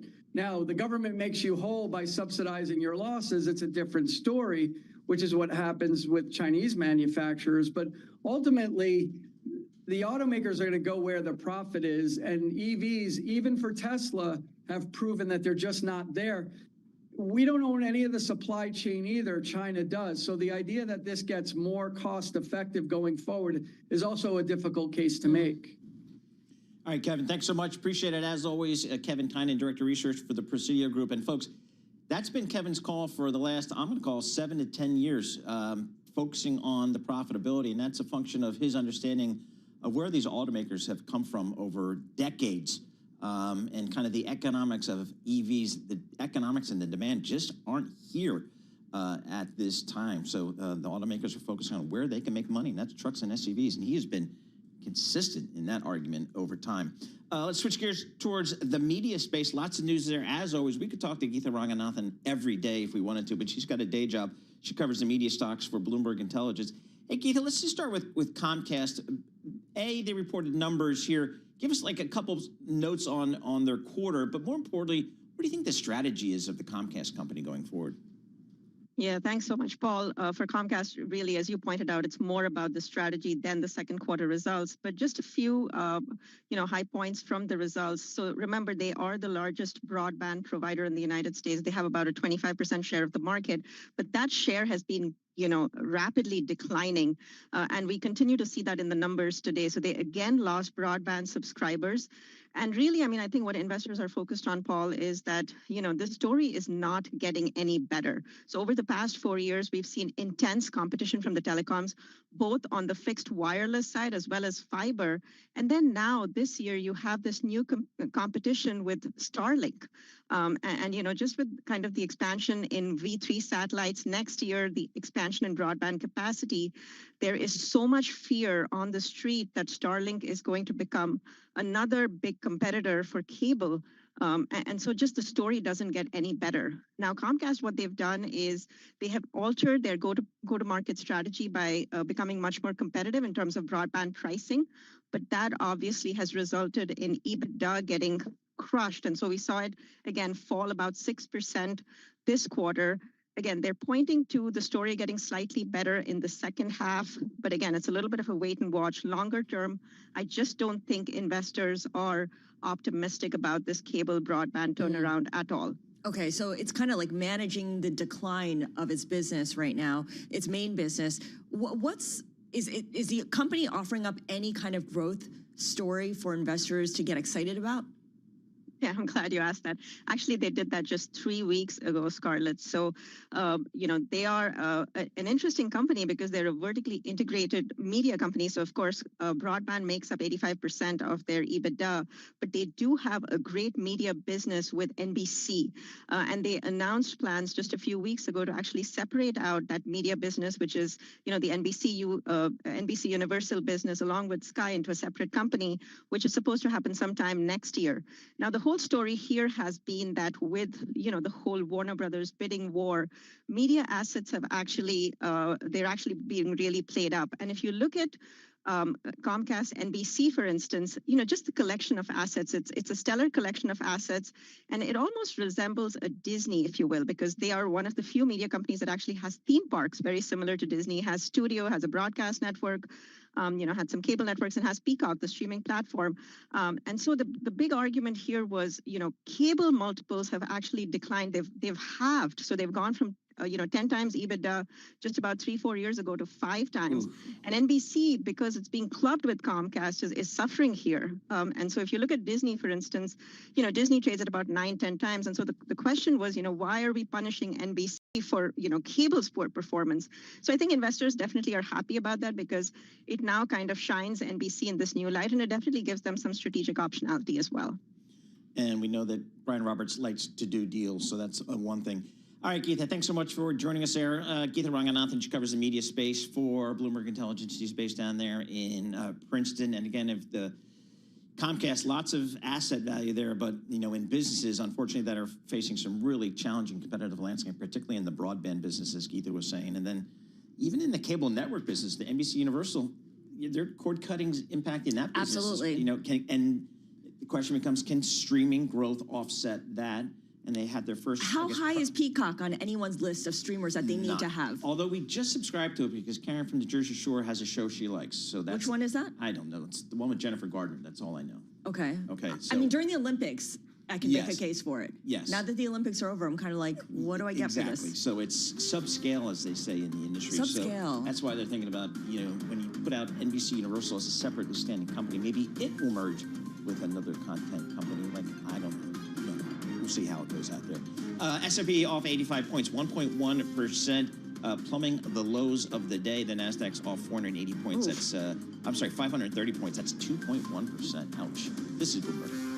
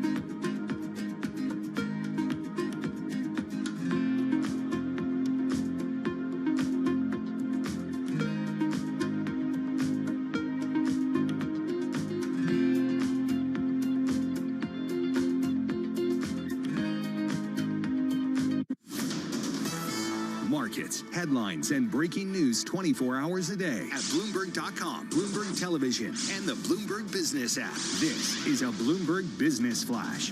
And I'm John Tucker in the Bloomberg Newsroom with this Bloomberg Business Flash. So if you look at the major industry groups in the S&P 500, those that are on the move, it kind of tells the whole story. At the bottom of the list, communication services and consumer discretionary. So that's home to Alphabet and Tesla. And among the best performers, energy, because of oil. Now, at Tesla, Elon Musk said in the call last night, this is a massive CapEx year. No kidding. When you spend like that, free cash flow is negative. Alphabet, kind of the same story, boosting its projected capital expenditures for the year. The range there, $195 billion to $205 billion. And again, that's kind of setting the tone for the markets. Fed meeting next week with no forward guidance from Chair Warsh is kind of, at this point, anybody's guess with what's going to happen. Ahead of that, with a two-front war for the U.S. now, oil surging again. Brent, $100.18 a barrel. And because of that, American Airlines cutting the 2026 earnings guidance for the second time in 3 months. Persistently high jet fuel prices, and those shares down close to 8%. Still, interestingly enough, Stephanie Roth at Wolf Research isn't too worried about inflation. Even though you're seeing energy prices certainly spike, in terms of the actual feed-through to core, the main thing is going to be from airfares. Otherwise, we still see some disinflationary pressures coming ahead. S&P 500 down 1%, 79 points lower, 74.18. The Dow, 487 points lower, that's down 1%. And then, of course, the NASDAQ Composite Index, 2% lower, down 526 points right now. Did you know 1/4 of the world's croplands are irrigated? Especially true in the Philippines, Vietnam, Indonesia, Myanmar, Nigeria, and Ethiopia. Nearly all the irrigation pumps are powered by diesel fuel. So with soaring prices for diesel, growing worry of food shortages, maybe even famine. And I complain about, what is it, $4.26 at the Wawa for gasoline. The diesel prices are like out of control. Tom was quoting this morning a barrel of like distillates. Oh, I heard him talking about that. You know, the crack spreads or whatever. It's like $150, $160 a barrel. So I mean, you want to buy the refined stuff. That's where you're really paying. Yeah. Anyway, we check the markets for you all day long, right here on Bloomberg Radio. I'm John Tucker, and that is your Bloomberg Business Flash. Scarlett and Paul. All right, John Tucker, thank you so much. Appreciate that. Scarlett Fu, Paul Sweeney live here in our Bloomberg Interactive Broker studio, streaming live on YouTube as well.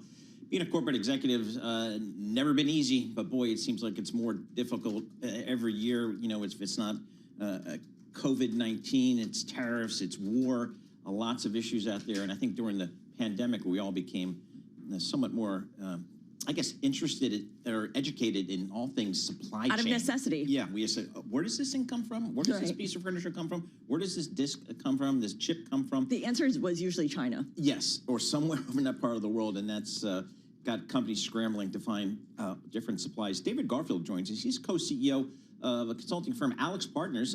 He is based in Chicago. David, what's the conversation you're having with your clients these days about, you know, just kind of global supply chain? They have to navigate different tariff policy, wars in various parts of the world here. What's the conversation like these days? CEOs are focused on execution and speed as it relates to their global supply chains. Their companies, they know, can't afford to get stuck in analysis paralysis. They have to make decisions and take actions quickly. And the reason is simple. The business conditions keep changing. As you pointed out, there's geopolitical disruption, economic disruption, technological disruption, workforce disruption. So leading executives are adopting a kind of restructuring mindset, even in top performing companies. When business conditions are nice and stable, you can take your time and re-engineer supply chains. But with today's conditions, a restructuring mindset really helps. And one more thing that CEOs are doing is focusing very heavily on their cash flow, in addition to their traditional P&L and balance sheet metrics, because with all of the disruptions that we're experiencing, there can be sudden and severe strains on cash flow that are very much out of the norm. If we think about, trade disputes, for example, a company can experience a spike in raw materials and a drop in demand simultaneously. Right. So CEOs are focused on visibility and control over their cash. I like what you said about how they have to adopt a restructuring mindset, but once you restructure, you kind of hope that it'll last for a little bit before you have to make changes again. Are they in a constant restructuring mindset, meaning whatever they put in place, they'll have to blow it up and change a month later or 6 months later? So CEOs are trying to be as agile and as flexible as they possibly can. So not necessarily blowing things up, but shifting and adapting on the fly as business conditions change. A great example of that is what's happening with tariffs. Of course, we had Liberation Day tariffs, then we had rebates. Now we have 301 tariffs being added. The companies that, when tariffs were first put in place, established tariff war rooms so that they could monitor changes in real time and make adjustments not only to their supply lines, but to their pricing. The companies that have kept those war rooms up and running are now in better shape to deal with the ongoing disruptions in trade and transit. That's a great example of having a restructuring mindset, not necessarily blowing things up, but being able to adapt and to remain agile. At the same time, they have to adapt to this new thing called artificial intelligence and how it impacts their business, either for good or for bad. How's that conversation go these days? Companies are deploying AI as fast as they can, but the ROI is often missing. The winners in terms of AI deployment are the companies that are pursuing practical AI solutions. This is applications, specific applications that have very strong business cases. What we see is a lot of companies either struggle with AI because they get stuck in the strategy phase. They build up an inventory of use cases, but don't pull the trigger and execute. Or they try to do AI everywhere all at once. And that, of course, is very slow and can be very costly. So the winners in the space are focused as well as fast. And if you want, a great example, we worked with a telecom company to help them deploy agentic AI to optimize their field operations. So these are the people in the trucks who go out and install and maintain the cell towers. And the agent not only optimizes the route that they drive, but also the approach that they take to do the installation or make repairs. This is a focused solution. It's very practical. It's saving the company millions of dollars a year, and it's up and running. I thought the way Paul introduced you and kind of introduced the topic made a lot of sense, how supply chain was something that we didn't used to think about. It was kind of invisible. We just took it for granted. And now it's very much top of mind, front of mind as well. Is this an industry that is growing, that is hiring? I mean, is there more need for supply chain experts or people to enter the field than before? Supply chain has always been kind of a quiet area, but a hot area, meaning where, strong operational and deep analytical skills really pay off because, it's the lifelines of the company, their cash flow and the flow of goods. So I would say that it is a strong area in the labor market, particularly for people who can understand international and multinational trade flows and who can apply leading technology to solve some of the problems that are cropping up in supply chain management. All right, David, thank you so much. Appreciate that. David Garfield, co-CEO of Alex Partners out there in Chicago, talking about supply chain and just kind of the changing playing field for CEOs and boards that they have to deal with. A, technology, B, trade policy, trade uncertainty, and armed conflict in various parts of the world. Tough to lay down strategy. It's a very different playbook than what it was after the WTO, after NAFTA, where it was increasingly about outsourcing, and now it's about reshoring and bringing things home and making it more resilient. Yep, and that arguably, if you listen to some economists, has some inflation concerns to it. If you're bringing all this stuff back home, it's higher cost here. And that could result in higher prices. So it's one thing that economists are following. Markets are off here today by more than 1%. This is Bloomberg. Good morning.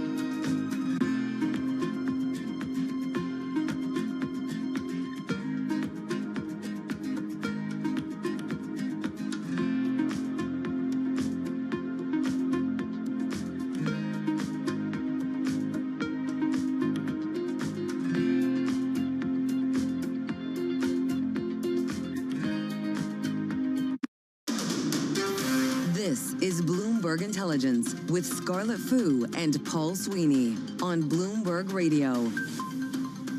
Good Thursday morning. Not so good if you were long equities and you're looking at the red on the screen. It's considerable. The NASDAQ Composite Index down 2.4%. The S&P 500 down 1.25%. Alphabet, the catalyst for today's sell-off, and it's kind of rippling across the growth complex here. Of course, oil prices rising are one of the things that are bugging investors right now.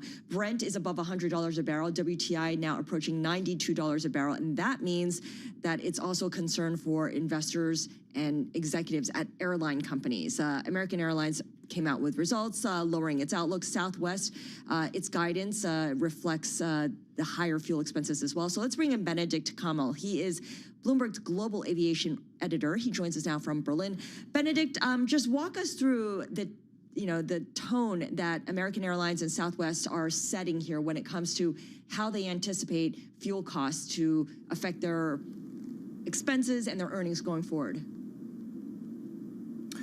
Hi from Berlin. I mean, it's a sense of disappointment, really, if you talk to American. The CFO said, look, only 3 weeks ago, things were actually not looking that bad. And if we'd sort of closed the accounts 3 weeks ago, we would have had a very different set of numbers. But since then, things have really gone south for the airline industry in particular, and that's because of the oil price that you've mentioned. This is one of the big expenses, if not the biggest, the fuel price for airlines, and they are really susceptible to swings. And we've seen a lot of swings, and it's all swung up lately. So what we see here with American is a pretty negative outlook into the full year. It's the second time in exactly 3 months that they've had to cut their guidance. They are more pessimistic now than they were even in April, and they now expect a loss for the year. That seems likely. Investors and analysts had hoped for a profit, so that's something you see reflected in the stock, which is off sharply today.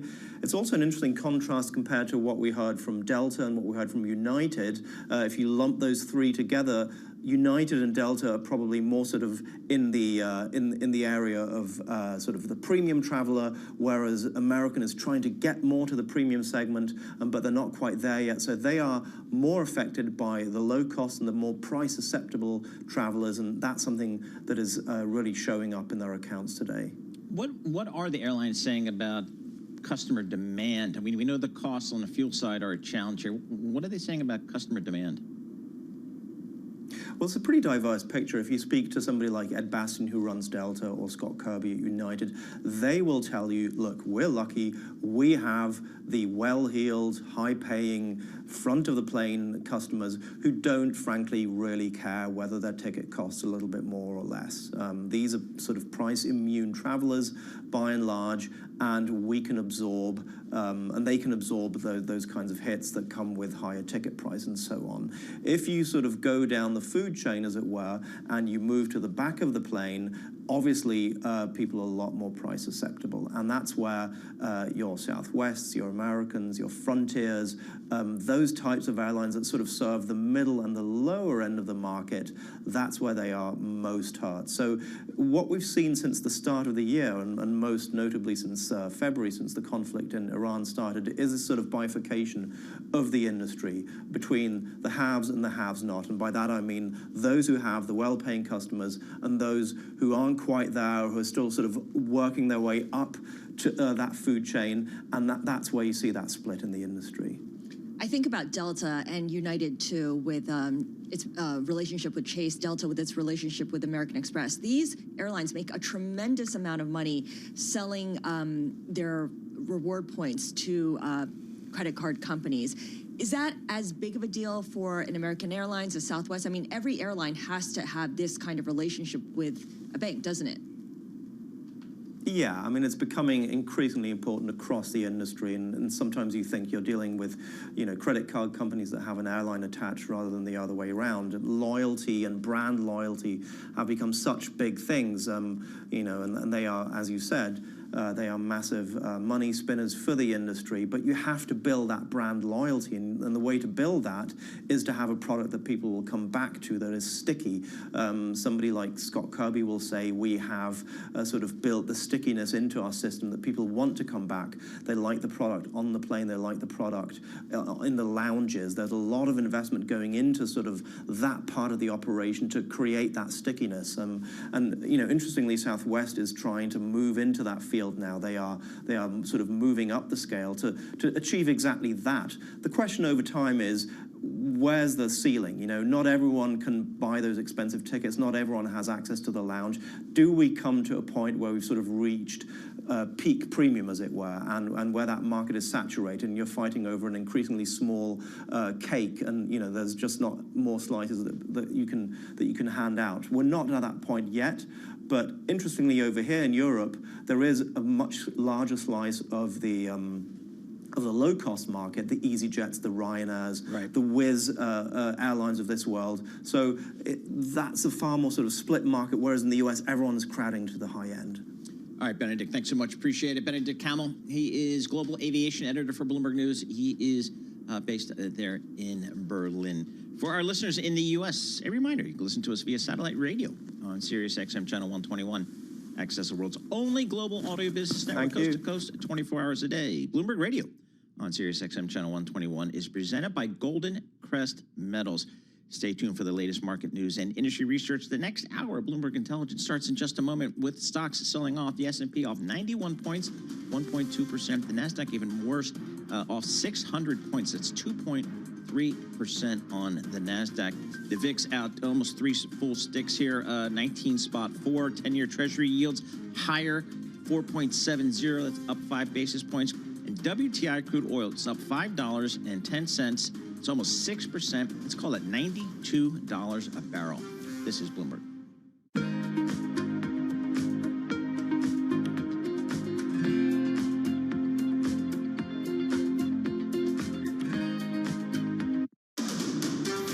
This is Bloomberg Intelligence with Scarlett Fu and Paul Sweeney. Concern about rising prices spooking investors. What does renewables investment look like in the U.S.?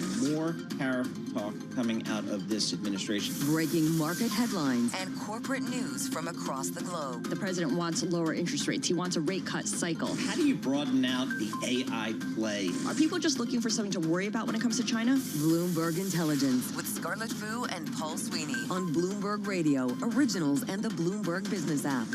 Good Thursday morning from the Bloomberg Interactive Broker Studio in Midtown Manhattan. This is the second hour of Bloomberg Intelligence with Paul Sweeney, Scarlett Fu, and John Tucker.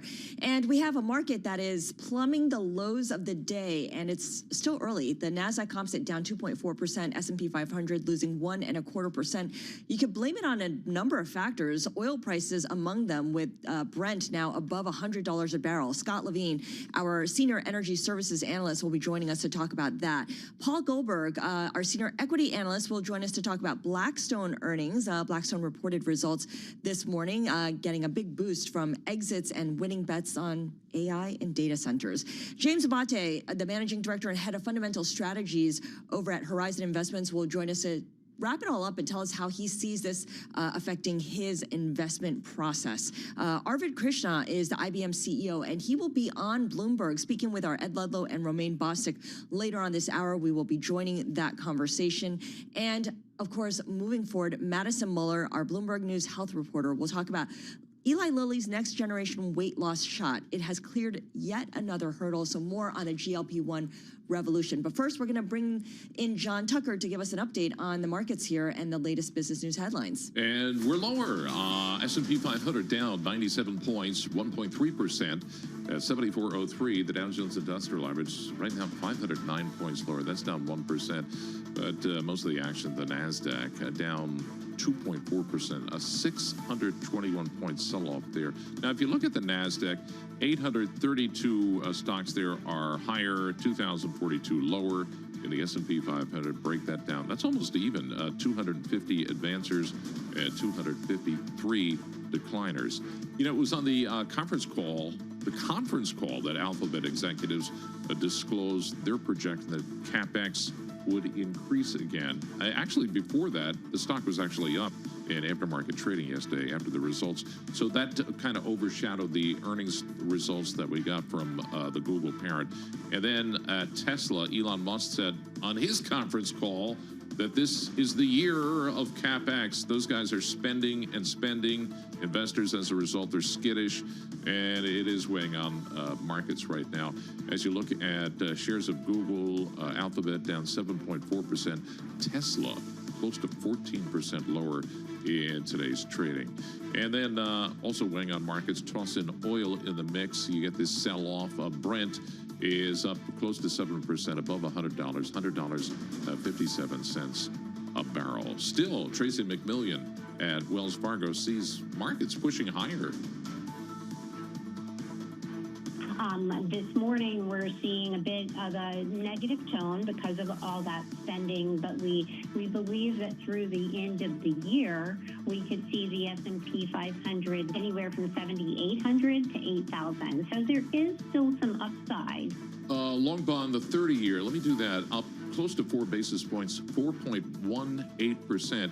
And I think it's the 28th straight day that we've been above 5% on the 30-year. Twos up 6 basis points at 4.35%. Let's put a price tag on the recent heat wave. I mean, it was particularly bad in Europe, so I'll start there. According to a survey by the London School of Economics, the heat wave that scorched Western and Central Europe in June cost the UK economy $1.5 billion in lost work hours because, you know, everybody stayed home, which was kind of stupid because you don't have air conditioning. It was worse there. Yeah, yeah, I mean, you have air conditioning in the offices there. But the problem is the tube doesn't have air conditioning. Yes. So how do you get to work? There's no window in the tube. No. Or maybe there is, and you don't want to open that window. It was the most severe ever recorded in Europe. About 2,700 excess deaths in Wales and England alone. This is according to the new research that was just out. Anyway, we check the markets for you all day long right here on Bloomberg Radio. I'm John Tucker. That's your Bloomberg Business Flash, Scarlett and Paul. All right. Thank you so much, John Tucker, with our Bloomberg Business Flash. Stocks are on the move. At least the indexes are to the downside. So let's bring in Avalon Purnell. She is our Bloomberg News equities reporter, and she's got some individual stocks that she wants to tell us about. Avalon. Yes, Tesla, that's ticker TSLA, currently dropping about 14%, most since last June. And that's after the electric car maker reported a second quarter profit miss and also just had a lot of accelerating CapEx, which is something that we saw in a lot of notes. Morgan Stanley noting that while this CapEx is very much high, it is necessary to become a leader in robotics, though they are also noting that these investments are really going to push the focus on tangible robotaxi and Optimus milestones. Another analyst at Canaccord Genuity writing that the breadcrumbs on the conference call may point to a union with Elon Musk's other company, SpaceX. That's what I think they're hoping, but SpaceX stock is nothing to write home about as well. All right, what's next? Alphabet, that's ticker GOOGL, currently falling about 7.5%, most since February. And that's after the parent company of Google's higher capital expenditures fueled fears of the cost of AI development going forward. The increase in CapEx comes as the company's free cash flow, turned negative, amplifying questions about how much does it actually cost to become a hyperscaler. Also worth noting that Alphabet's future spending commitments have now ballooned to $811 billion as of the end of June. That's up nearly $500 billion from just 3 months earlier. These numbers are bananas. I know. And it is like you might as well be saying cajillion dollars. Right, exactly. One more. Yes, Quest Diagnostics, ticker DGX, currently jumping about 10% to hit a record high. And that's after a healthcare services firm reported stronger than expected second quarter results. It also boosted its profit and revenue forecast for the full year above expectations. Citi noting that continuing strength in the utilization of Quest services, which include like blood tests and diagnostics, are one reason for the beat. And those results are now making Quest one of the biggest gainers on the S&P 500 and are also pushing broader positive sentiment across the sector for other diagnostic companies like LabCorp. All right. Avalon, thank you so much for giving us the 3 stocks on your radar. And of course, for more conversations like this, be sure to subscribe to Stock Movers. It's available on Apple Podcasts, Spotify, and anywhere you listen. These are 5-minute audio reports, always available to you at any given time. Let's go back to oil prices because the move here is pretty dramatic. We're now looking at Brent up 7%, Paul, and WTI up 6%. I know it's geopolitics driving this, but it very much feels like the energy market is now looking at a congested Strait of Hormuz, a closed Strait of Hormuz, and perhaps more than just a renewal of fighting in the Middle East. Let's bring in Scott Levine. He is our Senior Energy Services Analyst. Scott, how do you look at what's happening here? It's not good. Basically, we've seen, the real incremental development that we've seen since March when the market started freaking out and the conflict began is the Houthi attack in the West. So one of the major moves that the Saudis made in response to the closure of the Strait of Hormuz then was to start exporting more oil off the West Coast out of Yanbu through using the East-West pipeline. And just this month, we've seen the Houthis attack, and only in recent days, attack a couple of ships in the Red Sea, and that's on the west in Saudi Arabia, and that was the primary plan B, if you will, in terms of getting oil out of Saudi, and Saudi is the biggest producer in the region. And so I think that's giving the market concern that we're entering a second, more accelerated phase here in the conflict.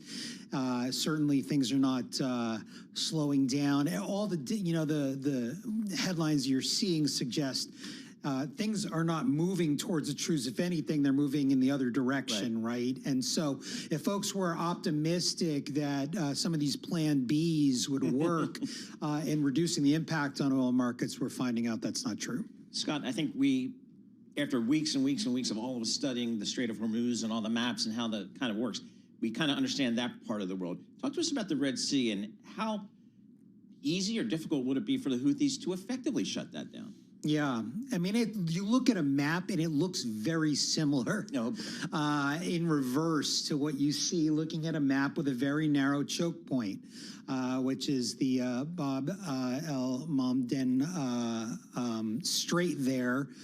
That's at the southern end of the Red Sea, and Yemen is alongside that and to the south of Saudi Arabia.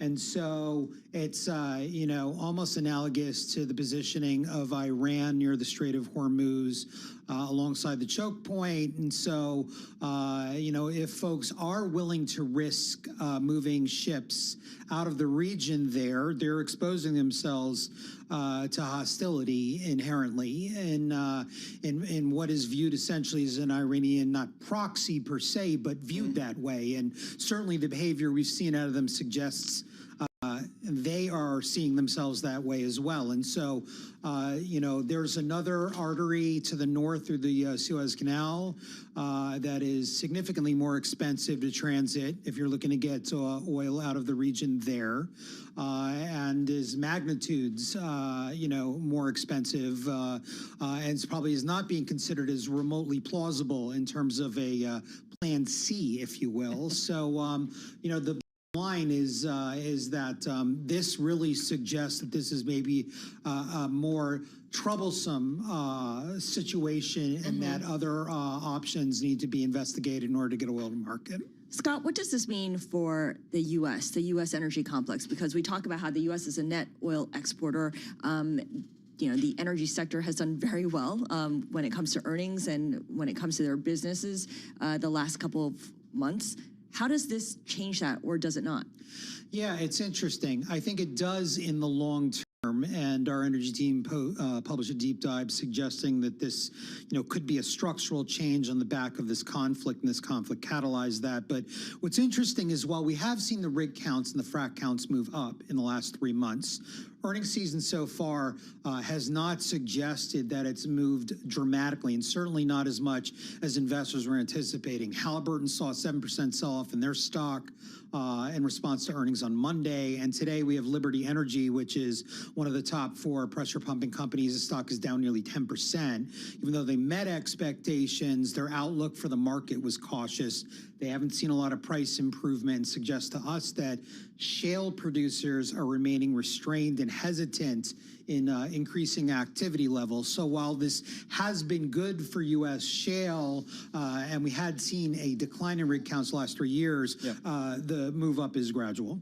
All right, I'm going down there. I'm telling you, I'm going down to the oil patch, get an oil rig. Yeah, you're going to be a new wildcatter, right? Yes, $92 a barrel. Scott Levine, thanks so much. Appreciate it. Scott Levine, Senior Energy Services Analyst for Bloomberg Intelligence. Well, our good friends at Blackstone, they reported a 26% jump in second quarter earnings. It was helped by profits from its artificial intelligence-related investments. Earlier, Blackstone President and COO John Gray spoke with Bloomberg's Danny Berger. He told Danny that the power of AI is being underestimated and that AI is creating new revenue streams. I think fundamentally what people aren't getting is how powerful this technology is at companies.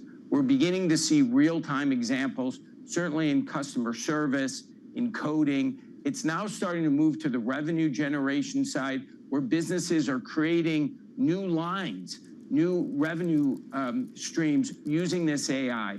And I think because this tool is so powerful, there's an underestimation of what's happening.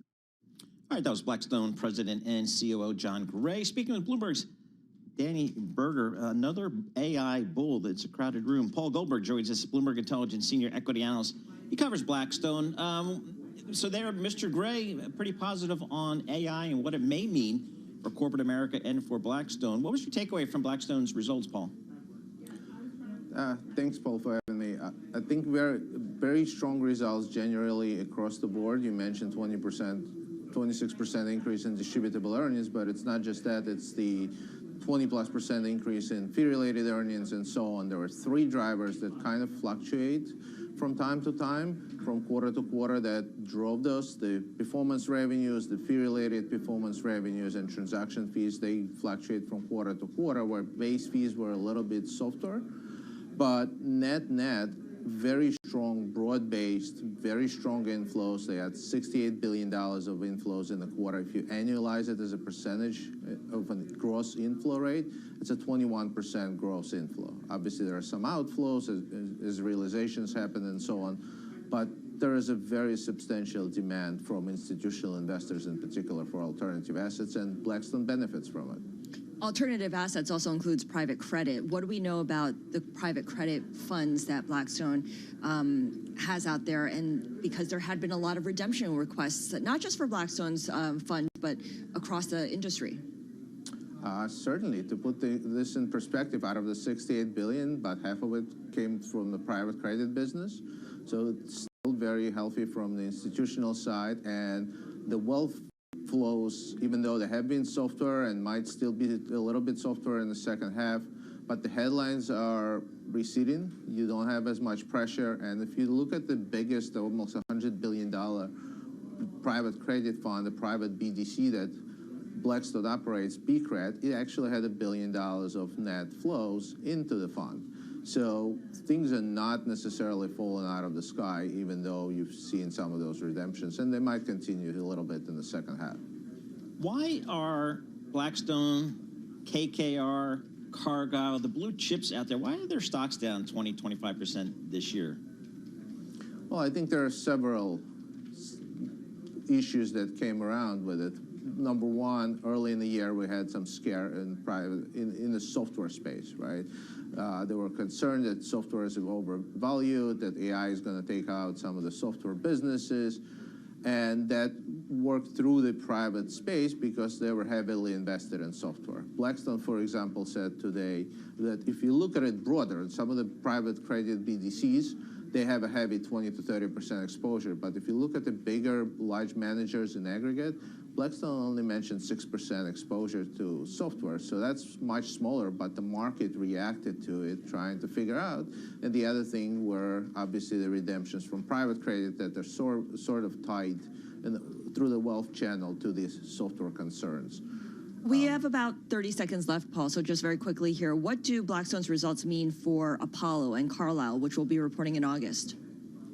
I think they should be very strong.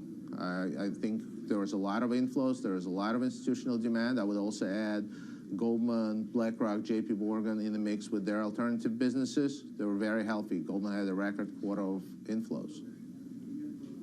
All right, Paul, thanks so much. Appreciate it. As always, Paul Goldberg covering a lot of the financials over there for Bloomberg Intelligence. Blackstone with some solid results. I would think with the better IPO market, the M&A market, there'd be lots of opportunities for these big private credit and private equity companies to monetize some of their assets and get some exits, which is always seems to be the hardest part of the private equity business, exiting at a good way. James Abate, he's going to come up and talk to us about the markets. He's over there at Horizon Investments. That's coming up in just a moment.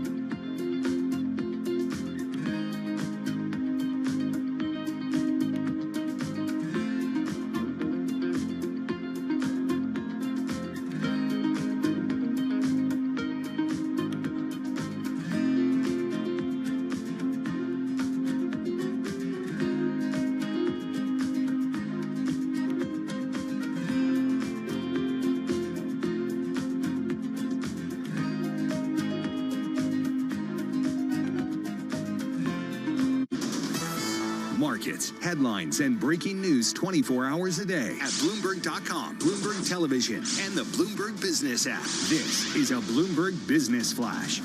And I'm John Tucker, the Bloomberg Newsroom of this Bloomberg Business Flash, brought to you by Golden Crest Metals. Inflation, tariffs, and volatility have some investors turning to gold for stability. To get a free gold and silver information guide and learn how to add metals to your IRA or 401k tax and penalty-free, go to goldencrestmetals.com/guide. That's goldencrestmetals.com/guide.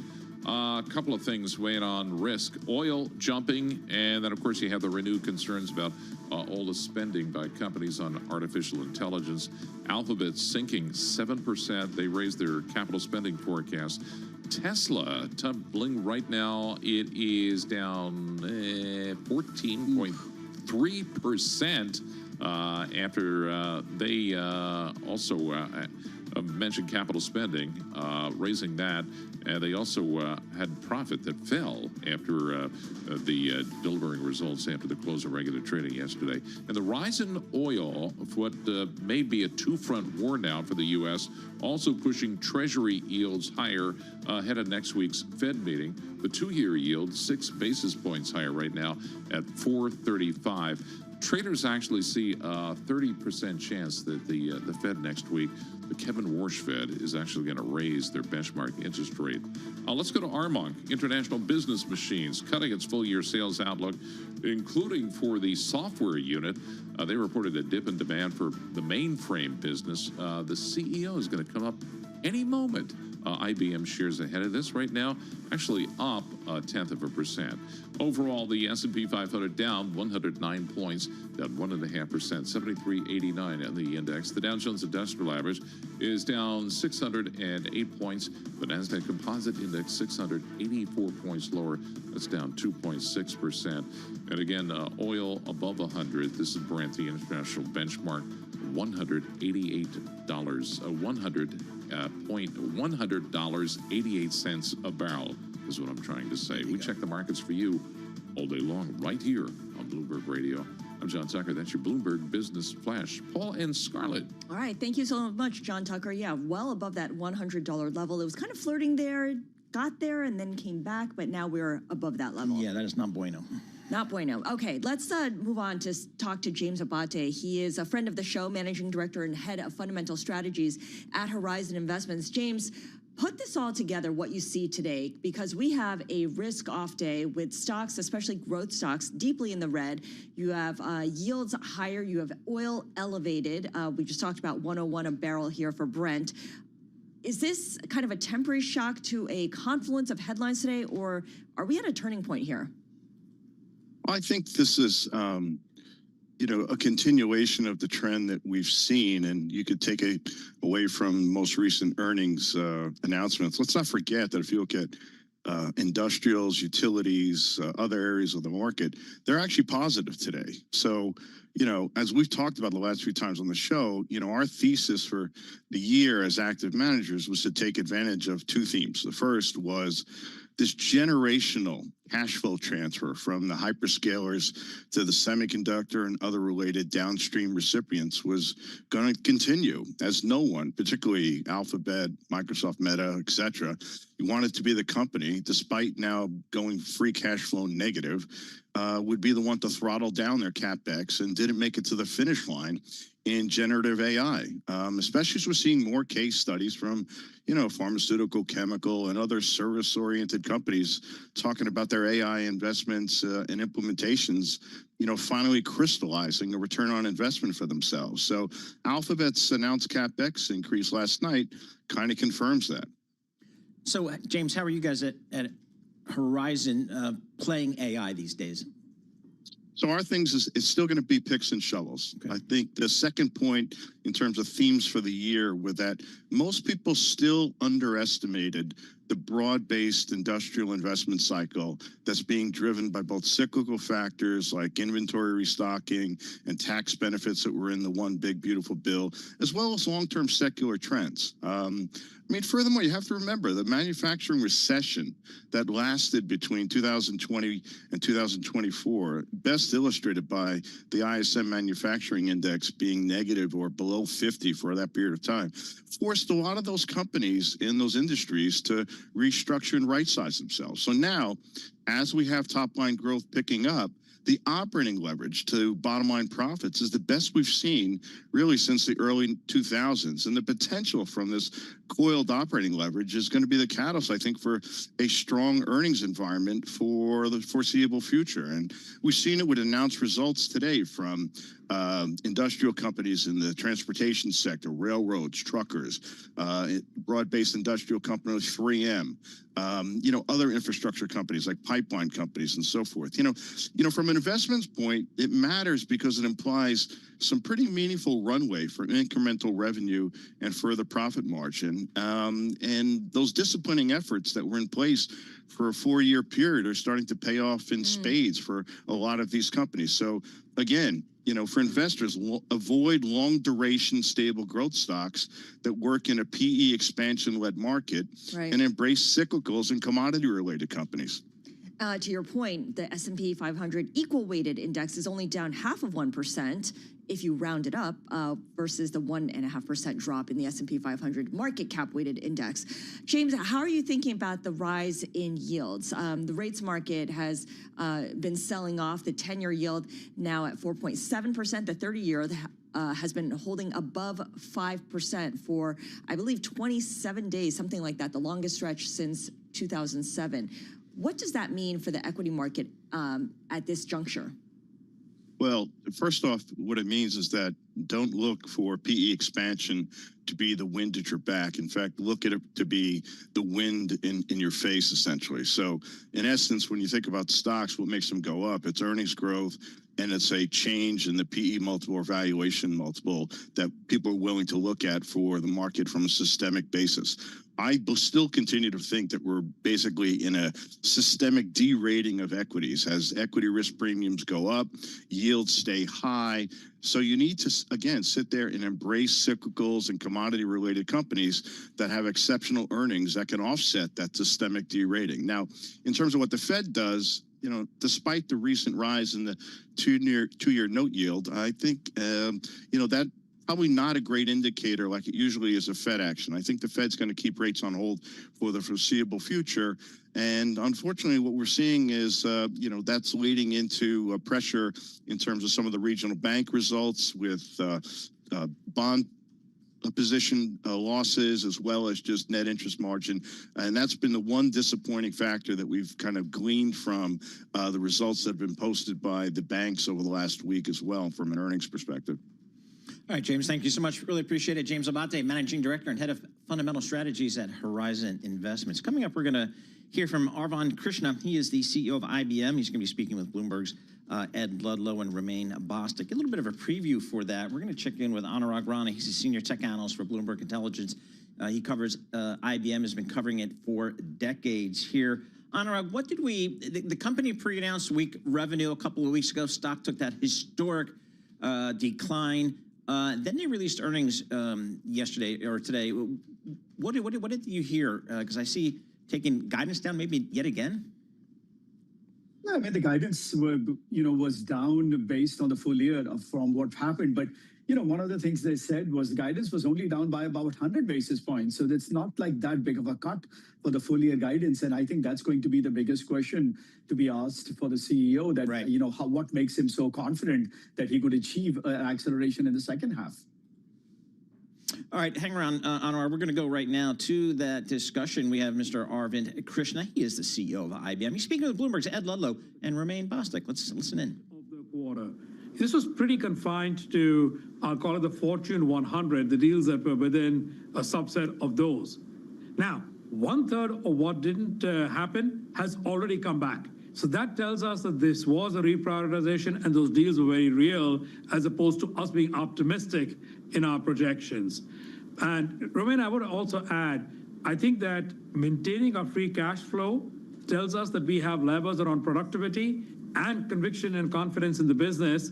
And that is also, I think, going to serve our investors well. But the next few months will tell us that. Well, on that cash flow figure, yes, and that certainly pleased a lot of analysts and investors out there, that $1 billion number of projected free cash flow growth, you maintaining the dividend as well. But you're largely done that so far by cutting costs. So that raises the question that if we are anticipating slower growth on the revenue side, does that mean more cost cuts are in store? The bulk of our cash flow growth over the last 4 years has actually been on adjusted EBITDA. So that tells you that this is mostly through revenue growth. And our model has always been that we are the last dollar is more productive and more profitable than the first dollar. So we've been growing revenue 4-5%, and we've been growing cash flow up in the 7-9%. So that's kind of our model, and we intend to keep maintaining that.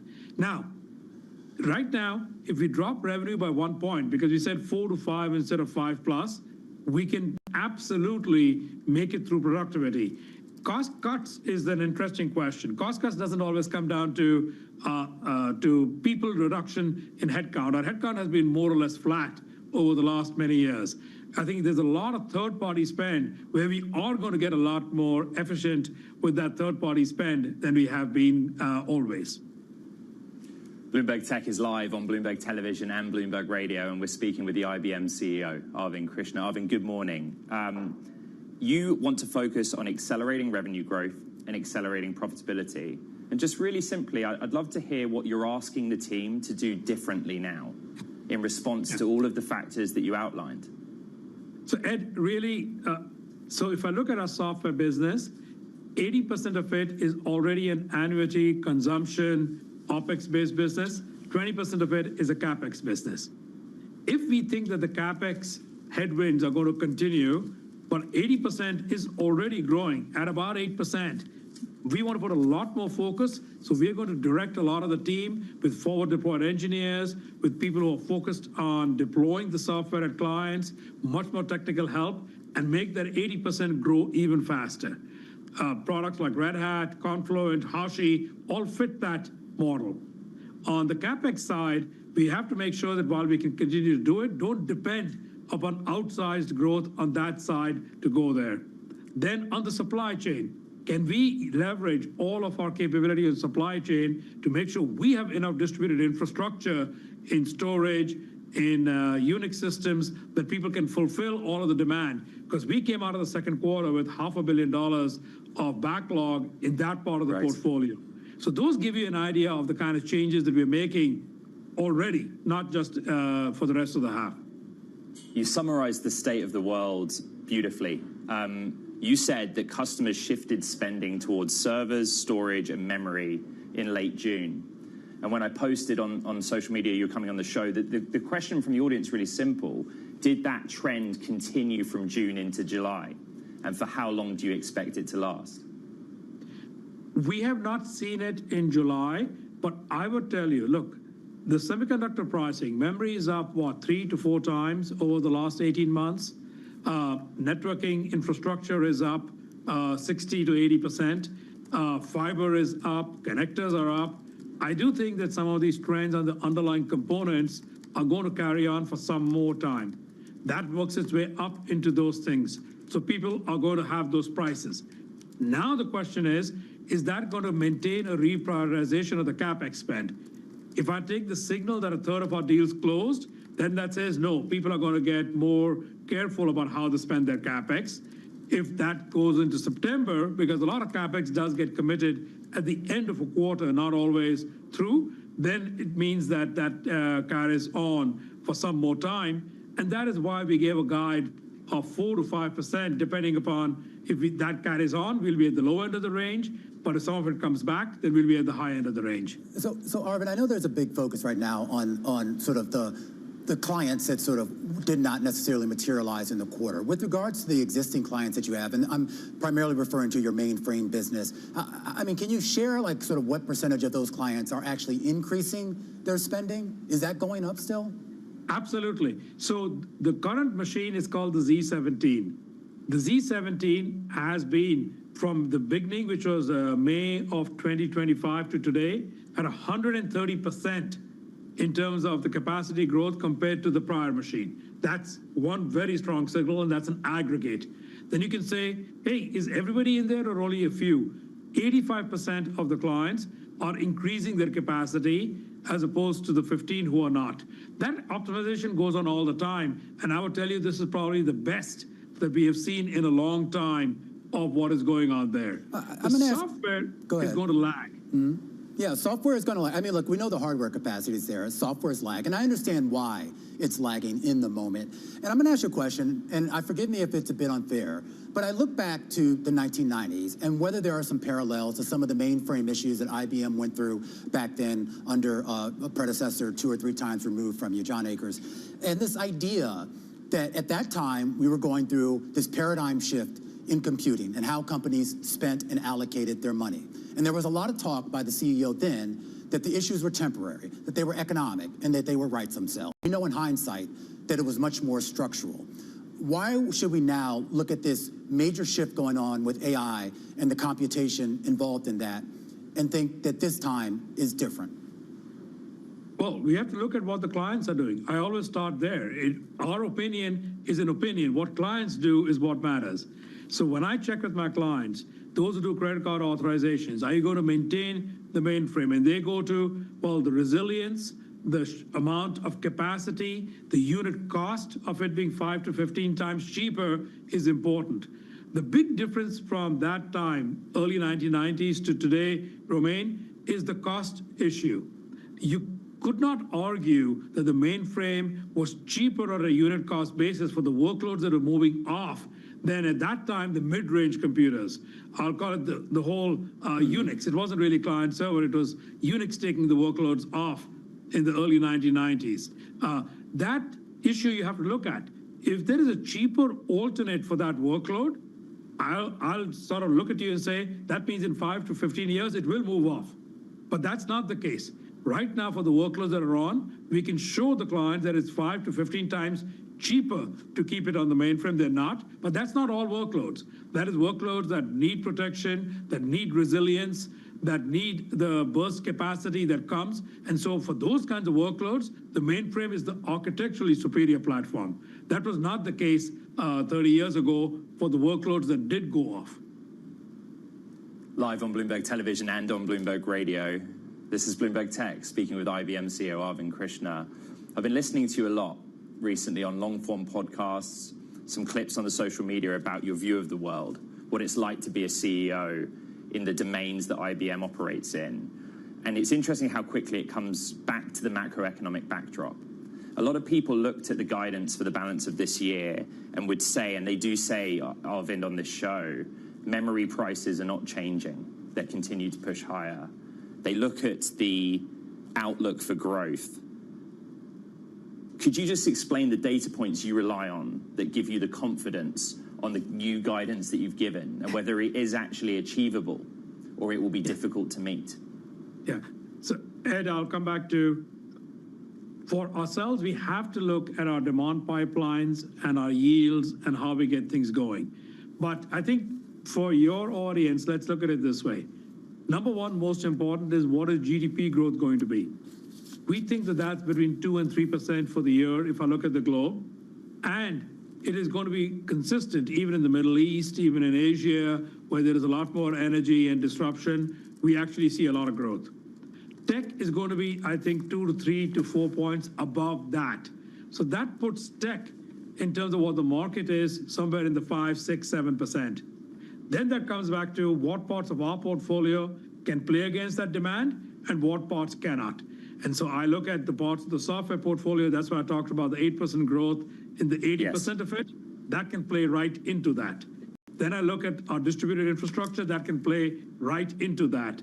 I think consulting will be in that 1, 2, 3%. It is not going to be in the double-digit growers. But we see the demand and we see the signings and we see the clients leaning in to say they want transformational work done. That's how we kind of know, Ed, that beginning with the macro and then coming down.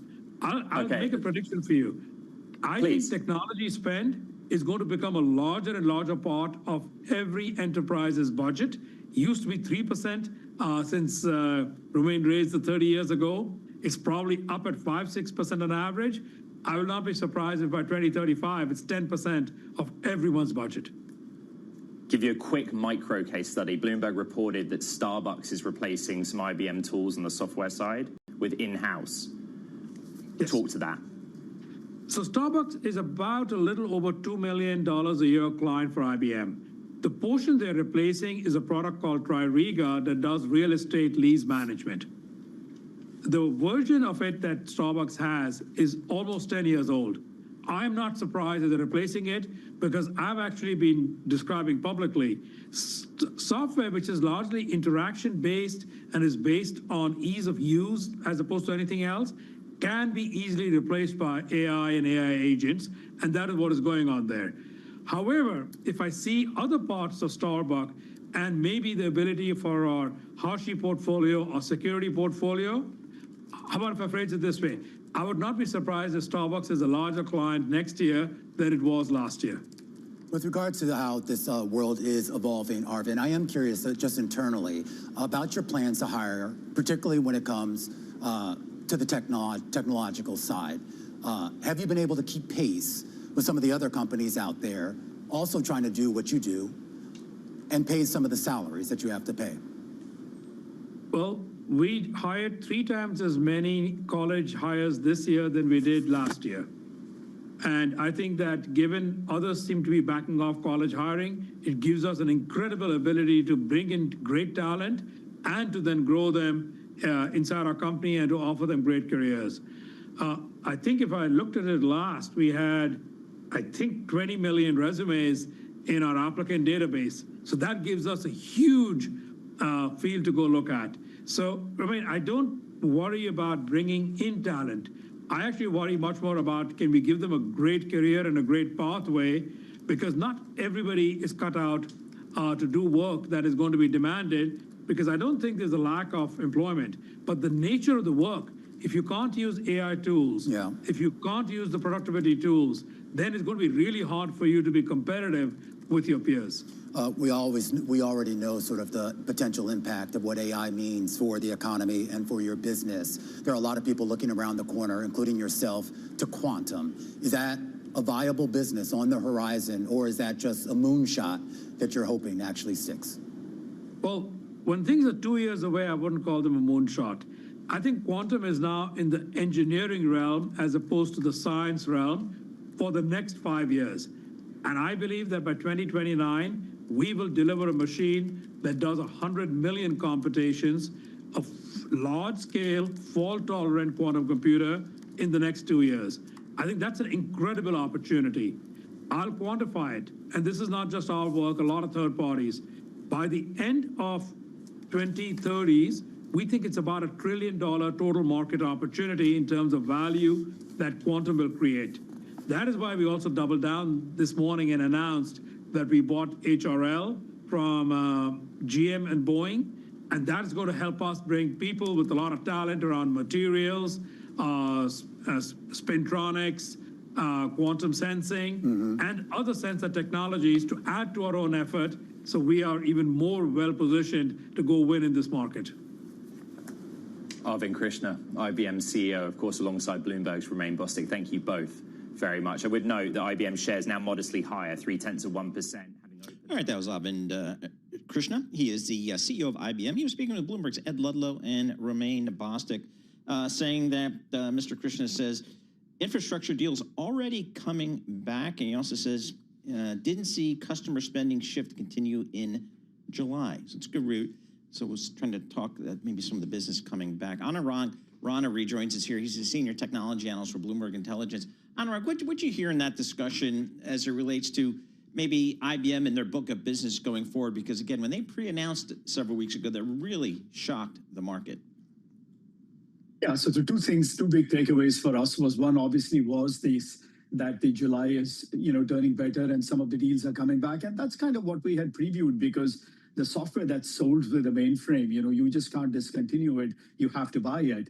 And, that's coming back. But the one thing that I would also say is, the macro space is not good. So we are looking out in the second half, and I actually don't know how we can look at consulting remaining at the same amount as it was. Now, I hope I'm wrong in that case, and all of these companies do better. So that's one area. The second thing is important is what he brought it up on Starbucks, and I think this is an incredibly important point because we're going to hear a lot of news stories around the world about how a company A is replacing an old software. To be honest, that's been going on for years. This is nothing new. When you have an old software, people will replace it with something new. But his comment that it's possible that Starbucks will hit their total cost of spend with IBM may actually go up because of some of the newer products that they have, I think is more critical for the software landscape.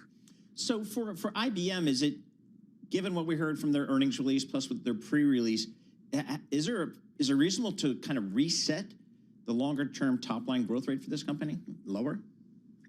Well, the lower part is, I think, a tough one because, frankly speaking, before we got into any of this stuff, the Iran war and everything, IBM's growth rate on the top, all in, was somewhere in the range of 5 to 7%. Now, this year, let's say they're going to be between 4 to 5. Next year, coming back, they should again be in that 5 to 7% bracket because they have three different businesses: the software business that grows in a high single digit, an infrastructure business over a 3-year period that's about 1 to 2% growth, and then the consulting business, which we don't know when it's going to rebound. So we don't see a massive acceleration in IBM anytime soon unless they get the consulting stuff back on.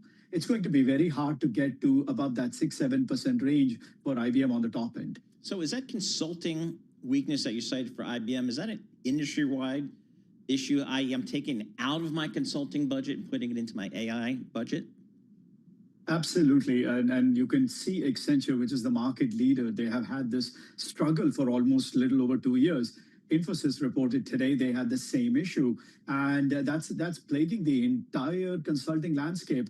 And not only that, it's also bringing in pricing pressure on contract renewals. So what that does is, for the same kind of work, now you're getting paid the year after. So there's a lot of challenging work over there, and that can only be replaced once you get into a much better macro environment that the spending is good on the non-AI side of it.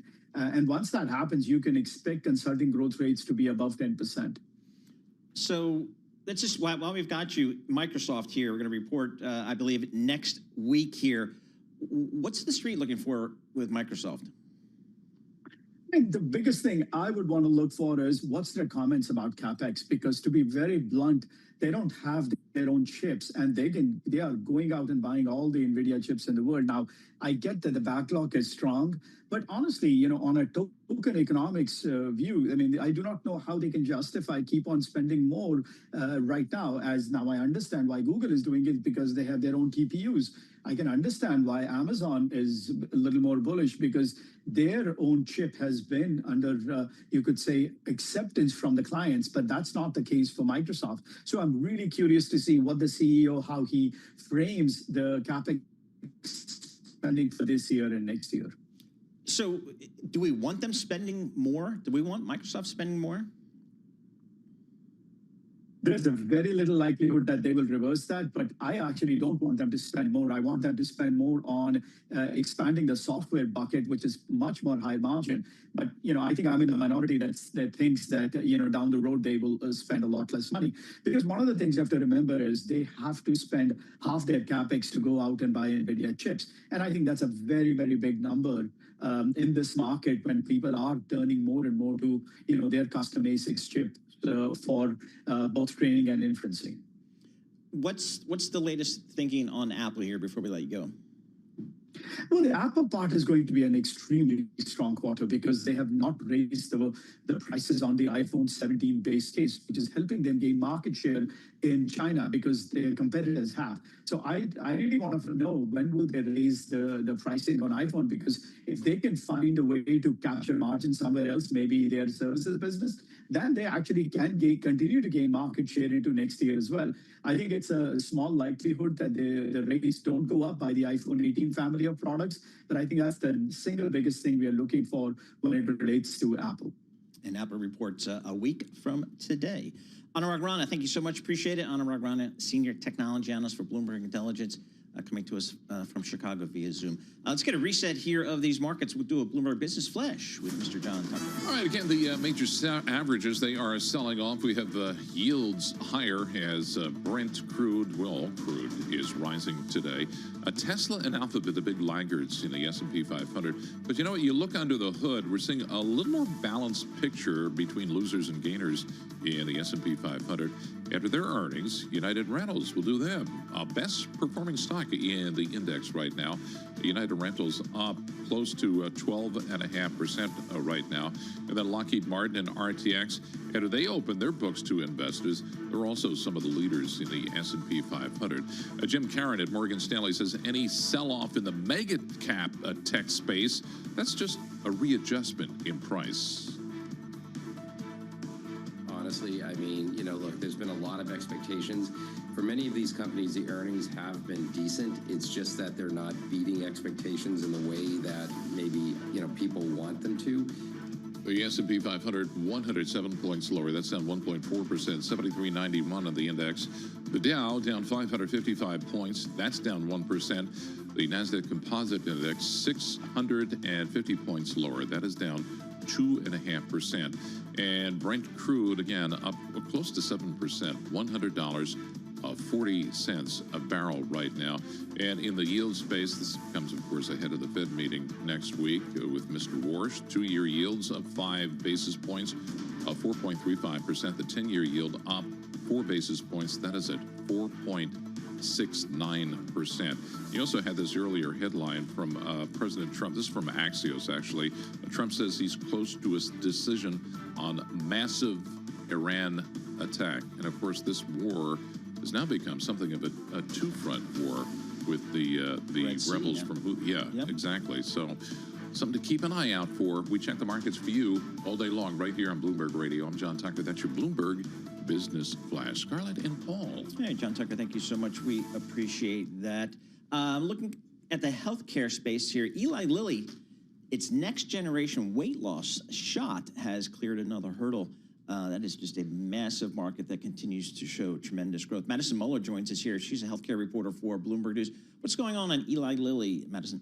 We had an important update from Lilly today about when it plans to file for regulatory approval for its next generation weight loss shot, retatrutide, which is going to be a pretty big product for Lilly if it ends up being approved. Already, there are a lot of people seeking out black market versions of this drug just because they've heard about all of the potentially incredible effects, everything from 30% up to 30% weight loss to liver impacts and all of these other potential health benefits like anti-inflammation and all of these things. So Lilly said that they are going to apply for FDA approval sometime in the first quarter of 2027, which is a little bit later than some analysts had expected, but that's just because the data package and the filing that they have to put together is so big. So how will this be materially different or better than what's on the market right now? Because people are getting really substantial weight loss, and it seems to be working already. What's this new one going to do? Yeah, that's exactly right. I mean, Zepbound, which is Lilly's other weight loss shot, and Wegovy, which is a Novo Nordisk product, are really good. And like you said, people are getting a lot of success with those now. Retatrutide, which that's the sort of generic chemical name. It doesn't have a brand name yet because it's not approved. Combines 3 different gut hormones. So it's GLP-1, which we've all heard so much about, plus another one called glucagon and another called GIP. Basically, it just supercharges the drug a little bit. It targets some different receptors and is maybe better for things like removing fat from the liver and other health impacts. And there are a certain percentage of people that don't see success on the currently available GLP-1. So for people that need that higher degree of weight loss, this is something that could be a really good product for them. Can you explain to me I see the ads all over the place, Serena Williams. How are these? Are they generics? Are they compounds? How are they different from the stuff you have to get a prescription for? Yeah, well, at one point, a lot of those ads that you were seeing from companies like Roe and Hims and Hers, those were for compounded products. So those are products that are made by compounding pharmacies, and they're not exactly the same as the drugs that the pharmaceutical companies sell. They're not approved or reviewed by the FDA in sort of the same way. But a lot of the telehealth companies have recently moved into selling the brand name medications. They were really pushing the compounded versions when there were supply shortages. Now those supply shortages have ended. They've moved to selling the brand name medications. However, there are still a lot of compounding pharmacies and a lot of smaller telehealth companies that have continued to sell these cheaper compounded ones, even though the FDA has said that that's not allowed anymore. Interesting. Where are we with the oral dosage? That's in the market now, right? Yeah, it is, which was a big development this year. Wegovy, there's a Wegovy pill. There's also another pill from Lilly called Foundeo. Both of those are selling really, really well. People are, especially the Wegovy pill has been a huge product for Novo, which is something they really needed. Novo has fallen behind Lilly sort of in the weight loss drug race, even though they were the ones that really created this modern weight loss market with their products Ozempic and Wegovy.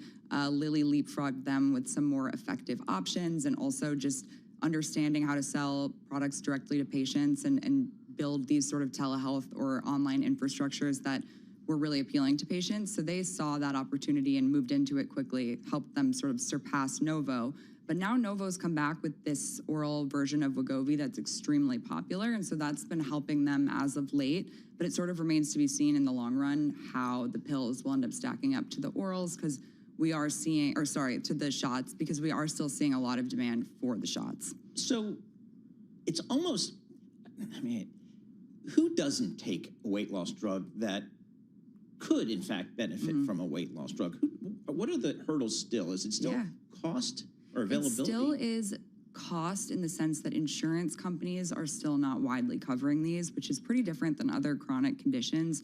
So the insurance landscape is still pretty tough for people, and that can be a barrier if they, the price when you're paying out of pocket is still a couple $100s a month. So that's still unaffordable for a lot of Americans, especially right now.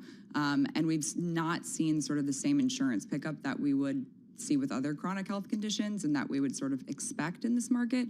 So that's been a barrier to entry. And the one positive thing with that is that Medicare recently started covering these drugs for people 65 and older with certain health conditions. So that's sort of expected to open access to potentially millions more people. But it's still like, the number or the percent of people that actually take these drugs that could benefit from them is still pretty low.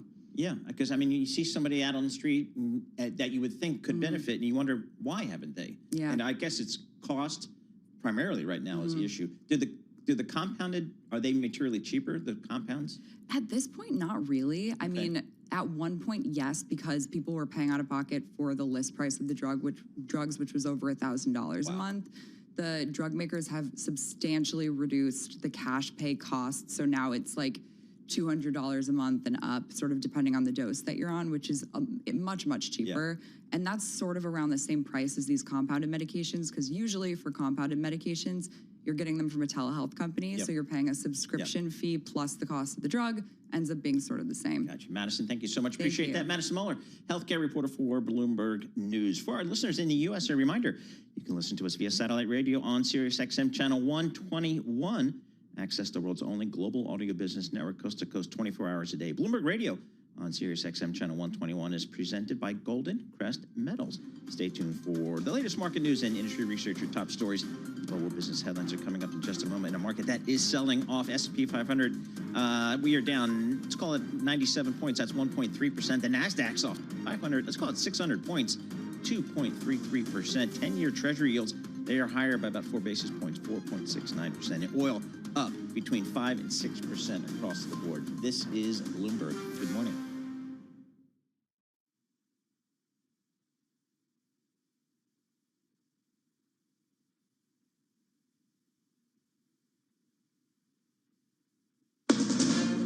From ABC News, I'm Michelle Franzen.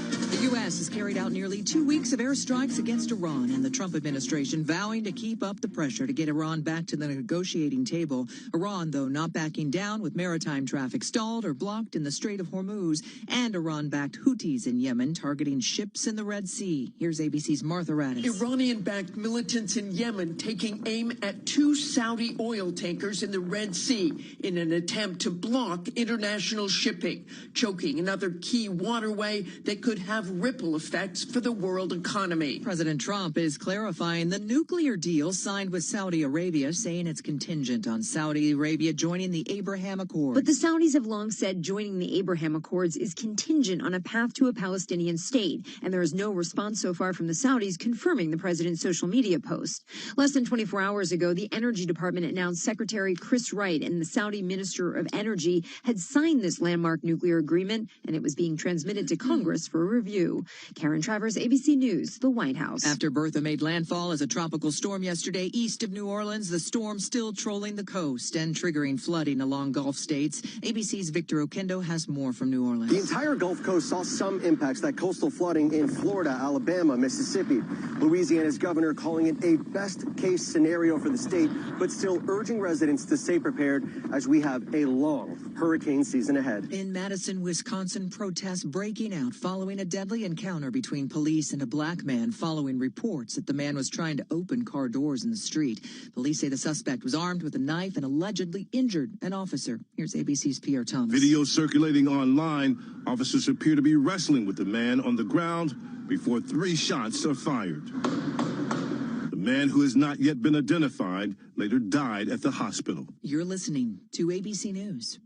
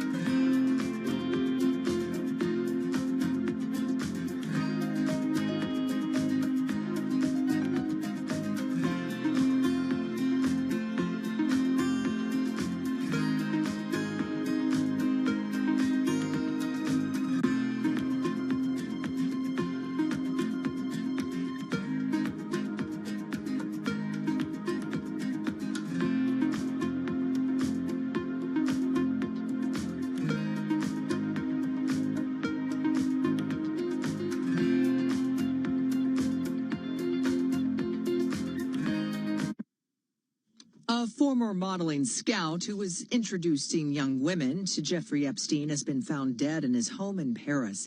Daniel Siad was named more than 2,000 times in the Epstein files that were released by the Justice Department. ABC's James Hill has been covering the Epstein case for years. His association with Epstein seemed to have begun after Epstein got out of jail in Florida the first time, back in 2009, 2010.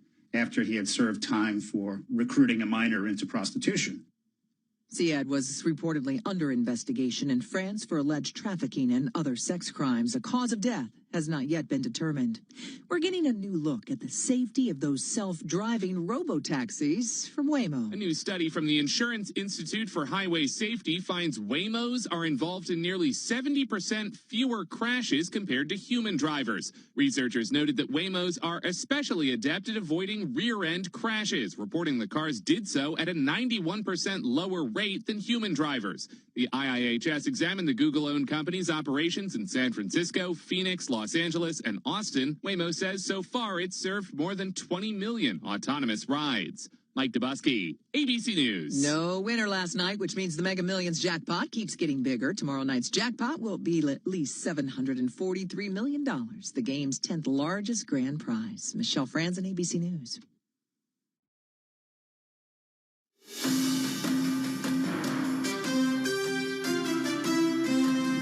Live from Washington, D.C., this is Balance of Power with Joe Matthew. Speaker Johnson pulls another rabbit out of his hat.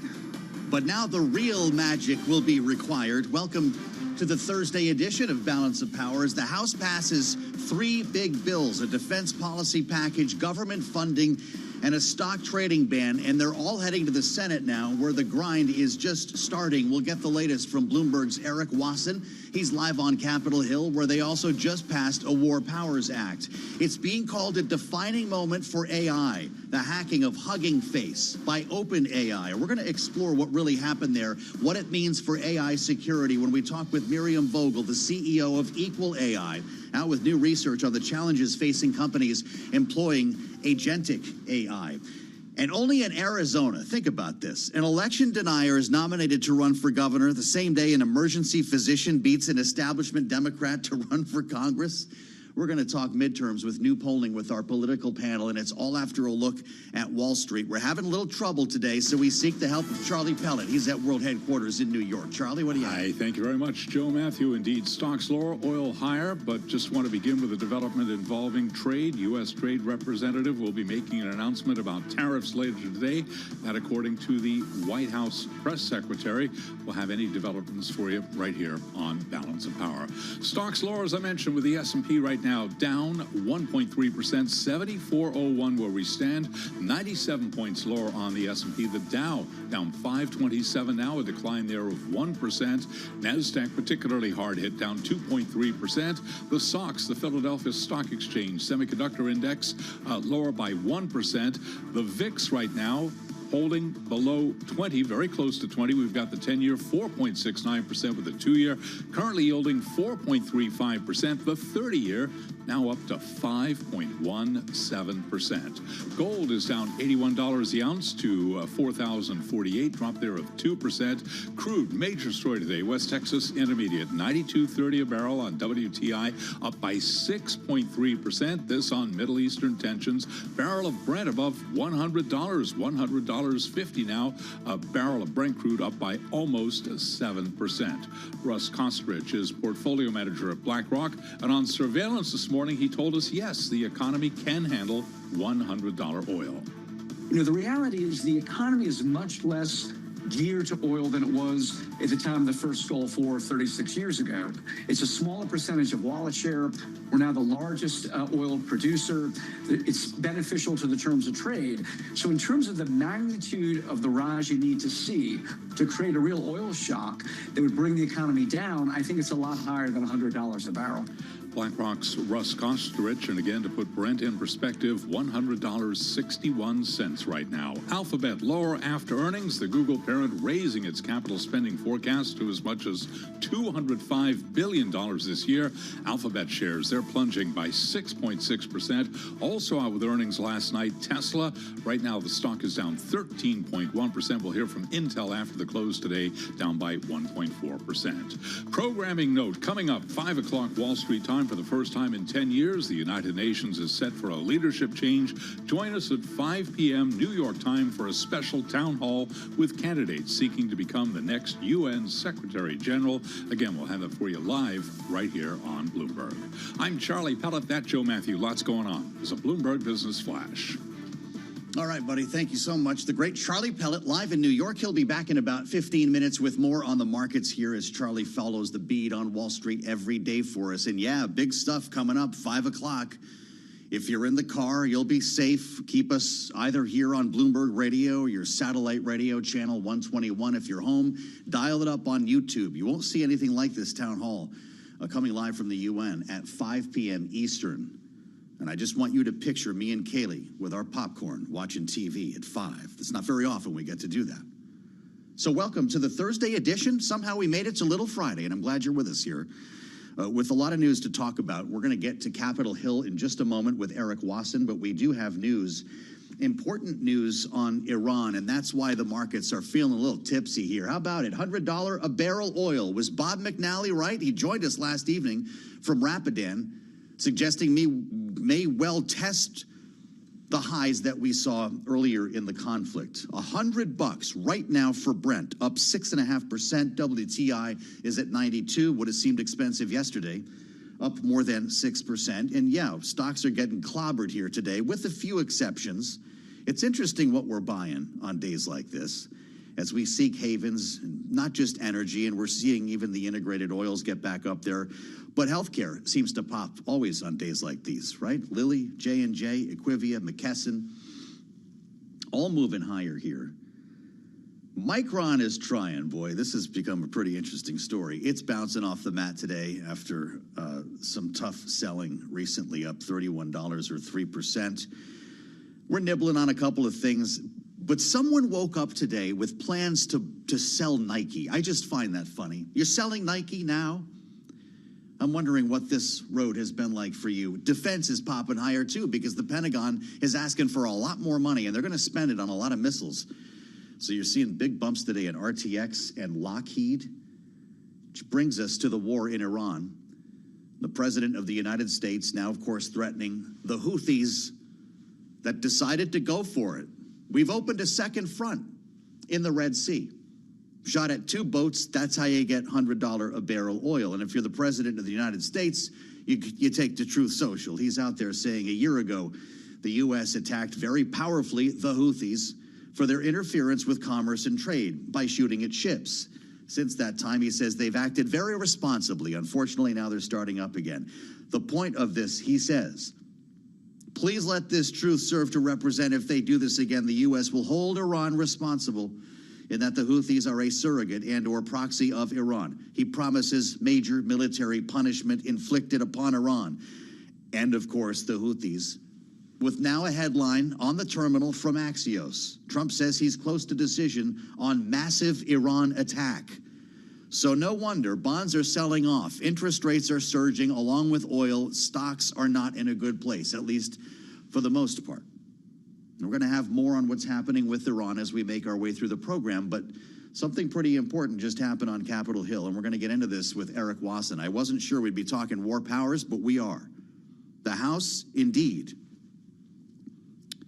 calling on the president to stop the war now for a second time. The jailbreak on the Republican side was exactly the same as last time, so not really a jailbreak. There were 4 Rs who did this: Thomas Massie, Warren Davidson, Brian Fitzpatrick, Tom Barrett, and I'm sure they'll be hearing about it on Truth Social.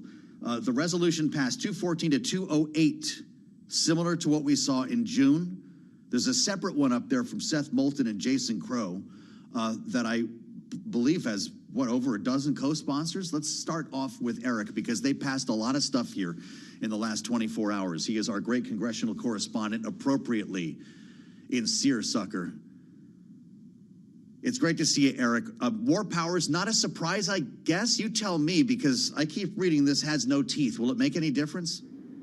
It doesn't have teeth, and more importantly, the president doesn't view it as an important message. You know, in the past, war powers votes that have been successful have sort of been a signal to the president, hey, you need to change course here. In fact, he's ramping up attacks on Iran and saying really he doesn't really care about the midterm impact. You know, there's a pair of votes here. We saw a $95 billion Iran war budget move forward yesterday, and we see this War Powers Act with almost all Republicans supporting the president. This is Republicans heading into their August campaign season, really saying that they're behind the president on the Iran war. And Democrats, I just came from a press conference with Hakeem Jeffries, the Democratic leader, and they're making this the centerpiece of their campaign. They're saying, you guys are all on board with this war. It's a disaster. There's no end game. I did ask Hakeem Jeffries how you would end it. He doesn't have an easy answer either. He's just saying that you've got to reconstruct massive diplomacy now that Trump has gotten us into this basically a quagmire. Boy.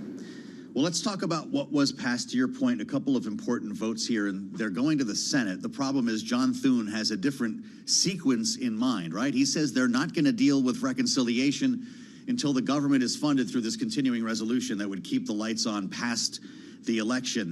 That means the Pentagon's going to have to wait a pretty long time, Eric. And I'll tell you what, I saw our interview. They were playing clips of our interview with Rand Paul on CNN last night as sort of the face of opposition on the Republican side of spending money without offsets. Where's this going to go next door?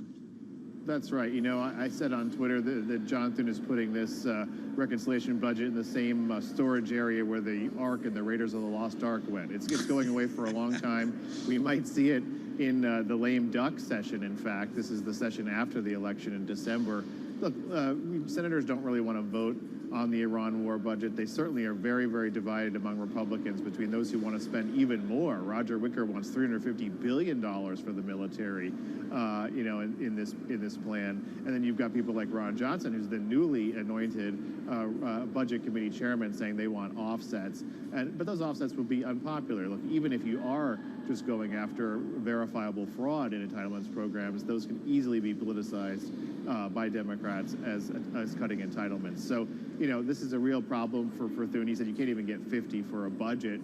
So he's putting that aside, looking at the more urgent deadline, which is September 30th for a shutdown, and trying to avoid that, which I think neither side really wants to see. I saw the president out there saying a shutdown is likely. I would tend to disagree and think that Democrats don't really see an advantage in doing that right now, but maybe they'll prove me wrong. Yeah, I'm going with what Eric Wasson says on that one. The NDAA, this is the Annual Defense Authorization Bill. At one point, it looked like it might be DOA, but it got through the House. What happens next door is a question. This bill includes a number of items like renaming the Department of Defense to Department of War, blocking coverage for gender-affirming care, which is strange because we're doing the high T thing, and I don't know how that plays into it, and making it easier for troops to carry personal firearms on military bases. Are these deal breakers in the Senate? You know, they might not be deal breakers. Maybe there's something that fuels the compromise. The real problem, though, is the Iran war in the general sense that passing this would be a stamp of approval for Senate Democrats on the Iran war. Yeah. So they've blocked attempts to basically end a filibuster on the defense bill. You know, I think it gets done eventually. There's a long tradition of doing this bill, again, after the election, after people have a sense of where this is all flowing. But, you know, the NDA is, you know, one piece, but if they're going to do an additional $350 billion in defense, there's just people, maybe on both sides, that are, like Rand Paul, saying, like, come on, this is a 50% increase in the defense budget. Doesn't make a lot of sense. So, you know, this is not going to be resolved anytime soon. Just quickly, we've got about a minute left. Eric Wasson, is Clarity dead, or is it also going to the warehouse in Raiders of the Lost Ark? I think it's in deep trouble. There's an ethics provision in here that basically would prevent the president and others from issuing new cryptocurrency, but it basically green lights the existing cryptocurrency that the Trump company has been involved in. That's a real non-starter for Democrats. You know, they think it's ridden with loopholes on the ethics side. So, you know, they came out and panicked. We were looking at people like Raphael Warnock and others who were potential swing votes, and when they said that they're not on board, that makes me think this is also going on ice. I believe there'll be a vote, you know, certainly a big push from the crypto lobby to have a vote and let people know where they stand next week, but I don't see it passing. Great reporting, Eric. You've had a heck of a week. Eric Wasson, Bloomberg News congressional correspondent. There's a lot of bills there in old Hangar 51. We'll see if Clarity finds some company. I'm Joe Matthew in Washington. We turn to AI and the hacking of Hugging Face. Miriam Vogel joins us next, only here on Bloomberg.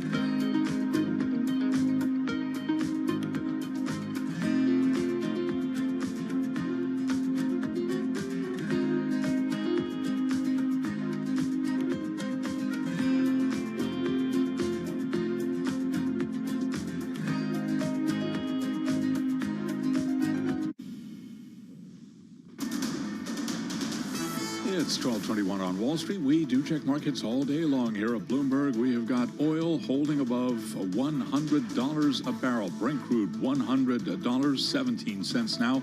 It is surging 6.5%. West Texas Intermediate crude right around 92 a barrel, up now by 5.9%. That surge in oil spurred by the escalating Iran war, sending stocks and bonds lower. S&P right now down 84, drop there of 1.1%. We've got the Dow down 436, drop there of 0.8%. NASDAQ and the NASDAQ 100 index also lower. They're being rattled by earnings last night out of Alphabet and Tesla. We'll hear from Intel after the bell today. Right now, NASDAQ is down 2.1%. The NASDAQ 100 index down 1.7%. The Bloomberg Mag 7 index down 4.5%, with the SOX, the Philadelphia Stock Exchange Semiconductor Index, down 0.7%. And the VIX, Wall Street's so-called fear gauge, holding just above 19. The 10-year, 4.69% right now, with the 2-year, 4.35%, and the 30-year, 5.17%. Spot gold, $4,050 the ounce, down 1.9%. And again, worth repeating on crude, WTI up 5.9%, 91.94 a barrel. Brent, $100.20 now, up 6.5%.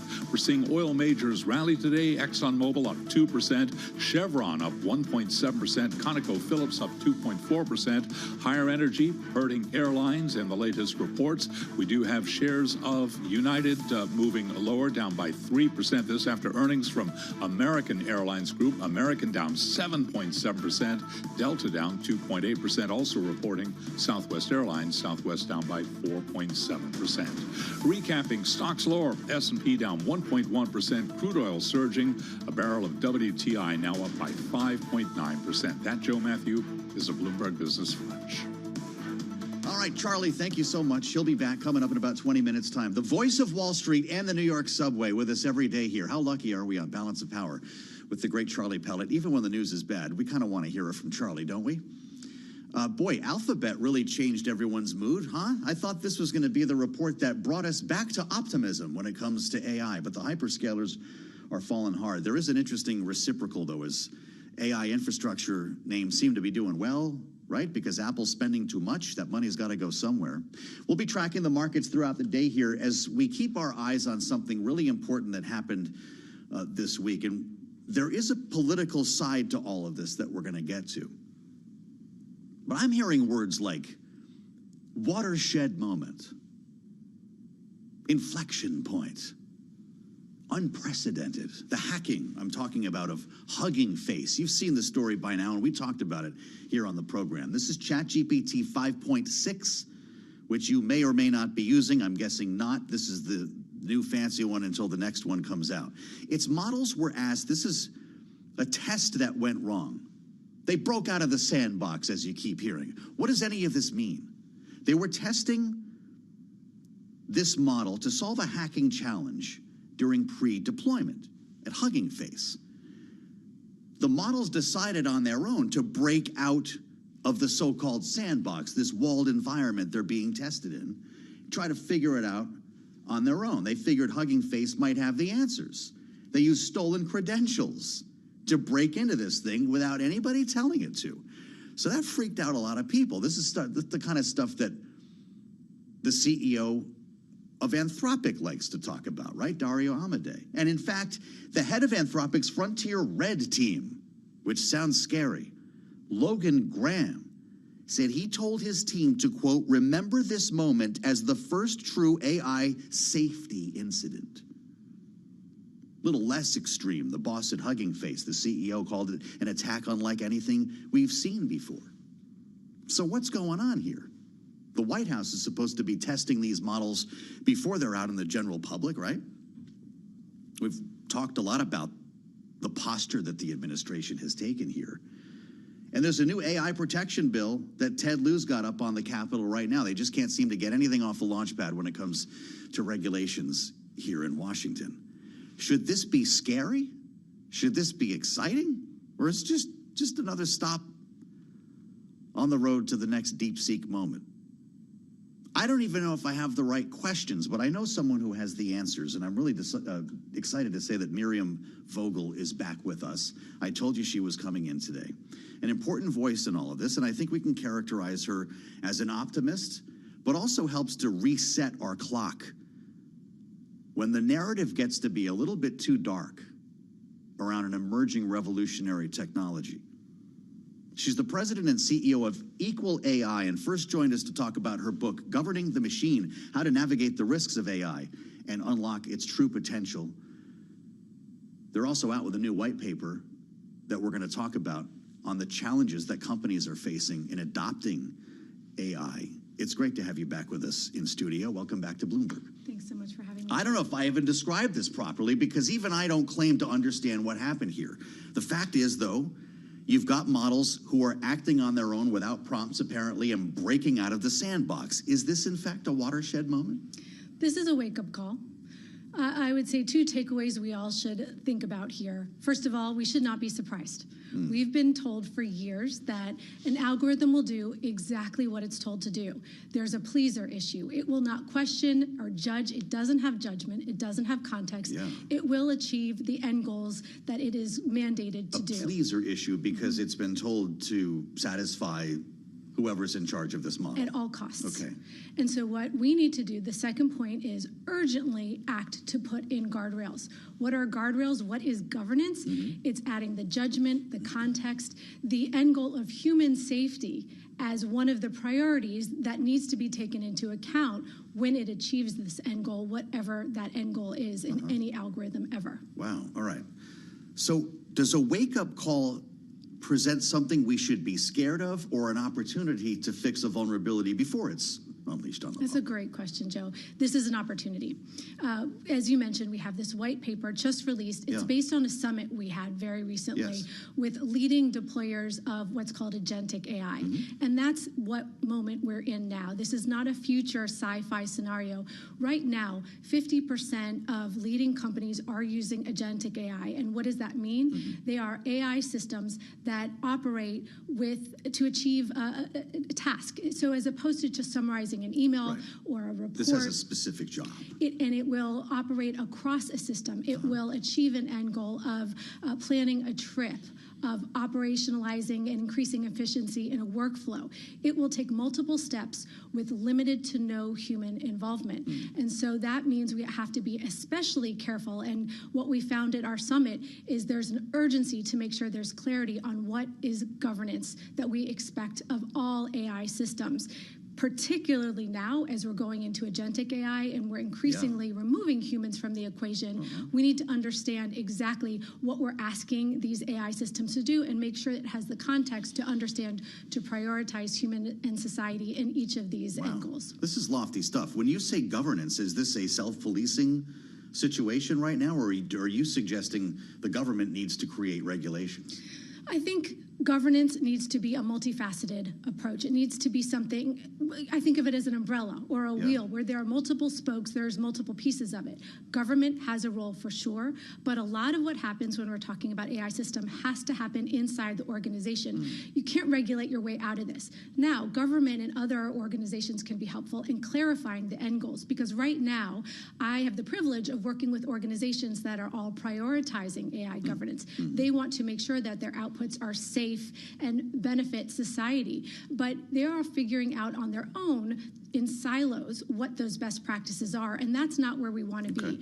We have this summit to align on the best practices so they can learn from one another, but we want to make sure everybody understands what these best practices are. So these 100 companies you put in a room to create this white paper are already using AI, want to be using AI, or a combination? They're all deep in agentic They're AI. deep already. Okay, so they have embraced this as something that will make them more productive, more efficient. How many people were afraid of what could happen versus excited for what could happen? It's a great question. I would say people are doing this work because they are hopeful at what the outcomes will be, but they are all very intentional in needing to put in the safeguards urgently, immediately, that they put in on their own systems across society. So a lot of our work was, what does a company need to have in place today to make sure they are clear on what their outputs are, to make sure they're not creating harm and risks? But there's also a societal piece. We need to make sure that there's alignment. And the place that we see that the most is in this distrust that the general public in the U.S. feels towards AI. It is because we don't have governance in place across the society. We don't have expectations of what should AI be doing, what should it not be doing, and how do I use it safely? Things have been getting pretty dark recently. Data center moratorium in New York. People are talking about their bills going up. Republicans, in some cases, the populist movement on both sides of the aisle are kind of lining up against this. It's even getting a thumbs down right now on Wall Street. How did we get to this point? Is this sort of an equal opposite reaction to the euphoria we were feeling around NVIDIA's visit, Jensen Huang's speech here in Washington a year ago? Again, I think this is to be expected. Yeah. If you told people in the early 1800s to get in an elevator without ensuring that they would be safe when they got to the top floor, they would not put themselves in it. They wouldn't sit in an airplane. They wouldn't entrust their children in a car if they did not know there were safety protocols, that the brakes would be working, that there's an odometer, so you know how fast you're going, and so that you can speed up. Without these governance structures in place, people don't have reason to trust systems. So the more we can be talking about what smart companies are doing to build this trust, deserve this trust, the better off we all are. I learned about the Tahiti problem from your study here. Participants offered the illustration of hundreds of agents simultaneously calling a small resort in Tahiti to make reservations, which could flood the resort's human-paced systems to the point of failure. Does everyone have the Tahiti problem in this collection of companies you talked to? And is this the reason why they adopted AI to begin with? It's such a good question. What is the end goal? How does this play out when we have the machines versus the human systems we have in place? We came across many challenges we're going to confront. One, as you said, the Tahiti problem. A huge problem is data. You know, if agentic systems are operating, what are they operating on? The data that they're training and operating off of. So we need to make sure that there's context, that it's not the slop that is out there, that we have privacy protections in place. We talked about really interesting questions like consent. You know, when you're authorizing this agent to take actions on your behalf, how do we maintain what that consent you gave as the use changes, as the context change? It's going to be operating often with other agents across a system of operations. So you want to make sure that it's clear on what you've given authority for it to do. So visibility into how you're using AI is an absolute must in governance.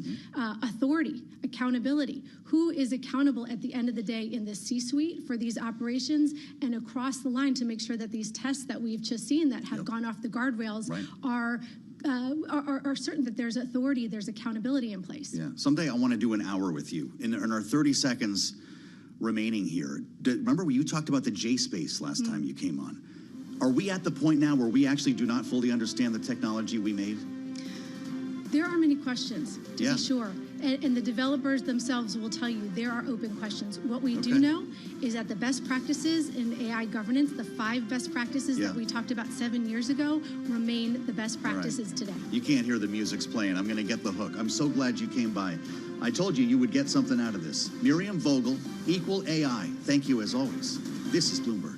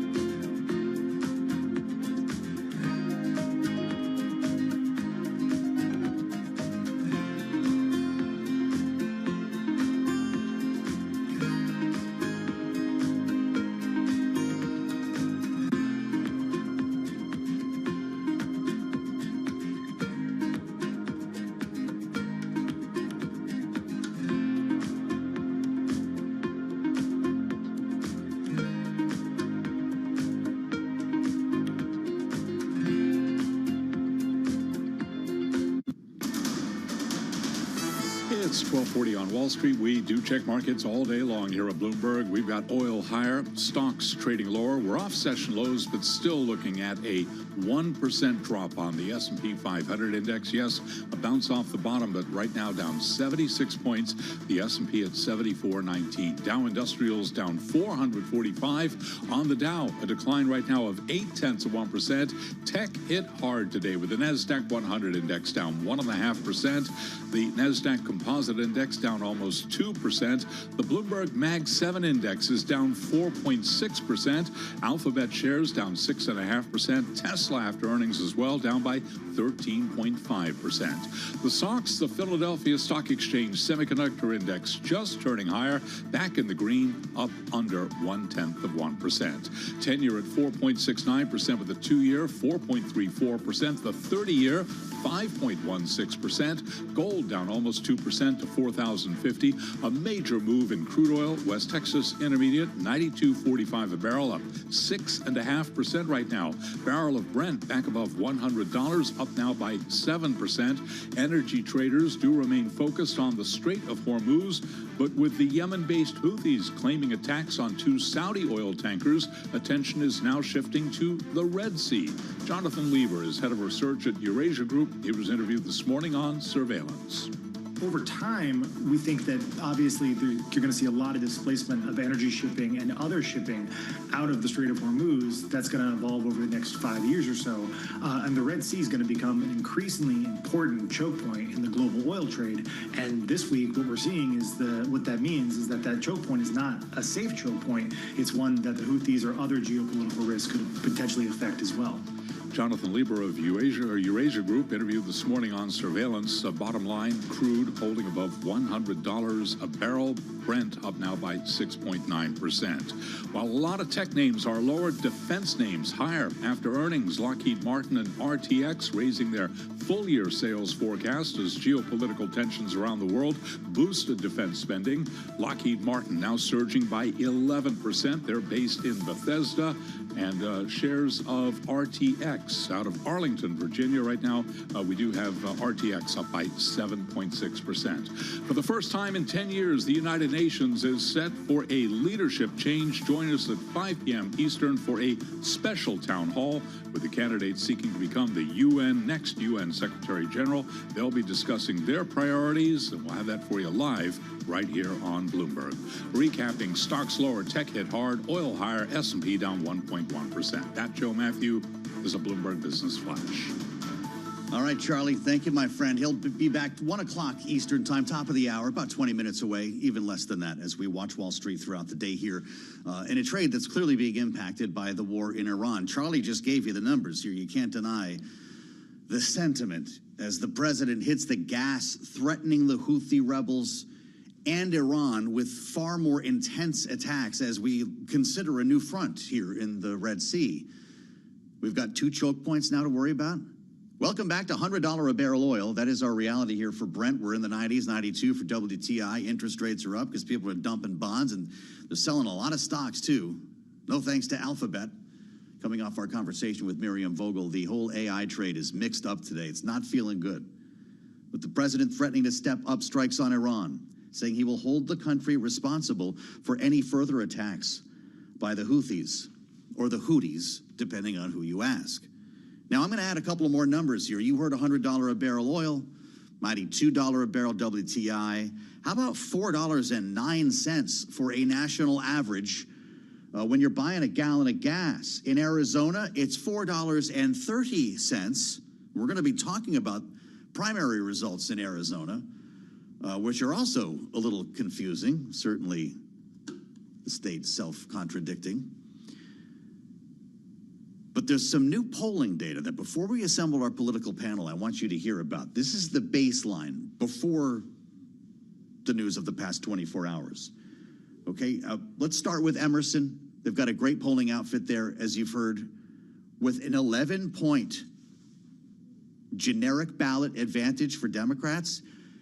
This is maybe an outlier, but I'm giving you the facts as we know them. This survey of likely 2026 voters, okay, this isn't registered, this is likely, give Democrats an 11-point advantage over the Republicans on the generic ballot. We've got Fox reporting as well on its research. 53% of voters, if the election were held today, would back the Democratic candidate in their House district. 53. And 46% Republican, a 7-point edge just outside the poll's margin of error. Now, we will get into the results here. They just called one of the races we were waiting for in Arizona. But I want to get to these numbers first with our political panel. Bloomberg Politics contributor Jeannie Shanzano is with us, our Democratic analyst and democracy visiting fellow at Harvard Kennedy School's Ash Center. And great to have John Seaton back, Republican strategist, founder and CEO of Echo Canyon Consulting, which, John, always makes me feel like I'm about to crack open a bottle of wine. It's great to see both of you. John, how you feeling about these numbers here? You know, we hear typically that history is stacked against the party that's running the House, Senate, and the White House. But a 53% generic ballot advantage for Democrats, an 11-point spread. Do you buy those numbers? Yeah, I think that maybe a bit of an outlier, as you mentioned, and it's always a challenge in the midterm year with the party in power, and in this case, party also in control of the White House and both houses of Congress. It's usually a challenge with the exception of 2002, right after 9/11. I will note, though, that before Democrats start popping champagne corks, they really should look at other numbers within those polls that show the favorability of the Democratic Party is very, very low as well. I just looked at the Real Clear Politics numbers, and I think the Democratic Party is minus 17 in that respect. So voters are clearly unhappy, but they haven't yet fully made the jump to the Democratic Party. The Democrats haven't yet sealed the deal. I don't think Jeannie Shanzano even drinks champagne, but she is a pollster. Jeannie, I don't know if you want to pop a cork or something here, but what do you make of these numbers? Does an 11-point edge sound real right now? I do agree that it is an outlier, I think, at this point. And some of this is going to depend on what happens in Michigan and Wisconsin. I don't think we can deny for the Democrats the issue of which candidates are chosen in these very contentious primaries. So that's a big issue for Democrats. Overall, though, these are good numbers for Democrats. And Joe Matthew, I'm going to quote Brett Hume, there's not much good news in this poll for Republicans, he said about the Fox poll. They are underwater on the economy. They're underwater on affordability. They're even underwater on immigration. Those are the key things the president ran on. And one would think that the president would be out there. He'd be in Georgia. He'd be killing it on the stump, trying to get those numbers up. And instead, what did we hear yesterday? Affordability is a hoax. It's a Democratic construction. The war is not a war. It's a skirmish. It's incredibly popular. So the president is doing nothing to help these poor Republicans. That's why I think they are skedaddling from D.C. as fast as they can to get back home and to try to resurrect, particularly in these purple districts, what's going to be a really, really tough year for this party. Well, let's get into some races because we've got a few to talk about here. We shouldn't look any further than Amish Shah at the moment, at least. This is another said to be knock on the Democratic establishment. An emergency physician beating the establishment candidate here and will face Republican Jay Feely, Jeannie, a former NFL kicker.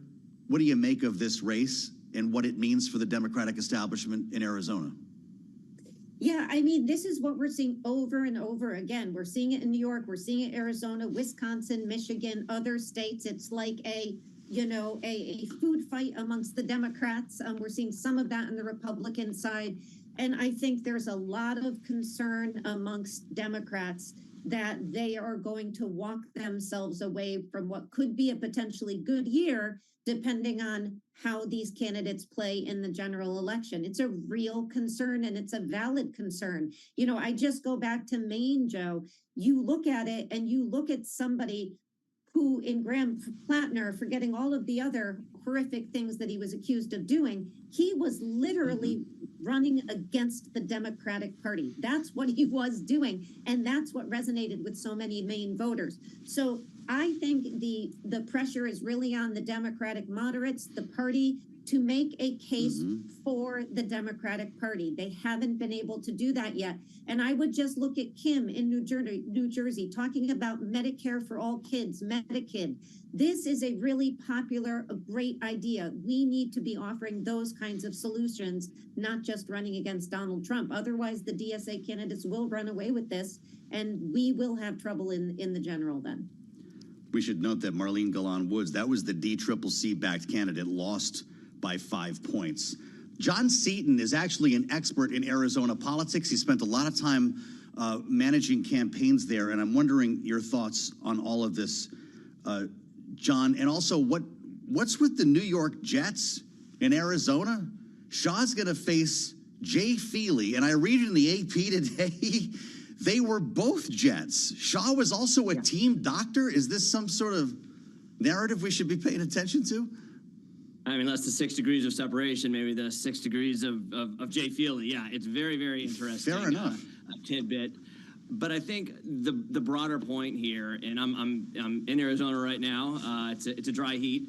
Arizonans don't like being told what to do, and I think more and more people are very skeptical of advice coming from Washington. And so I think I personally was a little bit surprised that the DCCC tried to put their thumb on the scale for Marlene Woods. I was a little bit surprised by that. I was not terribly surprised that Dr. Shaw came away as the Democratic nominee. Again, Arizonans are extremely independent. My old boss, John McCain, was the original maverick. And Arizonans really don't like being told what to do. And when popularity of Washington, D.C. is really, it feels like an all-time low, you can almost run solely against Washington and do pretty well in some of these races. So it'll be a fascinating general election with two former Jets here in the desert. But yeah, I wasn't terribly surprised by the primary result. Well, check this out for the general. In the race for governor, Jeannie, you saw this one coming, and we talked about it the other day. Andy Biggs won. So you've got an election denier, Freedom Caucus member, running against Katie Hobbs, who used to be Secretary of State. Does it get richer than this?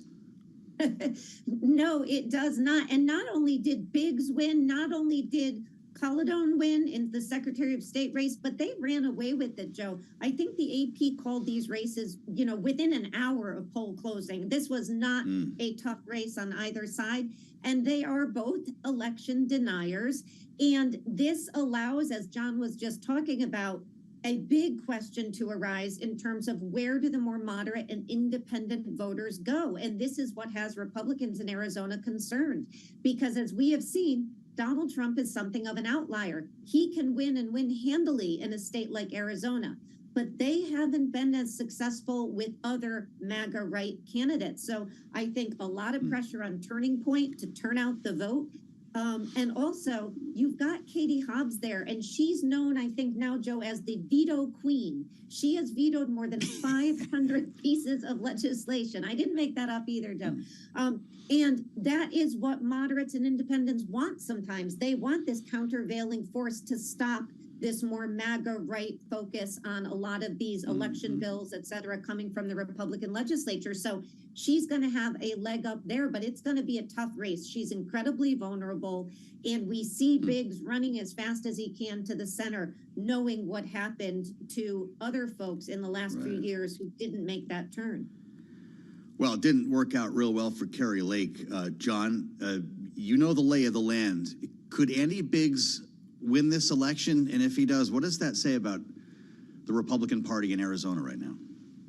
He absolutely could win this election. It's always hard to defeat an incumbent governor, but one thing that Congressman Biggs did very effectively was kind of unify the party early on in the process. He won by a huge margin, as Jeannie points out. That doesn't happen in Republican politics here all that often. Usually we have pretty bruising, ugly primaries. In this particular case, Congressman Biggs was able to start running to a more bipartisan approach in the primary. That very rarely happens. So I do think that he has a chance. I think it's a center-right state. I don't think you'll hear him talk a whole lot about the 2020 election. I think you'll hear him talk about kitchen table issues, about affordability. I think he will take the fight directly to Governor Hobbs. I'd say she's slightly favored right now, but I think it's going to be a fascinating race and extremely close. It sure is, and I'm guessing pretty expensive as well. We've got a great panel for you today, and they're going to be back in our second hour. John Seaton and Jeannie Shanzano, thank you both. We'll have much more to talk about on the other side as we welcome our global television audience to the conversation. And what a lineup here. It's another parade of senators from the Republican side of the aisle after everything that passed the House last evening. We'll take the temperature of Senator Ted Budd, North Carolina, Senator Todd Young of Indiana on what they plan to do with this legislation. And guess what? The stock trading ban passed the House. We'll talk with the author, Brian Stile of Wisconsin, all next on Bloomberg.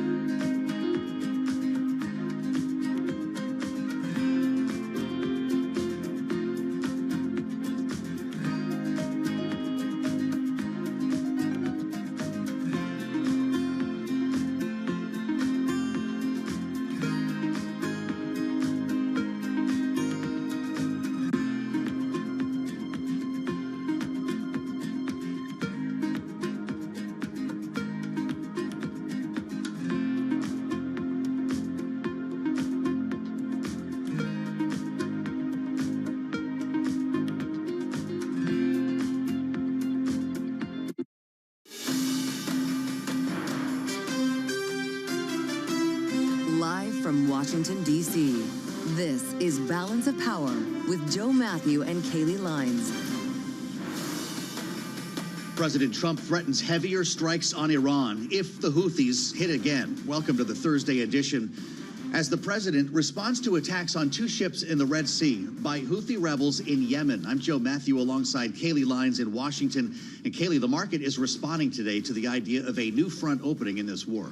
Yes, responding indeed with oil, Brent crude at least, topping $100 a barrel once again. We're looking at a more than 6 percentage point move on both Brent and WTI today as the president threatens to effectively hold Iran responsible for the action the Houthis, which are an Iranian-funded proxy, may take in the Red Sea. All of it pointing to escalation as the president, according to Axios reporting at least, is nearing a decision on a potentially, quote, massive attack on Iran. The next 24 to 48 hours could be interesting here as we now include the Red Sea on top of the Strait of Hormuz for another potential choke point to consider. And interesting to see interest rates pop higher on all of this, along with oil prices, and it's really depressing stocks. We do have a great opportunity, though, this hour to talk with some stakeholders here on Capitol Hill. Another parade of senators coming up from the Republican side of the aisle, not only weighing in on the war in Iran, but a boatload of legislation that's now headed their way. Yeah, including funding for the Pentagon related to costs to the Iran war. There's a lot on these senators' agendas, including speaking with us today. We'll speak with Republican Senators Ted Budd of North Carolina and Todd Young of Indiana. Plus, we'll speak with a member of the House of Representatives as well when Congressman Brian Stile of Wisconsin joins us, too. It's going to be a busy hour, so let's begin it right away as we get a check on the markets with Charlie Pellet. Big move in oil, big moves in a lot of other places, Charlie. Indeed. Specifically, what's going on with a couple of the tech names that we heard from last night, both Tesla and also Alphabet. Got to begin with crude oil, though. Kaylee touched on it there. Right now, looking at a 7% jump in Brent crude, holding above $100, $183 for a barrel of Brent, up now by 7.2%. The move in West Texas Intermediate crude, equally as big, up 6.5%, 92.49 on WTI. Again, that is a move of 6.5%. We'll keep you posted on crude throughout the day.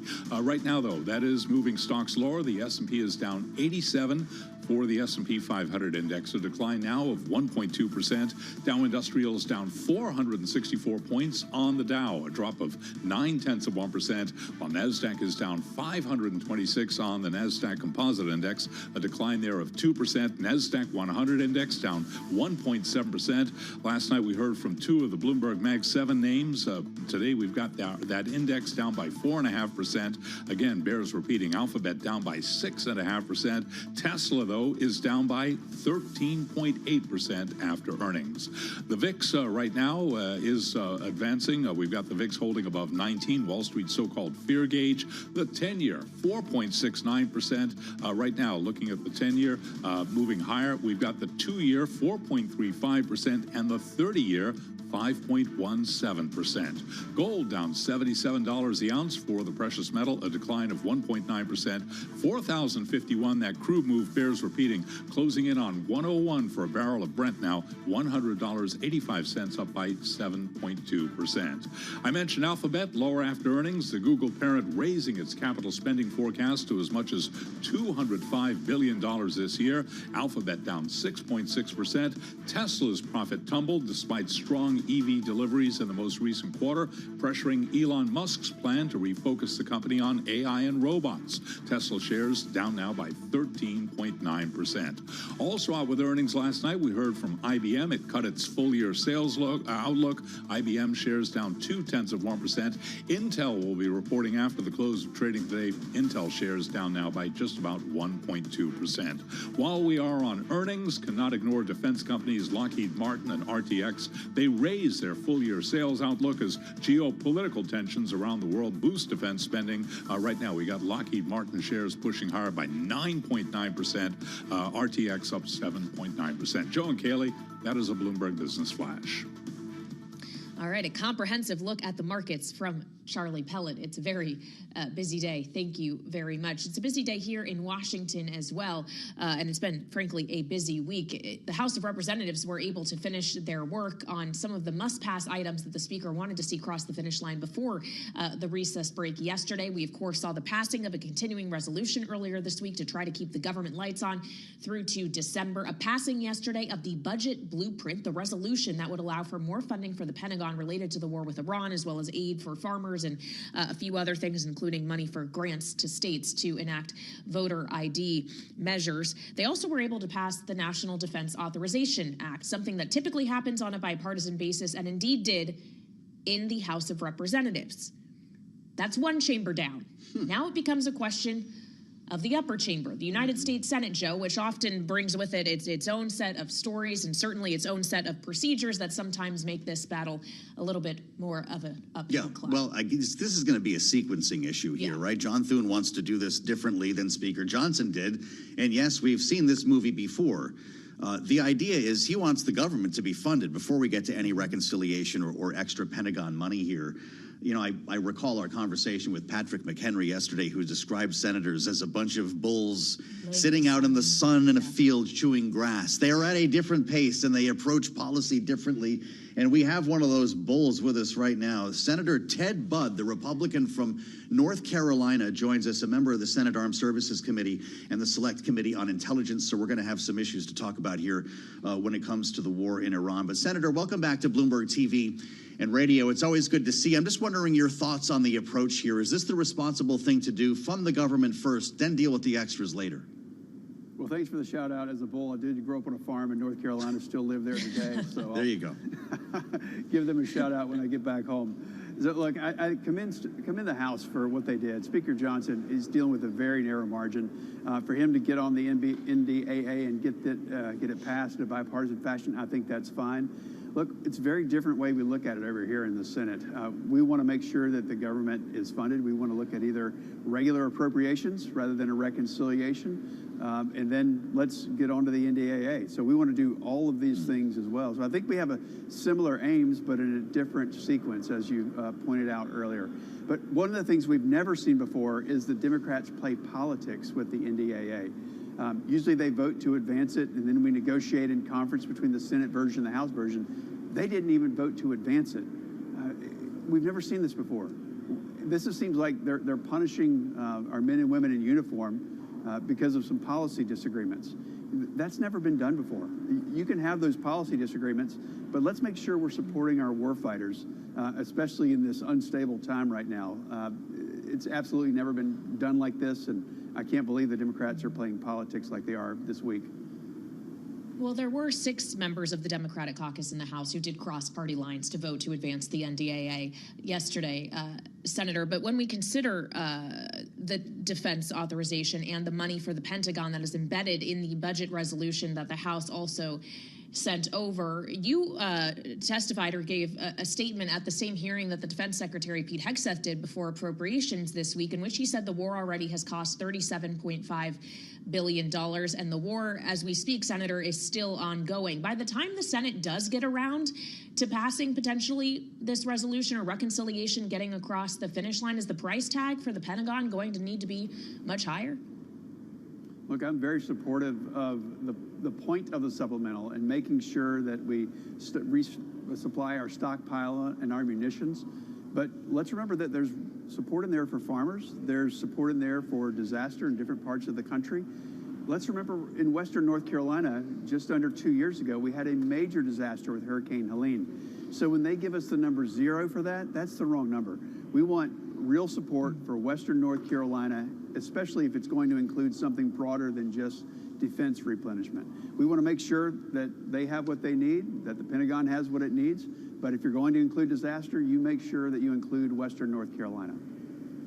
I want to ask you about the war in Iran, which appears to be escalating by the moment, and to that end, we're now seeing $100 a barrel oil once again, Senator. From your view on the Armed Services Committee and Intel, I'm wondering what you're hearing from the administration. Axios is reporting the president is soon to decide on a major escalation, a major assault on parts of Iran. He's threatening bridges and power plants. Is this about to intensify?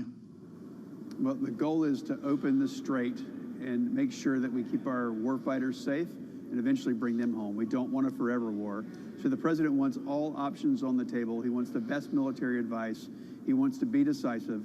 He's tired of playing games. Look, he was serious about negotiations and the ceasefire to use for negotiations to end this diplomatically. But the Iranians were only using it to delay and diffuse, delay things into perpetuity, which is part of their strategy. They know that they can't win, but they can succeed through delay and then operating in a diffused manner through proxies, through the Yemenis and the Houthis, or through Hamas or through Hezbollah. So all of those are Iranian proxies. So if you cut off the head of the snake, you fix so many problems. But the president wants to end this decisively and get our troops home. Well, and as you say, Senator, you don't want to see another forever war. So how long should the president have to try to bring this to an end? You and your colleagues voted down another war powers resolution in the Senate today, even though one did pass the House this morning. Will there come a time ever that you would cast a vote on a war powers measure? What would be the line for you? Well, the challenge with the war powers resolution, while it may sound great on its face, and we certainly need to have those constitutional debates, the president needs every option at his disposal, especially when he's navigating very complex waters in the Middle East. Anytime you pass a war powers resolution, as we've seen pop through the House or the Senate at any particular time in the last several weeks, it weakens the president's hand, which is really putting our war fighters in danger. We want to end this quickly, and so we need to present a unified strength, or unified front and full strength, and that way we can win more quickly. Anytime they see us fractured internally, our opponents will use that to their advantage, which hurts our men and women in uniform. You know, we're looking now at a potential double choke point, and you don't need me to tell you, as Houthi rebels attack a couple of ships headed for the Red Sea. Do people in North Carolina need to brace for higher prices? We're looking at triple-digit oil today, and gas is well above $4 on a national average. If this is another choke point, Senator, what does it mean for consumers? Well, the goal is to get energy prices down. They were trending down under President Trump because we've basically been pro-energy. That's what puts us at this position. When you look under Joe Biden in 2022, when Russia invaded Ukraine, you saw these prices skyrocket well over $100 a barrel, gas, $5 a gallon in some parts of the country. And that's because they were anti-energy. We're having a significant conflict in the Middle East, and yet we're $3.50, $4, and we want to get it back closer in that $2 or $3 range. But we can certainly do that because we've been pro-energy. If we allow the broader administration policies to take place, those choke points in the Middle East actually matter less. So we need to make sure that we're pro-energy for domestic production here in the U.S., and that actually makes us safer and less dependent on these Middle Eastern choke points. But I will say, there are so many allies that we have over there. We have troops in the region, even before this conflict. So we need to make sure that we defend them, and we don't let the chief state sponsor of terror metastasize and actually get a toehold again. We need to end this, and we need to do it decisively, and we need to do it quickly and bring our troops home safely.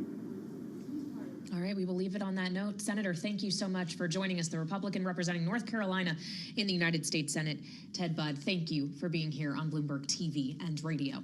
And as we reflect on our conversation with the senator and on congressional matters, we turn now to our political panel as Jeannie Shanzano, a Bloomberg Politics contributor, Democratic analyst, and democracy visiting fellow at Harvard Kennedy School's Ash Center, joins us alongside John Seaton today, a Republican strategist and founder and CEO of Echo Canyon Consulting.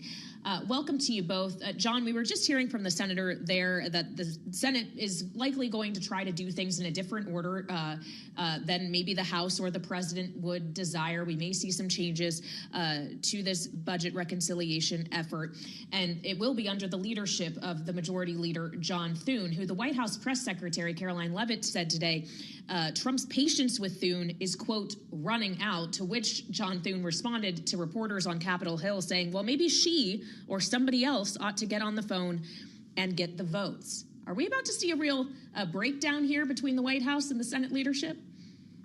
I'm not so sure. I do think that there's, a little bit of saber rattling from time to time, but from what I understand, Leader Thune and the White House have a very good relationship. I mean, look, at the end of the day, you've got to be able to count to 50 and sometimes 60 when you're trying to get things through the Senate. And as much as the leader or the White House might want to get something passed, you're still kind of at the mercy of each individual senator, a lot of whom have very strong opinions, have very strong beliefs on how things need to get done. Some of them are in for very tough re-election fights, and so I do think that there may be a little bit of saber rattling. I don't think that there's going to be a full-on collapse of relations there. I think that the relationship is still pretty good. Jeannie, you heard Ted Budd talk about the NDAA. pointing directly to Democrats for playing politics with what we always refer to as must-pass legislation, the last bastion of bipartisan agreement. How would you respond to him? Yeah, I think the response is pretty clear. It's that the Republicans have been weaponizing this bill. It's a hyper-partisan bill. There's poison pill amendments in it. There's culture war agenda items in it. They haven't even addressed the issue of this unauthorized war. And so this is where Democrats are ready for this fight. They want to take this fight on. And I would just note the interview you guys did yesterday with Rand Paul. I mean, they are talking about a 1.5, and I understand NDAA is not appropriation, but they're talking $1.5 trillion for defense. That is essentially going to support a war that is unauthorized and widely unpopular without any offsets at a time when our budget is closing in, or deficit rather, is closing in on $40 trillion. You add that to things about gender care, the Save America Voting Act, all of the other things that they have coupled together here. And they are the ones playing politics with this. And that's why Democrats, unlike in the past, feel confident in saying that this is not your grandfather's NDAA, Joe. I guess that's how I would put it. It's a hyper-partisan bill coming from the Republicans. Well, and obviously coming during active wartime, John, as we mentioned with the senator, the Senate did not advance a war powers resolution today. The House did this morning, but these are all pre-August recess votes. And I wonder, once we're back from recess, it's past Labor Day, the midterms are literally around the corner, if you think this is going to be a different story. I think an NDAA is going to pass. It might be slimmed down somewhat or a lot. And whatever your opinion of the conflict in Iran is right now, our warfighters do need to get the resources that they need to finish the job. So I do think that something will pass. And whether it's exactly what the White House wants or what House leadership wants remains to be seen. In fact, I would go so far as to say it probably will not be exactly what they want. That's part of governing. But I do think an NDAA has to pass and will pass. How about war powers? Will come up for a vote, and if it does, I'm not sure how much teeth it really has. All right, we've got a lot more where this came from with our political panel. John Seaton and Jeannie Shanzano will be back as we also spend some time ahead with Brian Stile, the congressman from Wisconsin who authored the stock trading ban. And we'll be speaking as well with Senator Todd Young, the Republican from Indiana, continuing our conversation today with lawmakers after a flurry of bills are passed in the House of Representatives. Alongside Kaylee Lyons, I'm Joe Matthew. Thanks for being with us. On Balance of Power, it's the Thursday edition. As we make our way through the trading session, we'll get an update as well from Charlie Pellet. The news from Iran sending oil prices back to triple digits and stocks sharply lower. This is Bloomberg.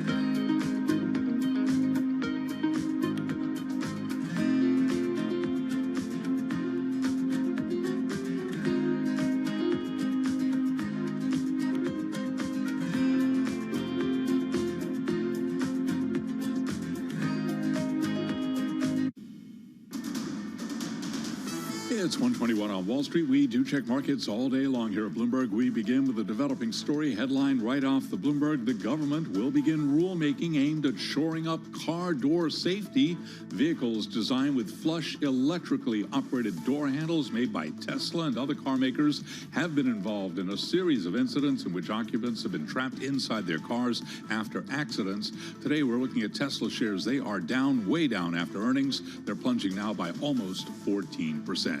Stocks lower, oil higher. West Texas Intermediate crude, $92.72 a barrel, up 6.7%. Barrel of Brent has just topped $101 now, up by 7.4%. Oil higher, stocks lower. S&P down 1.2%. Tech selling off. NASDAQ 100 down 1.8% with a 10-year at 4.69%. Recapping, S&P 500 index down 1.2%. I'm Charlie Pellet, Joe and Kaylee. That is a Bloomberg Business Flash. All right, Charlie, thank you so much. Charlie Pellet with us live from New York, and he'll have more on the markets coming up in about 20 minutes' time. We have been talking about some of the legislation that actually managed to pass the House of Representatives. It's some pretty big bills, including a stock trading ban that we haven't had a chance to invest ourselves in much this hour, but one that is extremely important to our audience. Now, House lawmakers, for the most part, are leaving town and leaving, as we just discussed with Congressman Ted Budd, a boatload of legislation in the upper chamber. One of them includes a ban on lawmakers buying stocks, along with the continuing resolution we saw passed this week and the supplemental funding bill that will become potentially law through the form of reconciliation. But we talked about the stock trading ban, something that has been debated and considered a high point of controversy in the House, not for months, but for years. With Congressman Chip Roy, the Republican from Texas, had a competing bill that actually would have required members to divest their holdings as they joined the ranks of the House. Here's what he told us. If you have insider trading, you can go get convicted of that right now. It's about trust. It's about believing that your members of Congress are actually making decisions in their committees and on the floor that are in their interest, the people's interest, not the interest of their financial interest. You've got people who believe they've got the right to do it, right? That as a member, as a citizen, they have the right to trade stocks, that we can't limit that. I disagree. It is a privilege to serve in the United States Congress. Well, they're not going to be able to trade stocks, or it seems buy new ones based on the law or the bill, I should say, that just passed. We'll see if it becomes a law as we spend time with its author. A familiar voice on this program, Congressman Brian Stile, the Republican from Wisconsin who chairs the House Administration Committee, joins us now. Mr. Chairman, it's great to see you. Congratulations on the bill passing the House of Representatives.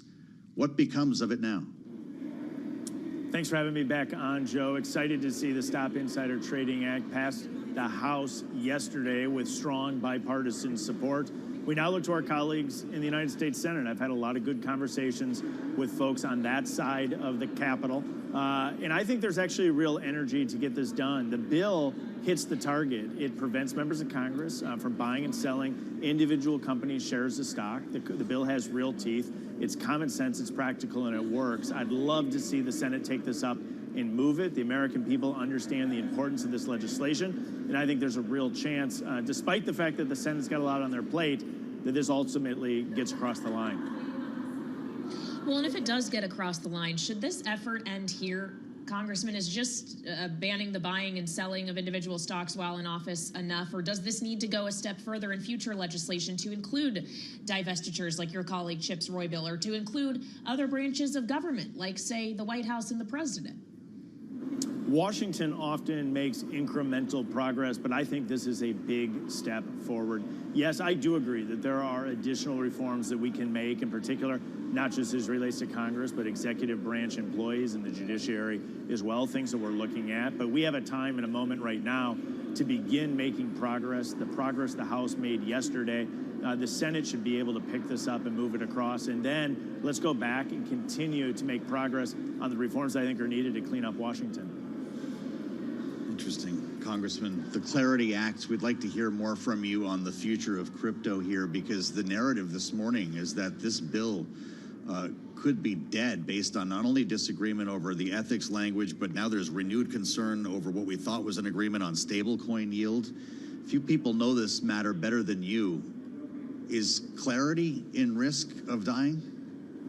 Sometimes it's the darkest before the dawn, and that's my hope as it relates to market structure legislation that the Senate has been struggling with for over a year. The House passed this bill now last July. Now is the time for the Senate to complete the job. I'm hopeful that a resolution is struck. The Democrats in the Senate understand the need to put regulatory clarity in the space. It's important that the United States is leading, that these technologies are not being developed offshore in locations like China, but also that there are appropriate consumer protections as the House-passed clarity bill has. And so right now we're watching how the sausage gets made a little bit. There's frustrations in the Senate. They're not able to finalize the agreement. My hope is that now that there's actual text on paper released on the Senate side, the final negotiations will come. We'll actually get this done before the Senate leaves for the summer. Well, and on the ethics provisions specifically, which sunset on inauguration day of the next president, don't include all family members of elected officials and are enforced by the DOJ, I wonder if you really think that has teeth, Congressman, or if that reads as something that the president is willing to sign off on because it may not really affect him greatly.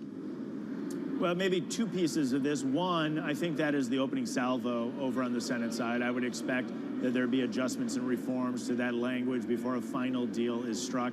Again, that's this final negotiation that's taking place. And two, to the folks that think we need more regulation in this space on the ethics side, that is in many ways the point of clarity, is to provide a regulatory framework so that bad actors can be held accountable. The good actors in the broader crypto space also want to remove the bad actors. This is our real opportunity to clean up what I view as the mess that was created in large part by Gary Gensler and the Biden administration for failing to provide a functional regulatory framework in the digital asset space. All right, Congressman, thank you so much for joining us, and congratulations again on your bill passing yesterday. We'll see what becomes of it in the Senate. Republican Congressman Brian Stile of Wisconsin here with us on Bloomberg TV and radio. Now, as we shift our focus from domestic to foreign affairs, we, of course, have a fresh threat from President Trump against Iran today, threatening to hold Iran accountable for the action of Houthi rebels after the Houthis said that they targeted two Saudi ships in the Red Sea, igniting concern around a choke point situation for global energy markets and sending Brent crude back above $100 a barrel today. So we turn for more insight to Mona Yacoubian now, who is Director and Senior Advisor of the Middle East Program at the Center for Strategic and International Studies. Mona, when we consider, and welcome back to Balance of Power, the president continually escalating his rhetoric and threatening to escalate attacks in tandem, is Iran likely to respond, or are they willing to call the bluff? I think Iran is likely to respond with escalation of its own. We don't see any signs that Iran is relenting in the face of increased U.S. military pressure. Quite the contrary. You note the action by the Houthis, throwing into peril now the choke point at the Bab el-Mandeb. We're seeing Iran also hit back with strikes. There's no indication at this point that Iran is going to back down. So is this now a two-front war? Well, it already is a two-front war if we think about Lebanon, but I think we could say, Joe, this is absolutely an expanding war, and I fear that we are really on the verge of an all-out confrontation once again that encompasses the entirety of the Middle East, but that also has enormous implications for the global economy. Again, given this potential for a double choke point blockage, which would have terrible repercussions for the global economy. How would an all-out confrontation look different in July compared to what it looked like in March, Mona? I just wonder what realistically you think could be changed, could be more dramatic than when we saw the first round of Operation Epic Fury. You're absolutely right. I mean, there's no question. I think a couple things are different, though. We now, as I said before, we now have the Houthis engaged, which was not the case in the earlier iteration of this conflict. We also see the Iranians striking much more intently and intensively on U.S. military targets. Note, of course, the tragic loss of 4 service members over the weekend.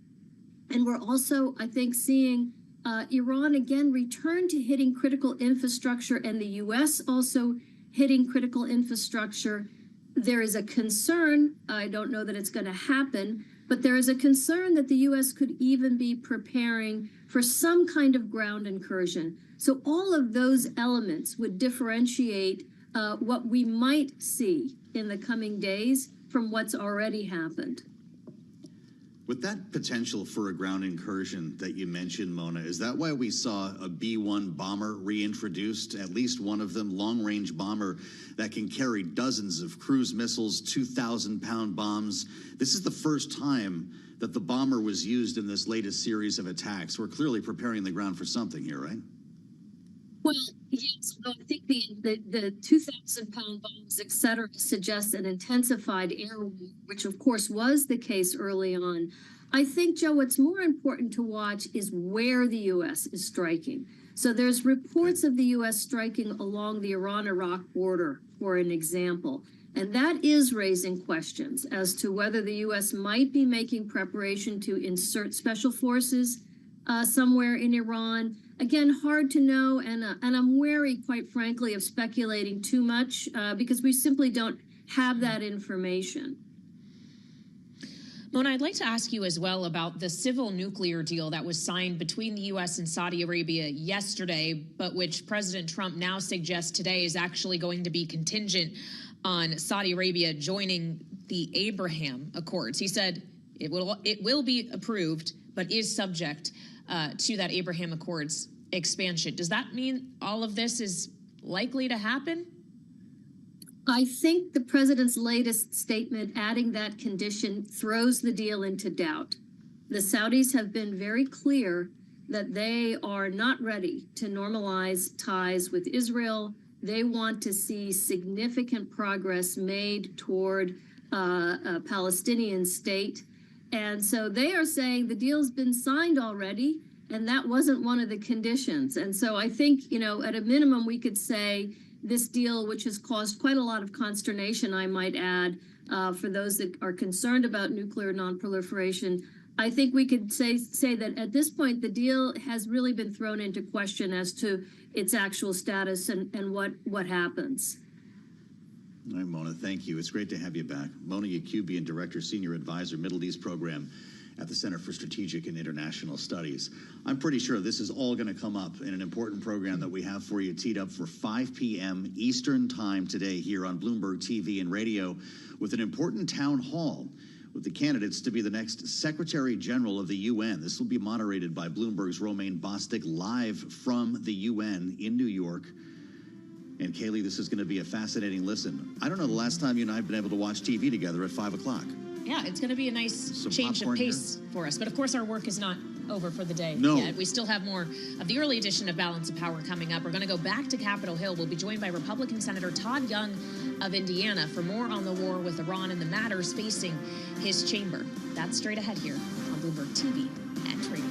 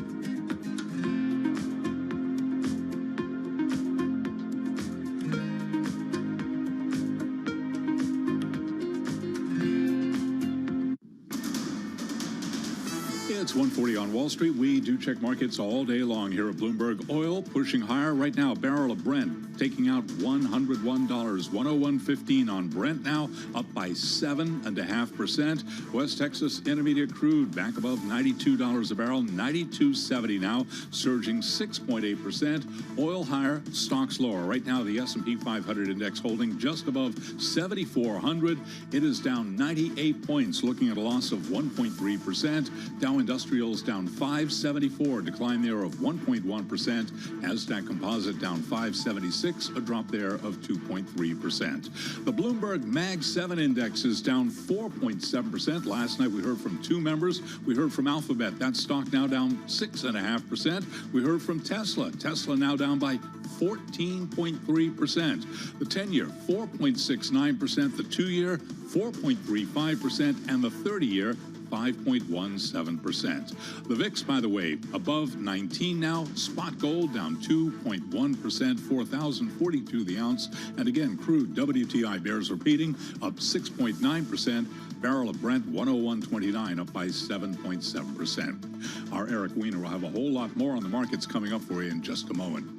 In terms of earnings, American Airlines cutting its 2026 guidance for the second time in 3 months.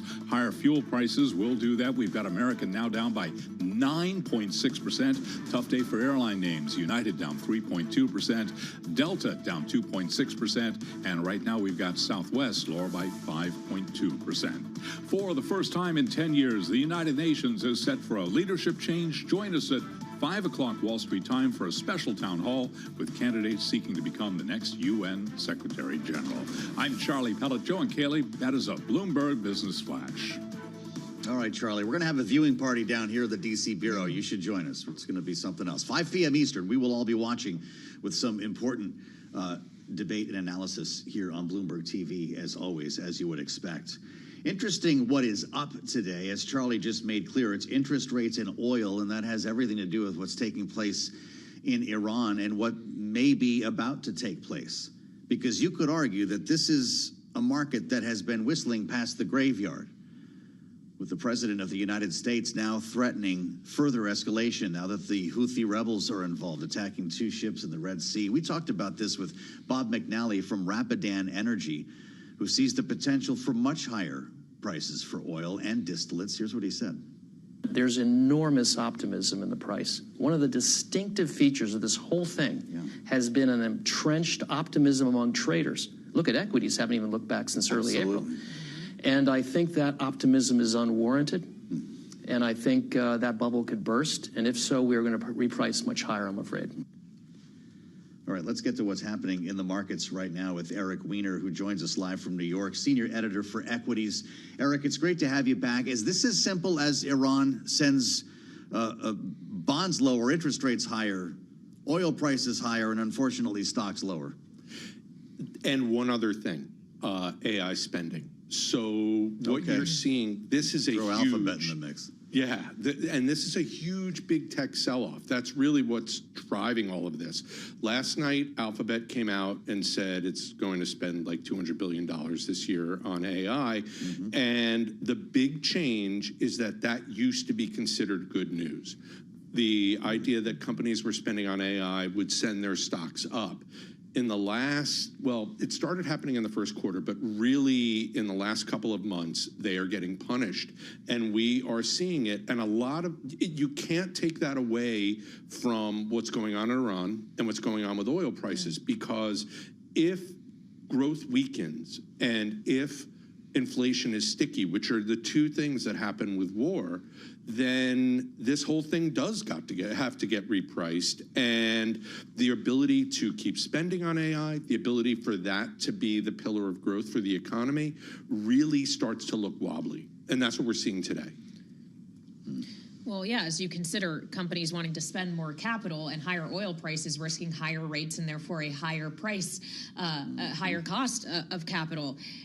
Eric, so maybe these stories can't be completely unwound from each other, but if it really is also in part a tech-driven market, what other earnings should we be looking forward to, whether it's after the bell today or over the course of the next week, to potentially be catalyst? Do we expect it's going to be a very similar story where it's really the CapEx number, not EPS or revenue or anything else that the market's watching for? It's not just the CapEx number, it's the CapEx outlook. But yes, so next week we've got Meta, we've got Amazon, we've got Microsoft.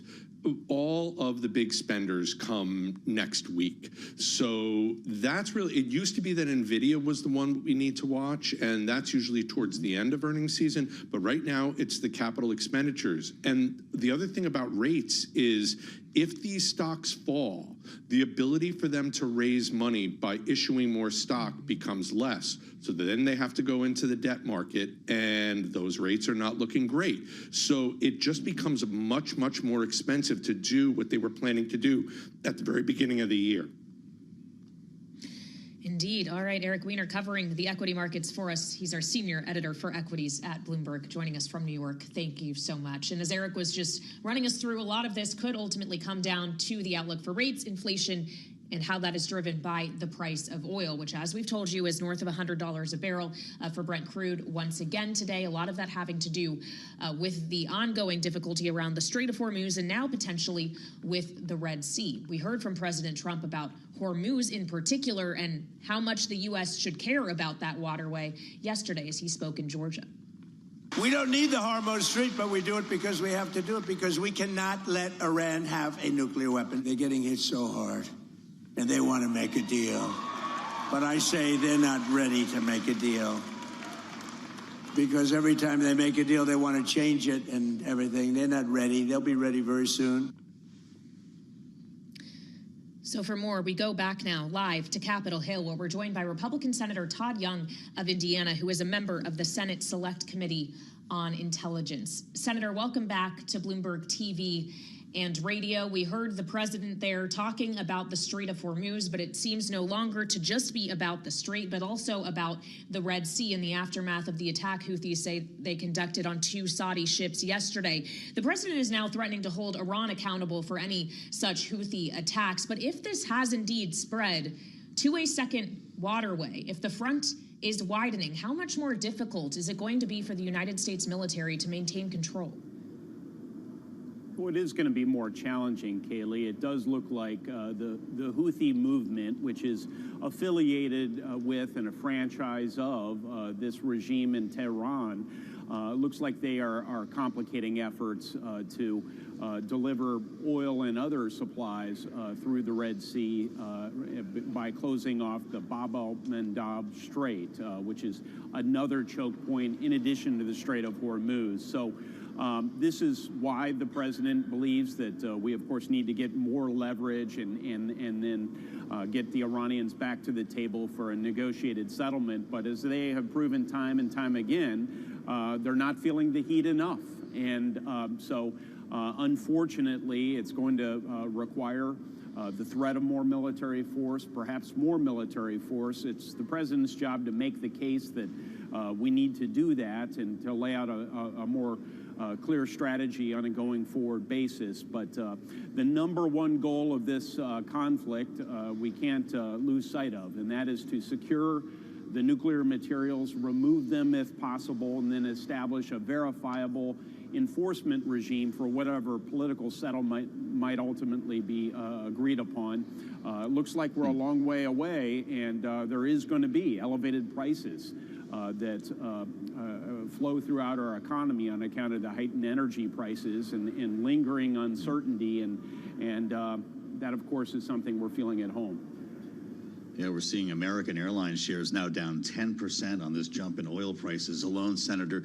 It's good to have you, and we remind our audience that you were a captain in the United States Marine Corps, a graduate of the Naval Academy, and I'm wondering your thoughts on the targeting selection and the fact that we used a B-1 bomber apparently last evening for the first time since the resumption of hostilities. What are we planning for here, Senator, if not the potential for a ground incursion? Well, again, I don't believe that the president has made a decision on that. As he makes that sort of decision, one would hope he'd let members of Congress know and make the case to the American people. But You know, the use of a B1 platform typically involves both operational needs, but also psychological. If we can get into the minds of the IRGC leadership, which is really, by so many accounts, really in charge of the country, but also to the dear leader's mind, then perhaps we can get them back to the table and change their risk calculus as it relates to coming up with a negotiated settlement. So that's what I make of both an operational and what we call in the military a PSYOPs decision to employ the B1. Well, obviously, there's the kind of tactical military pressure that the U.S. is trying to apply on Iran. There's the question of economic pressure as well. And President Trump has pushed for sanctions and secondary tariffs being able to be applied to buyers of Russian oil to be included in the sanctions bill that was intended to be targeted toward Russia, authored by your late colleague, Senator Lindsey Graham, which I know you signed on to as a co-sponsor. Punchbowl News reported today that your majority leader, John Thune, says Iran sanctions have been attached to the Russia sanctions bill. Do you support that? Does it complicate its passage? I don't think it does complicate its passage significantly. I sure hope not. I think even if some of my Democratic colleagues oppose continuing to use military force to accomplish our ultimate objective here vis-a-vis Iran, they still should continue to favor economic sanctions. In fact, one would argue that in the absence of this military force, you'd even need more economic sanctions to bring this regime into a position of better behavior. So I think the addition of that to the Ukraine sanctions, the Russia sanctions in the Ukraine context should be a sweetener as opposed to anything that would undermine its appeal to my Democratic colleagues. But with that said, it's a political season, and I know that electoral politics play into these decisions a lot, unfortunately. So let's see if we can get it passed. Well, the NDAA is making its way to the Senate right now, and that was actually in question until that passed the House. Your SHIPS Act, bill to promote domestic shipbuilding, made it through as part of the NDAA. What will be its fate in the Senate? Well, I believe the SHIPS Act will ultimately pass. Two-thirds of this legislation found its way into the National Defense Bill. We have already a strategy teased out to get the additional third done, but the National Defense Bill broadly has been a bipartisan piece of legislation and among for a number of years now, and I think that ultimately, perhaps not until after the election, we'll see this version of the NDAA being signed into law, and the ships component of it is really essential. I mean, the fact that we built just one ocean-going vessel in this country last year, and China has the capacity in a given year to build over 1,000, is an acute national security situation. I've laid out the case for this multiple times, but blessedly, this happens to be the sort of issue where the solution is appealing to most Americans. Not only do we have an opportunity to remedy the defects of our sea power, but we can put a lot of manufacturing workers to work, earning good wages throughout the industrial Midwest, building vessels, and so it's really appealing at home as well. So we will be making American ships again. I think in short order, working with the South Koreans, the Japanese, and others to relearn this discipline, but also to crowd in private capital as we implement this bill. Well, so we'll see the timing around that and the wider NDAA passing in the Senate. There's also the questions of the continuing. Here. We're dealing with your audio. All right, well, we'll leave it there. We thank Senator Todd Young for his time. We were running out of time anyway. The Republican from Indiana joining us. So great to have him back on Bloomberg TV and radio. I was going to ask him about the other many matters that the Senate's now going to have before it, not just the NDAA, but a continuing resolution to fund the government beyond the election, a budget resolution to provide more money to the Pentagon and farmers, and even provide grants to states for election integrity purposes the president has been pushing for, and a congressional stock trading ban. It's not clear if any of those things are going to get done with the next, week and change before the Senate breaks for its August recess? This is why we might be waiting, or the Pentagon more specifically be waiting for the supplemental money that is requested for operations in Iran. John Thune wants to do government funding and a continuing resolution first. But we've been told from Pete Hegseth and the top brass that they need that money now, that this will be an urgent matter by the time this gets to the Senate. Of course, a number of Democrats, including Senator Alyssa Slotkin, who you both spoke with yesterday, suggested there is money there for the Pentagon to access. They just need big, beautiful bill. Decide to do it. We'll figure this out one of these days. Make sure you're tuning in 5 p.m. Eastern for Romaine, live from the UN and the town hall for the next UN Secretary General. This is Blue.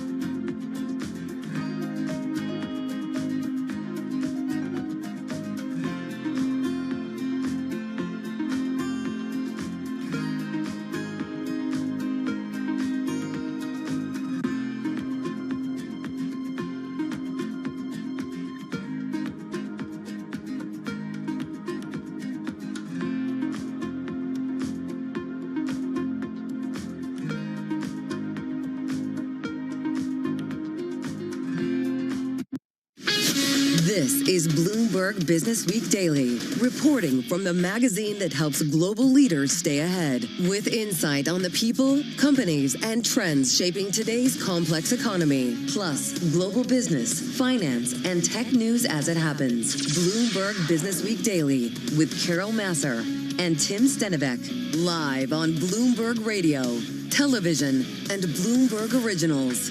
And a very good afternoon, everybody. Yes, indeed, we are across Bloomberg platforms, and we are Bloomberg Business Week Daily, and it is Thursday, July 23rd, 2026. And I got to say, we're seeing stocks under some pressure. We've got U.S. Treasury yields. They are up.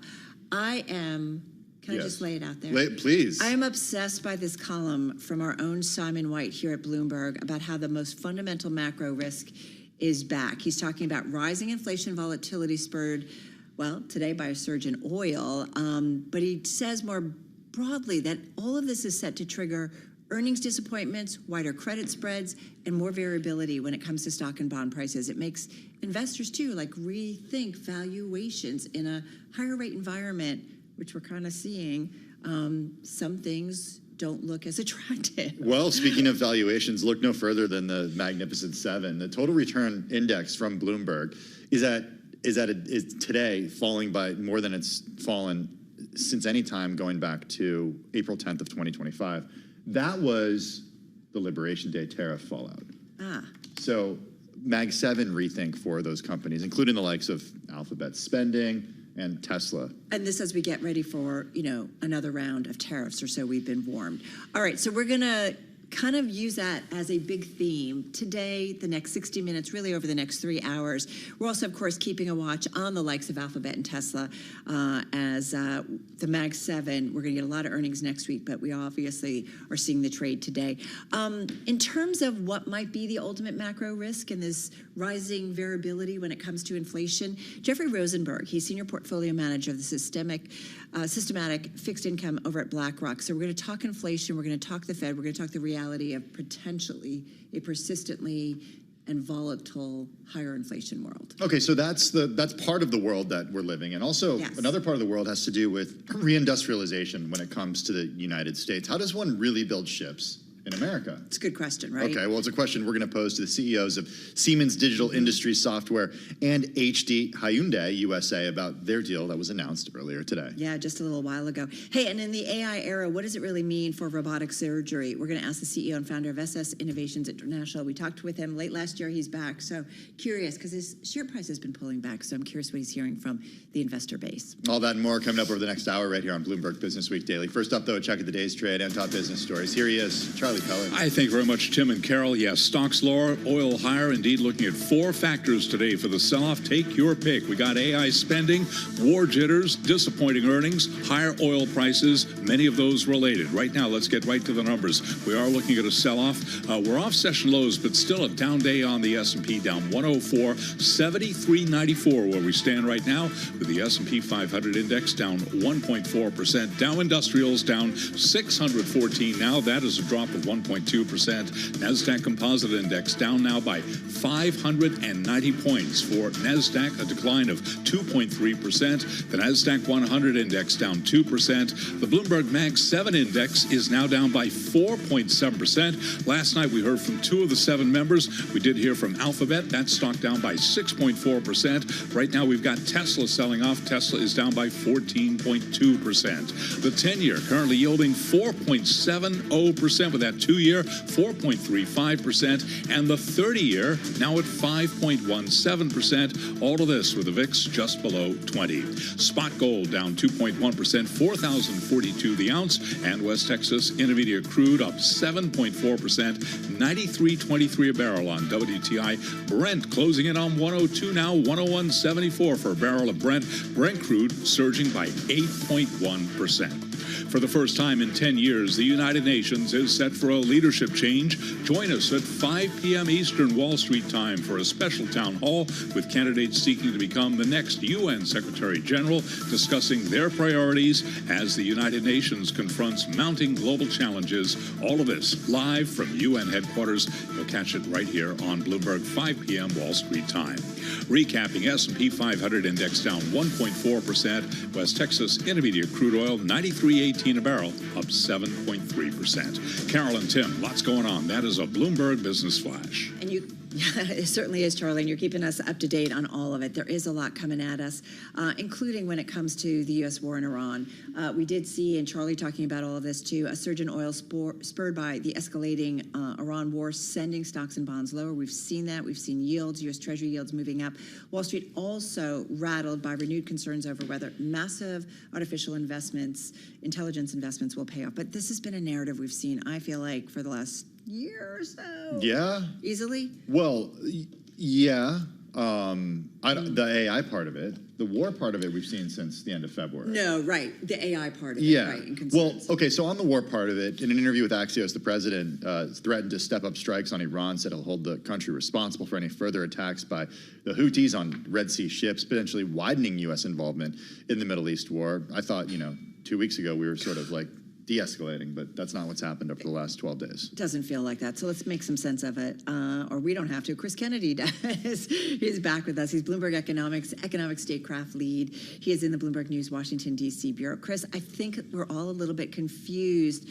President Trump earlier on the U.S. war with Iran highlighted, he has earlier in the past, go back to the beginning, how they've knocked out so many of the capabilities in Iran, decimated, maybe not using those words, but basically wiped out so much of Iran's capabilities. And yet here we are, and the president stepping up strikes on Iran. What are they going after at this point in this war? What capabilities have yet to be destroyed? And does that also mean that there wasn't that much damage earlier? I'm just trying to understand. He's obviously wanting to put pressure. Is it just talk? Is there more to be done? What does he really want to see in terms of damage to Iran? Thanks, Carol. Sorry. I think the answer is, he's clearly looking for some sort of capitulation on the part of the Iranians. And yes, there have been a number of strikes. The president has claimed that Iran's navy is destroyed, that we've taken out its missile stockpiles. Clearly, this isn't the case. Iran is a large country. It has been preparing for a moment like this for a very long time. And they clearly are also just not in a position yet where they feel like they need to capitulate. Now we see that they've successfully recruited the Houthis into attacking ships in the Red Sea, so that's putting more pressure on global markets. But I think we do expect these strikes to continue and perhaps accelerate if Trump's threats are to be believed, with perhaps some really significant strikes this evening. Chris, on that, you talked about the sort of not the appetite, but maybe the runway that Iran's leaders have for this. What about the American public has for this? It's an unpopular war. There was the tragedy last week where several service members were killed in strikes on American bases. And then the political side of this, and we spoke a little bit about this yesterday, but we're getting some additional news over at Gas Buddy, Patrick DeHaan, saying that we could see $5.35 to $5.50 a gallon diesel in the next few weeks, national average of $4.25 to $4.40 a gallon gas. It's just as we get into August and get even closer to midterms. What's the American appetite for this right now? I think looking at polling, obviously the conflict is not doing particularly well in the eyes of the American public. And of course, gas and diesel prices are going to be one of the big drivers of sentiment, as we're only a few months out of midterm elections. I think we should expect that gas and diesel prices will continue to rise. Yeah. We saw a pause, but now oil prices are, up above $100 a barrel now. We're going to see increased export pressure on U.S. stockpiles of both crude and products as, again, buyers around the world look to the U.S. as the supplier of last resort. And it's going to be some time for this most recent escalation to transmit through to prices, but they're going to continue to rise as that happens. Chris, one thing I want to do just to wrap up here is I am obsessed with this column from Simon Kennedy. So Simon, if you're listening to me, but this idea of this most fundamental risk is back. He talks about rising inflation, volatility, set to trigger earnings disappointments, wider credit spreads, and more variability when it comes to stock and bond prices. We are less than 1 week away from the Fed decision. Do you agree? Are you guys increasingly hearing that the world's economies are worried about this rising inflation volatility, which has implications for everything in our world? I think so. I mean, there's the Fed meeting, and I think the Fed will be inclined to consider raising rates, especially given that the job market is still pretty strong in the U.S., so that's not necessarily a concern. And like you pointed out, this is a great column. It's not just inflation, but it is the variability, the volatility in inflation, and this has knock-on effects on the U.S. economy. You know, consumers are going to delay purchases, especially of large durable goods. We're going to see perhaps credit spreads increase, and that could undermine, you were talking about the AI economy. So much of this is built on the build out of these data centers, and it's debt driven. And so there is a lot of risk. Inflation volatility is reaching levels last seen in 2023, and it doesn't show any signs of letting up at this point. There's a superlative. Everybody enjoy your Thursday. All right, Chris Kennedy, I know we throw a lot at you. Always appreciate, though, your analysis here. Chris Kennedy, he's Bloomberg Economic Statecraft Lead, joining us from D.C. We do have a programming note. Yeah, for the first time in 10 years, the United Nations is set for a leadership change. Join Bloomberg, 5 p.m. Eastern, for a special town hall with candidates seeking to become the next UN Secretary General, discussing their priorities as the UN confronts mounting global challenges, live from UN headquarters. It's the UN Town Hall, the next Secretary General, live on Bloomberg Radio, Bloomberg TV, and the Bloomberg Business app. It starts at 5 p.m. Eastern Time. It's organized by the Office of the President of the General Assembly with the support of Bloomberg. All right, we're going to stay on geopolitics and what it really means for global markets. We just talked about inflation concerns continuing to make investors nervous, this ultimate macro risk, and how it impacts everything in our world, whether it's goods prices, borrowing rates, Fed policy, and cash flows, and as it becomes more uncertain when the purchasing power of money itself becomes unstable. I'm curious what our next guest has to say about that and how it impacts his world, the world of fixed income. Delighted to have with us Jeffrey Rosenberg, Senior Portfolio Manager, Systematic Fixed Income over at the world's largest asset manager, BlackRock, which, by the way, just reported a record $15.3 trillion in assets under management. Jeff joining us right here in New York. Jeff, great to have you here with us. Great to be here, Carol. Thanks for having us. I want to ask you, I want to jump right to it, this idea of rising inflation volatility set to trigger earnings disappointments, wider credit spreads, and more variability when it comes to stock and bond prices. Is it the ultimate macro risk in your view? Well, it's one of the biggest challenges that investors face for another element that you didn't quite capture, which is the relationship between stock and bond returns. And that relationship has fundamentally shifted relative to the one that existed pre-COVID. And that is that stock and bond returns are much more positively correlated. And so investors have lost a form of diversification. And in the bond side of the equation, it's been an really important, unfortunate loss that they've lost basically insurance that used to pay for itself. And this is entirely related to inflation volatility, inflation shocks, and the fact that we're going on 5 years of above target inflation. And when you're above target in terms of inflation, it undermines the bond market's belief that the Fed is unbridled in its ability to support equity market and equity market portfolios when they need it the most, when there's a decline in equities. And so that's what you're seeing right now in terms of the challenges from the recent developments in the Middle East around oil prices, oil uncertainty, feeding into inflation uncertainty. It's leading to higher bond yields and lower bond prices at the time when equities are having their own challenges. So you've lost that diversification, and that's a huge loss, and it's something that we spend a lot of time trying to provide solutions for, but I think in this macro context, it's one of the biggest issues that investors face. So it's a challenge for investors, but so too, I think, a challenge for Kevin Warsh next week. It'll be his second meeting as chair of the Federal Reserve. Jeff, you shared a note with us that gets into the Fed communication and credibility. What does the Fed chair have to do next week to appease investors and also appease the president? Yeah, it's an incredibly important time. I mean, we just kind of draw back a little bit from the headlines of the day and the week. It is a bigger story around the significant changes in this moment in history that Warsh represents for the outlook for the Federal Reserve. The report that you mentioned is our third quarter BlackRock fixed income outlook piece. We go into more details in that. And one of the most important things I'm highlighting in that piece, and it's a piece with a lot of contributions from my colleagues, so it's not just from us in BlackRock Systematic, it's the entire breadth of fixed income investors across, as you mentioned, the world's largest asset manager.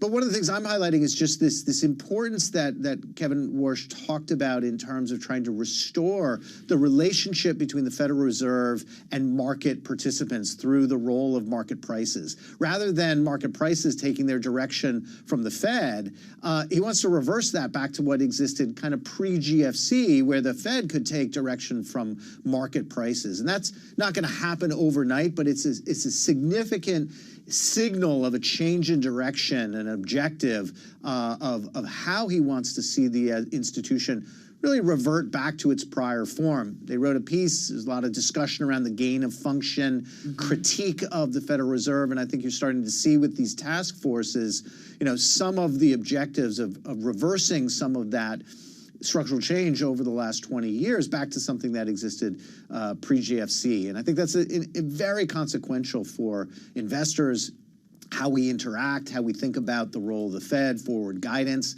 the role of data and alternative data, and really about bringing back investor sentiment around determining prices rather than us trying to figure out what the Fed is going to do and then using that to determine prices. Right. You've got to put all that money in AUM under management to work for your investors, Jeff. So having said that, in fixed income, I guess, changing environments, it's how do you find the opportunities? Where do you see the opportunities? What are the bets you make now that you think are viable? And I don't know what the time frame is. Investors all have different time frames, but how do you think about it for at least the next 6 to 12 months?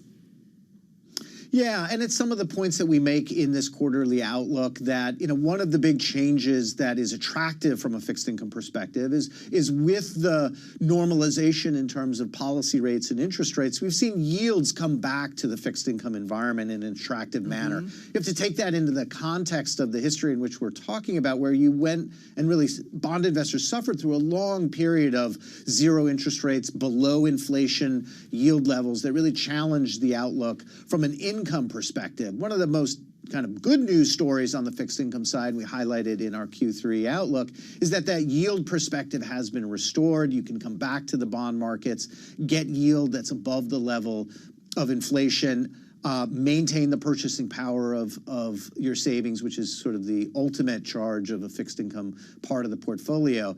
But we also talk about the importance of selectivity, that we're at a period in terms of valuations, the narrowness in terms of economic growth. It's a good growth outlook, but it's increasingly determined by one theme, and that theme, of course, is AI. AI is both micro and macro. It's everything everywhere all at once.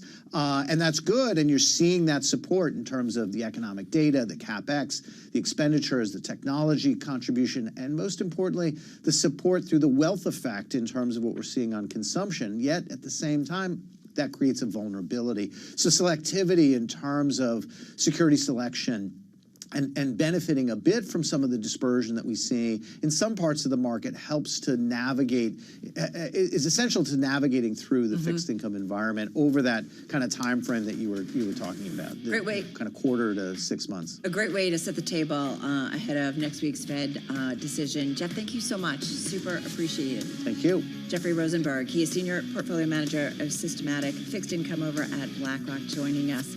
When we come back, we talk a little bit about the reindustrialization of the U.S. We've got 2 CEOs. Can we actually build ships in the U.S.? That's a good question for them. It is.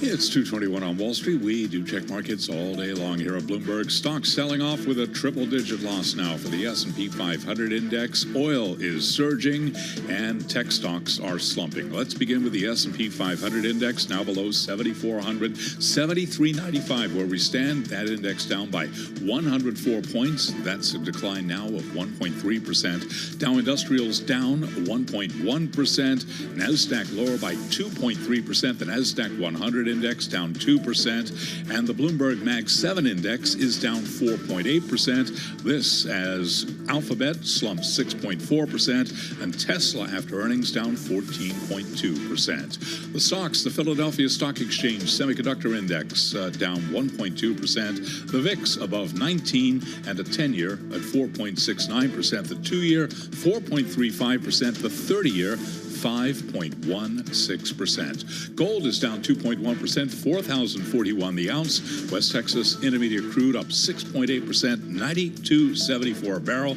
Brent at 101.22 now, up by 7.6%. Lockheed Martin and RTX have raised their full-year sales forecasts as geopolitical tensions around the world boost defense spending.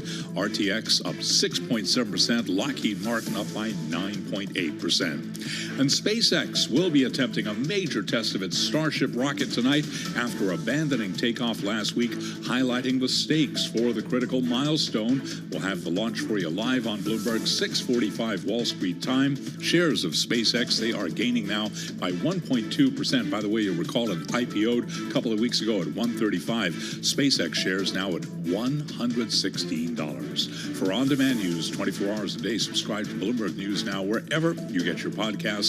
I'm Charlie Pellet. Carol and Tim, that is a Bloomberg Business Flash. 135, so at 116, it's definitely below that IPO price, so keeping an eye on that. All right, Charlie, thank you so much.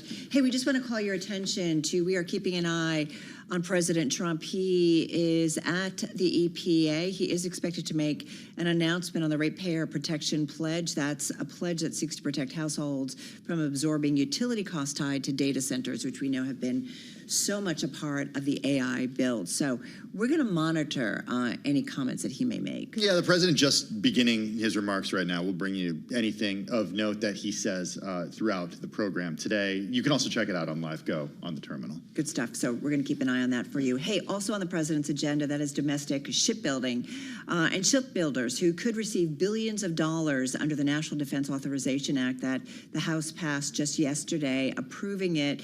Latest sign of congressional initiative in reviving the domestic maritime industry to undermine Chinese commercial dominance on the high seas. President Trump has said some mixed messaging, though, when it comes to his devotion to the cause after releasing a plan about a month ago. It's been on the president's mind, though, for some time. He's talked about building ships in the U.S. for quite a while, including just after returning to the White House early last year.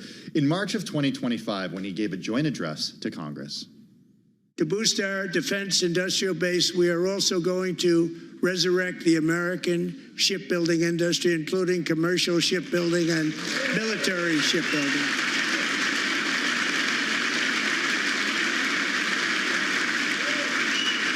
And for that purpose, I am announcing tonight that we will create a new Office of Shipbuilding in the White House and offer special tax incentives to bring this industry home to America where it belongs.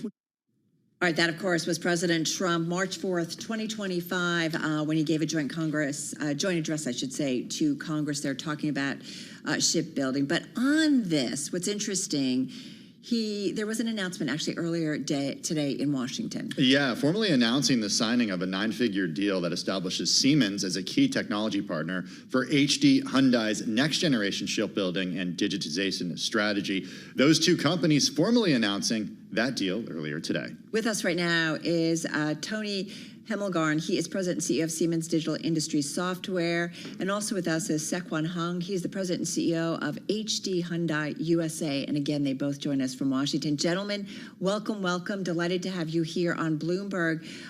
Tony, I want to kick it off with you. What does this deal solidify specifically and mean for shipbuilding here in the U.S.? What does it mean for you, for the two companies, but what does it mean for maybe shipbuilding more broadly here in the United States? Yeah, so we're very proud of the partnership here with HD Hyundai, and a big part of that was how do they move faster? How do they build ships faster? How do they design, engineer, and manufacture faster? And so what our software is we provide the tools that allow you to do that.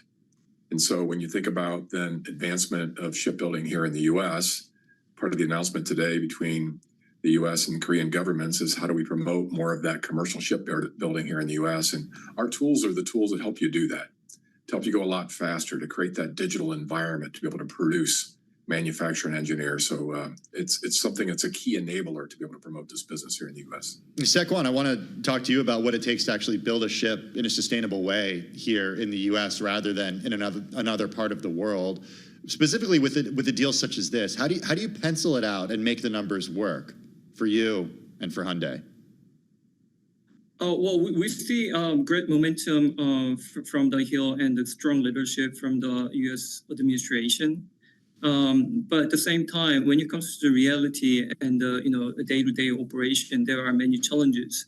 One of the great challenges that we are facing here in the United States would be a shortage of labor, especially the skilled labor. And what the digitalization, the digital shipyard that we are building together with Siemens do in that relation is to create a virtual 3D type digital shipyard where everything is connected. All information come together, and by that we make a better decision and optimize our resources better. In that way, we think that it will enable us to faster automation and digitalization and AI empowerment. In that we can solve the labor issue here, and that would be a powerful tool to have here. So, Sequan, let me just follow up on that. So, how much can a digital shipyard basically reduce construction time for, let's say, a destroyer, a submarine, or an auxiliary ship? Oh, that's a great question. We don't gauge the success of the digital shipyard thing in terms of the time that we reduce. What we focus more is whether. Well, let me put it this way. We believe with this digital tool, on time and on budget delivery will be possible in a more efficient way. So we try to reduce the time, but more focus, I would say, for now, is to keep the time and the labor force ready for that on-time delivery. Yeah, Tony, that's a good question to you too, and about this labor force and the way that digital tools, in your view, are offsetting some of the challenges that the U.S. industrial base has, or the U.S. labor force has here. Given the shortages of welders, how much can these digital tools offset that shortage of skilled welders, pipe fitters, and electricians? Yeah, I guess I'd first start, though, with just the design, right? And that before we even get to the actual labor that it takes to physically build this. Right, because you've got to get the design right, you've got to get the engineering right, the physics right of the product. And we talk about this as a digital twin. And the idea of the digital twin is how closely the digital world can represent the real world. And the closer we can make that relationship, the faster companies like HJ Hyundai can go. Because you think about these products, they're highly complex. You've got software, you've got mechanical design, electronics, electrical, manufacturing, engineering, the plant layout, plant simulation, all of these things. If we can simulate that, this is a very complex environment. The complexity is not going to go away. But if I can simulate it and I can do what ifs and make changes and other types of things, that allows me to go a lot quicker. And once I do all of that, then it comes to what do I do with welding? What do I do with the simulation of what happens in the plant? We bring all that together. And this is where you really start to get the value of what our software can deliver. Because now I can make these decisions in confidence in a very complex world. And that's truly a competitive advantage. If I can simulate and do all of that work much faster than the next guy, it's a big advantage. And so we take that, and then also these tools are enabled for the workers. They can use these tools. We can simulate what the workers are going to do. We can show them how to perform the work, to provide the work instructions, all of these types of things. So it's really assisting what's going on, as well as programming the robots, simulating the robotic simulation. All of that is part of our software. So, Sequan, let me go back to you then. So I get it, like the timing, and it sounds like things will be much faster. So give us an idea. I want to go back to so how does this change output? Can you give us some kind of, we're into numbers here, some context in terms of 6 months, what gets changed, 12 months? Like give us an idea of how output is changed, especially when you've got a president who we're monitoring right now and talking about data centers and so on and so forth and power, but also thinking about shipbuilding, which he has talked about, and increasing that. Because many people have said you can't do this quickly in terms of the U.S. shipbuilding industry, change it and increase it. It doesn't happen overnight. Well, the current timeline that we have in mind is to be able to apply this digital shipyard concept to our starting the design in 2028. But that will be the starting point in reality. And it will take some more time to develop a program to cover the whole shipyard and the whole, the entire ships that we built in our yard. Well, and then, so, I want to bring you back here in on this conversation. Tony, when it comes to timelines, like what's the timeline on you on how the pressure, the demands on you guys in terms of delivering the software and the changes that are need to kind of basically modernize the shipbuilding industry here in the United States? Yeah, the software is here and proven now. It's established. So we have software. We sell the software all the time. The work is for us to integrate that into the workflows and the way that HD Hyundai works, for example, and how they design. And we do a lot of this all over the globe. Most manufacturing and engineering companies in the world use some portions of our software. And so we have what we call a digital thread. The idea is, how do you get from point A to point B in a design process? Like you mentioned things like sustainability or whatever it might be. We can simulate, for example, that ship flowing through the water and the resistance of the water at the same time, the resistance of the airflow in the ship as it's going with computational fluid dynamics. From that, we can determine how efficient we can make the product, how we can reduce energy, how we can lightweight the product. So we have all of these processes established. And now what we do is we sit with HD Hyundai and establish them in their workflows. And this is work we've started already.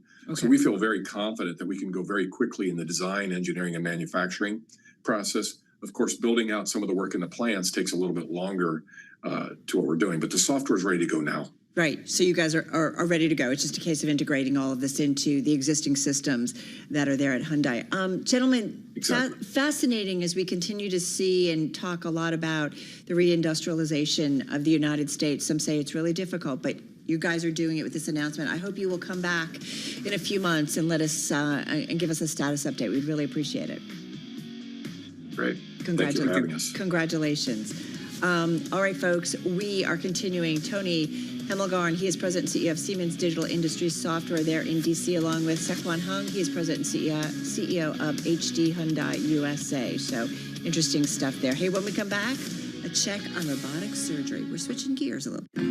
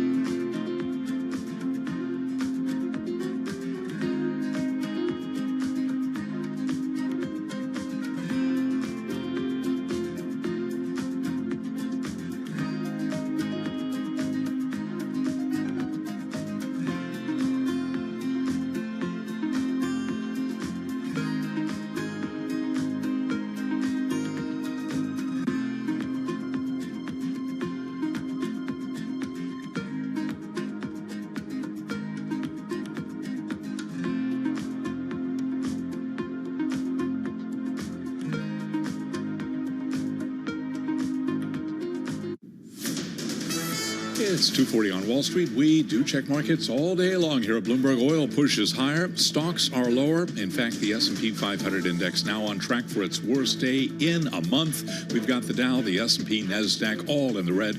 S&P down 1.4%, setting a baseline for us at 7393.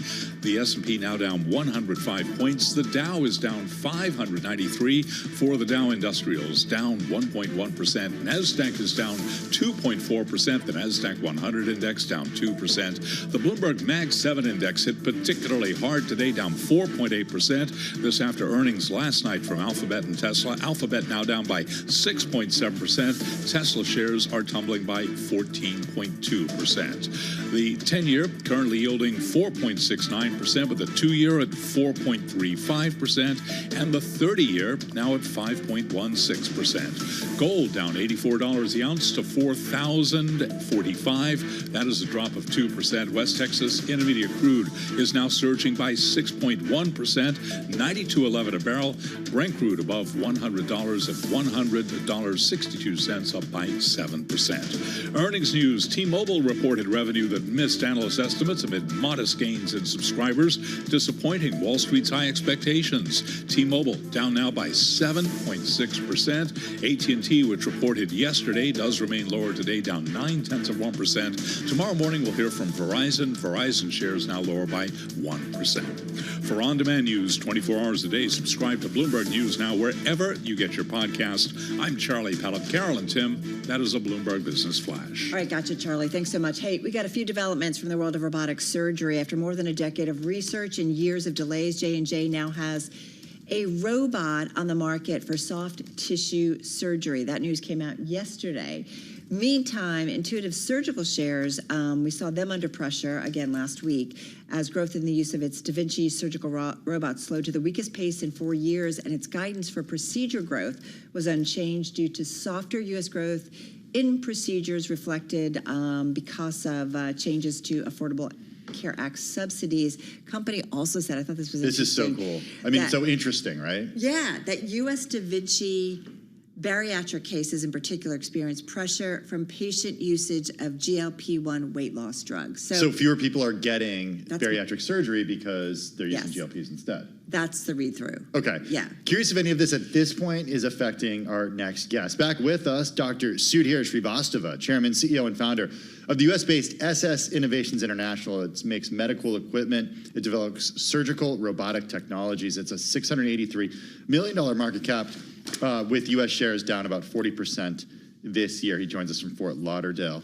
Good to have you on the program. I think a lot of people, when they think surgical robotics, they think about the Da Vinci machine from Intuitive Surgical. How does your product at SS Innovations International differ from the Da Vinci surgical robot? Yeah, it's a great starting question. First of all, thank you very much for having me.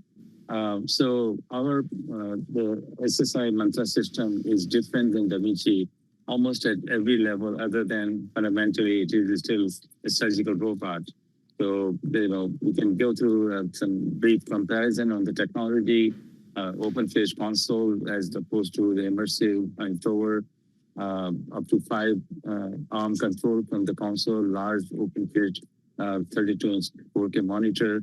Tableside team also has the same 3D view, which is safer and more efficient, and then a modular design of the robotic arms, 3, 4, or up to 5 arms. And moreover, our system is equipped right from the beginning, both for teleproctoring and telesurgery. What about from the perspective of the doctor actually using the technology and how difficult it is to train? All these doctors are used to using certain products right now. How do you train the doctors to do this? Yeah, so we have gone through, of course, in India, we have sold 224 systems. Almost 13,000 cases now have been done, including cardiac.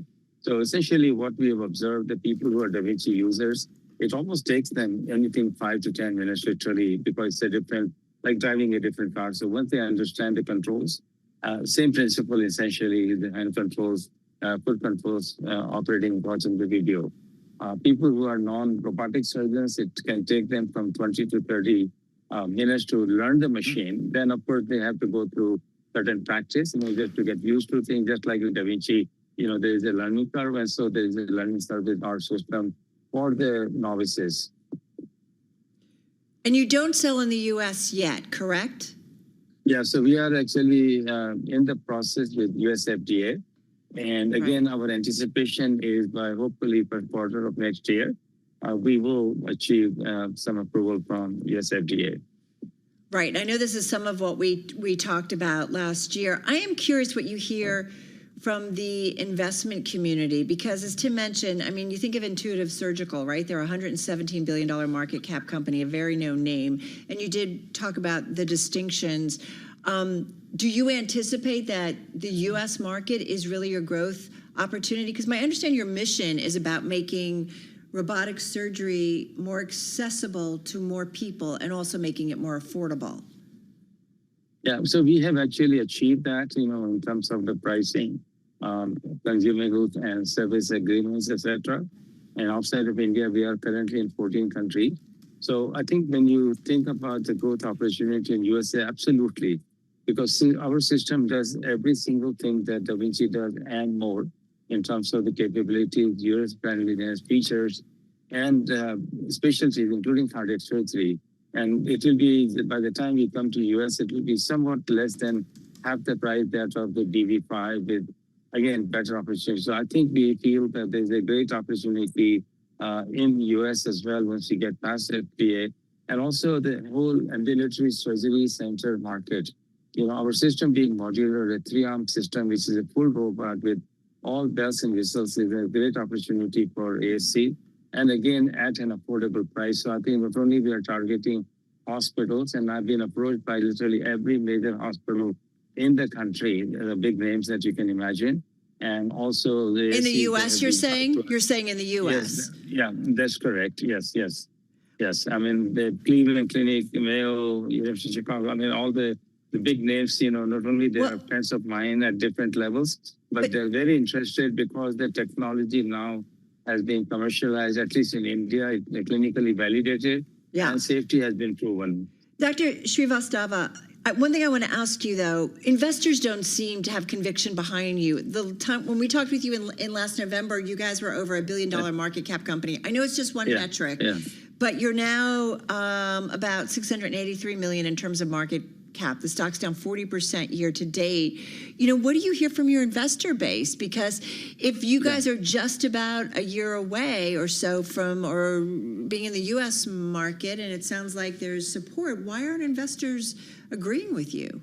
Yeah, I think first of all, as I'm sure you know more than anybody else, the stock markets fluctuate. I mean, if you look at Intuitive, a year ago, $200+ billion versus now. And huge value they've lost actually. And these things happen, I think, for a variety of reasons. Moreover, I think the biggest thing that we hear from investors, they are waiting for us to get the US approval and they want to see US revenues. And that is, I think, the primarily, and moreover, we were like a submarine, we finally have surfaced. And now more and more analysts actually are, in fact, I am here, there are several interviews scheduled with the known analysts actually. So I think once the coverage becomes available to the investment community, I think things will gradually change. And I think the key bottom line is this really, I think they want to see US revenues. And that's how I think it fluctuates. Right? Well, to add on to that, I mean, Intuitive Surgical, it's a market cap of about close to $120 billion. You guys are sub $1 billion. Dr. Fred Moll, who is a founder of Intuitive Surgical, is your vice chair. Now he believes in your product. I would think a lot of people would look at that as a huge feather in your cap. Very briefly, why don't you sell? Why would you sell yourself to a company like Intuitive Surgical? You know that I cannot answer that on this call. I'm sorry, I'll have to refrain that. But with a caveat, let's say if they made a proposal that absolutely we cannot refuse, we are a public company, it will have to be brought up to people, board, and decisions will be made there. I'll leave it at that. All right, so we can assume that there's been no proposal yet put before you? Well, there have been people, strategists, that looked at us, and again, under the NDA and all that thing. And I'm sure you can appreciate I cannot get into some of those details. We do. Stay in touch and let us know as you move closer in expectations in terms of the U.S. market. Dr. Srivastava, he's chairman, CEO, and founder of SS Innovations International. We're back in a moment.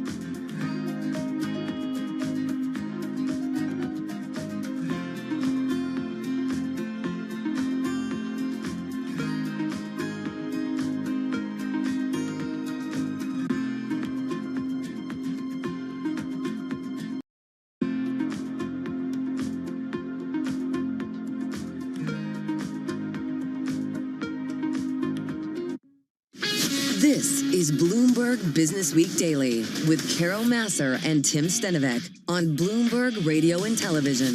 All right, everybody. It is Thursday, July 23rd, 2026. Carol Masser along with Tim Stenovec live here at Bloomberg headquarters in New York City. It's kind of one of those days. I'm just going to say that. We are seeing some pressure, though, on the overall trade. Down about 1.4% on the S&P 500, down more than 100 points. You're looking at about a 1%